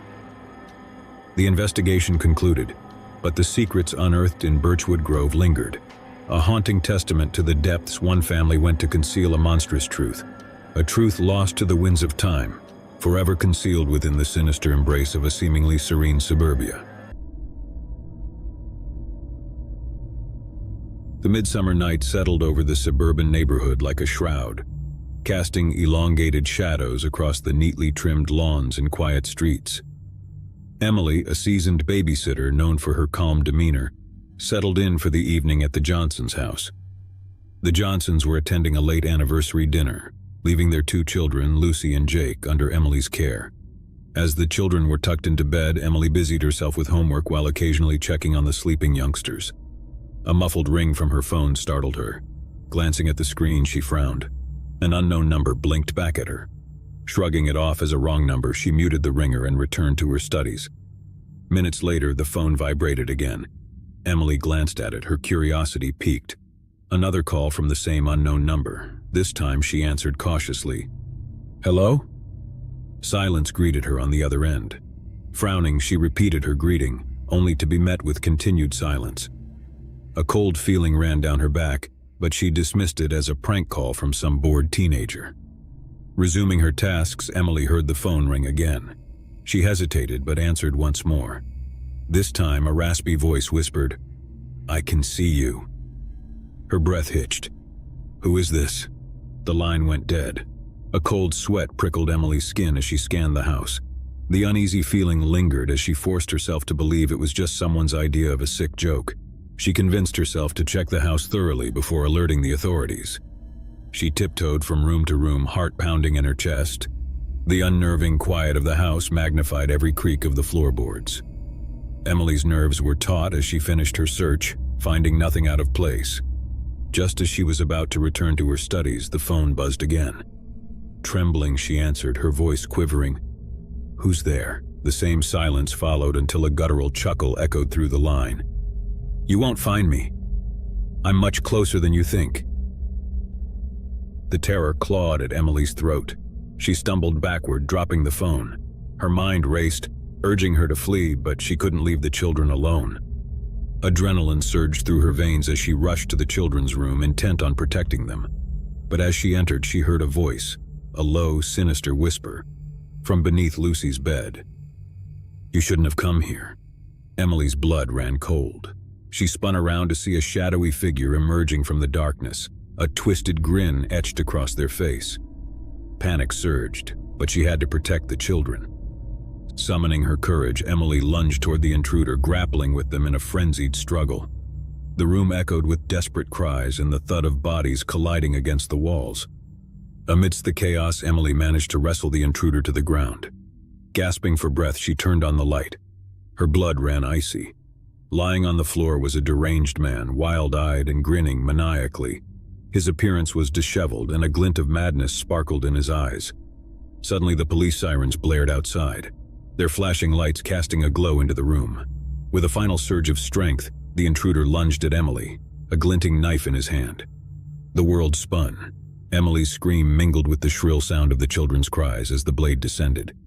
The police burst through the door, but it was too late. They found Emily lying lifeless on the floor, a victim of a twisted stranger's madness.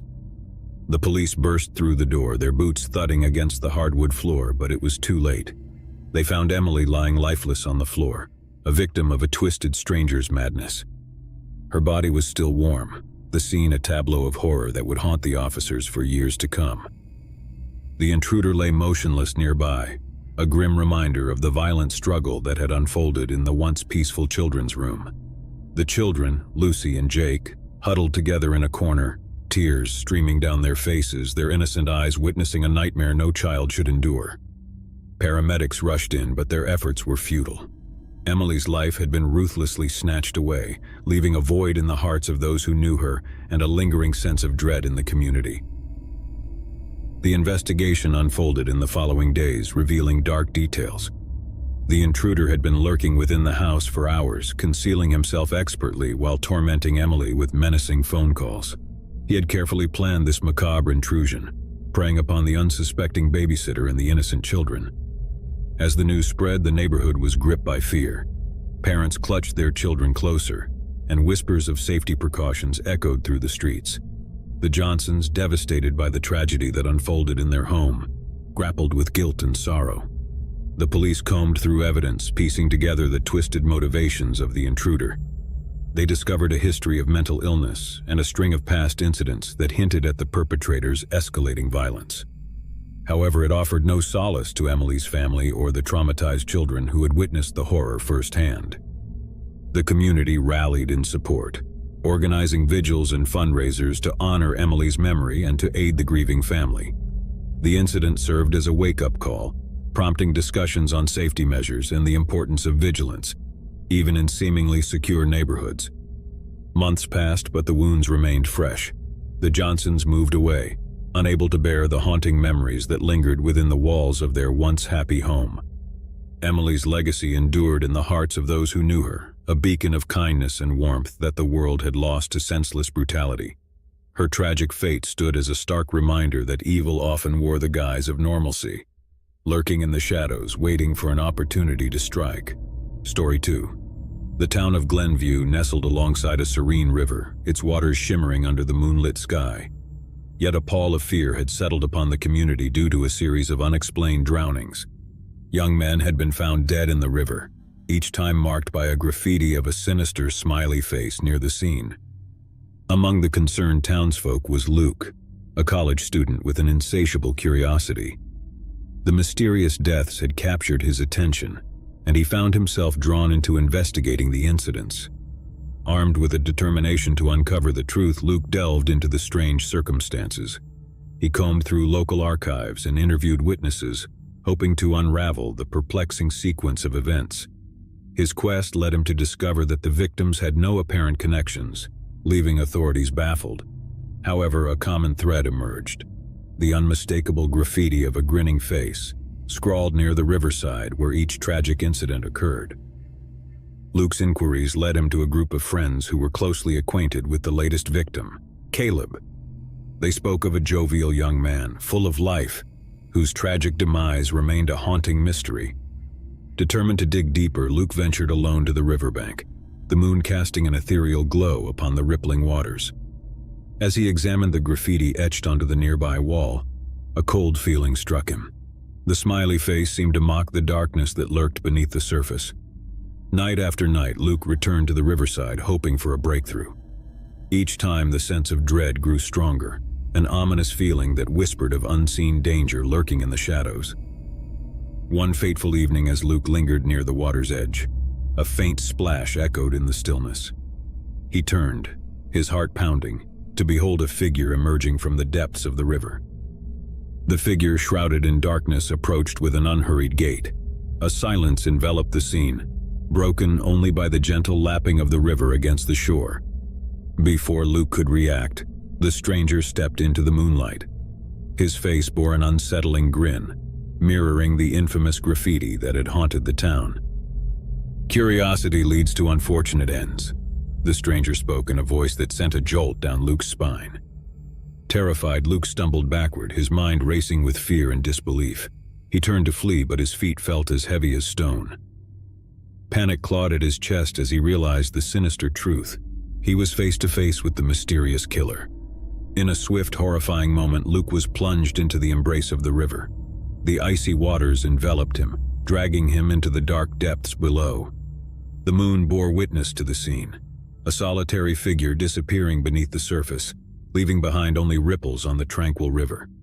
The following day, Luke's absence stirred concern among the townspeople.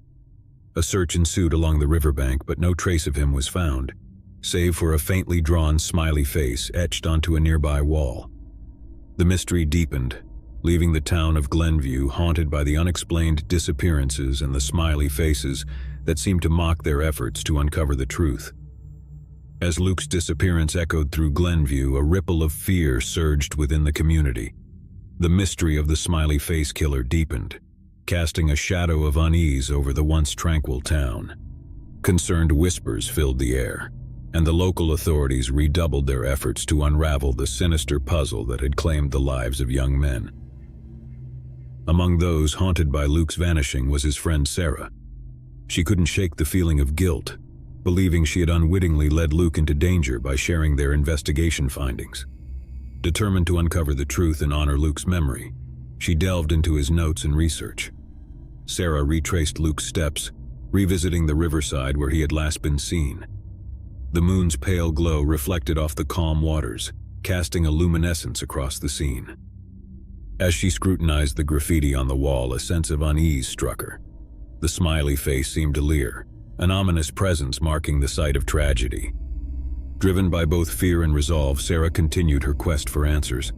She sought solace in the stories of those who knew the victims, hoping to find a hidden connection that could shed light on the inexplicable deaths. Her investigation led her to an elderly man named Mr. Hastings, a longtime resident of Glenview known for his reclusive nature. Rumors hinted at his knowledge of the town's history, and Sarah believed he might hold clues to the elusive killer's identity. With cautious determination, Sarah visited Mr. Hastings at his secluded cottage on the outskirts of town. The elderly man greeted her with a mix of curiosity and apprehension, his eyes betraying a hidden sorrow that mirrored the town's unease. After gaining his trust, Sarah delicately broached the subject of the smiley face killer. To her surprise, Mr. Hastings' expression darkened and a tremor passed through his frail frame. He spoke in hushed tones, revealing fragments of a long-buried tale. Decades ago, Glenview had been a different place, its past cloaked in shadows of a tragic incident. Mr. Hastings recounted the story of a group of young friends, vibrant and carefree, whose lives were intertwined with the river's serenity. However, a series of unexplained drownings had shattered the town's peace. "There was darkness within the waters," Mr. Hastings murmured, his voice quivering with memories of bygone days. "Something dark that yearned for the souls of the innocent." Sarah's heart raced as Mr. Hastings unveiled an old journal, its weathered pages recounting occurrences that bore an uncanny resemblance to the recent deaths. The journal spoke of strange symbols etched near the river, symbols that mirrored the haunting smiley face graffiti found today. Driven by a desperate need for closure, Sarah pored over the journal's cryptic entries. Amidst the faded ink, she stumbled upon a strange passage, a ritual to appease the river's vengeful spirit, an ancient entity believed to exact retribution on those who dared to unravel its secrets. Doubt and fear gnawed at Sarah's resolve, but the need to honor Luke's memory outweighed her trepidation. Armed with newfound knowledge, she ventured back to the river, clutching the journal as her only guide. The moon hung low in the night sky as Sarah approached the water's edge, the faint murmur of the river an ominous backdrop. She hesitated, feeling an unseen force urging her to turn back. But the memory of Luke spurred her forward. With trembling hands, Sarah followed the journal's instructions, reciting the ancient incantation in a voice that wavered with uncertainty. A sense of dread loomed, the air thick with a strange anticipation. As the final words left her lips, the river stirred, its surface rippling with an otherworldly energy. A gust of wind swept through the air, carrying with it a guttural whisper. Suddenly, the water churned violently, and from its depths emerged a figure, a spectral apparition cloaked in shadows, bearing a grotesque semblance of a scary grin. Sarah's heart raced, terror coursing through her veins as the apparition materialized before her, its form twisted and ethereal. It bore an unmistakable resemblance to the smiley face, a spectral representation of the ancient entity that haunted Glenview's waters. In a moment of horrific realization, Sarah understood the truth. The smiley face wasn't the mark of a killer, but a warning, an ancient symbol guarding a vengeful spirit's domain. The apparition fixated its ghastly gaze upon her, an inscrutable expression etched upon its spectral visage. As fear immobilized her, the spirit extended an ephemeral hand toward Sarah, beckoning her toward the river's dark embrace. A bone-chilling scream pierced the night as Sarah's silhouette vanished into the swirling depths, swallowed by the river's ominous embrace. The moon bore witness to the harrowing event, a lone figure disappearing beneath the waters, leaving behind only ripples on the surface, a grim testament to the haunting legacy of Glenview's spectral guardian. Story 3. In the digital landscape of social media, Jenny found solace. An introvert by nature, she sought companionship through online forums, connecting with like-minded individuals who shared her interests in literature and art. Among her online acquaintances was a user named Eclipse23. Their interactions began innocently enough, a shared admiration for classic literature, discussions about favorite paintings, and the comfort of exchanging thoughts without the pressure of face-to-face encounters. Jenny found herself drawn to Eclipse23's captivating intellect and engaging conversations. As their online friendship blossomed, Eclipse23 shared tales of their life, a mysterious and compelling narrative that piqued Jenny's curiosity. Yet despite their frequent exchanges, Eclipse 23 remained an enigma, refusing to divulge personal details or share any photos. Intrigued by the air of mystique surrounding Eclipse 23, Jenny yearned to unravel the veiled identity behind the screen. Her initial trust waned, replaced by a growing unease, a nagging suspicion that Eclipse 23 wasn't who they claimed to be. Despite her reservations, Jenny couldn't deny the pull of their online connection. She hesitated to confront Eclipse 23, fearing the dissolution of the friendship that had become an integral part of her routine. One fateful evening, as the clock struck midnight, Eclipse 23 sent an urgent message, a cryptic invitation to meet in person. Jenny's pulse quickened, torn between apprehension and an insatiable curiosity to unveil the mysterious persona behind the screen. Against her better judgment, Jenny agreed to the clandestine encounter, choosing a well-lit cafe nestled within the heart of the city for their meeting. Anxiety churned in her stomach as she waited, scanning the room for a glimpse of Eclipse 23. A figure approached, cloaked in a dark hoodie, their face concealed beneath the shadows of the hood. The air crackled with tension as Eclipse 23 slid into the seat opposite Jenny, the faint lighting obscuring their features. "Finally we meet," Eclipse 23's voice resonated, laced with an unsettling undertone that made Jenny freeze up. Their conversation, once lively and engaging, now felt strained and unnerving. Eclipse 23's cryptic remarks and evasive answers only fueled Jenny's discomfort, shattering the illusion of camaraderie she had envisioned. As the evening wore on, Jenny's unease transformed into a gnawing sense of dread. A realization dawned upon her. The person sitting across from her was nothing like the charming intellectual presence she had come to know online. A wave of apprehension washed over Jenny, prompting her to hastily excuse herself from the unsettling encounter. Her heart pounded with a mix of fear and relief as she fled the cafe, the feeling of unease lingering like a sinister shadow. Later that night, upon returning to the safety of her home, Jenny received a message from Eclipse 23, a revelation that turned her blood cold. "You shouldn't have run away, Jenny. I know where you live now." Panic surged through her veins and she glanced around her apartment, heart pounding in her chest. She locked the doors and windows, her mind racing with horrifying possibilities. How had Eclipse 23 discovered her address? Minutes turned into agonizing hours as Jenny remained huddled in her apartment, the fear of an imminent threat consuming her thoughts. She considered contacting the authorities, but without concrete evidence or a real identity, it felt futile. Just as she dared to hope for a respite from the terror, a faint knock echoed from her front door. Her breath caught in her throat as she tiptoed toward the peephole, heart pounding with trepidation. A hooded figure stood outside, their face concealed within the shadows. She heard a voice that emanated from beyond the door. "I told you, Jenny, you can't escape me." With trembling hands, Jenny frantically reached for her phone to call for help, but the lights flickered ominously, plunging the apartment into darkness. Her heart raced as the reality of her vulnerable state dawned upon her. The hooded figure's laughter reverberated through the hollow silence, growing louder as it crept closer to the door, a grim reminder of the horrifying truth. Eclipse 23's deception had transformed into a menacing reality, a terrifying encounter with an unknown and sinister presence. The night ended in terror, a harrowing reminder that behind the facade of anonymity lay the lurking danger of deceptive connections. Jenny's pulse quickened, her breath shallow and rapid as she huddled in the corner of her darkened apartment. The hooded figure's ominous presence lingered outside her door, an alarming reminder of the dangerous depths lurking behind the facade of her online acquaintance, Eclipse 23. Her phone lay just out of reach, its screen flickering in the blackness that enveloped the room.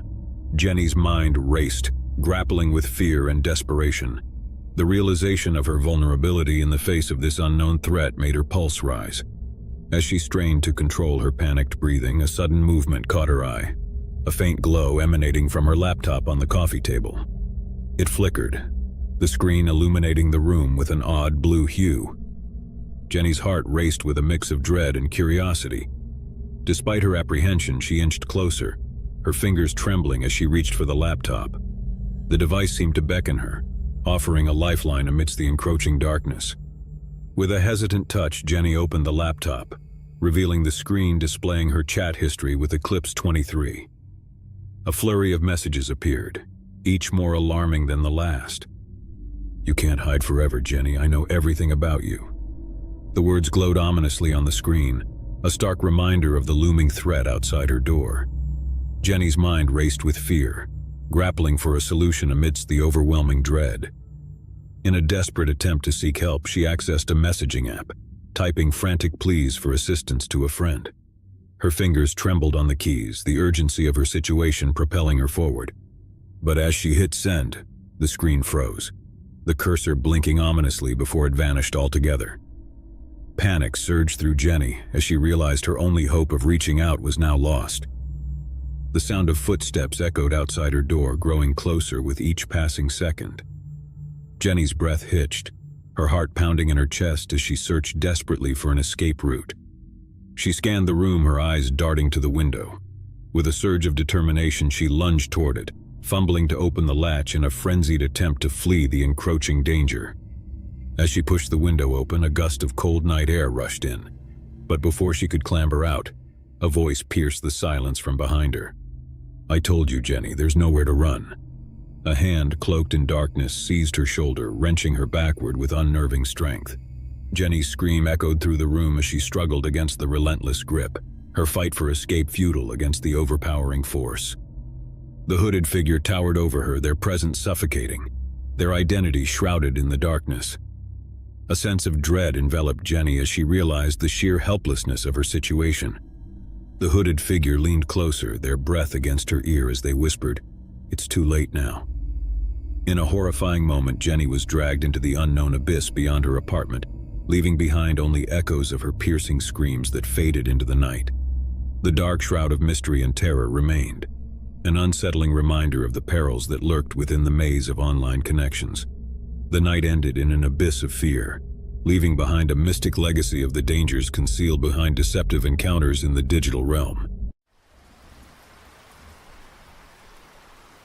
Amelia Carter had always been attuned to the subtle shifts in her surroundings.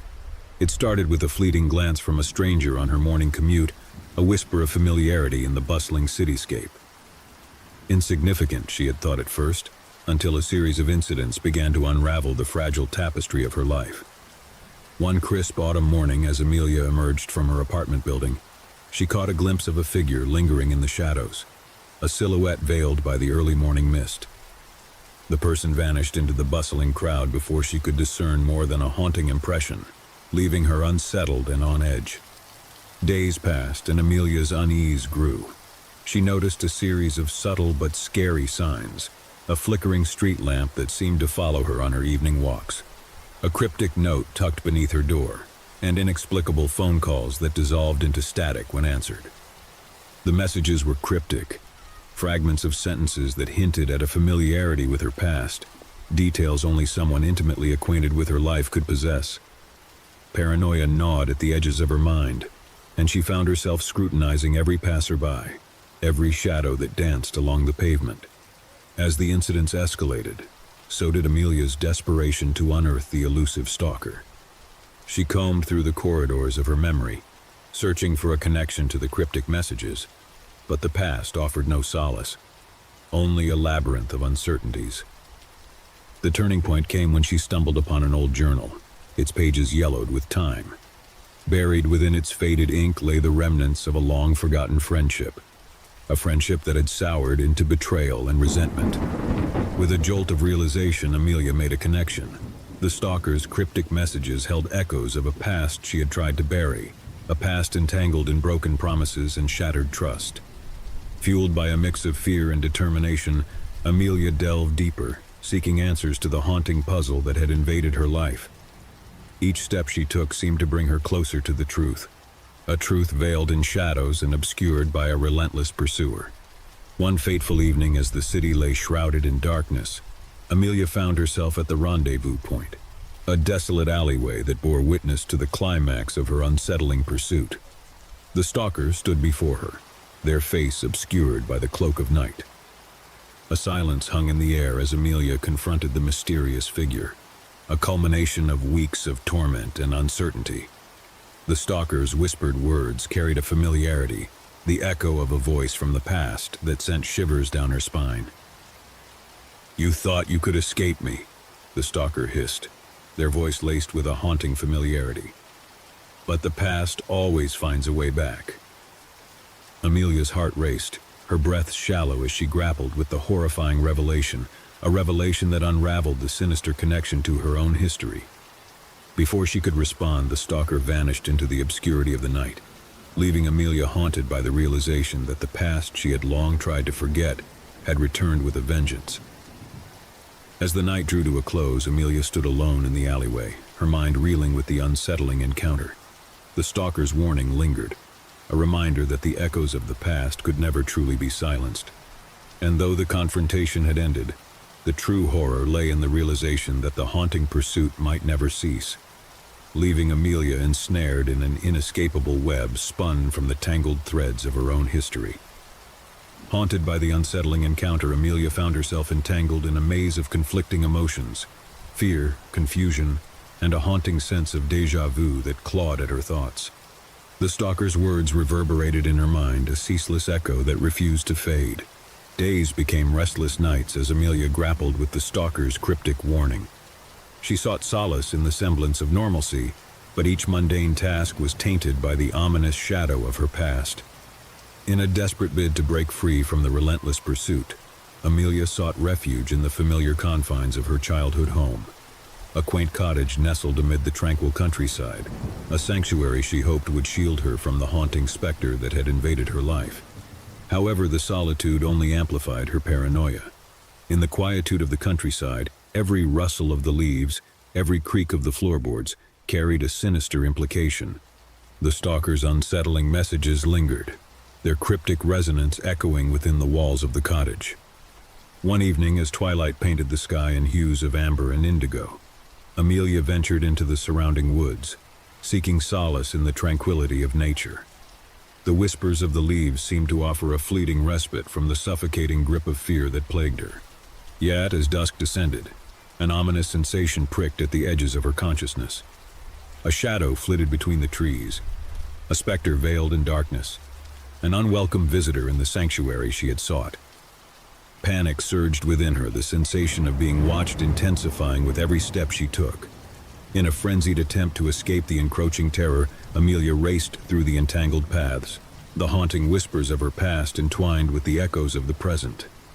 A sudden realization struck, an epiphany born from the convergence of fear and determination. With a resolve fueled by desperation, Amelia turned to confront the elusive figure that had dogged her steps. "Who are you?" she called out, her voice quivering but resolute, seeking answers that had eluded her for too long. A fleeting figure emerged from the shadows, a silhouette familiar yet shrouded in mystery. As it drew closer, Amelia's breath hitched, a collision of dread and recognition coursing through her veins. The figure stepped into the dim light, revealing a face she had long tried to forget, a face from her past, an acquaintance who had once been a trusted confidant but whose intentions had curdled into darkness. "You thought you could escape your past," the figure uttered, their voice laced with a haunting familiarity. "But the truth always catches up." Amelia's heart pounded against her chest, the past and present colliding in an unsettling crescendo. Memories of betrayal and unresolved grievances surfaced, intertwining with the realization that the stalker was none other than a past acquaintance, a person she had once trusted implicitly. A whirlwind of emotions swirled within her, a blend of rage, fear, and an overwhelming sense of betrayal. Before she could respond, the figure dissolved into the obscurity of the surrounding woods, leaving Amelia enveloped in a vortex of unresolved emotions and haunting revelations. As the night enveloped the tranquil countryside, Amelia stood amidst the silence, a tumultuous storm raging within her. The encounter had answered some questions but left a trail of unanswered queries. An unresolved chapter from her past had resurfaced, leaving her ensnared in a haunting web spun from the tangled threads of betrayal and fear. With a heavy heart burdened by the echoes of her past, Amelia knew that the confrontation had only scratched the surface of a mystery far more intricate and unsettling than she could have imagined. The stalker's ominous warning reverberated within her, a grim reminder that the pursuit was far from over, and the tendrils of her past would continue to ensnare her in an inescapable cycle of fear and uncertainty. Story 2. The towering skyscraper of Tenebris Enterprises loomed over the bustling city, its sleek glass exterior reflecting the chaotic hum of corporate ambition that permeated within. Among the sea of ambitious professionals navigating the jungle of cubicles, Claire Hastings stood as a rising star, a dedicated and focused asset to the company's marketing division. Claire's routine at Tenebris had been methodical until the arrival of peculiar notes that disrupted her semblance of normalcy. It started innocuously, with the first note slipping beneath her office door, a cryptic message that hinted at personal details, secrets only privy to her thoughts. The message bore an unsettling familiarity, a revelation that pierced the facade of professional decorum. As the days passed, the notes increased in frequency, each revealing intimate aspects of Claire's life, details that no one within the company should possess. Fear gripped her heart, transforming the once familiar office environment into a claustrophobic maze of paranoia. Every passerby seemed a potential threat, every corner harboring an unseen observer. The whispers of her colleagues became ominous murmurs, their glances laden with suspicion and curiosity. Desperate for answers, Claire navigated the harrowing corridors of her past, searching for a connection to the unsettling messages that had infiltrated her professional sanctuary. Yet her past remained shrouded in secrecy, offering no solace or explanation for the invasive scrutiny she faced. As the stalker's relentless pursuit escalated, Claire's work suffered, her once sharp focus clouded by the suffocating grip of fear. The notes became increasingly sinister, the stalker's intentions veiled in menacing implications. One fateful evening, as the office lay bathed in a silence, Claire lingered behind to confront the unseen adversary haunting her professional existence. The flickering fluorescent lights cast elongated shadows that danced along the corridors, mirroring the unsettling uncertainty that loomed over her. In a daring attempt to unveil the identity of her tormentor, Claire ventured into the deserted office, each step a testament to her resolve to unravel the mystery. The silence was deafening, broken only by the sound of her racing heartbeat echoing through the vacant halls. A figure emerged from the shadows, a phantom draped in darkness, their features obscured by the veil of obscurity. Claire's pulse quickened, a visceral combination of terror and determination urging her forward. "Who are you?" she demanded, her voice wavering but resolute, seeking the answers that had eluded her. The figure remained silent, a spectral presence that seemed to blend seamlessly with the surrounding darkness. A flicker of recognition surged within Claire, a haunting familiarity that sent a cold drop of sweat down her neck. Before she could comprehend the implications, the figure dissipated into the maze depths of the office, leaving Claire enveloped in a silence that reverberated with the sinister revelation. The encounter had offered no closure, only a haunting realization, a truth that clawed at the recesses of her mind. The stalker's ominous warning lingered, a reminder that the shadows within the workplace held secrets far more insidious than she had ever dared to imagine. As the night descended upon the office, Claire stood alone, her thoughts engulfed in a tempest of unanswered questions. The confrontation had left her ensnared in an unsettling uncertainty, a claustrophobic maze of fear where the stalker's identity remained an elusive enigma, an unresolved terror that haunted the very corridors she navigated each day. The office, once a bastion of professional aspiration, now harbored shadows that whispered dark secrets, secrets that threatened to consume Claire in an inescapable network of fear and uncertainty. Haunted by the encounter, Claire found herself in a relentless pursuit for answers. Days turned into nights, and nights blurred into restless slumber, haunted by recurring visions of the enigmatic figure shrouded in darkness. The workplace, once a thriving hub of productivity, had transformed into an ominous maze of paranoia. Every glance felt like an accusation, every whispered conversation a potential harbinger of impending doom. Claire's professional persona had become a mere facade, veiling the harrowing turmoil that raged within her. Determined to unmask the identity of her tormentor, Claire embarked on a relentless investigation, meticulously scrutinizing her professional and personal circles for any semblance of connection to the mysterious stalker. But the elusive figure remained an enigma, a specter that lingered at the periphery of her consciousness. Amid the tormenting uncertainty, Claire sought refuge in the solace of a trusted confidant, her longtime colleague and friend, Alex.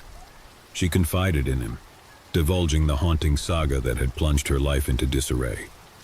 Alex listened intently, a furrow creasing his brow as Claire recounted the events that had unfolded within the confines of their workplace. "Claire, this is disturbing," Alex murmured, concern etched on his features. "Let me help you. We'll figure this out together." The prospect of an ally in her battle against the unknown invigorated Claire with a renewed sense of hope. Together they combed through the intricacies of Claire's life, piecing together fragments of past encounters and acquaintances, in a fervent attempt to unmask the stalker's identity. The days quickly turned into weeks, and the relentless pursuit for answers cast a suffocating veil over Claire's existence. Yet, amidst the twist of uncertainties, a breakthrough emerged, an unexpected connection that illuminated the dim recesses of her memory. A memory, long relegated to the depths of forgotten encounters, surfaced. An encounter with a former colleague, whose presence had once been an inconsequential blip in Claire's professional trajectory. As realization dawned, Claire's heart raced with a tumultuous blend of dread and resolution. She discovered unsettling truths buried within the forgotten contours of her past, a past entwined with fractured relationships and veiled intentions.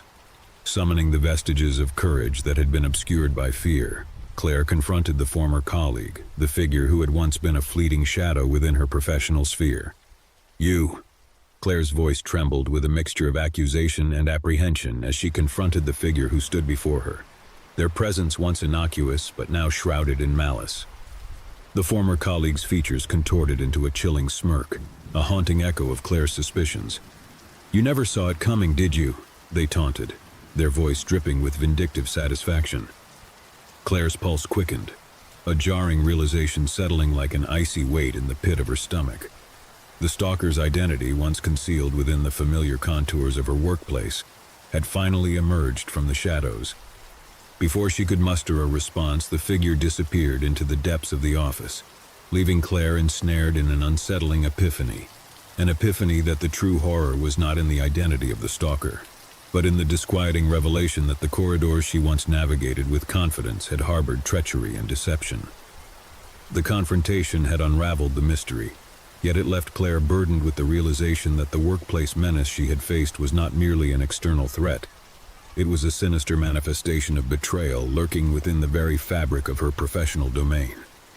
As the office lay enveloped in the silence of the night, Claire stood alone, the haunting truth gnawing at her spirit. The stalker's identity had been unmasked, yet the true horror lay in the shadows cast by the echoes of deceit, a haunting reminder that the darkest threats often lurk within the corridors we least expect. Story 3. The sun rose above the rugged terrain, casting a golden hue upon the vast expanse of wilderness that stretched as far as the eye could see. A group of friends, bound by adventure and camaraderie, embarked on a hiking trip, an escapade into the heart of nature's embrace. Among them were Rachel, Alex, Emily, and Mark, a quartet united by their shared love for the outdoors. The trail snaked through dense woods, each step a testament to their exhilaration and the thrill of exploration. However, what started as an adventure into the untamed wilderness soon turned into a haunting ordeal. As the day waned and the sun dipped below the horizon, an unsettling sensation crept upon the group, a worrying presence that lingered at the edges of their consciousness. Unease settled like a shroud over the campsite, as inexplicable incidents disrupted the tranquility of the night. Subtle rustles in the underbrush, fleeting shadows in the moonlight, whispers of an unseen stalker silently tracking their every move. Paranoia simmered among the friends, festering into a brew of fear and suspicion. What was that? Rachel's voice trembled, a note of uncertainty lacing her words as she scanned the darkened woodland. "Probably just a small animal," Alex reassured her. But the unease lingered, a palpable tension that hung heavy in the air.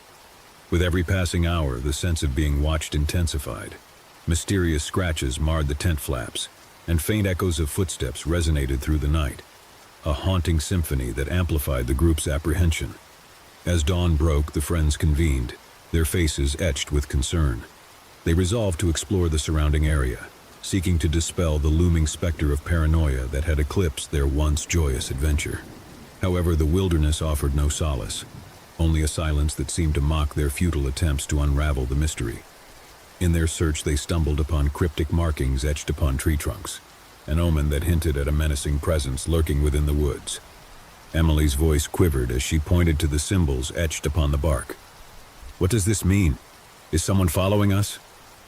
Mark's attempts to allay their fears fell upon deaf ears, for the unspoken dread had woven its tendrils into the fabric of their minds. The stalker's intentions remained shrouded in uncertainty, the wilderness echoing with silent threats that haunted their every step.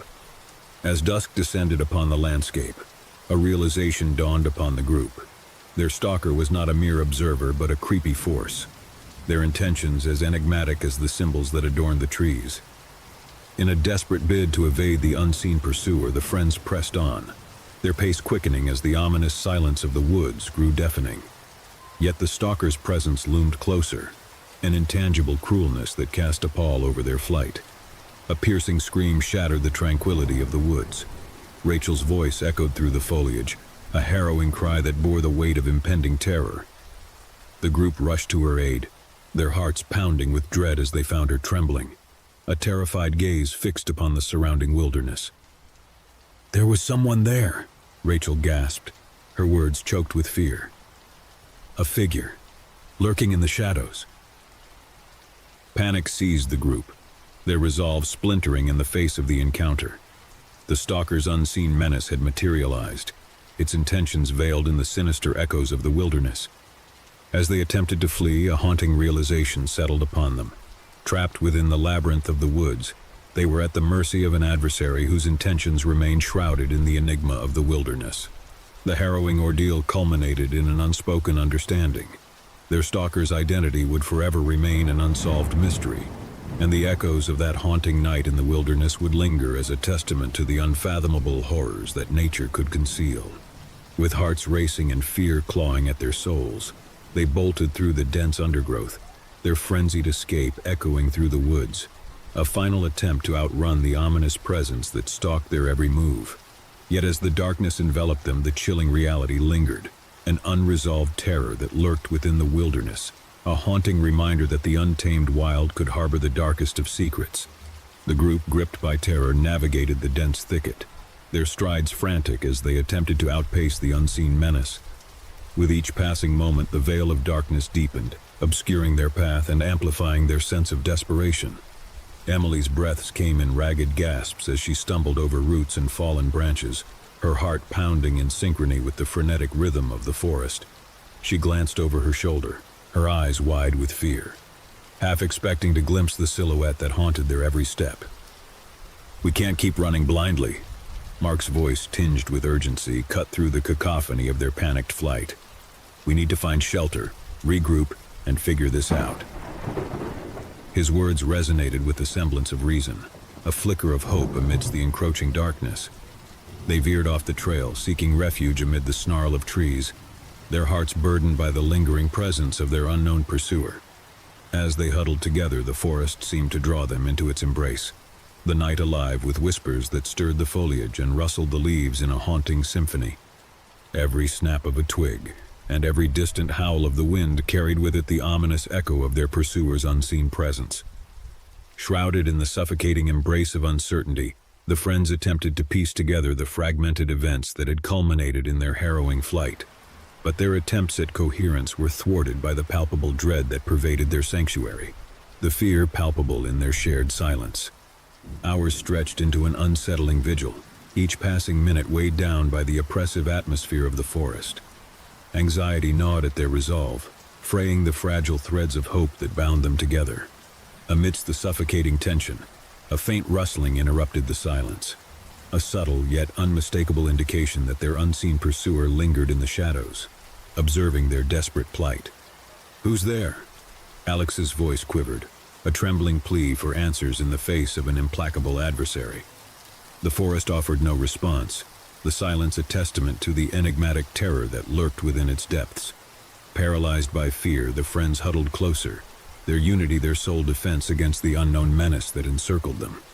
As the night wore on, A distant glimmer of dawn cast a faint light upon the horizon, the promise of a new day tainted by the lingering dread that had consumed their once carefree excursion. A sudden realization dawned upon them, a somber acknowledgement that their stalker's identity would remain forever veiled within the shroud of the wilderness. With a heavy heart burdened by unresolved terror, they mustered the remnants of their courage to resume their journey out of the treacherous woods. The trek back to civilization was fraught with trepidation, every rustle in the underbrush and every gust of wind a haunting reminder of the peril they had narrowly escaped. Finally emerging from the suffocating embrace of the forest, the friends stood at the threshold of safety, their faces etched with relief tinged by the haunting memories of the night that had forever altered their perception of the untamed wild. Their experience remained an unspoken testament, an unsettling reminder that within the pristine tranquility of nature's embrace, there existed an unfathomable terror that could ensnare the unwary, leaving behind an indelible mark of fear and uncertainty. Story 4. The sprawling campus of Arden University buzzed with the excitement of academia, its vibrant atmosphere a sanctuary for aspiring minds seeking knowledge and enlightenment. Among the throng of students, Sarah Adams navigated the corridors of higher learning, her academic pursuits overshadowed by an insidious presence that lurked within the campus's confines.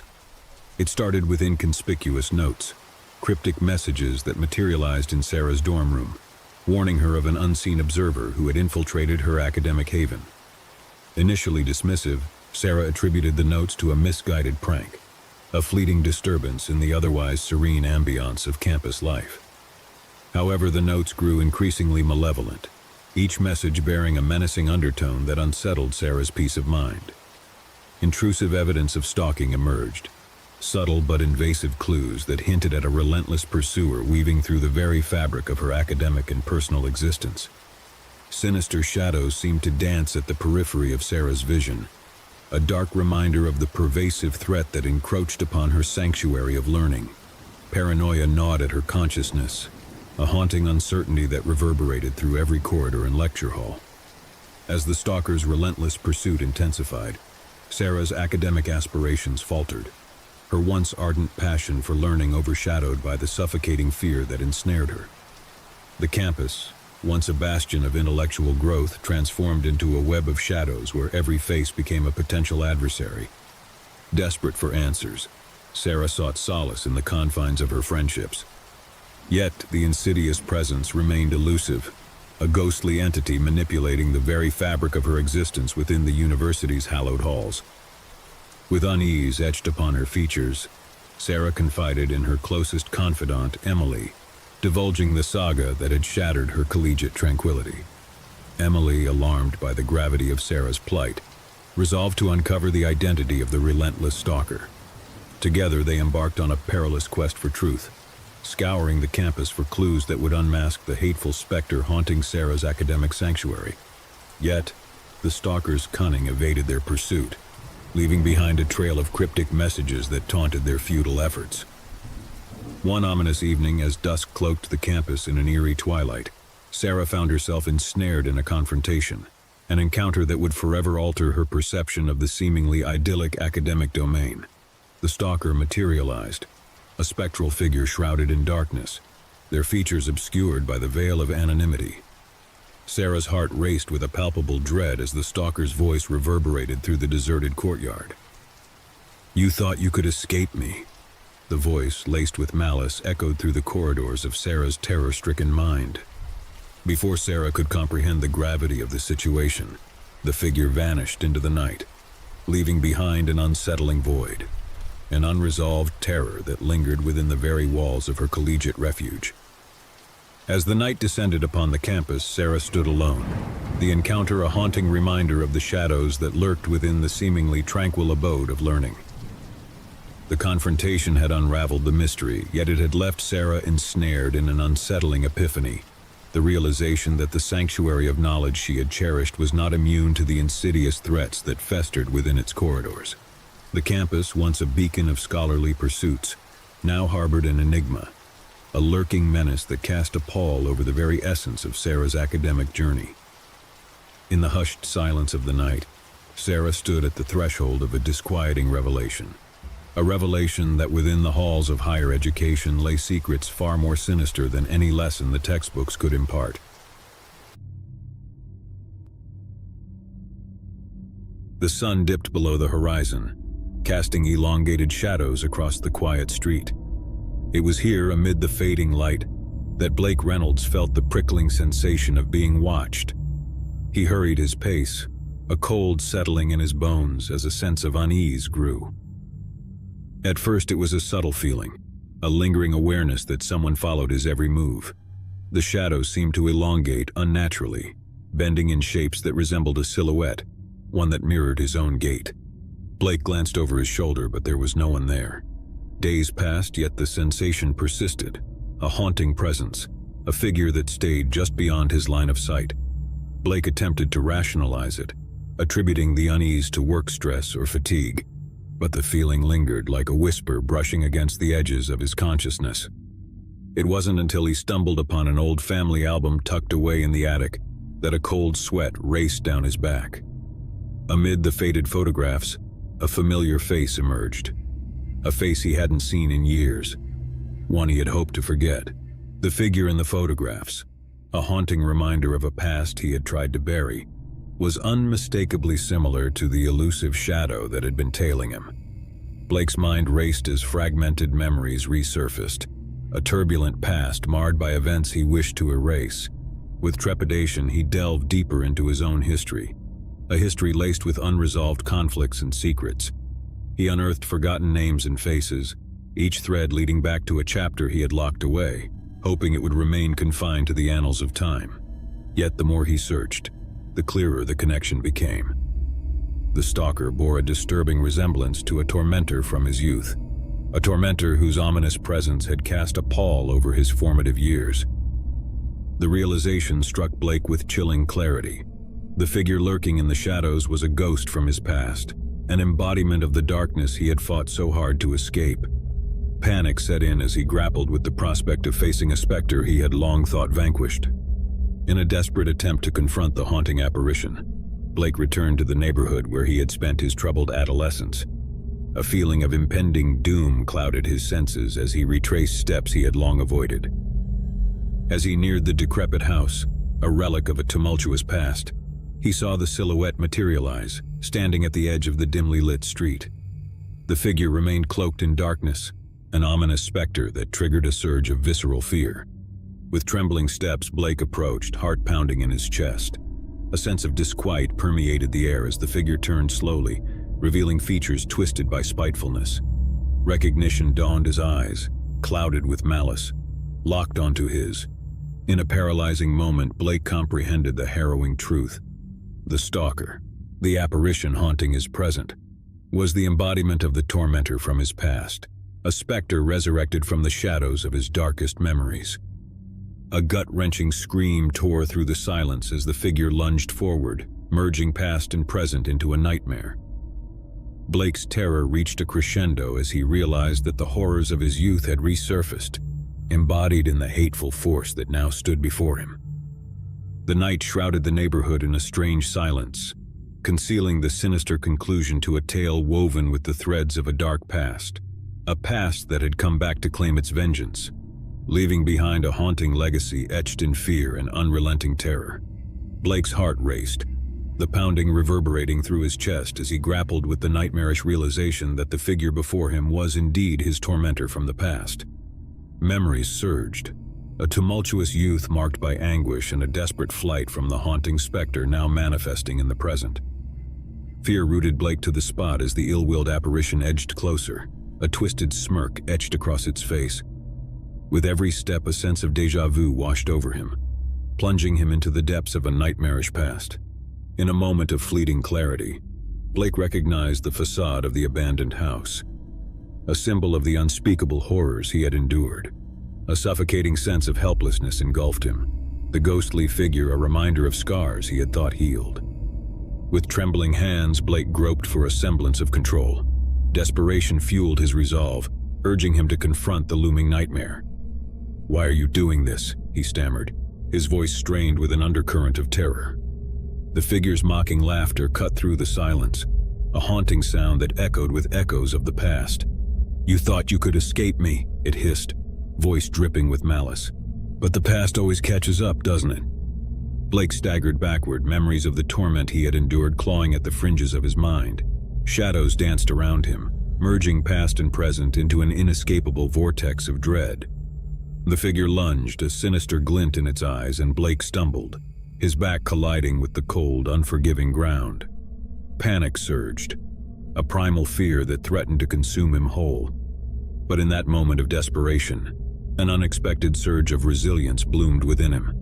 With a surge of defiance, he grappled against the suffocating grip of fear, drawing strength from the depths of his soul. Fueled by sheer willpower, Blake pushed himself to his feet, meeting the specter's gaze with unwavering determination. "You have no power over me," he declared, voice trembling but resolute. A fleeting flicker of uncertainty flashed across the figure's face, a fracture in its malevolent facade. For a brief moment, the air crackled with tension, an unspoken battle between the haunting past and the emboldened present.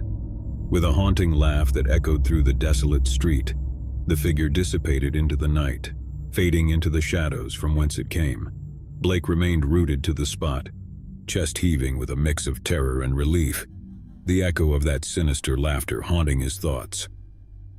As dawn approached, a newfound sense of resolve surged within Blake. The past, though haunting, no longer held the same paralyzing grip. With determined steps, he walked away from the abandoned house, leaving behind the spectral remnants of a past he refused to be defined by. Though the encounter had shaken him to his core, Blake carried forth a newfound strength, an indomitable spirit forged from the crucible of fear and past torment. He vowed to confront his history and reclaim the fragments of his life that had long been held captive by shadows. The night had ended, but for Blake it marked the beginning of a journey toward healing and redemption, a journey where the echoes of his past would no longer dictate the path ahead. With resolute determination, he stepped into the dawn, leaving behind the scary stalker, the embodiment of his darkest fears, in the recesses of a haunted past, choosing to embrace a future untainted by the shadows that had once imprisoned him. Story 2. The Belford mansion stood as an aging relic amid the quiet countryside, its faded grandeur hiding secrets etched within its time-worn walls. When the Jenkins family embarked on its restoration, little did they anticipate unearthing a hidden chamber that would unravel a sinister enigma. Tom Jenkins, a history enthusiast, envisioned restoring the mansion to its former glory. As renovations commenced, a mason accidentally stumbled upon a concealed passageway hidden behind a crumbling wall in the study. Curiosity piqued, Tom ventured into the newfound chamber, a space untouched by time, shrouded in a silence. The air hung heavy with the scent of age-old dust, and his footsteps echoed across the chamber's stone floor. Amid the darkness, Tom unearthed a series of cryptic messages etched into the walls, a tapestry of symbols and phrases. Intrigued, he set out to decipher their meaning, unaware of the sinister truth they concealed. With each passing day, Tom became consumed by the hidden chamber's mysteries. The cryptic messages hinted at a history darker than the mansion's facade suggested, a tale of evil forces veiled within its walls. The more Tom delved into the chamber's secrets, the more he sensed a presence, a sensation that seemed to linger even after he exited the chamber, following him like a shadow. Unease crept into the Jenkins household. Unexplained occurrences plagued the family, whispers in the dead of night, fleeting shadows darting across the corridors, and an unshakable feeling of being watched. Tom tried to rationalize these phenomena, attributing them to the stress of the renovations. As he delved deeper into the hidden chamber's mysteries, Tom uncovered a startling connection to the mansion's past, an unspeakable tragedy that had transpired within its walls. Cryptic messages hinted at a force that had tormented past inhabitants. With a growing sense of trepidation, Tom realized that the chamber held more than just forgotten secrets. It concealed a sinister entity, a dormant force awakened by their intrusion. As Tom painstakingly deciphered the cryptic messages, a revelation struck. The entity, long confined to the hidden chamber, sought liberation, its dark past seeping into the fabric of the mansion. One fateful night, as Tom toiled over the inscriptions, a sudden gust of wind rattled the mansion's windows. Whispers echoed through the corridors, chilling him to the bone. Panic surged as shadows danced across the walls, coalescing into a sinister figure, the embodiment of the Malice Force. With a blood-curdling shriek, the entity surged forth, a darkness unchained from its confines. Tom's heart raced as he grappled with a terror beyond comprehension, the truth of the mansion's sinister secret revealed in its horrifying manifestation. In a frenzied escape, Tom bolted from the hidden chamber, the entity's laughter haunting his every step. The mansion, once a symbol of elegance, now pulsated with an ominous energy, a darkness that had been unleashed. Though Tom and his family fled the mansion, they carried with them a haunting truth, a legacy of fear etched within the walls of the Belford mansion. The hidden chamber, a repository of cryptic messages, became a harbinger of an unspeakable horror, a sinister secret that would forever cast its shadow over the mansion, a reminder of the force lurking within its depths. Deep within the hidden chamber of the Belford mansion, the entity, unshackled from its long confinement, continued to seethe with an insatiable hunger for terror. As night descended upon the estate, a silence draped over the once stately halls, concealing the impending dread. Tom Jenkins and his family sought refuge in a nearby inn, but the horrors they had unearthed within the mansion lingered, festering like a wound that refused to heal. Nightmares plagued their sleep, visions of the sinister entity tormenting their restless minds. Meanwhile, back at the mansion, darkness took on a life of its own, an old force that prowled the corridors, its presence suffocating the very essence of the estate. Whispers echoed through the walls, carrying cryptic messages that reverberated with a mystic intent. Weeks passed, and the Jenkins family, haunted by the mysterious force, couldn't shake off the feeling of impending doom. Desperate for closure, Tom resolved to confront the entity, to put an end to the spectral horror that had invaded their lives. Returning to the mansion under the shroud of dusk, Tom entered cautiously, his pulse racing with apprehension. The air felt thick with an otherworldly chill, and an unsettling stillness settled over the estate. In the hidden chamber where the entity had been unleashed, Tom noticed a peculiar change. A sinister energy pulsated within the room, an aura of malice that seemed to throb in rhythm with his pounding heart. Gathering his resolve, Tom ventured deeper into the mansion's heart, navigating through the corridors. Whispers echoed around him, faint echoes of the malevolent force's intent, clues shrouded in cryptic messages. As he reached the hidden chamber, a surge of primal fear gripped Tom. Shadows danced in a haunting ballet across the walls, coalescing into a murky silhouette, an ominous figure that exuded an aura of palpable terror. The entity loomed before him, its form shifting and contorting with sinister movement. Tom braced himself, attempting to confront the entity's dark intentions. "What do you want?" he demanded, his voice quivering but determined. A malicious laughter filled the chamber, reverberating through the mansion. The entity's creepy response echoed with a cold, haunting tone. "I crave what you fear most," it taunted, its voice laced with an unholy hunger. With a sudden surge of courage, Tom fought back the encroaching dread, desperately seeking a way to dispel the weird force. He brandished an ancient talisman, an artifact he had discovered amidst the cryptic inscriptions, a last-ditch attempt to banish the entity. As Tom held the talisman aloft, an ethereal light radiated from its surface, casting a brilliant glow that pushed back the encroaching darkness. The entity recoiled, writhing in torment as if struck by an unseen force. With a deafening shriek that pierced through the very essence of the mansion, the entity dissipated into a spectral mist, vanishing into the depths from whence it came.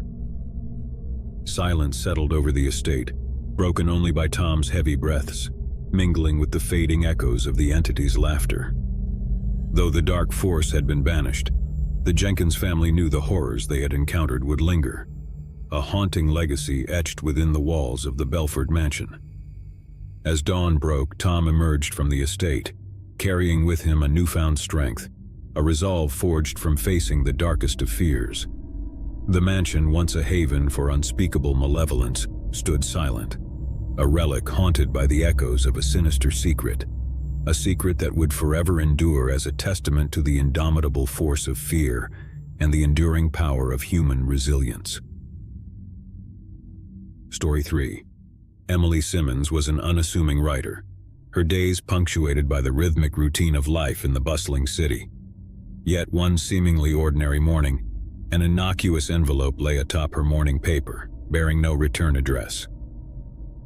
Curiosity piqued, Emily opened the envelope to find a note, a meticulous account detailing her daily routine with unsettling accuracy. Every mundane task, from her morning coffee at the corner cafe to her evening walk in the park, was meticulously chronicled. A cold ran down Emily's back as she read the intimate details outlined in the note, details only someone keenly observant could have known. Questions tugged at her mind. Who could possess such intricate knowledge of her life? And more pertinently, why? Dismissal gave way to a nagging unease that lingered, each daily activity tainted by the voyeuristic nature of the mysterious note. Emily scrutinized her surroundings, scrutinizing every passerby for a hint of familiarity, a glint of recognition. With a growing sense of paranoia, Emily's routine became a delicate dance, second-guessing her every move, her once mundane life cast under a cloud of suspicion. Sleep eluded her, and the constant scrutiny wore her down, fraying the edges of her sanity. Desperate for answers, Emily delved into her past, a labyrinth of relationships and encounters that might harbor clues. Yet the more she searched, the deeper the mystery grew. No tangible connection to the elusive entity behind the note. As the days lingered and Emily's distress escalated, the note now a sinister presence, its words etched in her mind like a haunting melody. She felt a pervasive gaze, an unseen eye scrutinizing her every move, tormenting her with a sense of helplessness. One evening, as dusk settled over the city, Emily ventured to the park. An eerie calm pervaded the air. The space felt unfamiliar, shadows elongating into sinister shapes, a stark contrast to its usual serenity. A sudden rustle in the bushes sent a jolt of fear through Emily's veins. She spun around, heart racing, expecting to confront the unknown entity behind the unsettling note. But there was nothing, only the whispering of the wind through the trees. Anxiety clenched at her chest, a worrying sense that the mystery had taken a sinister turn. As Emily retraced her steps, a realization struck. A familiar figure lingered in the distance, cloaked in darkness. With trembling hands, Emily approached, her heart pounding in her ears. The figure remained motionless, a spectral silhouette that seemed to merge with the gathering shadows. "Who are you?" Emily called out, her voice quivering with a mix of fear and desperation. A scary laugh pierced the silence, a haunting sound that echoed with the cryptic intent of the note. "I am the reflection of your deepest fears," the figure replied, its voice hollow yet resonant. In a sudden rush of terror, Emily turned to flee, only to find herself surrounded by shadowy apparitions, ethereal figures that mirrored her own movements, closing in with an ominous intent. The darkness enveloped her, a suffocating embrace that consumed her very essence. Emily's screams echoed through the park, fading into the night, a testament to a mystery unresolved, a sinister connection to an unknown entity that lurked within the recesses of her own mind. Emily gasped for breath, her pulse racing with an unrelenting rhythm. Darkness enveloped her, shrouding the once familiar park in an otherworldly haze. She struggled against the suffocating grip of fear, the oppressive weight of the unknown entity bearing down on her. Echoes of her own frantic heartbeat reverberated through the void, each pulse a baleful reminder of her escalating terror. She reached out in a desperate attempt to grasp at something, anything, but the spectral figures loomed closer, encircling her in an unbreakable ring. With a surge of determination, Emily fought against the paralyzing fear, a flicker of resilience blooming within her. She steeled herself against the encroaching darkness, a defiant glimmer in the face of an unseen adversary. "I won't be afraid of you," Emily declared, her voice quivering but resolute. "You're nothing but a manifestation of my own fears." The ethereal figures hesitated, their incorporeal forms wavering as if thrown off balance by her words. The darkness quivered, a ripple of uncertainty unsettling its sinister hold. In a moment of unexpected clarity, Emily realized the truth. The baffling entity, the note, the haunting whispers, all manifestations of her deepest insecurities, her anxieties manifested in spectral form. Summoning every ounce of courage, Emily confronted the ethereal figures with unwavering determination. "You can't control me," she proclaimed, her voice steady despite the tumultuous fear gnawing at her core. The figures wavered, their spectral forms flickering like candle flames in a gale. Emily pressed forward, each step a resounding declaration of defiance against the encroaching darkness. With a sudden surge of resolve, Emily reached into the depths of her own psyche, grappling with the fears that had tormented her. She acknowledged them, accepted them, and in that acceptance, she discovered an unforeseen strength. The spectral figures quivered, their once menacing demeanor fading into a dark stillness. The darkness dissipated, receding like a retreating tide, leaving Emily standing alone in the park, her breathing labored but resolute. As dawn broke on the horizon, a newfound sense of empowerment surged within Emily. She emerged from the park, her steps carrying the weight of an unsettling revelation, a disturbing truth that the entity behind the mysterious note was an embodiment of her deepest fears. Though the encounter had shaken her to the core, Emily carried forth a newfound resilience, a resolve born from confronting her own insecurities. The strange note that had once tormented her now held no power. It was but a reminder of the strength she had discovered within herself. The city stirred to life, oblivious to the harrowing ordeal Emily had faced.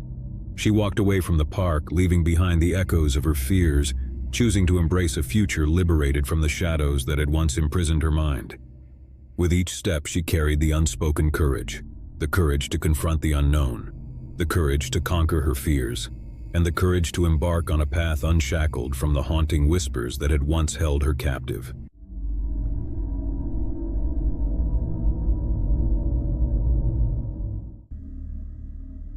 I had been driving for hours, the monotonous hum of the engine and the endless stretch of highway threatening to lull me to sleep.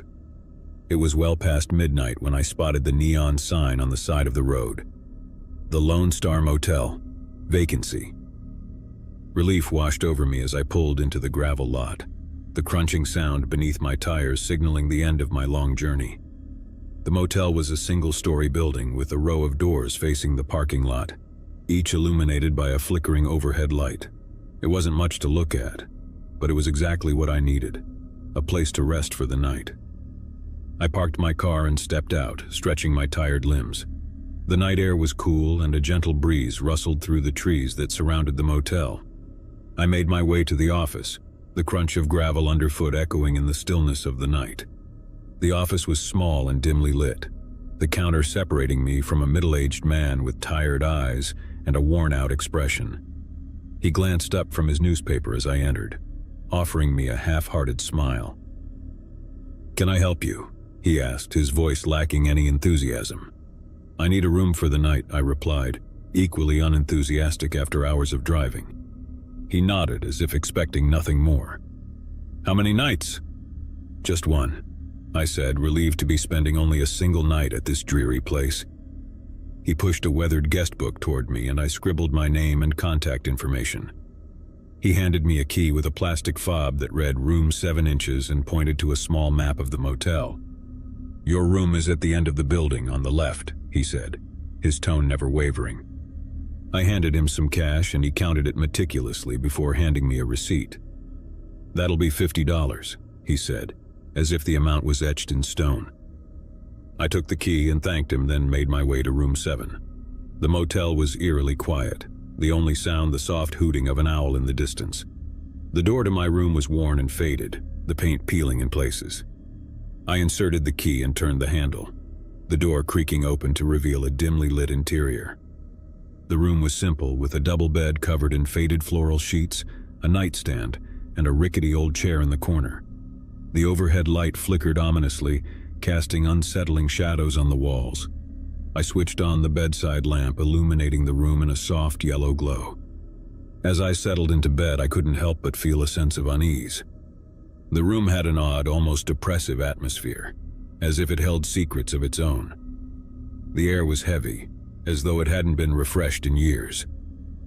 I tried to shake off the feeling and closed my eyes, but sleep was slow to come. Every creak of the floorboards, every distant sound from the office seemed magnified in the stillness of the night. It was as if the motel itself was holding its breath, waiting for something to happen. Hours passed and I was still awake, my mind racing with thoughts of the long road ahead. That's when I heard it. A soft, whispering voice. It was faint at first, like a distant murmur carried on the wind. I strained to listen, trying to make out the words. The voice grew louder, more distinct, and I realized it was coming from the room next door. I couldn't make out the words, but the tone was urgent, panicked. I sat up in bed, my heart pounding, and pressed my ear to the wall. "Please, no," a woman's voice pleaded, followed by the sound of muffled sobs. My blood ran cold, and I reached for my phone, ready to call 911. But just as I was about to dial, the voice stopped abruptly. The silence that followed was deafening, broken only by the faint hum of the motel's aging air conditioning unit. I hesitated, torn between my instincts to help and a growing sense of dread. What if it had all been in my head? What if I was overreacting? I lay back down, trying to convince myself that it was just a nightmare, a trick of my tired mind. But sleep remained elusive, and the minutes ticked by slowly. Finally, as the first light of dawn began to filter through the curtains, I couldn't stand it any longer. I had to know if the woman next door was all right. I got out of bed and approached the connecting door between our rooms. I listened carefully, but there was no sound, no movement from the other side. Gathering my courage, I knocked softly. "Hello?" I called out, my voice trembling. There was no response, just an eerie silence that seemed to stretch on forever. I knocked again, louder this time, and called out once more, but still there was nothing. With my heart in my throat, I turned the doorknob slowly, my palms sweaty. The door swung open to reveal an empty, dimly lit room. The bed was neatly made, and there was no sign of the woman I had heard. It was as if she had never been there. I stepped into the room, my heart still racing, and checked the bathroom, the closet, and even under the bed. But there was no one. It was impossible, I thought. I had heard her cries, her pleas for help, as clear as day. I returned to my own room, my mind a whirlwind of confusion and fear. Had it all been a hallucination? A trick played by my sleep-deprived mind? I couldn't make sense of it, but one thing was clear. I needed to get out of that motel as soon as possible. I hastily packed my things and went to the office to check out. The same clerk was there, his expression unchanged. I tried to explain what I had heard, but he only shrugged. "People come and go all the time," he said, as if dismissing my concerns. Maybe she checked out early. I left the motel in a hurry, my heart heavy with unease. As I drove away, I couldn't shake the feeling that something was deeply wrong with that place, something hidden beneath its nondescript exterior. I continued my journey, putting miles between myself and the Lone Star Motel. The day passed in a blur, and as night fell once again, I found myself in another town, another motel. This one was newer, cleaner, and more welcoming. I checked in without hesitation, determined to put the strange events of the previous night behind me. But as I settled into bed, I couldn't escape the feeling that I was being watched. The room was pristine, the air fresh, yet I couldn't shake the eerie sensation that I was not alone.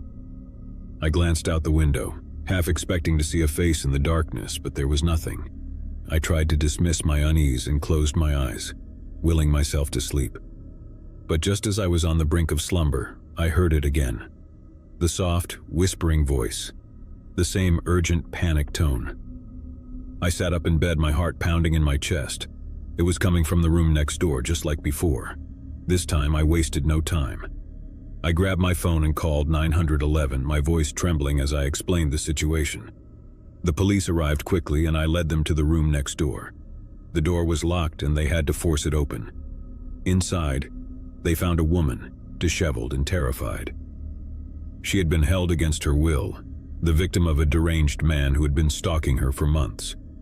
As they arrested the man and led him away in handcuffs, the woman thanked me, tears in her eyes. She had been sure that no one would hear her cries, that no one would come to her aid. She had almost given up hope.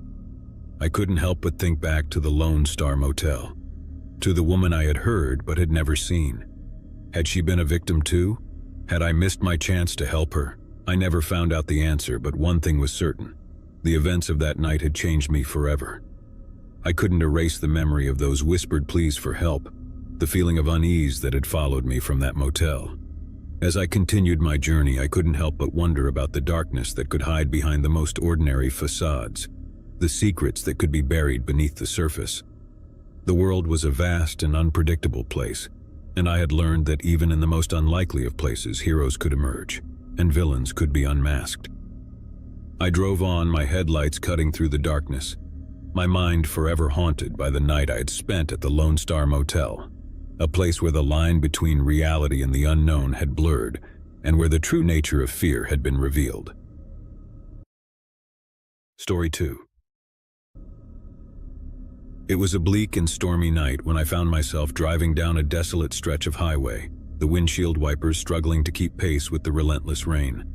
The gloomy landscape outside offered no solace, and I knew I had to find shelter soon. That's when I saw the neon sign flickering weakly in the downpour, like a lighthouse beckoning a lost sailor. The Midnight Haven Motel, it read. The sign was old and worn, but it promised warmth and a respite from the raging storm. With a sense of relief, I pulled into the gravel lot and parked my car under the dimly lit canopy.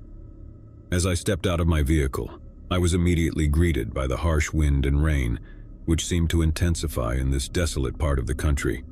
I hurried to the office, my soaked clothes clinging to my body, my shoes squishing with every step. The motel office was a small, dimly lit room that smelled of stale cigarette smoke and old wood.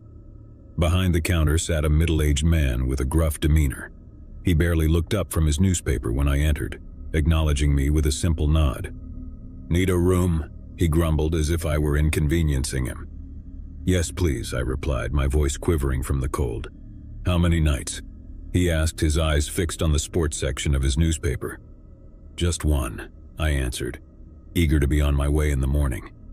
He handed me a tarnished key with a plastic fob that read Room 9.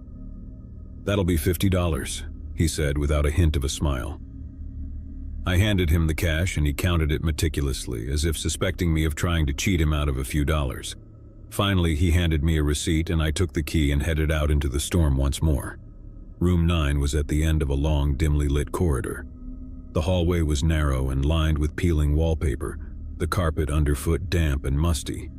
The place had clearly seen better days. I fumbled with the key in the lock, and when I finally entered the room, I was greeted by a stark and dimly lit space. The room was small, containing only the essentials: a lumpy double bed with faded sheets, a rickety nightstand with a flickering lamp, and a small dusty television mounted on the wall.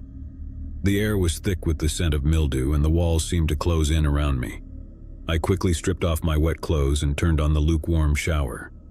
The bathroom was equally unimpressive, with cracked tiles and a showerhead that sputtered water intermittently. As I stood under the tepid stream, I couldn't shake the feeling that I was being watched. It was an irrational fear, I told myself, a product of my exhaustion and the eerie atmosphere of the motel. After the shower, I dried off and dressed in the spare clean clothes I had packed. I climbed into bed, hoping to find solace in sleep, but the uneasy feeling lingered. The rain outside showed no signs of letting up, and the incessant tapping on the window pane only added to my discomfort. I tried to shake off my unease and closed my eyes, but sleep remained elusive. Every creak of the floorboards in the corridor, every distant sound from the office, seemed magnified in the stillness of the night. The storm outside raged on, the wind howling like a restless spirit. Just as I was beginning to drift off, I heard it, a soft, eerie whispering. It was barely audible at first, like a faint rustling of leaves in the wind. I strained to listen, trying to make out the words, but they were just beyond my grasp. The whispering grew louder, more distinct, and I realized it was coming from the room next door. It was a woman's voice, and she sounded panicked, her words tumbling out in a desperate stream. I sat up in bed, my heart pounding as I tried to make sense of what I was hearing. "Please, you have to let me go," she pleaded, her voice trembling with fear. I strained to hear more, but the words became unintelligible, as if she were speaking in a language I couldn't understand. It was as though she were caught in the grip of some terrible nightmare. Fear gripped me, and I considered calling the police, but I had no way of knowing if the woman next door was in real danger or if she was suffering from some kind of delusion. I sat in my room, paralyzed by uncertainty as the woman's pleas grew louder and more frantic. The minutes stretched on, and I couldn't take it any longer. I had to do something. I grabbed my phone and dialed 911, explaining the situation to the operator. She assured me that help was on the way and urged me to stay in my room. I waited anxiously, the minutes feeling like hours, until I heard the sound of sirens approaching. The police arrived quickly, and I led them to the room next door, my heart pounding with dread. The officers knocked on the door, identifying themselves, but there was no response from inside. With a sense of urgency, they forced the door open, and I watched as they entered the room, their flashlights cutting through the darkness. I could see nothing from my vantage point in the hallway, but I strained to listen, hoping to hear some sign that the woman was safe. Then there was a scream, a bone-chilling, blood-curdling scream that sent shivers down my spine. It was followed by the sound of a struggle, of furniture being overturned, of desperate cries for help. I wanted to rush into the room to assist the officers, but fear kept me rooted to the spot. The struggle seemed to go on forever, the woman's screams echoing through the corridor until finally there was silence, a silence that was even more unsettling than the chaos that had preceded it. The officers emerged from the room, their faces pale and grim. They told me that the woman had been alone in the room, her frantic screams and pleas for help seemingly directed at an invisible assailant. There was no sign of forced entry, no evidence of an intruder. I was left in a state of shock and confusion. Had I imagined the woman's cries for help, or had she been the victim of some unseen supernatural force? The officers assured me that she was now in their care and would receive the help she needed. But the mystery of what had transpired in that room haunted me. I couldn't stay at the Midnight Haven Motel any longer. The sense of unease and dread that hung in the air was suffocating, and I longed to put the unsettling events of the night behind me.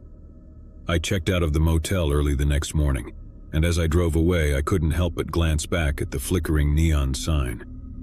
The storm had passed, and the motel looked almost peaceful in the pale light of dawn, but I knew that appearances could be deceiving, that darkness could lurk beneath even the most ordinary of facades.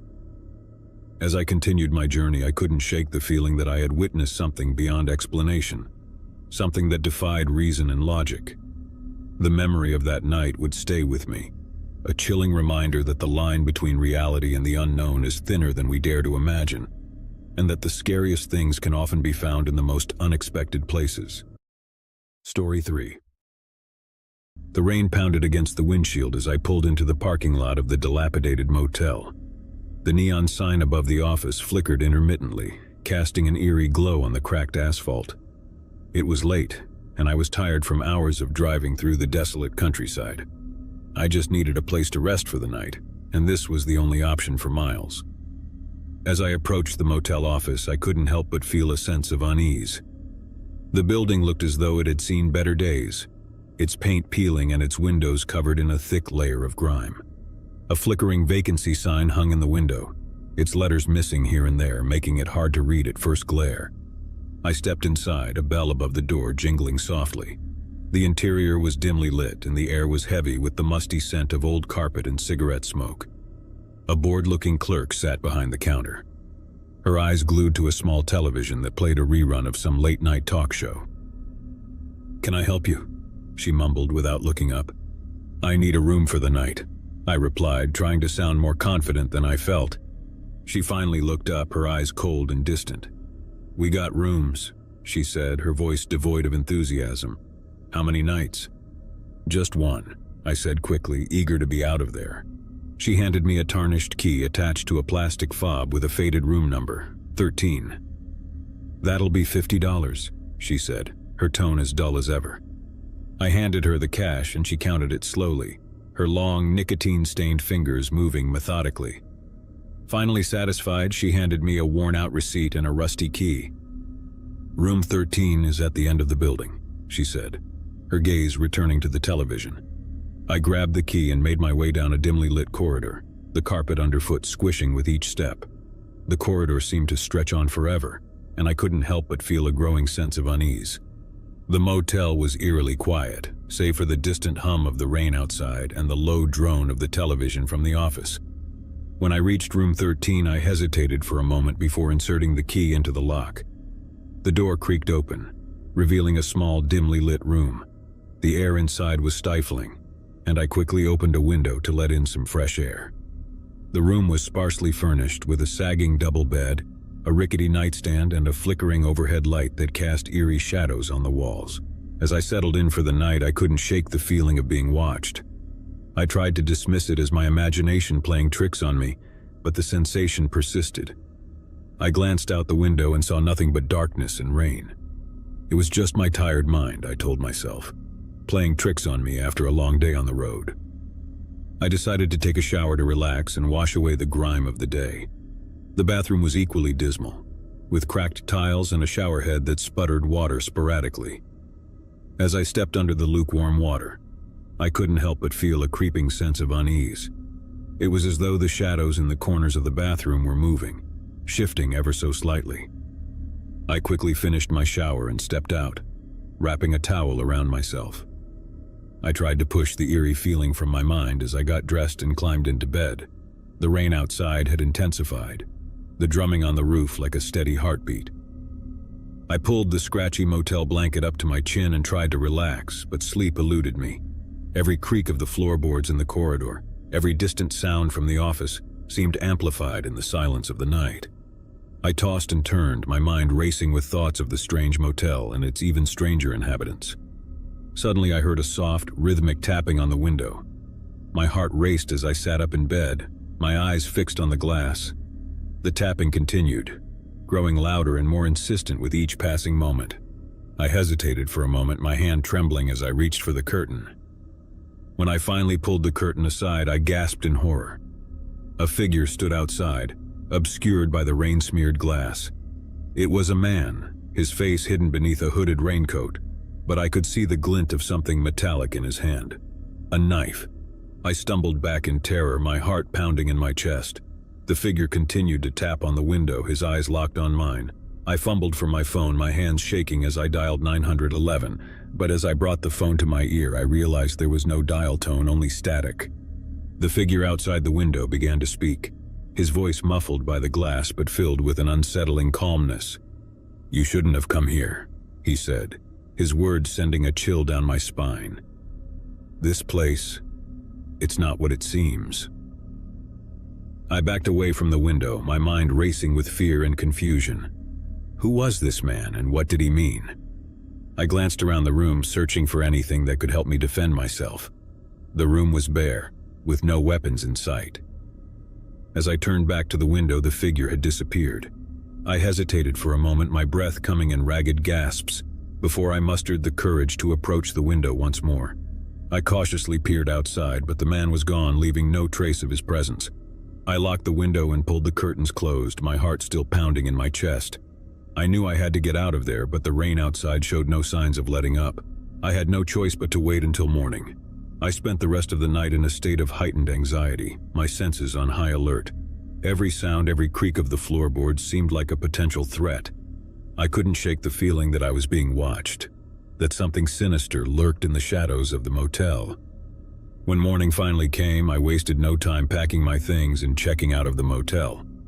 The clerk at the front desk seemed as disinterested as ever, and I couldn't bring myself to tell her about the terrifying encounter I had endured.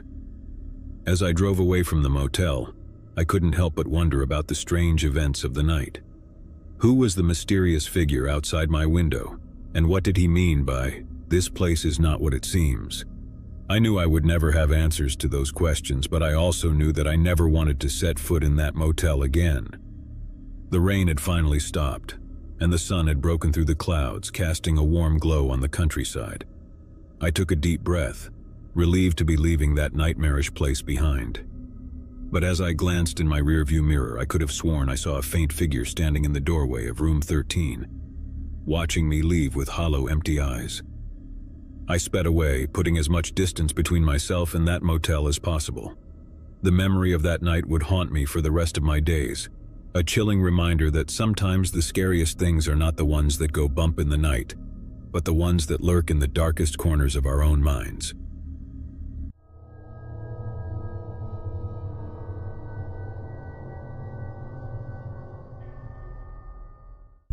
Living with roommates was nothing new to me. In fact, it had been a significant part of my adult life since graduating from college. The shared rent, responsibilities, and the occasional company of fellow housemates had always seemed like a reasonable arrangement. But when my new roommate, John, introduced me to his girlfriend, Sarah, our home dynamic took a turn into uncharted territory. revealing a dark secret that would forever change my perspective on shared living. John had moved in about a month ago, taking over the room across the hall from mine in our cozy 2-bedroom apartment. He was a friendly, easygoing guy, always ready with a joke or a helping hand when needed. He had mentioned his girlfriend, Sarah, a few times in passing, but I hadn't had the chance to meet her until one fateful Friday evening. I was relaxing in the living room, engrossed in a book, when I heard the front door swing open, followed by the muffled sound of conversation. I looked up as John and a woman entered the apartment. She was petite, with a cascade of jet black hair and an air of mystery that seemed to envelop her. "Hey, this is Sarah," John said with a warm smile. "Sarah, meet my roommate, Alex." Sarah extended her hand and I shook it, offering a polite greeting. There was something about her that piqued my curiosity, a sense that there was more to her than met the eye. But I dismissed it as mere intrigue, thinking that perhaps it was just my overactive imagination. As the weeks went by, Sarah became a regular presence in our apartment. She and John spent most evenings together, cooking dinner, watching movies, and sharing stories of their day. On the surface, they appeared to be the picture-perfect couple, deeply in love and genuinely happy. However, I couldn't help but notice that Sarah had a certain aloofness about her. She would often retreat into herself, lost in thought as if carrying a weighty secret. I tried to respect their privacy and dismissed it as a personal quirk, but a growing unease began to gnaw at me. One evening, I found myself alone in the kitchen with Sarah. John had gone out to run some errands, leaving us in an awkward silence. I decided to break the ice. "So Sarah, how did you and John meet?" I asked, trying to keep the conversation light. Her eyes flickered with a shadow of something I couldn't quite place, a mixture of sadness and fear. "We met at a support group," she replied, her voice barely above a whisper. "A support group?" I asked, intrigued and concerned by her answer. Sarah hesitated for a moment before continuing. "Yes, it's a group for people who have experienced trauma," she said, choosing her words carefully. I could sense that Sarah was holding something back, something dark and painful. I didn't want to pry, but my curiosity got the better of me. "Trauma?" I asked gently, hoping she would open up a little more. She took a deep breath, her eyes welling with tears. "I can't go into details, but let's just say that we've both been through some really difficult times," she replied, her voice trembling. I didn't press her for more information, but her words left a lingering sense of unease. I couldn't help but wonder what kind of trauma had brought Sarah and John together, and what dark secret she was hiding beneath her quiet demeanor. Over the following weeks, I began to notice subtle changes in Sarah's behavior. She would often startle easily, her eyes darting around the room as if expecting danger to strike at any moment. Her cheerful moments with John grew fewer, replaced by long periods of brooding silence. One evening, as I was in my room working on a project, I overheard a heated argument between Sarah and John in the living room. Their voices were raised and I couldn't make out the words, but the tension in the air was palpable. It was the first time I had witnessed such a dispute between them, and it left me with a growing sense of concern. The following morning, I ran into John in the kitchen. He looked exhausted, his eyes bloodshot from what appeared to be a sleepless night. "Is everything okay with you and Sarah?" I asked cautiously. John sighed, running a hand through his disheveled hair. "We've been going through a rough patch lately," he admitted. "Sarah's been dealing with some personal demons, and it's been taking a toll on both of us." I wanted to offer my support, to reach out to Sarah and let her know that she wasn't alone, but I didn't know how to broach the subject without intruding on their privacy. Instead, I decided to keep a watchful eye on the situation, hoping that things would eventually improve. As the days turned into weeks, I couldn't shake the feeling that something was seriously wrong with Sarah. She had become increasingly withdrawn, rarely leaving the apartment except for her support group meetings. I had tried to strike up casual conversations with her, but she would respond with one-word answers, her eyes haunted by a deep sadness. One evening, as I was returning from work, I found Sarah sitting alone her eyes fixed on the flickering television screen. Her gaze was distant, and she appeared lost in a world of her own. "Sarah, are you okay?" I asked, genuinely concerned. She turned to look at me, her eyes welling with tears. "I can't do this anymore, Alex," she whispered, her voice filled with anguish. I sat down next to her, offering a comforting presence. "Do what, Sarah? You can talk to me." She hesitated for a moment, as if wrestling with her thoughts. Then, in a trembling voice, she began to reveal her dark secret. "I've been living in fear for years," she confessed, her words heavy with pain. "There's someone from my past, a dangerous person who's been haunting me. I thought I could escape, start a new life with John, but he's found me. And now he's threatening to destroy everything I hold dear." I listened in shock as Sarah recounted a harrowing tale of abuse, manipulation, and a relentless pursuit by a figure from her past. She had been forced to change her identity, move to a different city, and join the support group to escape the tormentor who had haunted her for so long. Tears streamed down her face as she spoke, and I could see the terror in her eyes. It was a story of unimaginable suffering, and I couldn't help but feel a deep sympathy for her. "Why haven't you gone to the police?" I asked, my concern growing. Sarah's expression turned to one of sheer terror. "I can't," she whispered, her voice barely audible. "He's always been one step ahead of me. If he finds out that I've gone to the police, he'll stop at nothing to find me. I can't put John or anyone else in danger." I realized that Sarah was trapped in a living nightmare, unable to escape the dark shadow of her past. It was a chilling revelation, and I knew that I had to do everything in my power to help her. Over the next few days, I worked with Sarah to develop a plan to ensure her safety. We installed security measures in our apartment, changed her routines, and she began attending therapy sessions to address the trauma she had endured. It was a small glimmer of hope in an otherwise bleak situation. But as we delved deeper into the intricacies of Sarah's past, it became clear that her tormentor was growing increasingly relentless. Strange and threatening messages would appear on our doorstep, and we would occasionally spot a shadowy figure lurking in the shadows near our building. The situation reached a breaking point one fateful night. John had gone out to run an errand, leaving Sarah and me alone in the apartment. As we sat in the living room, the light suddenly went out, plunging us into darkness. Fear clenched at my chest as I fumbled for my phone to use as a flashlight. I could hear Sarah's rapid breathing, and I knew that we were not alone in the apartment. The sound of shuffling footsteps echoed through the darkness, drawing nearer with each passing moment. Suddenly, a figure emerged from the shadows, bathed in the dim glow of my phone's flashlight. It was a man, tall and menacing, with a look of malevolence in his eyes. He advanced toward us, a chilling smile on his lips. "Sarah, you can't hide from me," he hissed, his voice dripping with malice. I sprang into action, doing my best to shield Sarah from the intruder.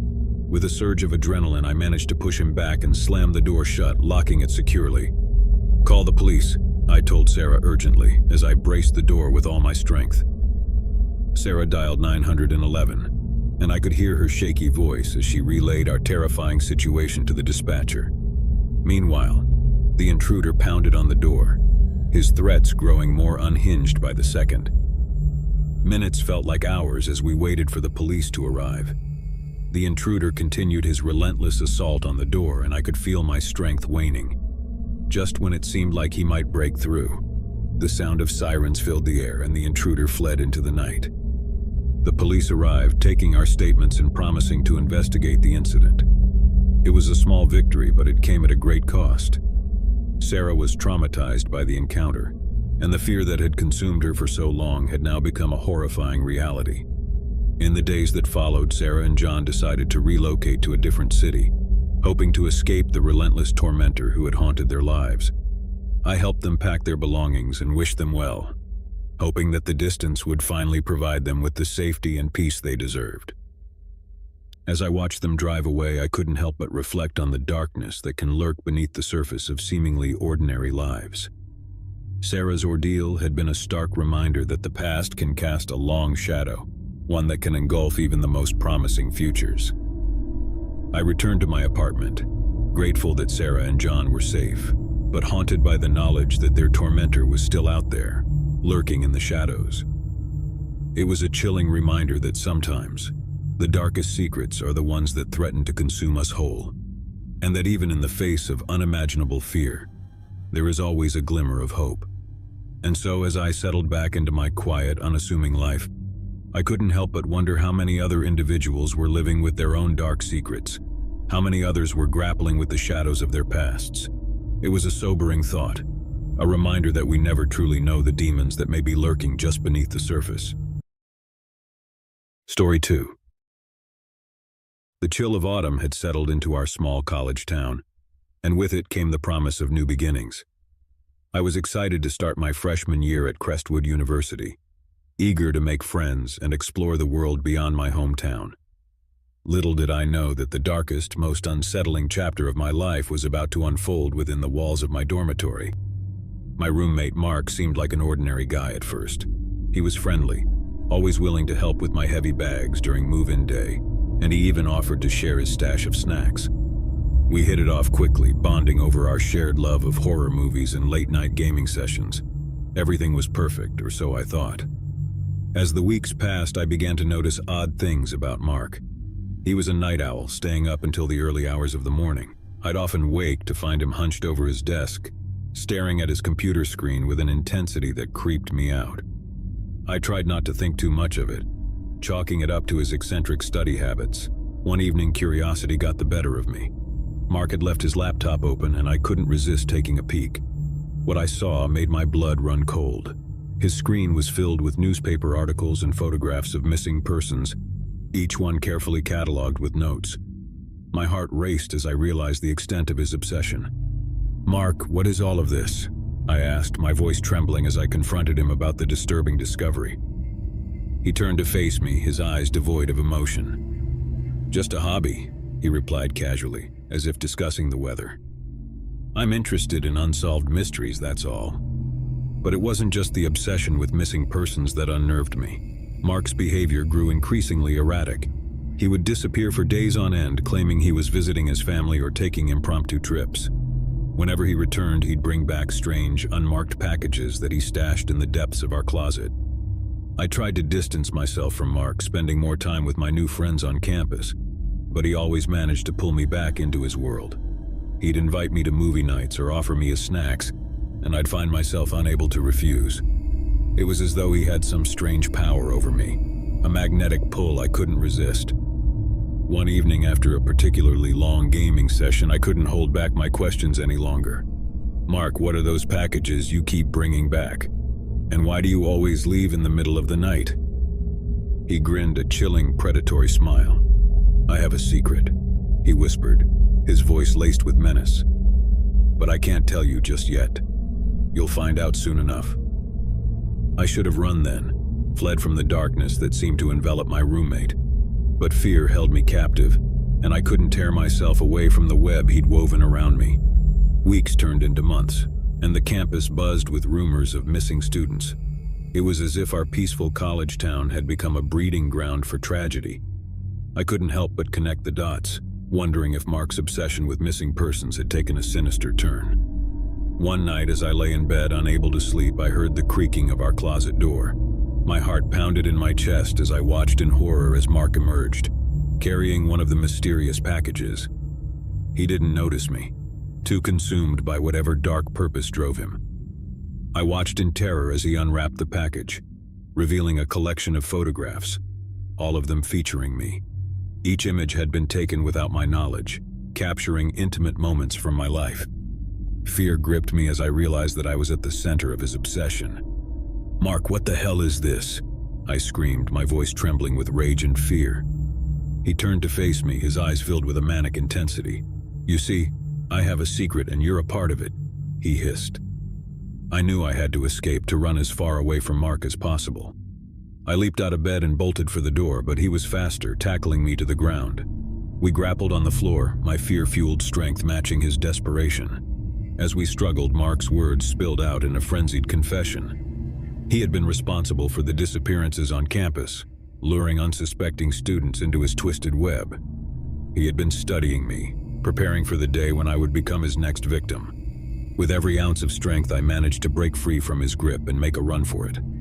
I dashed out of the room, the chilling echo of his maniacal laughter following me down the dormitory hallway. My mind raced as I fled, knowing that I had narrowly escaped a fate worse than death. I reached the campus security office, breathless and covered in bruises. They took my statement and launched an immediate search for Mark.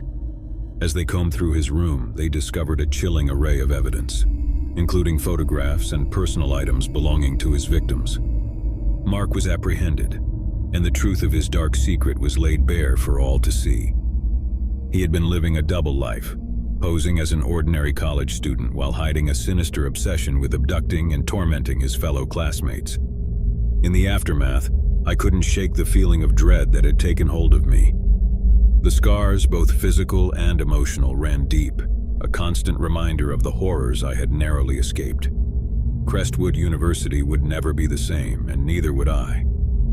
As the seasons changed and the years passed, I found solace in therapy and the support of my friends and family. Mark was locked away, never to harm another soul, but the nightmares of that fateful year would haunt me forever. The darkness that had once resided within my own dormitory had been exposed, but the true nature of Mark's secret would forever remain a chilling mystery, one that I hoped would fade into obscurity, never to be unearthed again. But the story didn't end with Mark's capture. As the investigation deepened, the authorities discovered a network of hidden chambers beneath our dormitory, each one containing evidence of Mark's depraved activities. The underground lair was a chilling maze of photographs, journals, and mementos, each one linked to a different victim. It became clear that Mark had been operating in secret for years, selecting his victims with disturbing precision. He had meticulously documented their lives, collecting information and mementos that allowed him to assume their identities. It was a nightmare beyond comprehension, a secret so dark and twisted that it defied explanation. The campus was in shock, and the media descended upon Crestwood University, hungry for every detail of the horrifying discovery.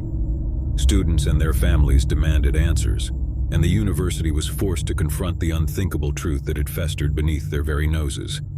As the investigation continued, more victims were identified, and the full scope of Mark's crimes became clear. Families were reunited with their missing loved ones, but the scars of their ordeals ran deep.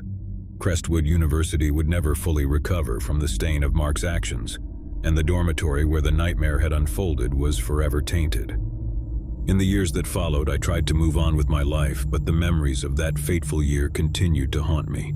I couldn't escape the feeling of being watched, of a darkness that lingered in the corners of my mind. The nightmares persisted, a relentless reminder of the horror I had endured. As I walked the halls of Crestwood University, I couldn't help but wonder how many other secrets lay hidden beneath the surface, how many other nightmares were waiting to be uncovered. The campus had been forever changed by the darkness that had taken root within its walls, a darkness that had nearly claimed me as its victim. The legacy of Mark's dark secret would cast a long shadow over Crestwood University, a chilling reminder that even in the most ordinary of places, the most sinister of secrets could be lurking, waiting to be revealed. And so, as I looked out at the campus that had once been a place of promise and hope, I couldn't help but wonder if the darkness that had consumed Mark might one day resurface, casting its sinister shadow once again. Story 3. I had always thought of myself as someone who could handle life's twists and turns with ease. After all, I had weathered my fair share of ups and downs over the years.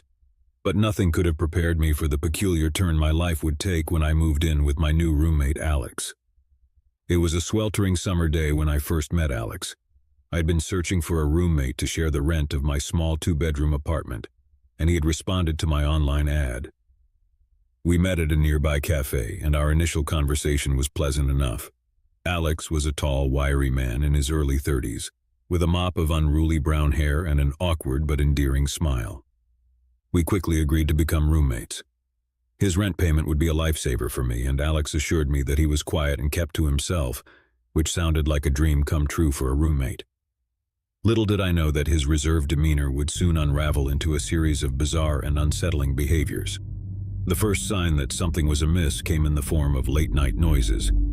At first, I chalked it up to the usual settling sounds of an old apartment building. But as the weeks went by, the noises became more distinct and scary. I would hear faint whispers and soft thumps in the middle of the night, as if Alex were engaged in some mysterious nocturnal activity. One night, unable to ignore it any longer, I ventured out of my room to investigate. I found Alex sitting cross-legged in the living room, surrounded by an array of candles. He was hunched over a worn, leather-bound book. muttering incantations in a language I couldn't recognize. His eyes were wide, unblinking, and filled with an intensity that made my blood freeze. "Alex, what are you doing?" I stammered, my voice trembling with a mix of fear and confusion. He looked up at me, his eyes momentarily vacant, before a twisted smile crept across his face. "Just some late-night reading," he replied cryptically before closing the book and extinguishing the candles. I returned to my room, my heart pounding in my chest. The encounter had left me deeply unsettled, but I convinced myself that it was nothing more than an eccentric habit, a quirk that I could tolerate in a roommate. As the weeks turned into months, Alex's behavior grew increasingly erratic. He would spend hours locked in his room, and when he emerged, he would be carrying strange items, a taxidermy crow, an antique dagger, and even a collection of unmarked vials filled with murky liquids. I had no idea what he was doing with these items, but it was clear that he was immersed in some bizarre and unsettling hobby. One evening, I returned home from work to find our living room transformed into a makeshift altar. Candles, incense, and strange symbols were scattered across the floor. Alex was kneeling at the center, his eyes closed in what appeared to be deep meditation. "Alex, what is all of this?" I demanded, my frustration and anxiety boiling over. He opened his eyes slowly, gazing at me with a scary calmness. "I'm pursuing a higher purpose," he replied, his voice carrying an otherworldly quality. "I've found a path to enlightenment and I must follow it." I couldn't make sense of his cryptic words, and a sense of dread settled over me. It was as if Alex had ventured into a world of his own, one that was steeped in mysticism and darkness. I couldn't fathom what had led him down this path or how it had taken hold of him so completely. As the days turned into weeks, I became increasingly isolated in my own home. Alex's presence loomed over me like a dark cloud, and I couldn't escape the feeling that he was hiding something far more sinister than his eccentric hobbies. It was as though a wall had been erected between us, and I was left on the outside, trying to peer in and make sense of the madness that had consumed my roommate. One night, unable to sleep, I decided to investigate further. I carefully picked the lock to Alex's room and ventured inside. What I discovered would haunt me for the rest of my days. The walls of his room were covered in intricate symbols, drawn in what appeared to be blood. Shelves were lined with ancient-looking books, each one filled with cryptic texts and illustrations of grotesque creatures. The air was heavy with the scent of incense, and in the center of the room I found a circle etched into the floor, surrounded by candles and adorned with disturbing symbols. As I inspected the room, I stumbled upon a hidden compartment beneath the floorboards. Inside, I found a collection of journals, each one filled with Alex's ramblings and accounts of his bizarre experiences. He wrote of visions of encounters with entities from other realms, and of a growing obsession with the occult. My heart raced as I realized the depth of Alex's descent into madness. It was clear that he had become entangled in a world of dark magic and forbidden knowledge, and there was no telling where it would lead him, or what it might mean for me. Terrified and unsure of what to do, I confronted Alex about what I had discovered. His reaction was unlike anything I could have anticipated. He laughed, a chilling, mirthless laugh. "You've stumbled upon the truth, my friend," he said, his eyes gleaming with a manic intensity. "I've unlocked the secrets of the universe, and there's no turning back." I knew then that I had to escape, to flee from the madness that had consumed my roommate. I packed my belongings hastily and made plans to move out. But as I prepared to leave, I couldn't shake the feeling that Alex's dark obsession would follow me, that I had become entangled in a web of darkness that would never let me go. As I settled into my new apartment, far away from the nightmare of my old life, I couldn't help but wonder what had become of Alex. Had his obsession with the occult consumed him completely, or had he found some semblance of peace? I would never know the answers, but the memory of those eerie nights in our shared apartment would haunt me forever. I had learned a valuable lesson about the darkness that can lurk within the hearts and minds of those we think we know. It was a lesson that would stay with me, a reminder that sometimes the most unsettling and inexplicable mysteries can be found closer to home than we ever imagined. In the years that followed, I tried to put the nightmare of my former roommate behind me, to move on with my life and leave the darkness that had consumed him far behind. But I couldn't escape the feeling that some part of that darkness had latched onto me. that I had become a part of a story that was far from over. And so, as I looked out at the world, I couldn't help but wonder how many other individuals were hiding their own dark secrets. How many others were on the brink of a descent into madness and obsession. The line between reality and the unknown was thinner than I had ever imagined, and I couldn't help but fear what lurked on the other side.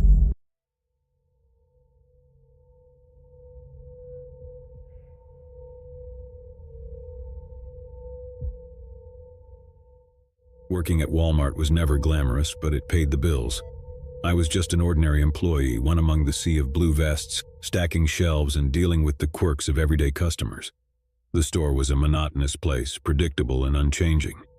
That was until I started working under Manager Phillips. Manager Phillips was a tall, middle-aged man with graying hair and an unassuming demeanor. He wasn't particularly friendly, but he wasn't unkind either. He ran the store efficiently, and that's what mattered to most of us. However, there was something about him that made me uneasy from the very beginning. It started with the way he looked at us, his employees. His gaze was penetrating, as if he were trying to read our souls. It was a look that lingered too long, that made you want to squirm and look away. But I couldn't deny the effectiveness of his management style. Our store was running like a well-oiled machine, and our sales numbers were steadily climbing.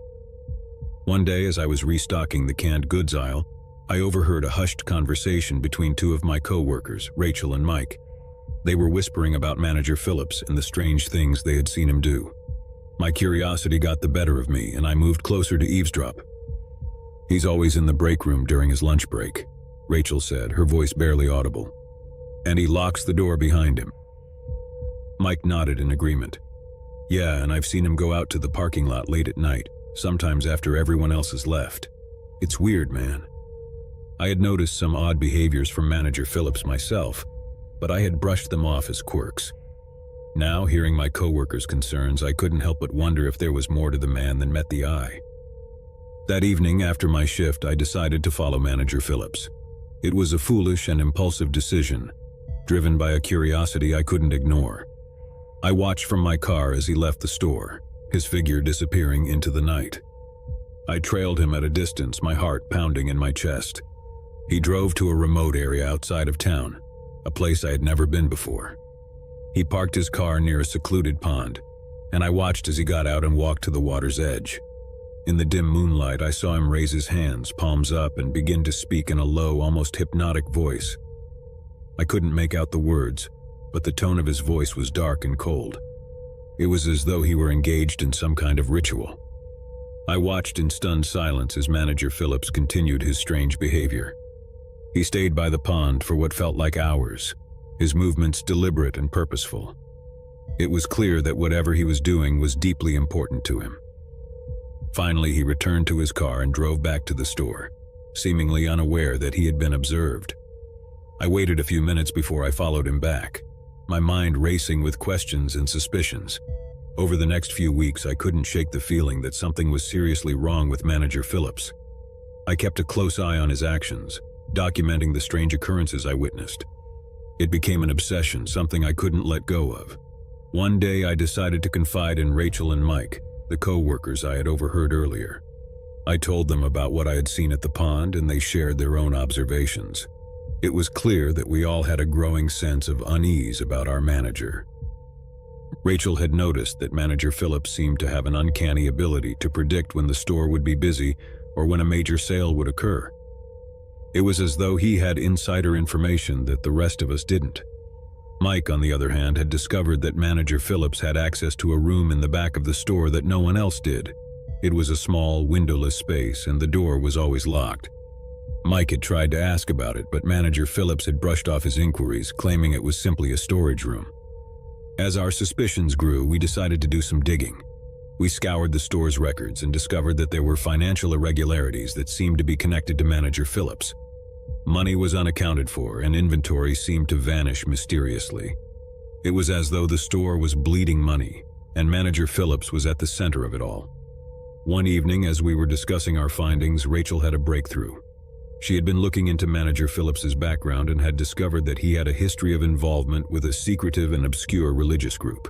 The group's beliefs were unconventional, to say the least, and its members were known for their eccentric rituals. It all clicked into place. Manager Phillips' strange behavior, his ability to predict the store's fortunes, the locked room, and now his connection to this enigmatic religious group. It was all part of a puzzle that we were determined to solve. We decided to confront Manager Phillips with our suspicions. We confronted him in his office one evening, armed with our evidence and the determination to uncover the truth. He listened to us calmly, his expression unreadable. When we presented our findings, his only response was a chilling smile. "You've been very observant, haven't you?" he said, his voice dripping with condescension. "But you have no idea what you're getting into." We demanded answers, but Manager Phillips refused to divulge anything more. Instead, he warned us to drop our investigation and forget everything we had discovered. It was a veiled threat, and we knew we were treading on dangerous ground. Undeterred, we decided to take our concerns to higher-ups in the company. We believed that they needed to know about Manager Phillips's behavior and its impact on the store's finances. We gathered our evidence and prepared to make our case. But before we could take our concerns any further, things took a sinister turn. Rachel disappeared one night after her shift. She had been conducting her own investigation into Manager Phillips, and we feared that she had crossed a line that put her in danger. We reported her disappearance to the police, but there was no sign of her. It was as though she had vanished without a trace, leaving us with a growing sense of dread and helplessness. Mike and I were now the only ones left to unravel the mystery of Manager Phillips. We knew that we were risking our own safety, but we couldn't turn back. We had to uncover the truth, not only for Rachel's sake, but for our own as well. We continued to gather evidence, documenting every irregularity and suspicious behavior we could find. The financial discrepancies grew more alarming, and it became clear that Manager Phillips was siphoning money from the store for reasons known only to him. One night, as I was going through some old records in the break room, I discovered something creeped me out. I found a photo of Manager Phillips with a group of people, all dressed in robes, standing in front of a dark, imposing building. It was the same building I had seen in my dreams, the one that haunted me with its foreboding presence. The photo was old, faded, but there was no mistaking Manager Phillips's face among the group. It was as though he had a connection to that sinister place. I showed the photo to Mike, and he recognized the building as well. It was located on the outskirts of town, and it had always been associated with rumors of strange rituals and secretive gatherings.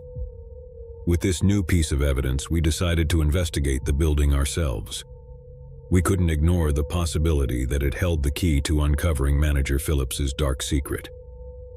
Late one night, we drove to the location, our hearts pounding with anticipation and fear. The building loomed before us, a dark and imposing structure that seemed to radiate malevolence.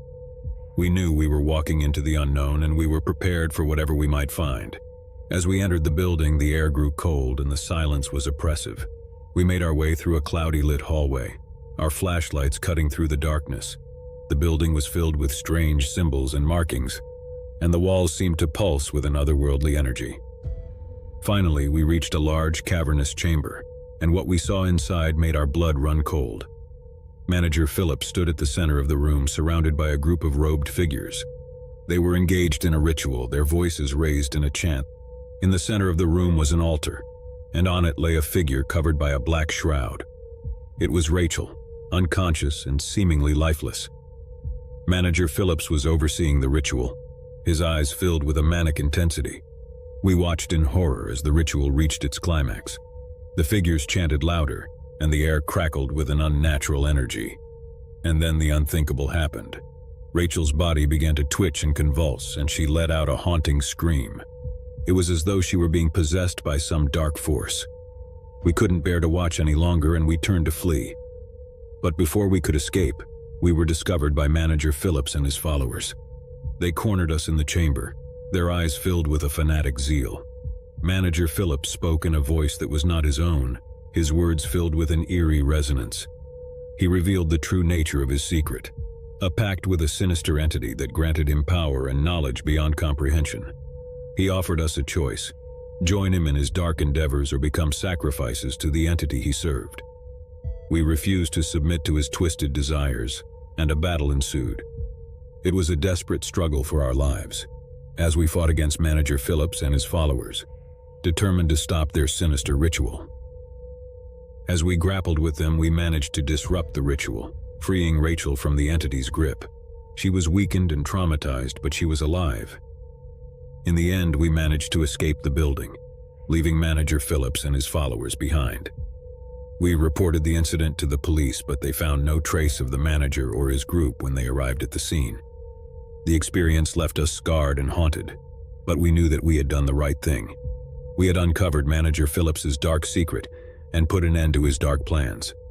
We never returned to that Walmart store, and we never saw Manager Phillips again. But the memory of that night, of the sinister rituals and dark entity, would haunt us for the rest of our lives. As we moved on, we couldn't help but wonder how many other secrets were hidden in the most ordinary of places, waiting to be discovered by those brave or foolish enough to seek them out. The world was full of mysteries, some more terrifying than we could ever imagine, and we had come face to face with one of them. Story 2. It was an ordinary Tuesday evening when I decided to make a quick trip to Walmart. The sun had already dipped below the horizon, casting the sprawling parking lot into darkness. A flickering streetlight hummed above me as I exited my car. I shook it off as a result of the chilly autumn air, reminding myself that Walmart was just a stone's throw away, and I'd be inside the well-lit store in no time. I strolled through the automatic sliding doors, greeted by the familiar overhead hum of fluorescent lights and the sight of endless aisles filled with products of every kind. There's something oddly comforting about the predictability of Walmart even at night. Rows of neatly stacked shelves, the faint smell of plastic and cleaning supplies, the muffled chatter of employees and late-night shoppers. It was all so ordinary. I had come for a few essentials, so I grabbed a shopping cart and began to browse. The soft squeaking of wheels echoed around me as I navigated through the labyrinthine aisles. My footsteps seemed unusually loud against the linoleum floor, but I shrugged it off as my imagination playing tricks on me. I picked up a box of cereal, some milk, and a few other items, steadily making my way toward the checkout lanes. As I turned into the snack aisle, something caught my eye. A man in a faded green hoodie. He was standing near the potato chips, his head buried in a bag as if he were genuinely shopping. At first, there was nothing remarkable about him, just another shopper in a Walmart hoodie. But then, something about his posture struck me as odd. He seemed tense, like a predator sizing up its prey. He didn't glance my way, but I couldn't shake the feeling that he was watching me, studying me. It made my blood freeze, making me hesitate. I continued down the aisle, glancing over my shoulder to find him still there, pretending to examine bags of chips. I quickened my pace, now acutely aware of my surroundings. Every aisle I turned into, he was there, never too close but always within my line of sight. Panic started to creep in, and I told myself I was being paranoid. Maybe he was just doing his shopping and I was reading too much into it. But deep down, I knew something wasn't right. When I reached the personal care aisle, I decided to test my theory. I grabbed a random item off the shelf, a bottle of shampoo I didn't even need, and headed for the electronics section. If he was following me, he'd have to reveal his true intentions. Sure enough, as I entered the electronics section, he followed. I tried to act nonchalant, glancing at the TVs and browsing the video games, but my heart raced. There was no doubt now he was following me. Fear constricted my chest as I considered my options. I couldn't confront him directly. I needed help. I reached for my phone, but a quick glance told me I had no signal. Walmart's notorious dead spots, I thought. Panic set in as I realized I was on my own. I decided to make a beeline for the front of the store, where there were always employees at the registers. The man could be a harmless coincidence, but my gut told me otherwise. I picked up the pace, my cart squeaking loudly in protest. I passed through the clothing section, then the home goods aisle, but he stayed with me, never more than a few aisles away. I could feel his eyes on me, and I knew he was closing in. Finally, I reached the main thoroughfare of the store, lined with registers and manned by Walmart employees. I hurriedly pushed my cart toward the closest checkout lane, relief washing over me. The cashier, a young woman with a friendly smile, scanned my items and made small talk as she worked. But just as I was starting to calm down, I saw him. The man in the green hoodie was standing a few lanes away, pretending to examine a display of candy bars. He wasn't shopping. He was watching me, waiting for his chance. I paid for my items, thanked the cashier, and made a quick decision. Instead of heading for the exit, I turned and pushed my cart toward the pharmacy section at the back of the store. It was further away from the entrance, but it was also less crowded, and I hoped I could lose him there. As I walked, I took a deep breath and tried to think rationally. I needed to find a store employee and alert them to the situation. I knew I couldn't confront this man on my own. But where were the employees? It was as if the store had emptied out, leaving only me and the stalker. I turned a corner and entered the pharmacy area. It was eerily quiet, with only the soft hum of fluorescent lights above. I scanned the rows of medicine and health products, desperately searching for a store employee. There was no one in sight. I felt a cold sweat forming on my brow as I continued to push my cart. My heart pounded in my chest, and every sound, every shadow, seemed amplified. The man in the green hoodie was still behind me, closer now, his footsteps echoing ominously on the linoleum floor. I rounded another corner and my heart sank. There, standing in front of me, was a display of Halloween masks and costumes. Rows of plastic faces leered at me, grotesque and terrifying. The irony of the situation hit me. The scariest thing in the store wasn't a mask, it was the man following me. I knew I couldn't keep running forever. My phone still had no signal and there were no store employees in sight. I had to make a stand, find a way to escape this nightmare. I glanced around, searching for anything that could help me. That's when I saw it.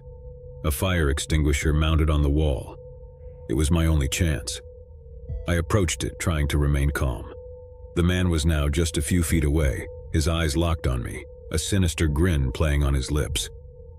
With a surge of adrenaline, I grabbed the fire extinguisher and aimed it at him. "Stay back," I shouted, my voice quivering but determined. The man froze, his grin fading into a look of surprise. Whoa, calm down," he said, holding up his hands. "I'm not here to hurt you." I wasn't convinced. "Then why are you following me?" I demanded, my finger on the extinguisher's trigger. He hesitated for a moment, then sighed.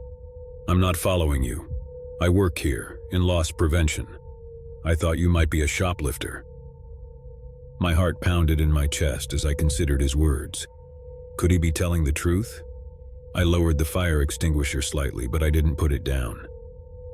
"You're a Walmart employee?" I asked, still on edge. "Yes," he replied, his hands still raised. "I'm just doing my job, trying to prevent theft. I'm sorry if I scared you." I looked around, finally noticing the security cameras placed throughout the store. It made sense. He was an employee trying to protect the store's assets. I felt a wave of embarrassment wash over me as I realized my mistake. I thought you were stalking me," I admitted, feeling foolish. He nodded sympathetically. "I can see how it might have looked that way. I should have introduced myself and explained, but I didn't want to blow my cover." Relief flooded through me as I lowered the fire extinguisher completely and handed it back to him. "I'm sorry for overreacting," I said, my voice shaky. "It's just that, well, it's been a really strange night." He offered a friendly smile. "No worries. I'm Chris, by the way. I promise I won't be following you anymore." We both chuckled nervously, and I finally started to relax. Chris walked me to the front of the store, where other employees were now visible at the registers. He explained the situation to a manager, who assured me they would review the security footage to confirm everything was okay. As I left the store, I couldn't help but laugh at the absurdity of it all. What had started as a routine trip to Walmart had turned into a terrifying ordeal, all because of a misunderstanding. I realized that sometimes fear can distort our perceptions and lead us to make rash decisions. From that night on, I never looked at Walmart the same way. It was no longer just a place to shop. It was a reminder that even the most ordinary settings can become the backdrop for a terrifying encounter. And as I drove away, I couldn't shake the feeling that the man in the green hoodie had given me a glimpse into the darker side of the ordinary world. A world where shadows lurked in every aisle, and fear could turn even the most mundane moments into a nightmare. Story 3. Working the night shift at Walmart was never the highlight of my week. The sterile fluorescent lights seemed to drain the life out of everything, casting harsh shadows that danced eerily on the linoleum floor.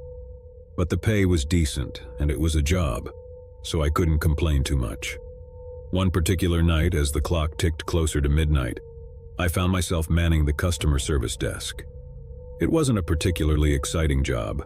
I spent most of my time handling returns and dealing with the occasional irate customer. But that night was different, as I would soon discover. I had just finished processing a return when I saw him. He stood at the entrance, lingering in the faint-lit vestibule. His silhouette was framed by the automatic sliding doors, and something about him immediately sent a shiver down my spine. The man was tall and gaunt, his features obscured by the hood of his tattered coat. He wore dark, worn-out jeans that seemed to sag under their own weight, and his shoes were scuffed and filthy. But what really caught my attention were his eyes, or rather the lack of them. His face was hidden in the shadows, and I couldn't make out any facial features, just two dark voids where his eyes should have been.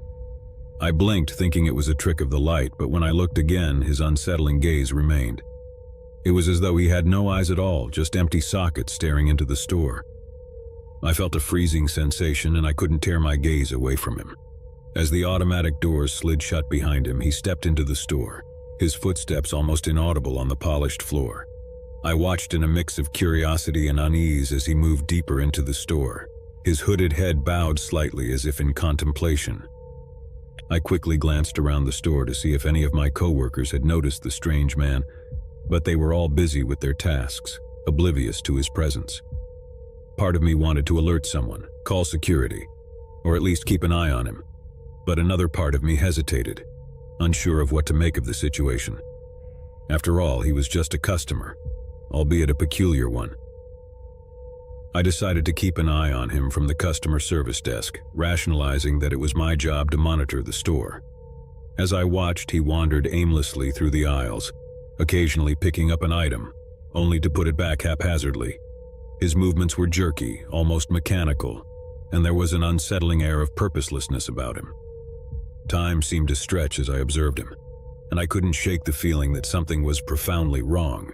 It was as though he didn't belong here, as if he were a glitch in the system, an anomaly in the orderly world of Walmart. As the minutes turned into hours, the store grew quieter, and the few remaining customers hurried through their shopping, eager to leave. The man, however, remained, seemingly unfazed by the late hour.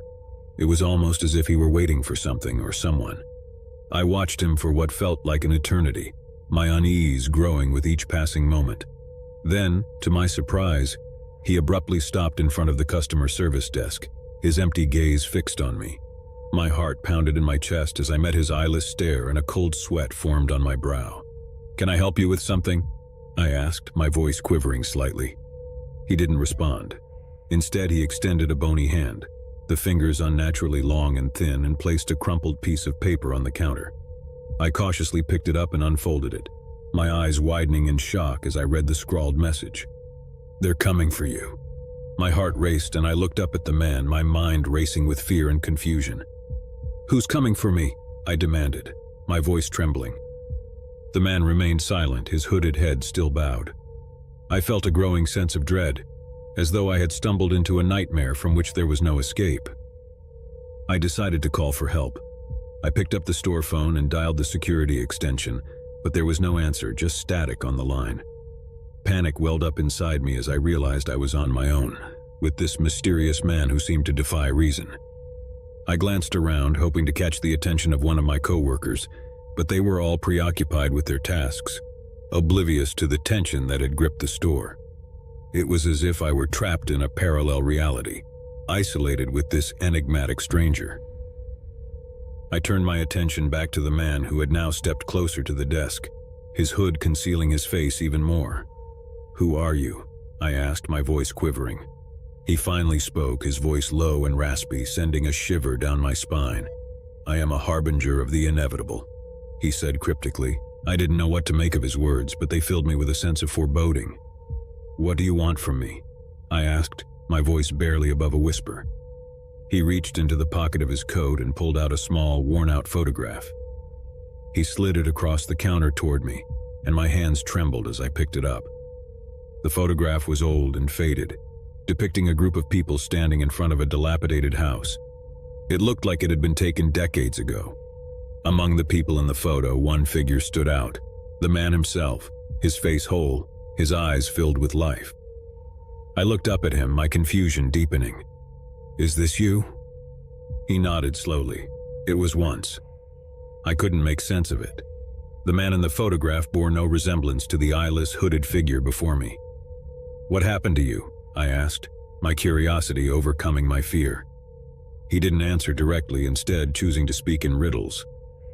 "I have seen the depths of the abyss, tasted the darkness that lies beyond the veil of reality. I have glimpsed the true nature of existence, and it has taken everything from me." I didn't know what to say. His words were both cryptic and unsettling, and I couldn't shake the feeling that I had stumbled upon something beyond my understanding. Suddenly, the store's intercom crackled to life, the sound echoing through the empty aisles. "Attention Walmart associates," a voice announced. "We have received a report of a suspicious individual in the store. Please be on the lookout and report any unusual activity to security." My heart sank as I realized the announcement was about the man standing before me. I had to act quickly. I grabbed the phone and dialed the security extension again, hoping someone would pick up this time. To my relief, a voice answered on the other end. "Security, what's your emergency?" I quickly explained the situation, the strange man, the cryptic message, and the unsettling photograph. The security officer assured me they would dispatch someone immediately. As I hung up the phone, I turned to the man who had remained strangely calm throughout the ordeal. "Security is on their way," I said, my voice trembling. "You need to stay here until they arrive." He nodded, seemingly unfazed by the impending arrival of security. "I will wait," he said softly. Minutes felt like hours as I stood behind the customer service desk, the man standing before me, his hooded head bowed in contemplation. The store remained eerily quiet, the harsh fluorescent lights casting long shadows that seemed to dance in rhythm with my racing heart. Finally, the sound of approaching footsteps broke the silence. Two security officers, clad in blue uniforms, entered the store, their flashlights cutting through the darkness. I rushed to meet them, explaining the situation and pointing to the mysterious man. The security officers approached the man cautiously, their flashlights illuminating his hooded face. They exchanged wary glances as they questioned him, but he remained cryptic and evasive, offering no concrete answers. As the officers handcuffed him and led him away, I couldn't help but feel a sense of relief. The ordeal was over, and I could finally breathe easy. But even as I watched him being escorted out of the store, I couldn't shake the feeling that there was more to the story, that the man's enigmatic words held a deeper meaning. Days turned into weeks, and the memory of that unsettling night at Walmart began to fade. Life returned to its usual routine, and I tried to put the bizarre encounter behind me. Then one evening, as I was leaving work, I found a small envelope waiting for me at the customer service desk. It was addressed to me in handwriting I didn't recognize. I cautiously opened it and found a single piece of paper inside, along with another faded photograph. The photograph depicted the same group of people standing in front of the dilapidated house. But there was something different about it. The man who had been eyeless in the previous photograph now had eyes, dark and piercing, staring into the camera with an intensity that sent a shiver down my spine. On the back of the photograph, a message was scrawled in the same handwriting as the envelope. "The abyss is patient. It waits for those who seek to understand its secrets. Beware the truths you seek, for they may consume you." I couldn't make sense of it. Who had sent me this message, and what did it mean? The enigmatic encounter at Walmart had left me with more questions than answers, and I couldn't escape the feeling that I had stumbled upon something beyond my comprehension. As I left the store that evening, the harsh fluorescent lights casting long shadows around me, I couldn't help but wonder what other mysteries lay hidden in the most ordinary of places, waiting to be discovered by those brave or foolish enough to seek them out. My name is Alex Holloway, and I never believed in ghosts until I moved into Hollywood House. I had inherited the old Victorian mansion from a distant relative I'd never met. The news of my sudden inheritance came as a shock, but the prospect of living in such a grand, historic house excited me. Little did I know that the house came with a history that would test the very limits of my skepticism. I had always considered myself a rational, level-headed person. I was an engineer by profession, and I approached life with a practical and analytical mindset. Ghost stories were nothing more than tales told around campfires designed to scare and amuse. But that was before I set foot in Hollywood House. The mansion sat atop a hill overlooking the sleepy town of Hollywood. The exterior was a sight to behold, with its ornate architecture, towering turrets, and sprawling gardens. It was a place that seemed to belong to a different era, and the townsfolk whispered about its dark past. The house had stood empty for as long as anyone could remember, and its imposing presence cast a shadow over the town. My first night in Hollywood House was a surreal experience. As I walked through the echoing hallways with a single flickering candle, I couldn't help but wonder about the stories I'd heard. People claimed to have seen figures in the windows at night, heard unexplained footsteps in the empty corridors, and witnessed lights flicker and doors open and close on their own. These were the tales that had earned the mansion its haunted reputation.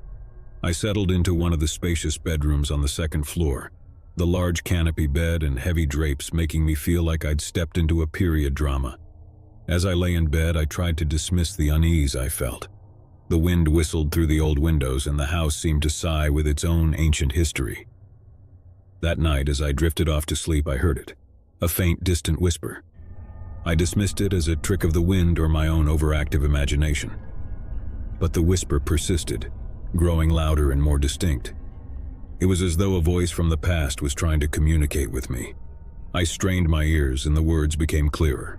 "Help me," the voice pleaded, soft and trembling. My heart raced as I sat up in bed, my breaths coming quick and shallow. The voice sounded desperate, like a soul in torment. I leaped out of bed and searched the room, but there was no one to be found. The windows were shut tight and the doors were locked. I had heard the voice, there was no doubt about it, but its source remained a mystery. In the following days, I tried to put the incident out of my mind, convincing myself that it had been a vivid dream. I was determined not to let such irrational thoughts take hold of me. I delved into my work, focusing on renovations to make the house livable. However, the feeling of being watched and the whispers persisted. It was as though the house itself was trying to communicate with me, to tell me something I couldn't yet comprehend. One evening, as I was exploring the dusty attic, I came across a trove of old letters and journals. They were written by the previous inhabitants of Hollywood House, the Eldridges, who had lived there in the late 19th century. The journals were filled with accounts of strange occurrences that mirrored my own experiences. One of them caught my eye. The house is not what it seems. It harbors a presence that defies explanation. We hear the whispers at night, voices from another world, and the shadows move with a purpose we cannot comprehend. The house is cursed, and it hungers for something we cannot fathom. The journals were filled with similar stories, of doors that opened on their own, of apparitions in the hallways, and of voices that pleaded for help. The Eldridges had lived in constant fear, and they eventually abandoned the house, leaving it to decay.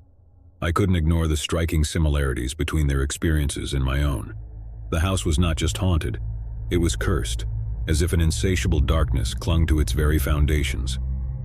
As I continued my research, I learned that the house had been built on the site of a tragic event, a fire that had claimed the lives of several townspeople. It was said that the souls of those who had perished in the fire were never at rest, and their restless spirits haunted the mansion. My skepticism wavered as the evidence piled up. The history of Hollywood House was filled with inexplicable events and unexplained phenomena. It was clear that the house held secrets that defied logic and reason. One night, as I sat in the library, the whispers grew louder. They seemed to surround me, as if the walls themselves were trying to communicate. I strained to listen, and the voice became distinct, a woman's voice filled with anguish. "Help me," she implored, her words resonating with sorrow. I followed the voice to the grand staircase, where a shadowy figure materialized before me. It was a woman, her eyes filled with despair. She was dressed in a gown from a bygone era, and her form flickered in and out of existence. "My name is Eleanor," she said, her voice trembling. "I died in the fire, and my spirit has been trapped here ever since. You are our only hope." Eleanor's story was one of tragedy. She had been a resident of Hollywood, a young woman with dreams and aspirations, until the fateful night of the fire. She had perished along with others, and their spirits had been bound to the house, unable to find peace. I couldn't turn my back on Eleanor's plea for help. I reached out to a local historian, Mr. Thompson, who had spent years researching the history of Hollywood House. He explained that the house was a focal point for paranormal activity, a place where the veil between the living and the dead was thin. With Mr. Thompson's guidance, we decided to conduct a ritual to free the trapped souls and cleanse the house of its dark history. We gathered in the living room, surrounded by candles and incense, and recited incantations passed down through generations. As we chanted, the atmosphere grew heavy, and the air seemed to vibrate with energy. The whispers in the walls intensified, as if the spirits were aware of our intentions. I felt a presence in the room, a gathering of souls seeking release. Suddenly the room grew icy cold and the shadowy figures of the trapped souls materialized before us. Eleanor, along with others, stood in a solemn assembly, their eyes filled with gratitude and longing. The atmosphere was charged with emotion as we completed the ritual. The spirits began to fade, their forms dissolving into the ether. Eleanor's voice, filled with relief, echoed through the room. "Thank you," she whispered, and then she was gone. The house fell silent, and the weight of its cursed history seemed to lift. The whispers were gone, and the oppressive atmosphere had dissipated.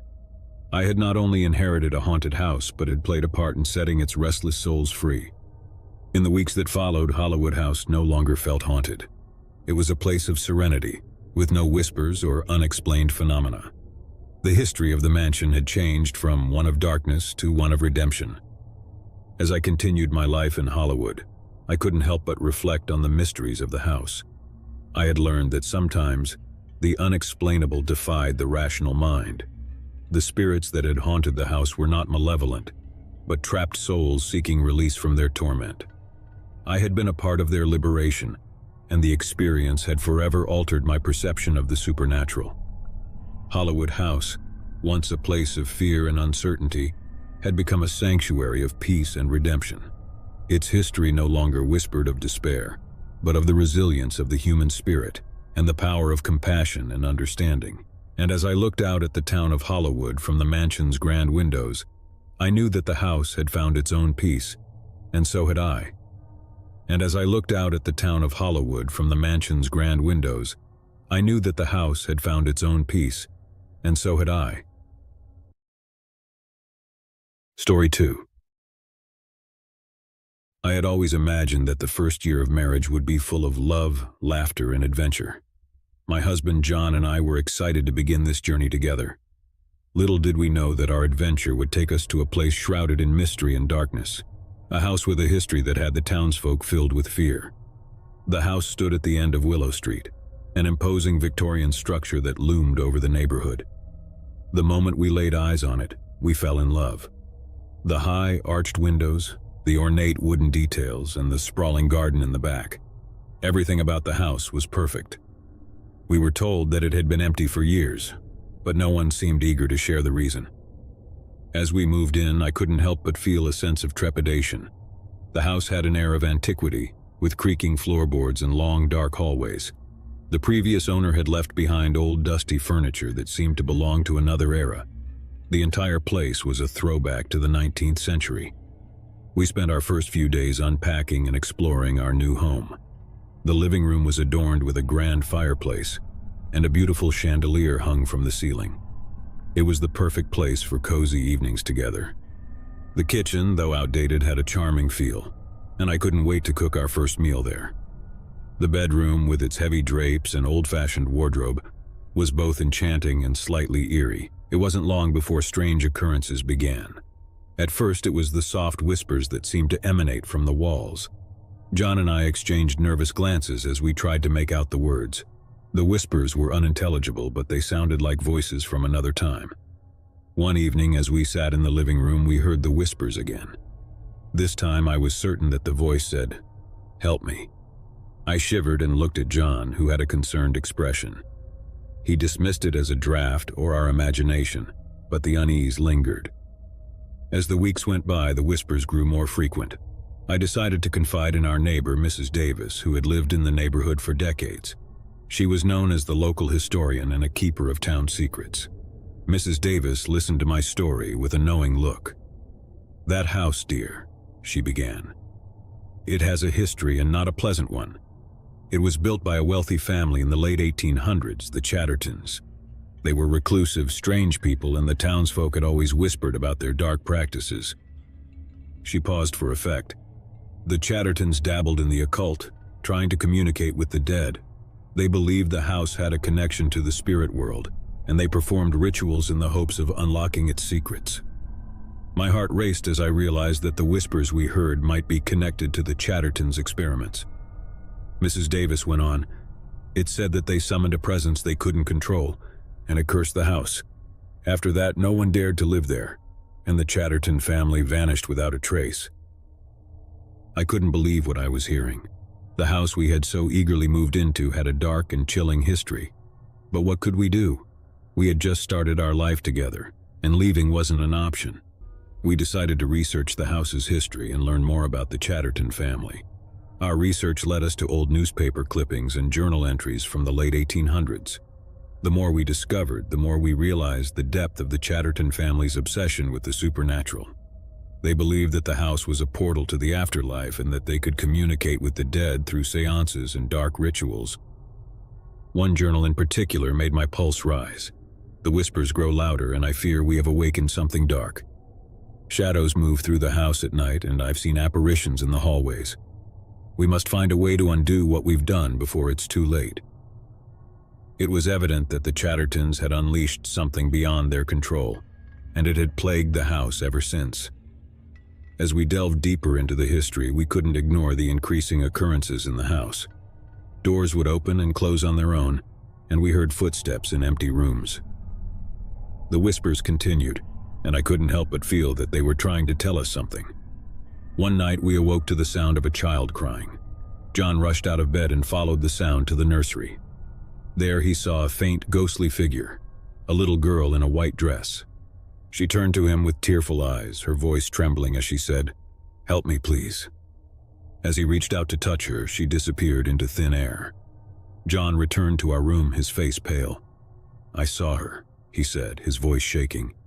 "A little girl, just like the one from the old photographs we found in the attic. She was asking for help." We couldn't ignore the plea of the ghostly child any longer. We reached out to Mrs. Davis once more, hoping she could shed light on the mysterious girl. She listened intently and revealed that the Chattertons had a daughter, Emily, who had gone missing and was never found. It was believed that the entity they had summoned had taken her, and her spirit was trapped in the house. We realized that Emily's spirit was trying to communicate with us, asking for the help she never received in life. We couldn't turn our backs on her, and we decided to try and find a way to release her from the house's curse. Mrs. Davis suggested that we perform a ritual to free Emily's spirit. She explained that it would be a way to break the connection between the Chattertons' experiments and the trapped souls. We were hesitant but desperate to bring peace to the house. With Mrs. Davis's guidance, we gathered the necessary materials and prepared for the ritual. The air grew heavy as we lit candles, burned sage, and chanted incantations. The whispers in the walls grew louder and more frantic, as if the spirits were aware of our intentions. In the midst of the ritual, a chill filled the room and a shadowy figure appeared before us.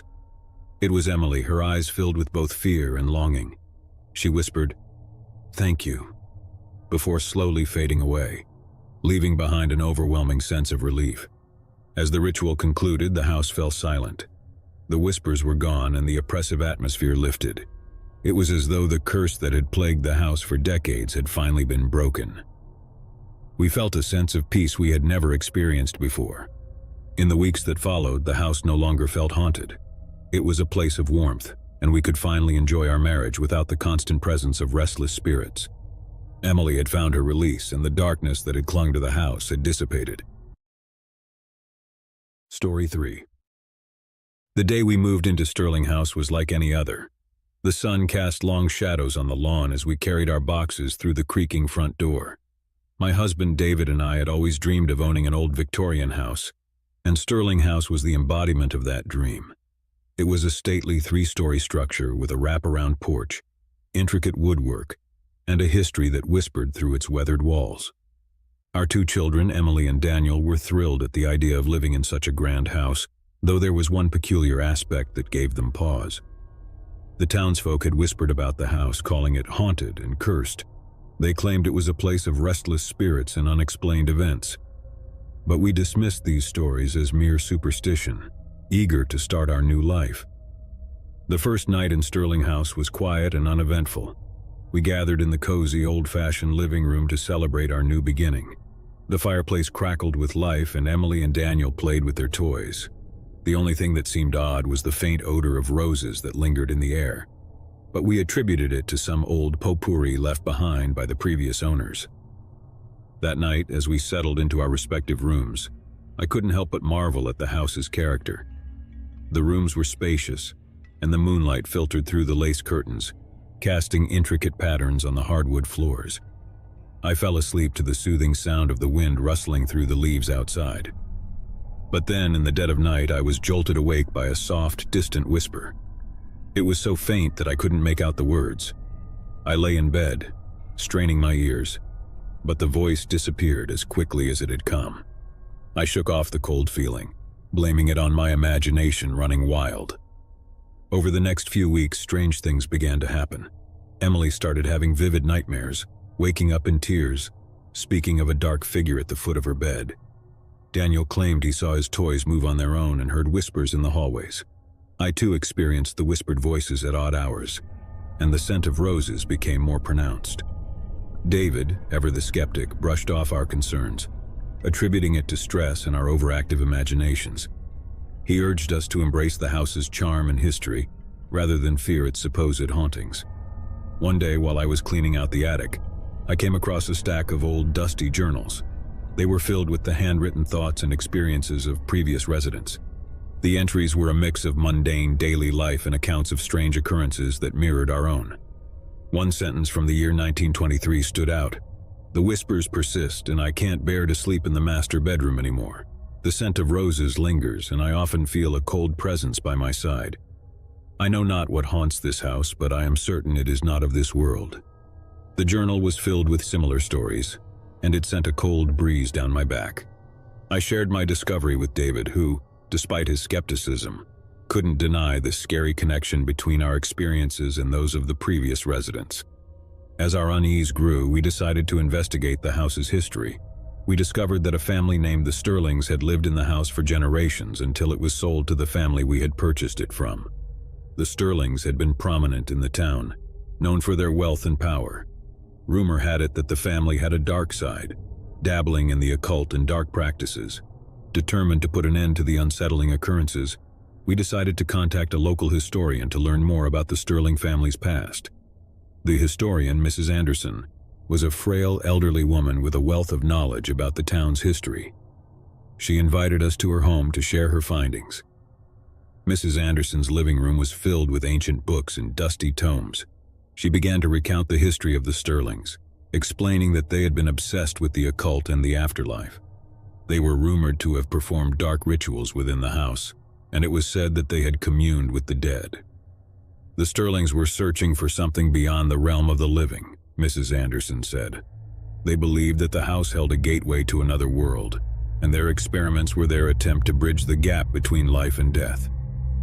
As she spoke, I couldn't help but wonder if the strange occurrences we'd experienced were somehow linked to the Sterling family's obsession with the supernatural. Mrs. Anderson offered to help us cleanse the house and rid it of any lingering negative energy. She explained that we needed to perform a ritual that would break the connection between our world and the other side. That night we gathered in the living room, the hearth crackling with a warm fire. Mrs. Anderson led the ritual, guiding us through each step. We lit candles, burned sage, and recited incantations to banish any lingering spirits. As we chanted, the air grew heavy and the scent of roses became overpowering. A soft wind rustled through the curtains. Suddenly, the temperature in the room dropped and a shadowy figure materialized before us. It was a woman, her eyes hollow and sorrowful. She seemed to be from another time, dressed in a gown reminiscent of the early 1900s. Her presence made my blood freeze. The figure spoke in a soft, mournful voice. "You have awakened me from my slumber. I am Isabella Sterling, and I have been trapped in this house for eternity. The experiments of my family tethered me to this realm, and I have longed for release." Tears welled up in her eyes as she told us her story. Isabella explained that she had been an innocent victim of her family's dark pursuits. They had used her as a vessel to communicate with the dead, and her spirit had been bound to the house ever since. We felt a deep sympathy for Isabella, trapped in a liminal state between life and death. Mrs. Anderson continued the ritual, beseeching Isabella to find peace and move on to the afterlife. Isabella's form began to waver, and her voice faded as she gradually disappeared into the ether. The room grew still and the scent of roses lifted. It was as though the weight of centuries had been lifted from Sterling House. We completed the ritual, ensuring that Isabella's spirit had found the release it had longed for. In the days that followed, the house felt different. The air was lighter, and the unsettling occurrences ceased. Emily and Daniel's nightmares subsided, and the whispers that had haunted us for weeks disappeared. It was as if the house had been cleansed of its dark past. Sterling House, once a place of fear and uncertainty, had become a warm and welcoming home.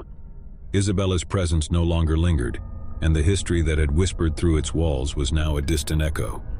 We had finally found peace in our new home. As the years passed, we cherished our time in Sterling House. It had become a place of happiness, where our family had grown.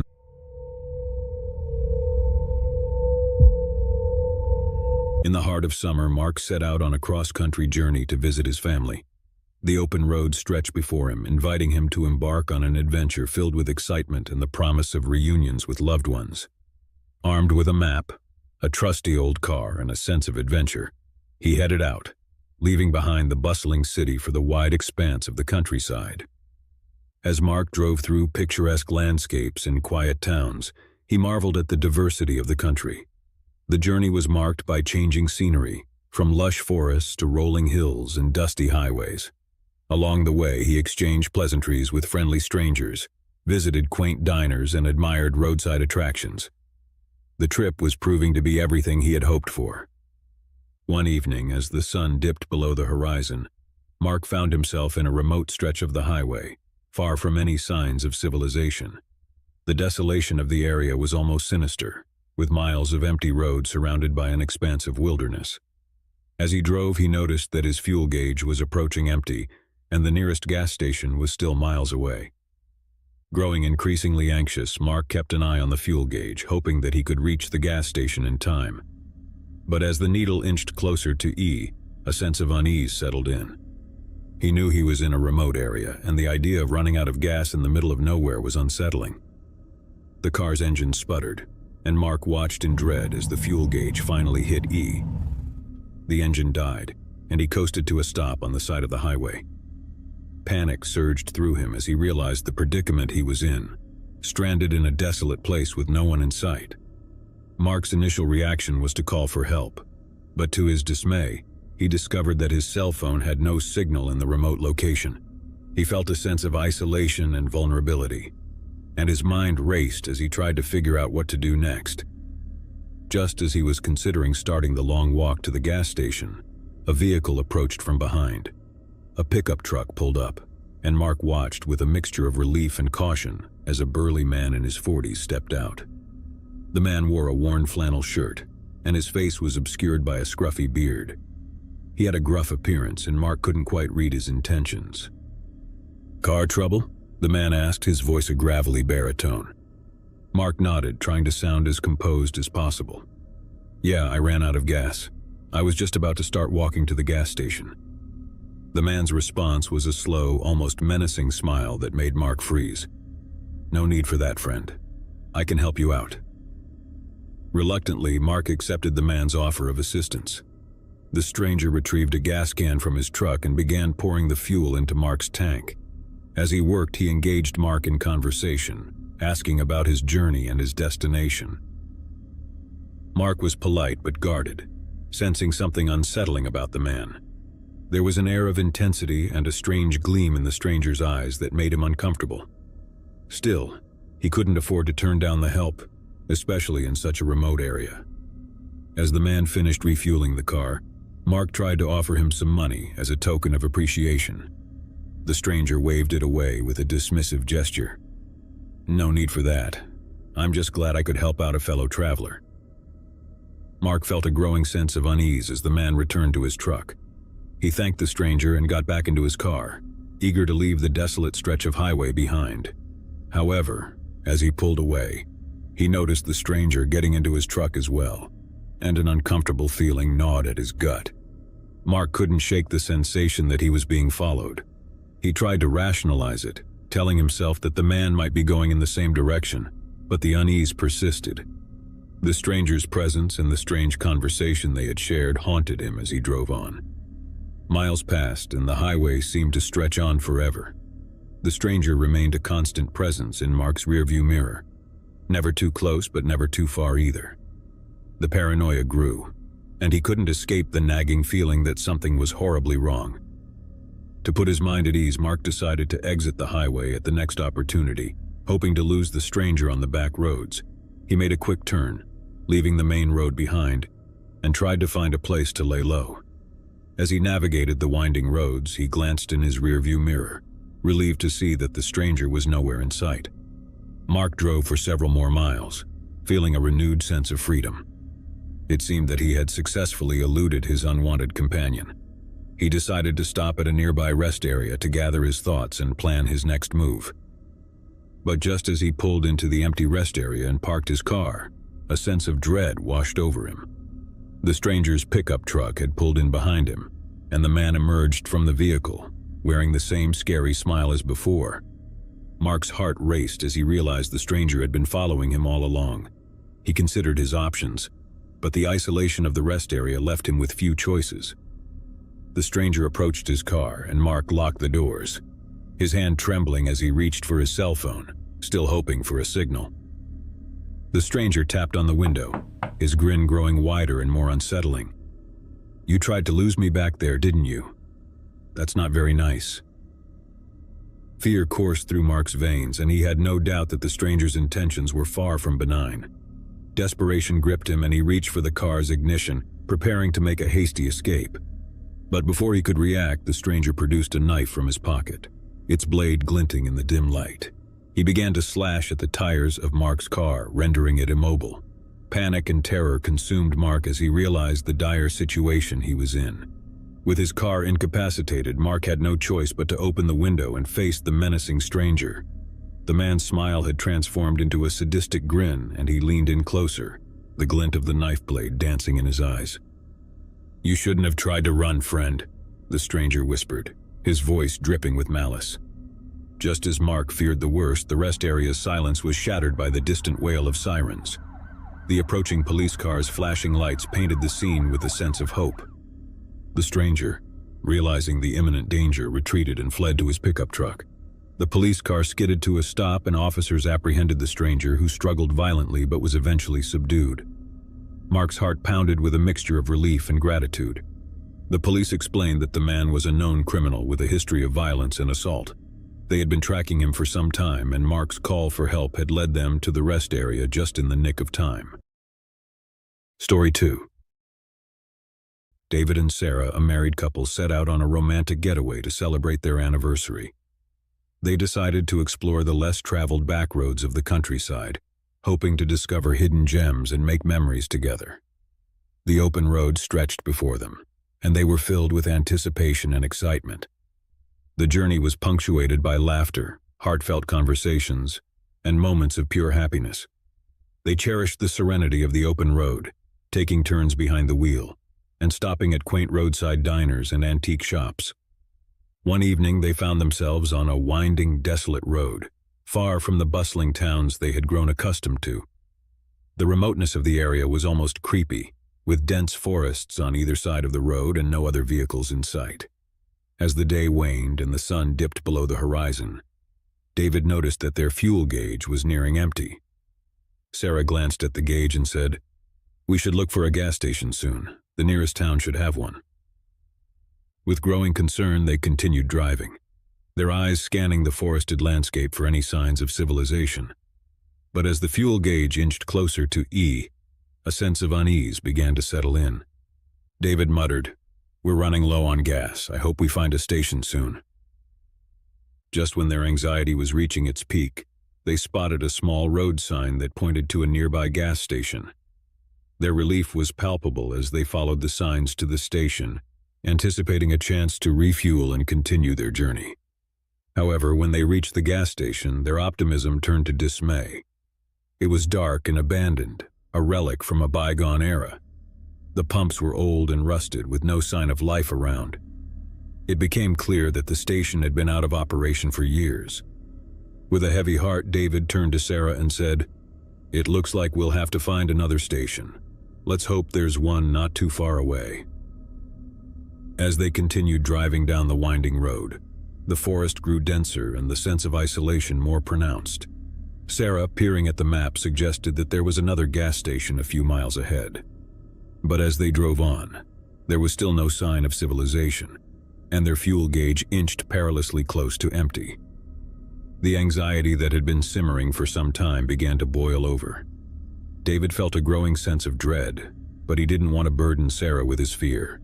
Instead, he kept his eyes on the road, searching for any sign of hope.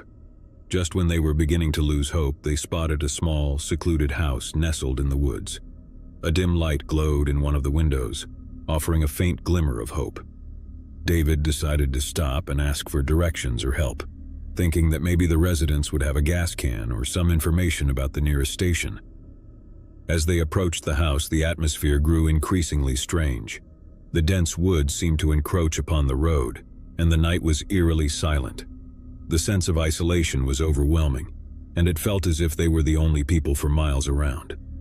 David parked the car in front of the house, and they hesitantly approached the front door. As they reached the porch, they could hear faint, muffled voices from inside, and the sound of clinking utensils and dishes. Sarah whispered, "It seems like a family dinner. Let's knock and ask for help." David agreed, and he raised his hand to knock on the door. But before he could do so, the door swung open with a creak, revealing a tall, imposing man in his 50s. He had a scruffy beard and intense, unblinking eyes that seemed to pierce through David and Sarah. "Can I help you?"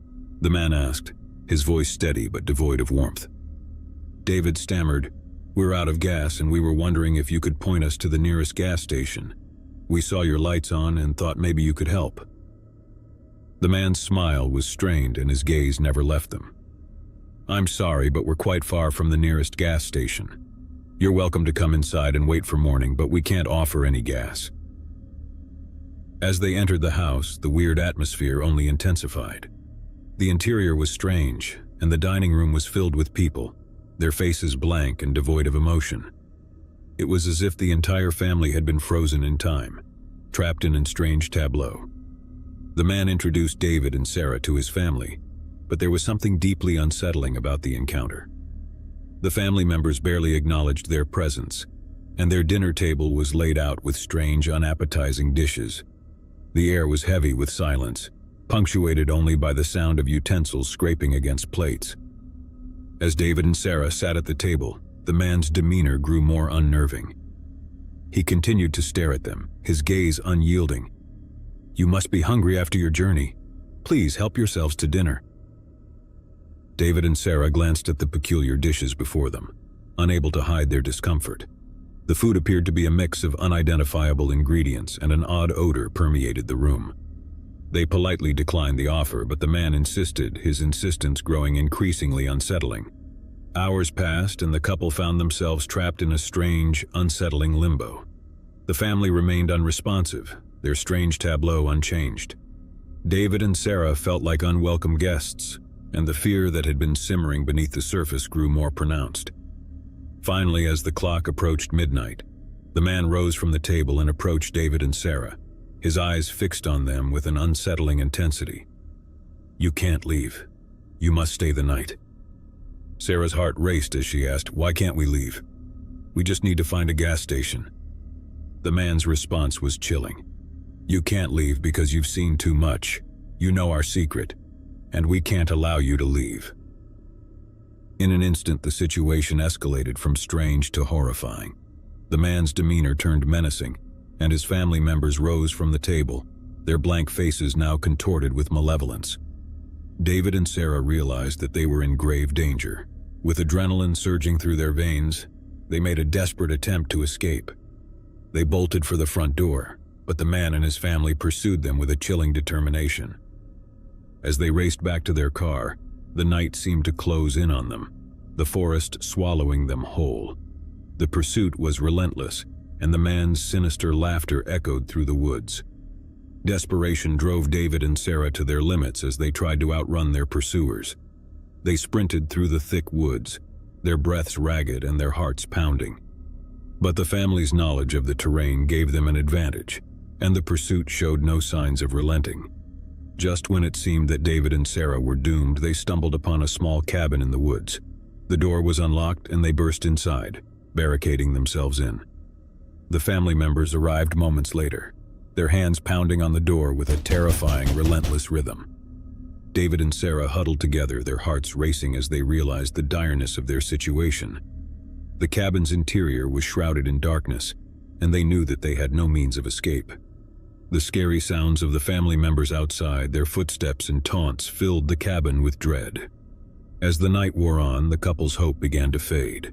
The sinister family showed no signs of giving up, and the relentless pursuit had become a nightmare that refused to end. The darkness was their only ally, but it couldn't shield them from the malevolent presence lurking just outside the cabin.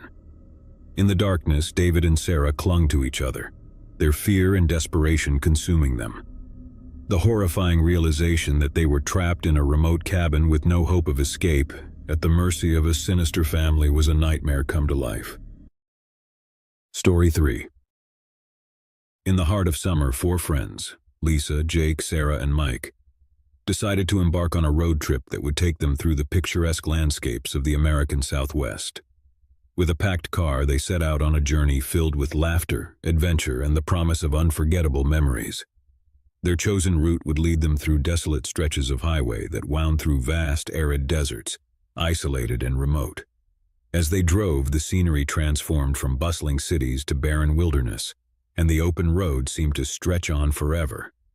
Lisa, the driver, navigated with precision as Jake, her partner, manned the stereo. Their laughter filled the car, and they sang along to their favorite tunes, their spirits high as they embraced the freedom of the open road.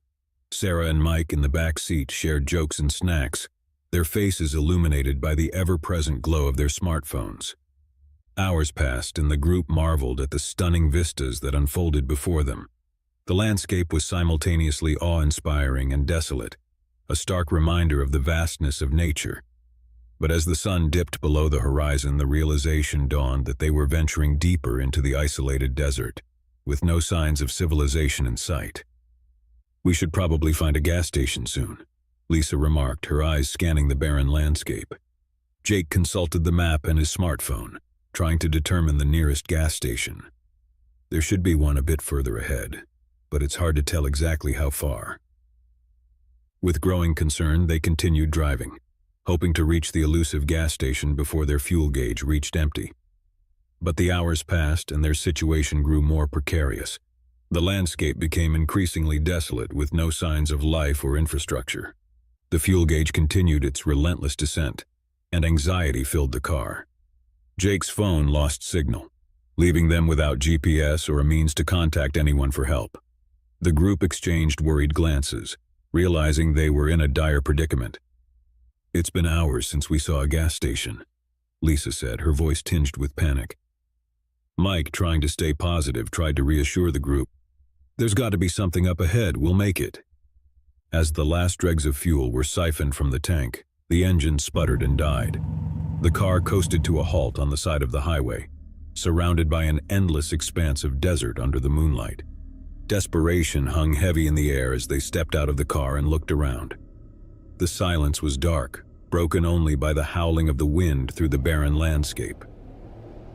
"We can't stay out here," Sarah said, her voice trembling.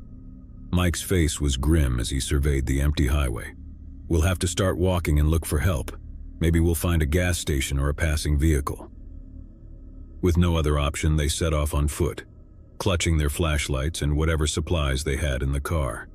The desert night was unforgiving, the temperature dropping rapidly, and the haunting emptiness of the landscape added to their growing fear.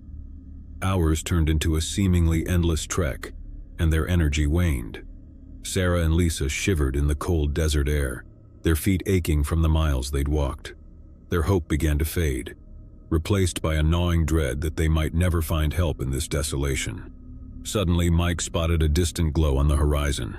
"Look, there's a light. It could be a gas station or a building. Let's go." Renewed with hope, they quickened their pace, heading toward the distant light. But as they approached, they realized it was not a gas station, but a solitary, dilapidated building that seemed abandoned for years. The flickering neon sign that once declared Oasis Diner hung precariously, its letters missing or askew. Reluctantly, they entered the diner, their flashlights revealing a scene frozen in time. Dust-covered tables and chairs, shattered glass, and tattered menus were strewn about the interior. It was a haunting sight that left them with a sense of foreboding. Mike called out, but there was no response. The place seemed deserted, and its silence was scary. With no other options, they decided to search for any supplies that might help them get back on the road. As they explored the diner, they discovered an old cash register, empty except for a few decaying dollar bills. In the kitchen, they found a pantry with canned goods and bottled water, which would sustain them for a short while. The group debated whether to spend the night in the abandoned diner or continue their journey on foot.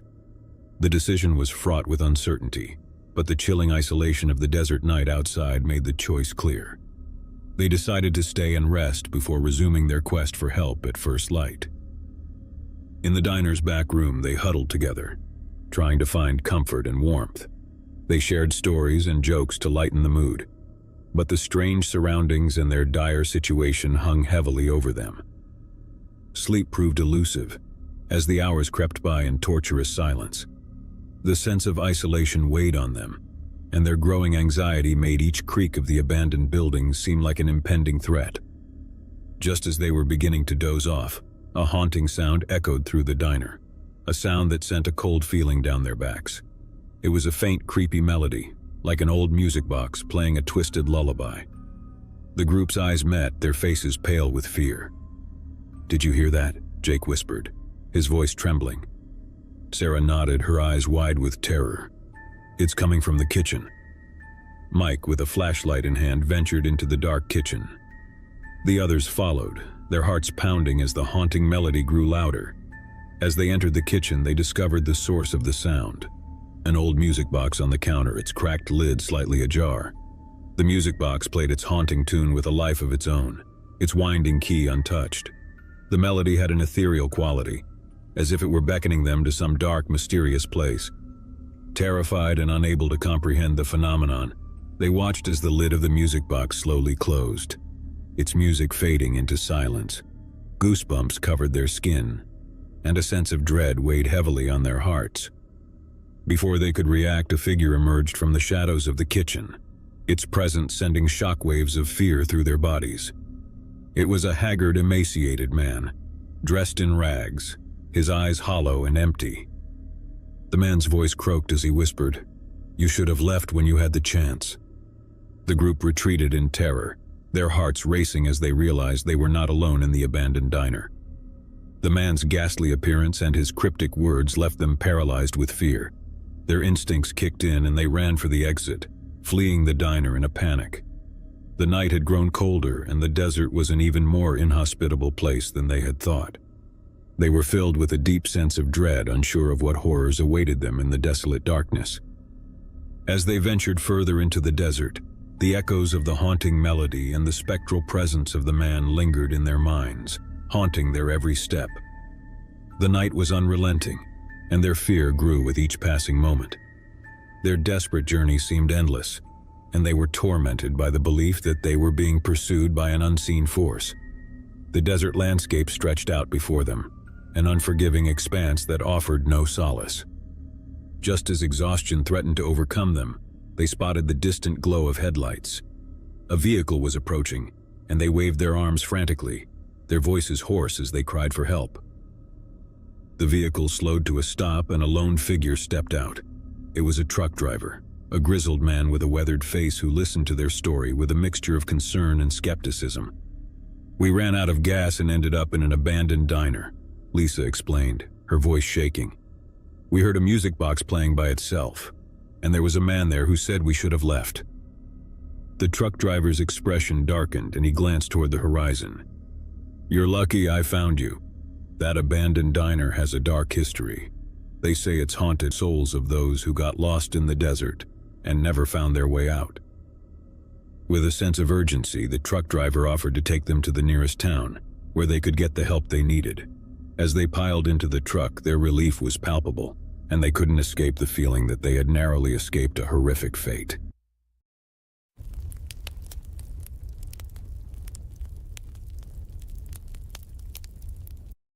On the rugged cliffs of Ravens Point, overlooking the tempestuous sea, stood an ancient lighthouse that bore the scars of time.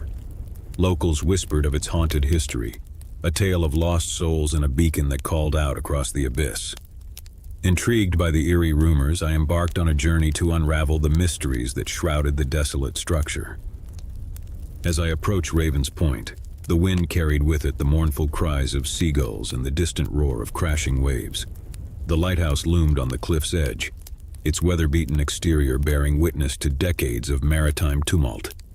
A lone beam of light swept across the darkening horizon, a spectral sentinel that seemed to beckon those daring enough to uncover the secrets within. The entrance creaked open with a foreboding groan as I stepped into the lighthouse. The air was thick with the scent of salt and decay, and the walls echoed with the sound of my footsteps on the spiraling staircase that ascended to the beacon above. Flickering candlelight cast distorted shadows on the walls, and the haunting melody of the wind seeped through the cracks in the structure. As I climbed higher, the atmosphere grew increasingly oppressive. The air itself seemed to thicken, and the temperature dropped as if the lighthouse retained the cold touch of the souls it had witnessed. The steps beneath my feet felt worn and hollow, echoing the weight of forgotten footsteps that had ascended the staircase before. Upon reaching the beacon room, I discovered a vast, circular chamber with panoramic windows that offered a view of the tumultuous sea below. The beam of light swept across the darkness, cutting through the night like a spectral blade. An old ship's wheel stood at the center, an artifact of a bygone era when the lighthouse was manned by keepers who braved the elements to guide sailors to safety. The room bore the scars of abandonment, with dusty charts and faded nautical instruments scattered about. The wind whistled through the cracks in the windows, producing an eerie, melodic hum that seemed to echo the lighthouse's lament. It was as if the very structure mourned the absence of the keepers who had once tended to its beacon. As I examined the artifacts, a sudden gust of wind extinguished the candles, plunging the room into darkness. The beam of light outside continued its ceaseless rotation, casting intermittent flashes that revealed glimpses of a figure standing at the far end of the room, a shadowy silhouette that seemed to materialize from the abyss. A chill ran down my spine as the figure approached, its movements deliberate yet ethereal. The air crackled with an unseen energy, and the temperature plummeted. The room became a battleground between light and shadow, and the wind carried with it a mournful whisper that seemed to emanate from the very walls. The figure, now discernible in the intermittent flashes of light, bore the attire of a lighthouse keeper from a bygone era, a tattered uniform and a weathered hat that obscured its features. Hollow eyes stared into the abyss, and a ghostly hand reached out, beckoning me to follow. Driven by a morbid curiosity, I stepped into the darkness with the figure as my guide. The beam of light outside cast a fractured illumination on the spiral staircase, revealing glimpses of spectral apparitions that lingered in the shadows. It was as if the lighthouse itself had become a realm between worlds, a purgatory for lost souls bound by a maritime tragedy. Descending deeper into the lighthouse, the whispers of the sea grew louder, weaving a haunting symphony with the echoes of bygone footsteps and the lament of the wind.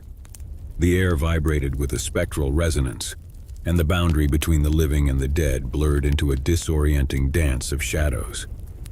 In the bowels of the lighthouse, I discovered a forgotten chamber, the keeper's quarters adorned with faded photographs and maritime memorabilia. The figure, now a melancholic specter, stood beside a decaying cot, its gaze fixed upon an old journal that lay open on a weathered desk. As I approached, the journal revealed the tragic tale of the lighthouse keeper, a man named Elias Grayson who had tended to Ravens Point for decades. The entries chronicled the keeper's descent into madness, his isolation, and his obsession with a ghostly siren song that echoed across the sea.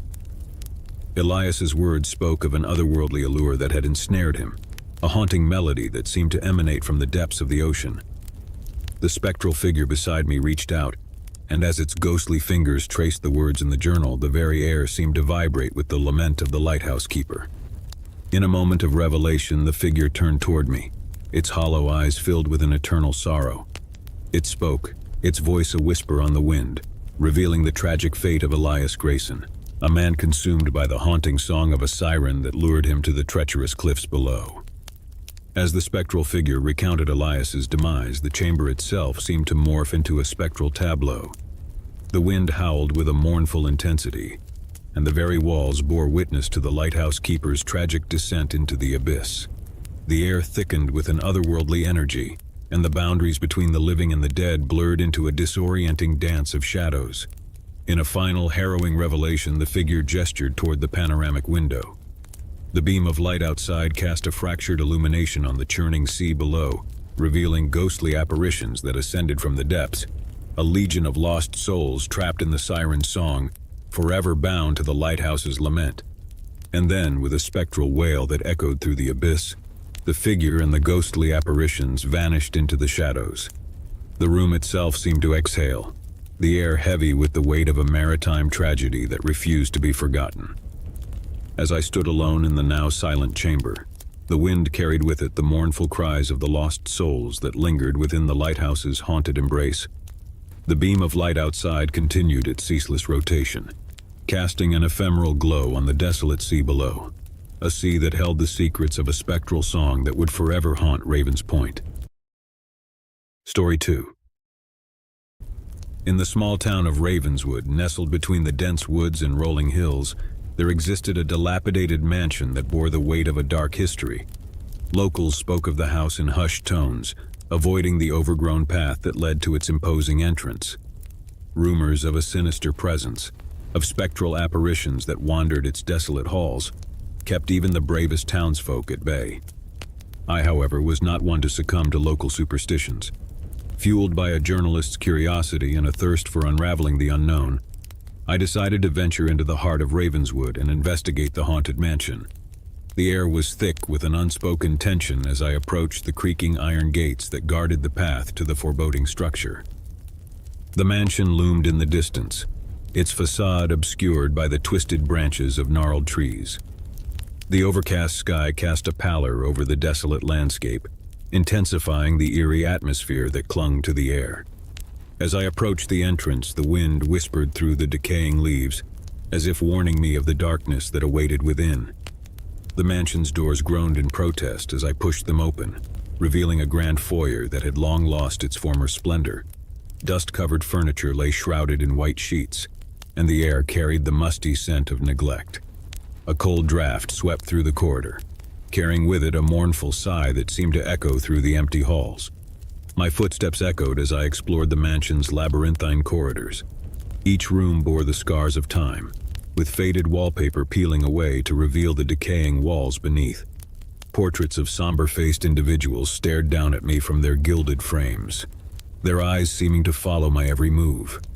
It was as if the very walls themselves held memories that refused to fade. As I delved deeper into the mansion, a subtle unease settled in the pit of my stomach. Shadows danced on the walls, shifting and contorting as if animated by unseen forces. The temperature dropped, and an otherworldly hush enveloped the air, creating an almost tangible sense of foreboding. In the dark light, I stumbled upon a door at the end of a long corridor, seemingly untouched by time. The wood, though aged, retained a certain luster that set it apart from the rest of the mansion's disrepair. The handle felt cool to the touch as I turned it, revealing a room bathed in an ethereal glow. The room was adorned with ancient tapestries and archaic symbols etched into the walls.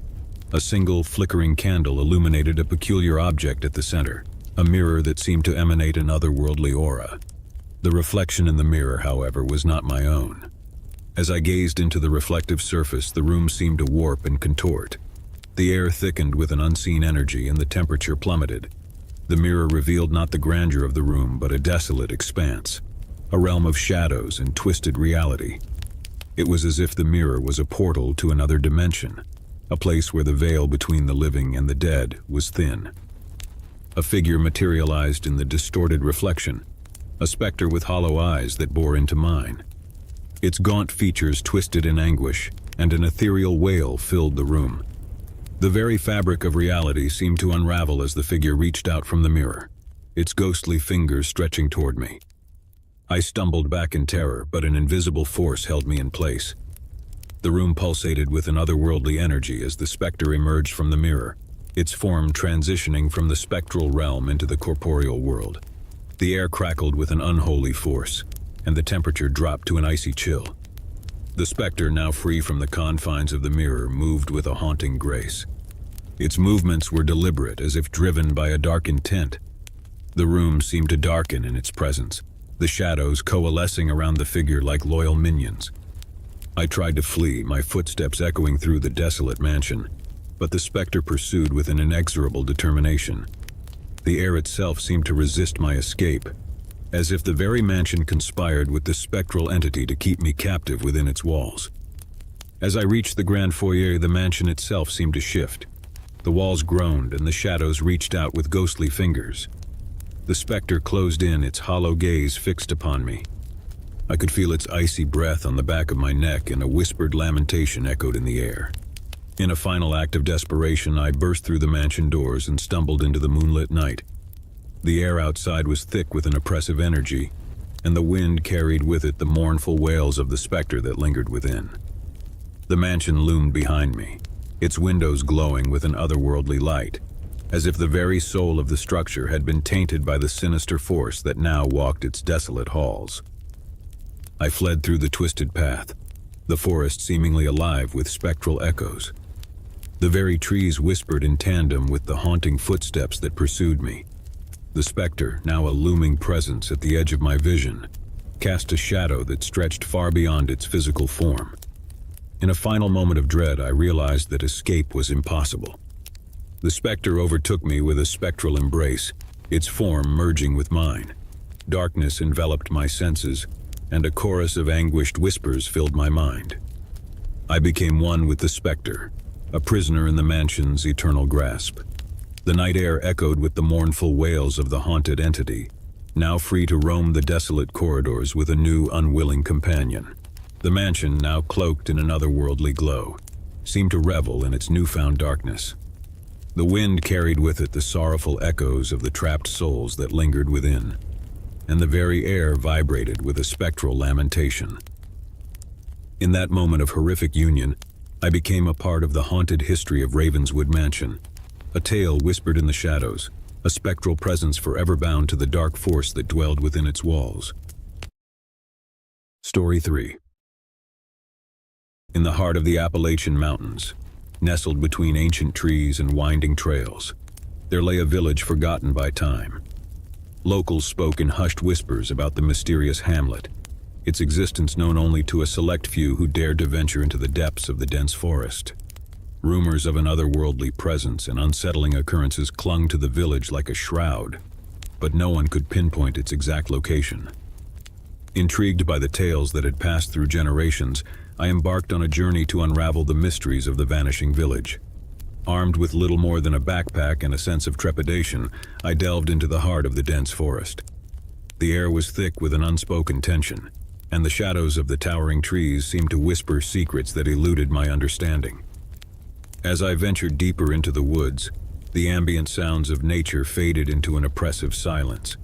The only company I had was the rhythmic crunch of leaves beneath my boots and the occasional rustle of unseen creatures in the underbrush.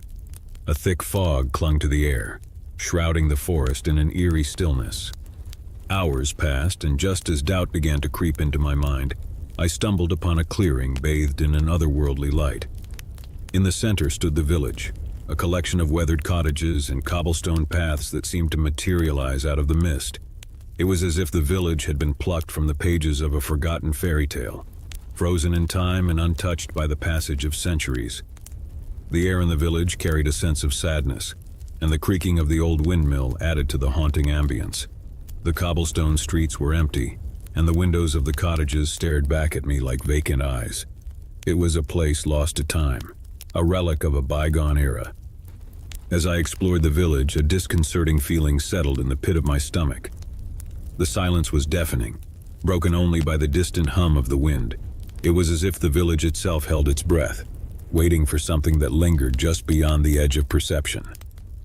The cottages, though seemingly abandoned, bore signs of recent activity. Tables were set for meals and clothes hung on washing lines as if the inhabitants had vanished mid-task. Unease gripped me as I realized the village was not abandoned but suspended in a perpetual state of anticipation. The sun dipped below the horizon, casting long shadows that seemed to stretch with a life of their own. In the light, I noticed a figure in the distance, a silhouette that stood motionless at the edge of the village square. As I approached, the figure revealed itself to be an elderly man, his eyes glazed with a haunted gaze. He spoke in hushed tones, revealing the tale of the village's curse. Generations ago, the villagers had made a pact with an ancient entity, trading their mortality for prosperity. In return, the entity demanded a sacrifice, a soul to be claimed each year as the price for the village's continued existence. The man's voice trembled as he explained how the village had become trapped in a nightmarish loop, forever reliving the same events leading up to the annual sacrifice. Each year, a chosen villager would vanish without a trace, and the rest would continue their lives as if nothing had happened. The memories of the taken were erased, and the village would reset, ready to repeat the cycle once more. As he spoke, the air grew colder, and the shadows around us seemed to writhe with an unnatural energy. The man urged me to leave, to escape the clutches of the village before the cycle reset once more. But a morbid curiosity held me in place, as if an unseen force compelled me to witness the unfolding tragedy. The night wore on, and a sense of impending dread hung in the air. The villagers moved through the motions of their lives, oblivious to the looming darkness that threatened to consume them. As the hour approached midnight, the atmosphere in the village became increasingly tense, a palpable energy that crackled with darkness. In the village square, a group of villagers assembled in somber silence. They moved with a resigned determination, their faces etched with a sorrow that transcended the passage of time. At the center of the gathering stood a hooded figure, the harbinger of the annual sacrifice. As the clock struck midnight, a haunting melody echoed through the village, emanating from an unseen source. The air itself seemed to vibrate with the spectral tune, as if the very fabric of reality resonated with the impending ritual. The hooded figure stepped forward, and the villagers parted to reveal a trapdoor hidden beneath the cobblestones. With a heavy heart, I watched as the trapdoor opened, revealing a yawning abyss below. The hooded figure descended into the darkness, disappearing from sight. The villagers, their expressions vacant, closed the trapdoor and returned to their daily lives, the memory of the sacrifice erased from their minds. A chilling realization gripped me. The sacrifice was not just a physical disappearance, but a metaphysical erasure of existence. The soul of the sacrificed villager was not only taken from the village, but erased from the collective memory of those who remained. As the night wore on, the cycle of the village's curse reset once more. The hooded figure reappeared in the square. The trapdoor opened, and the villagers, oblivious to the horror unfolding before them, repeated the same tragic dance. It was a nightmare caught in an infinite loop, a purgatory from which there seemed to be no escape. As I attempted to leave the village, the very landscape seemed to warp and contort, redirecting me back into the heart of the cursed hamlet. No matter how far I walked, the village persisted, an inescapable labyrinth of sorrow and despair. The hooded figure, now gazing at me with empty eyes, beckoned me toward the trapdoor. The haunting melody swelled, and the shadows closed in around me. I felt an unseen force pulling me toward the abyss, the air filled with the anguished whispers of the forgotten. In that horrifying moment, I understood the true nature of the village's curse. I was destined to become the next sacrifice, my very existence to be erased from the fabric of reality. The hooded figure approached, and as its cold touch enveloped me, the village and its cursed inhabitants faded into darkness. Story 4.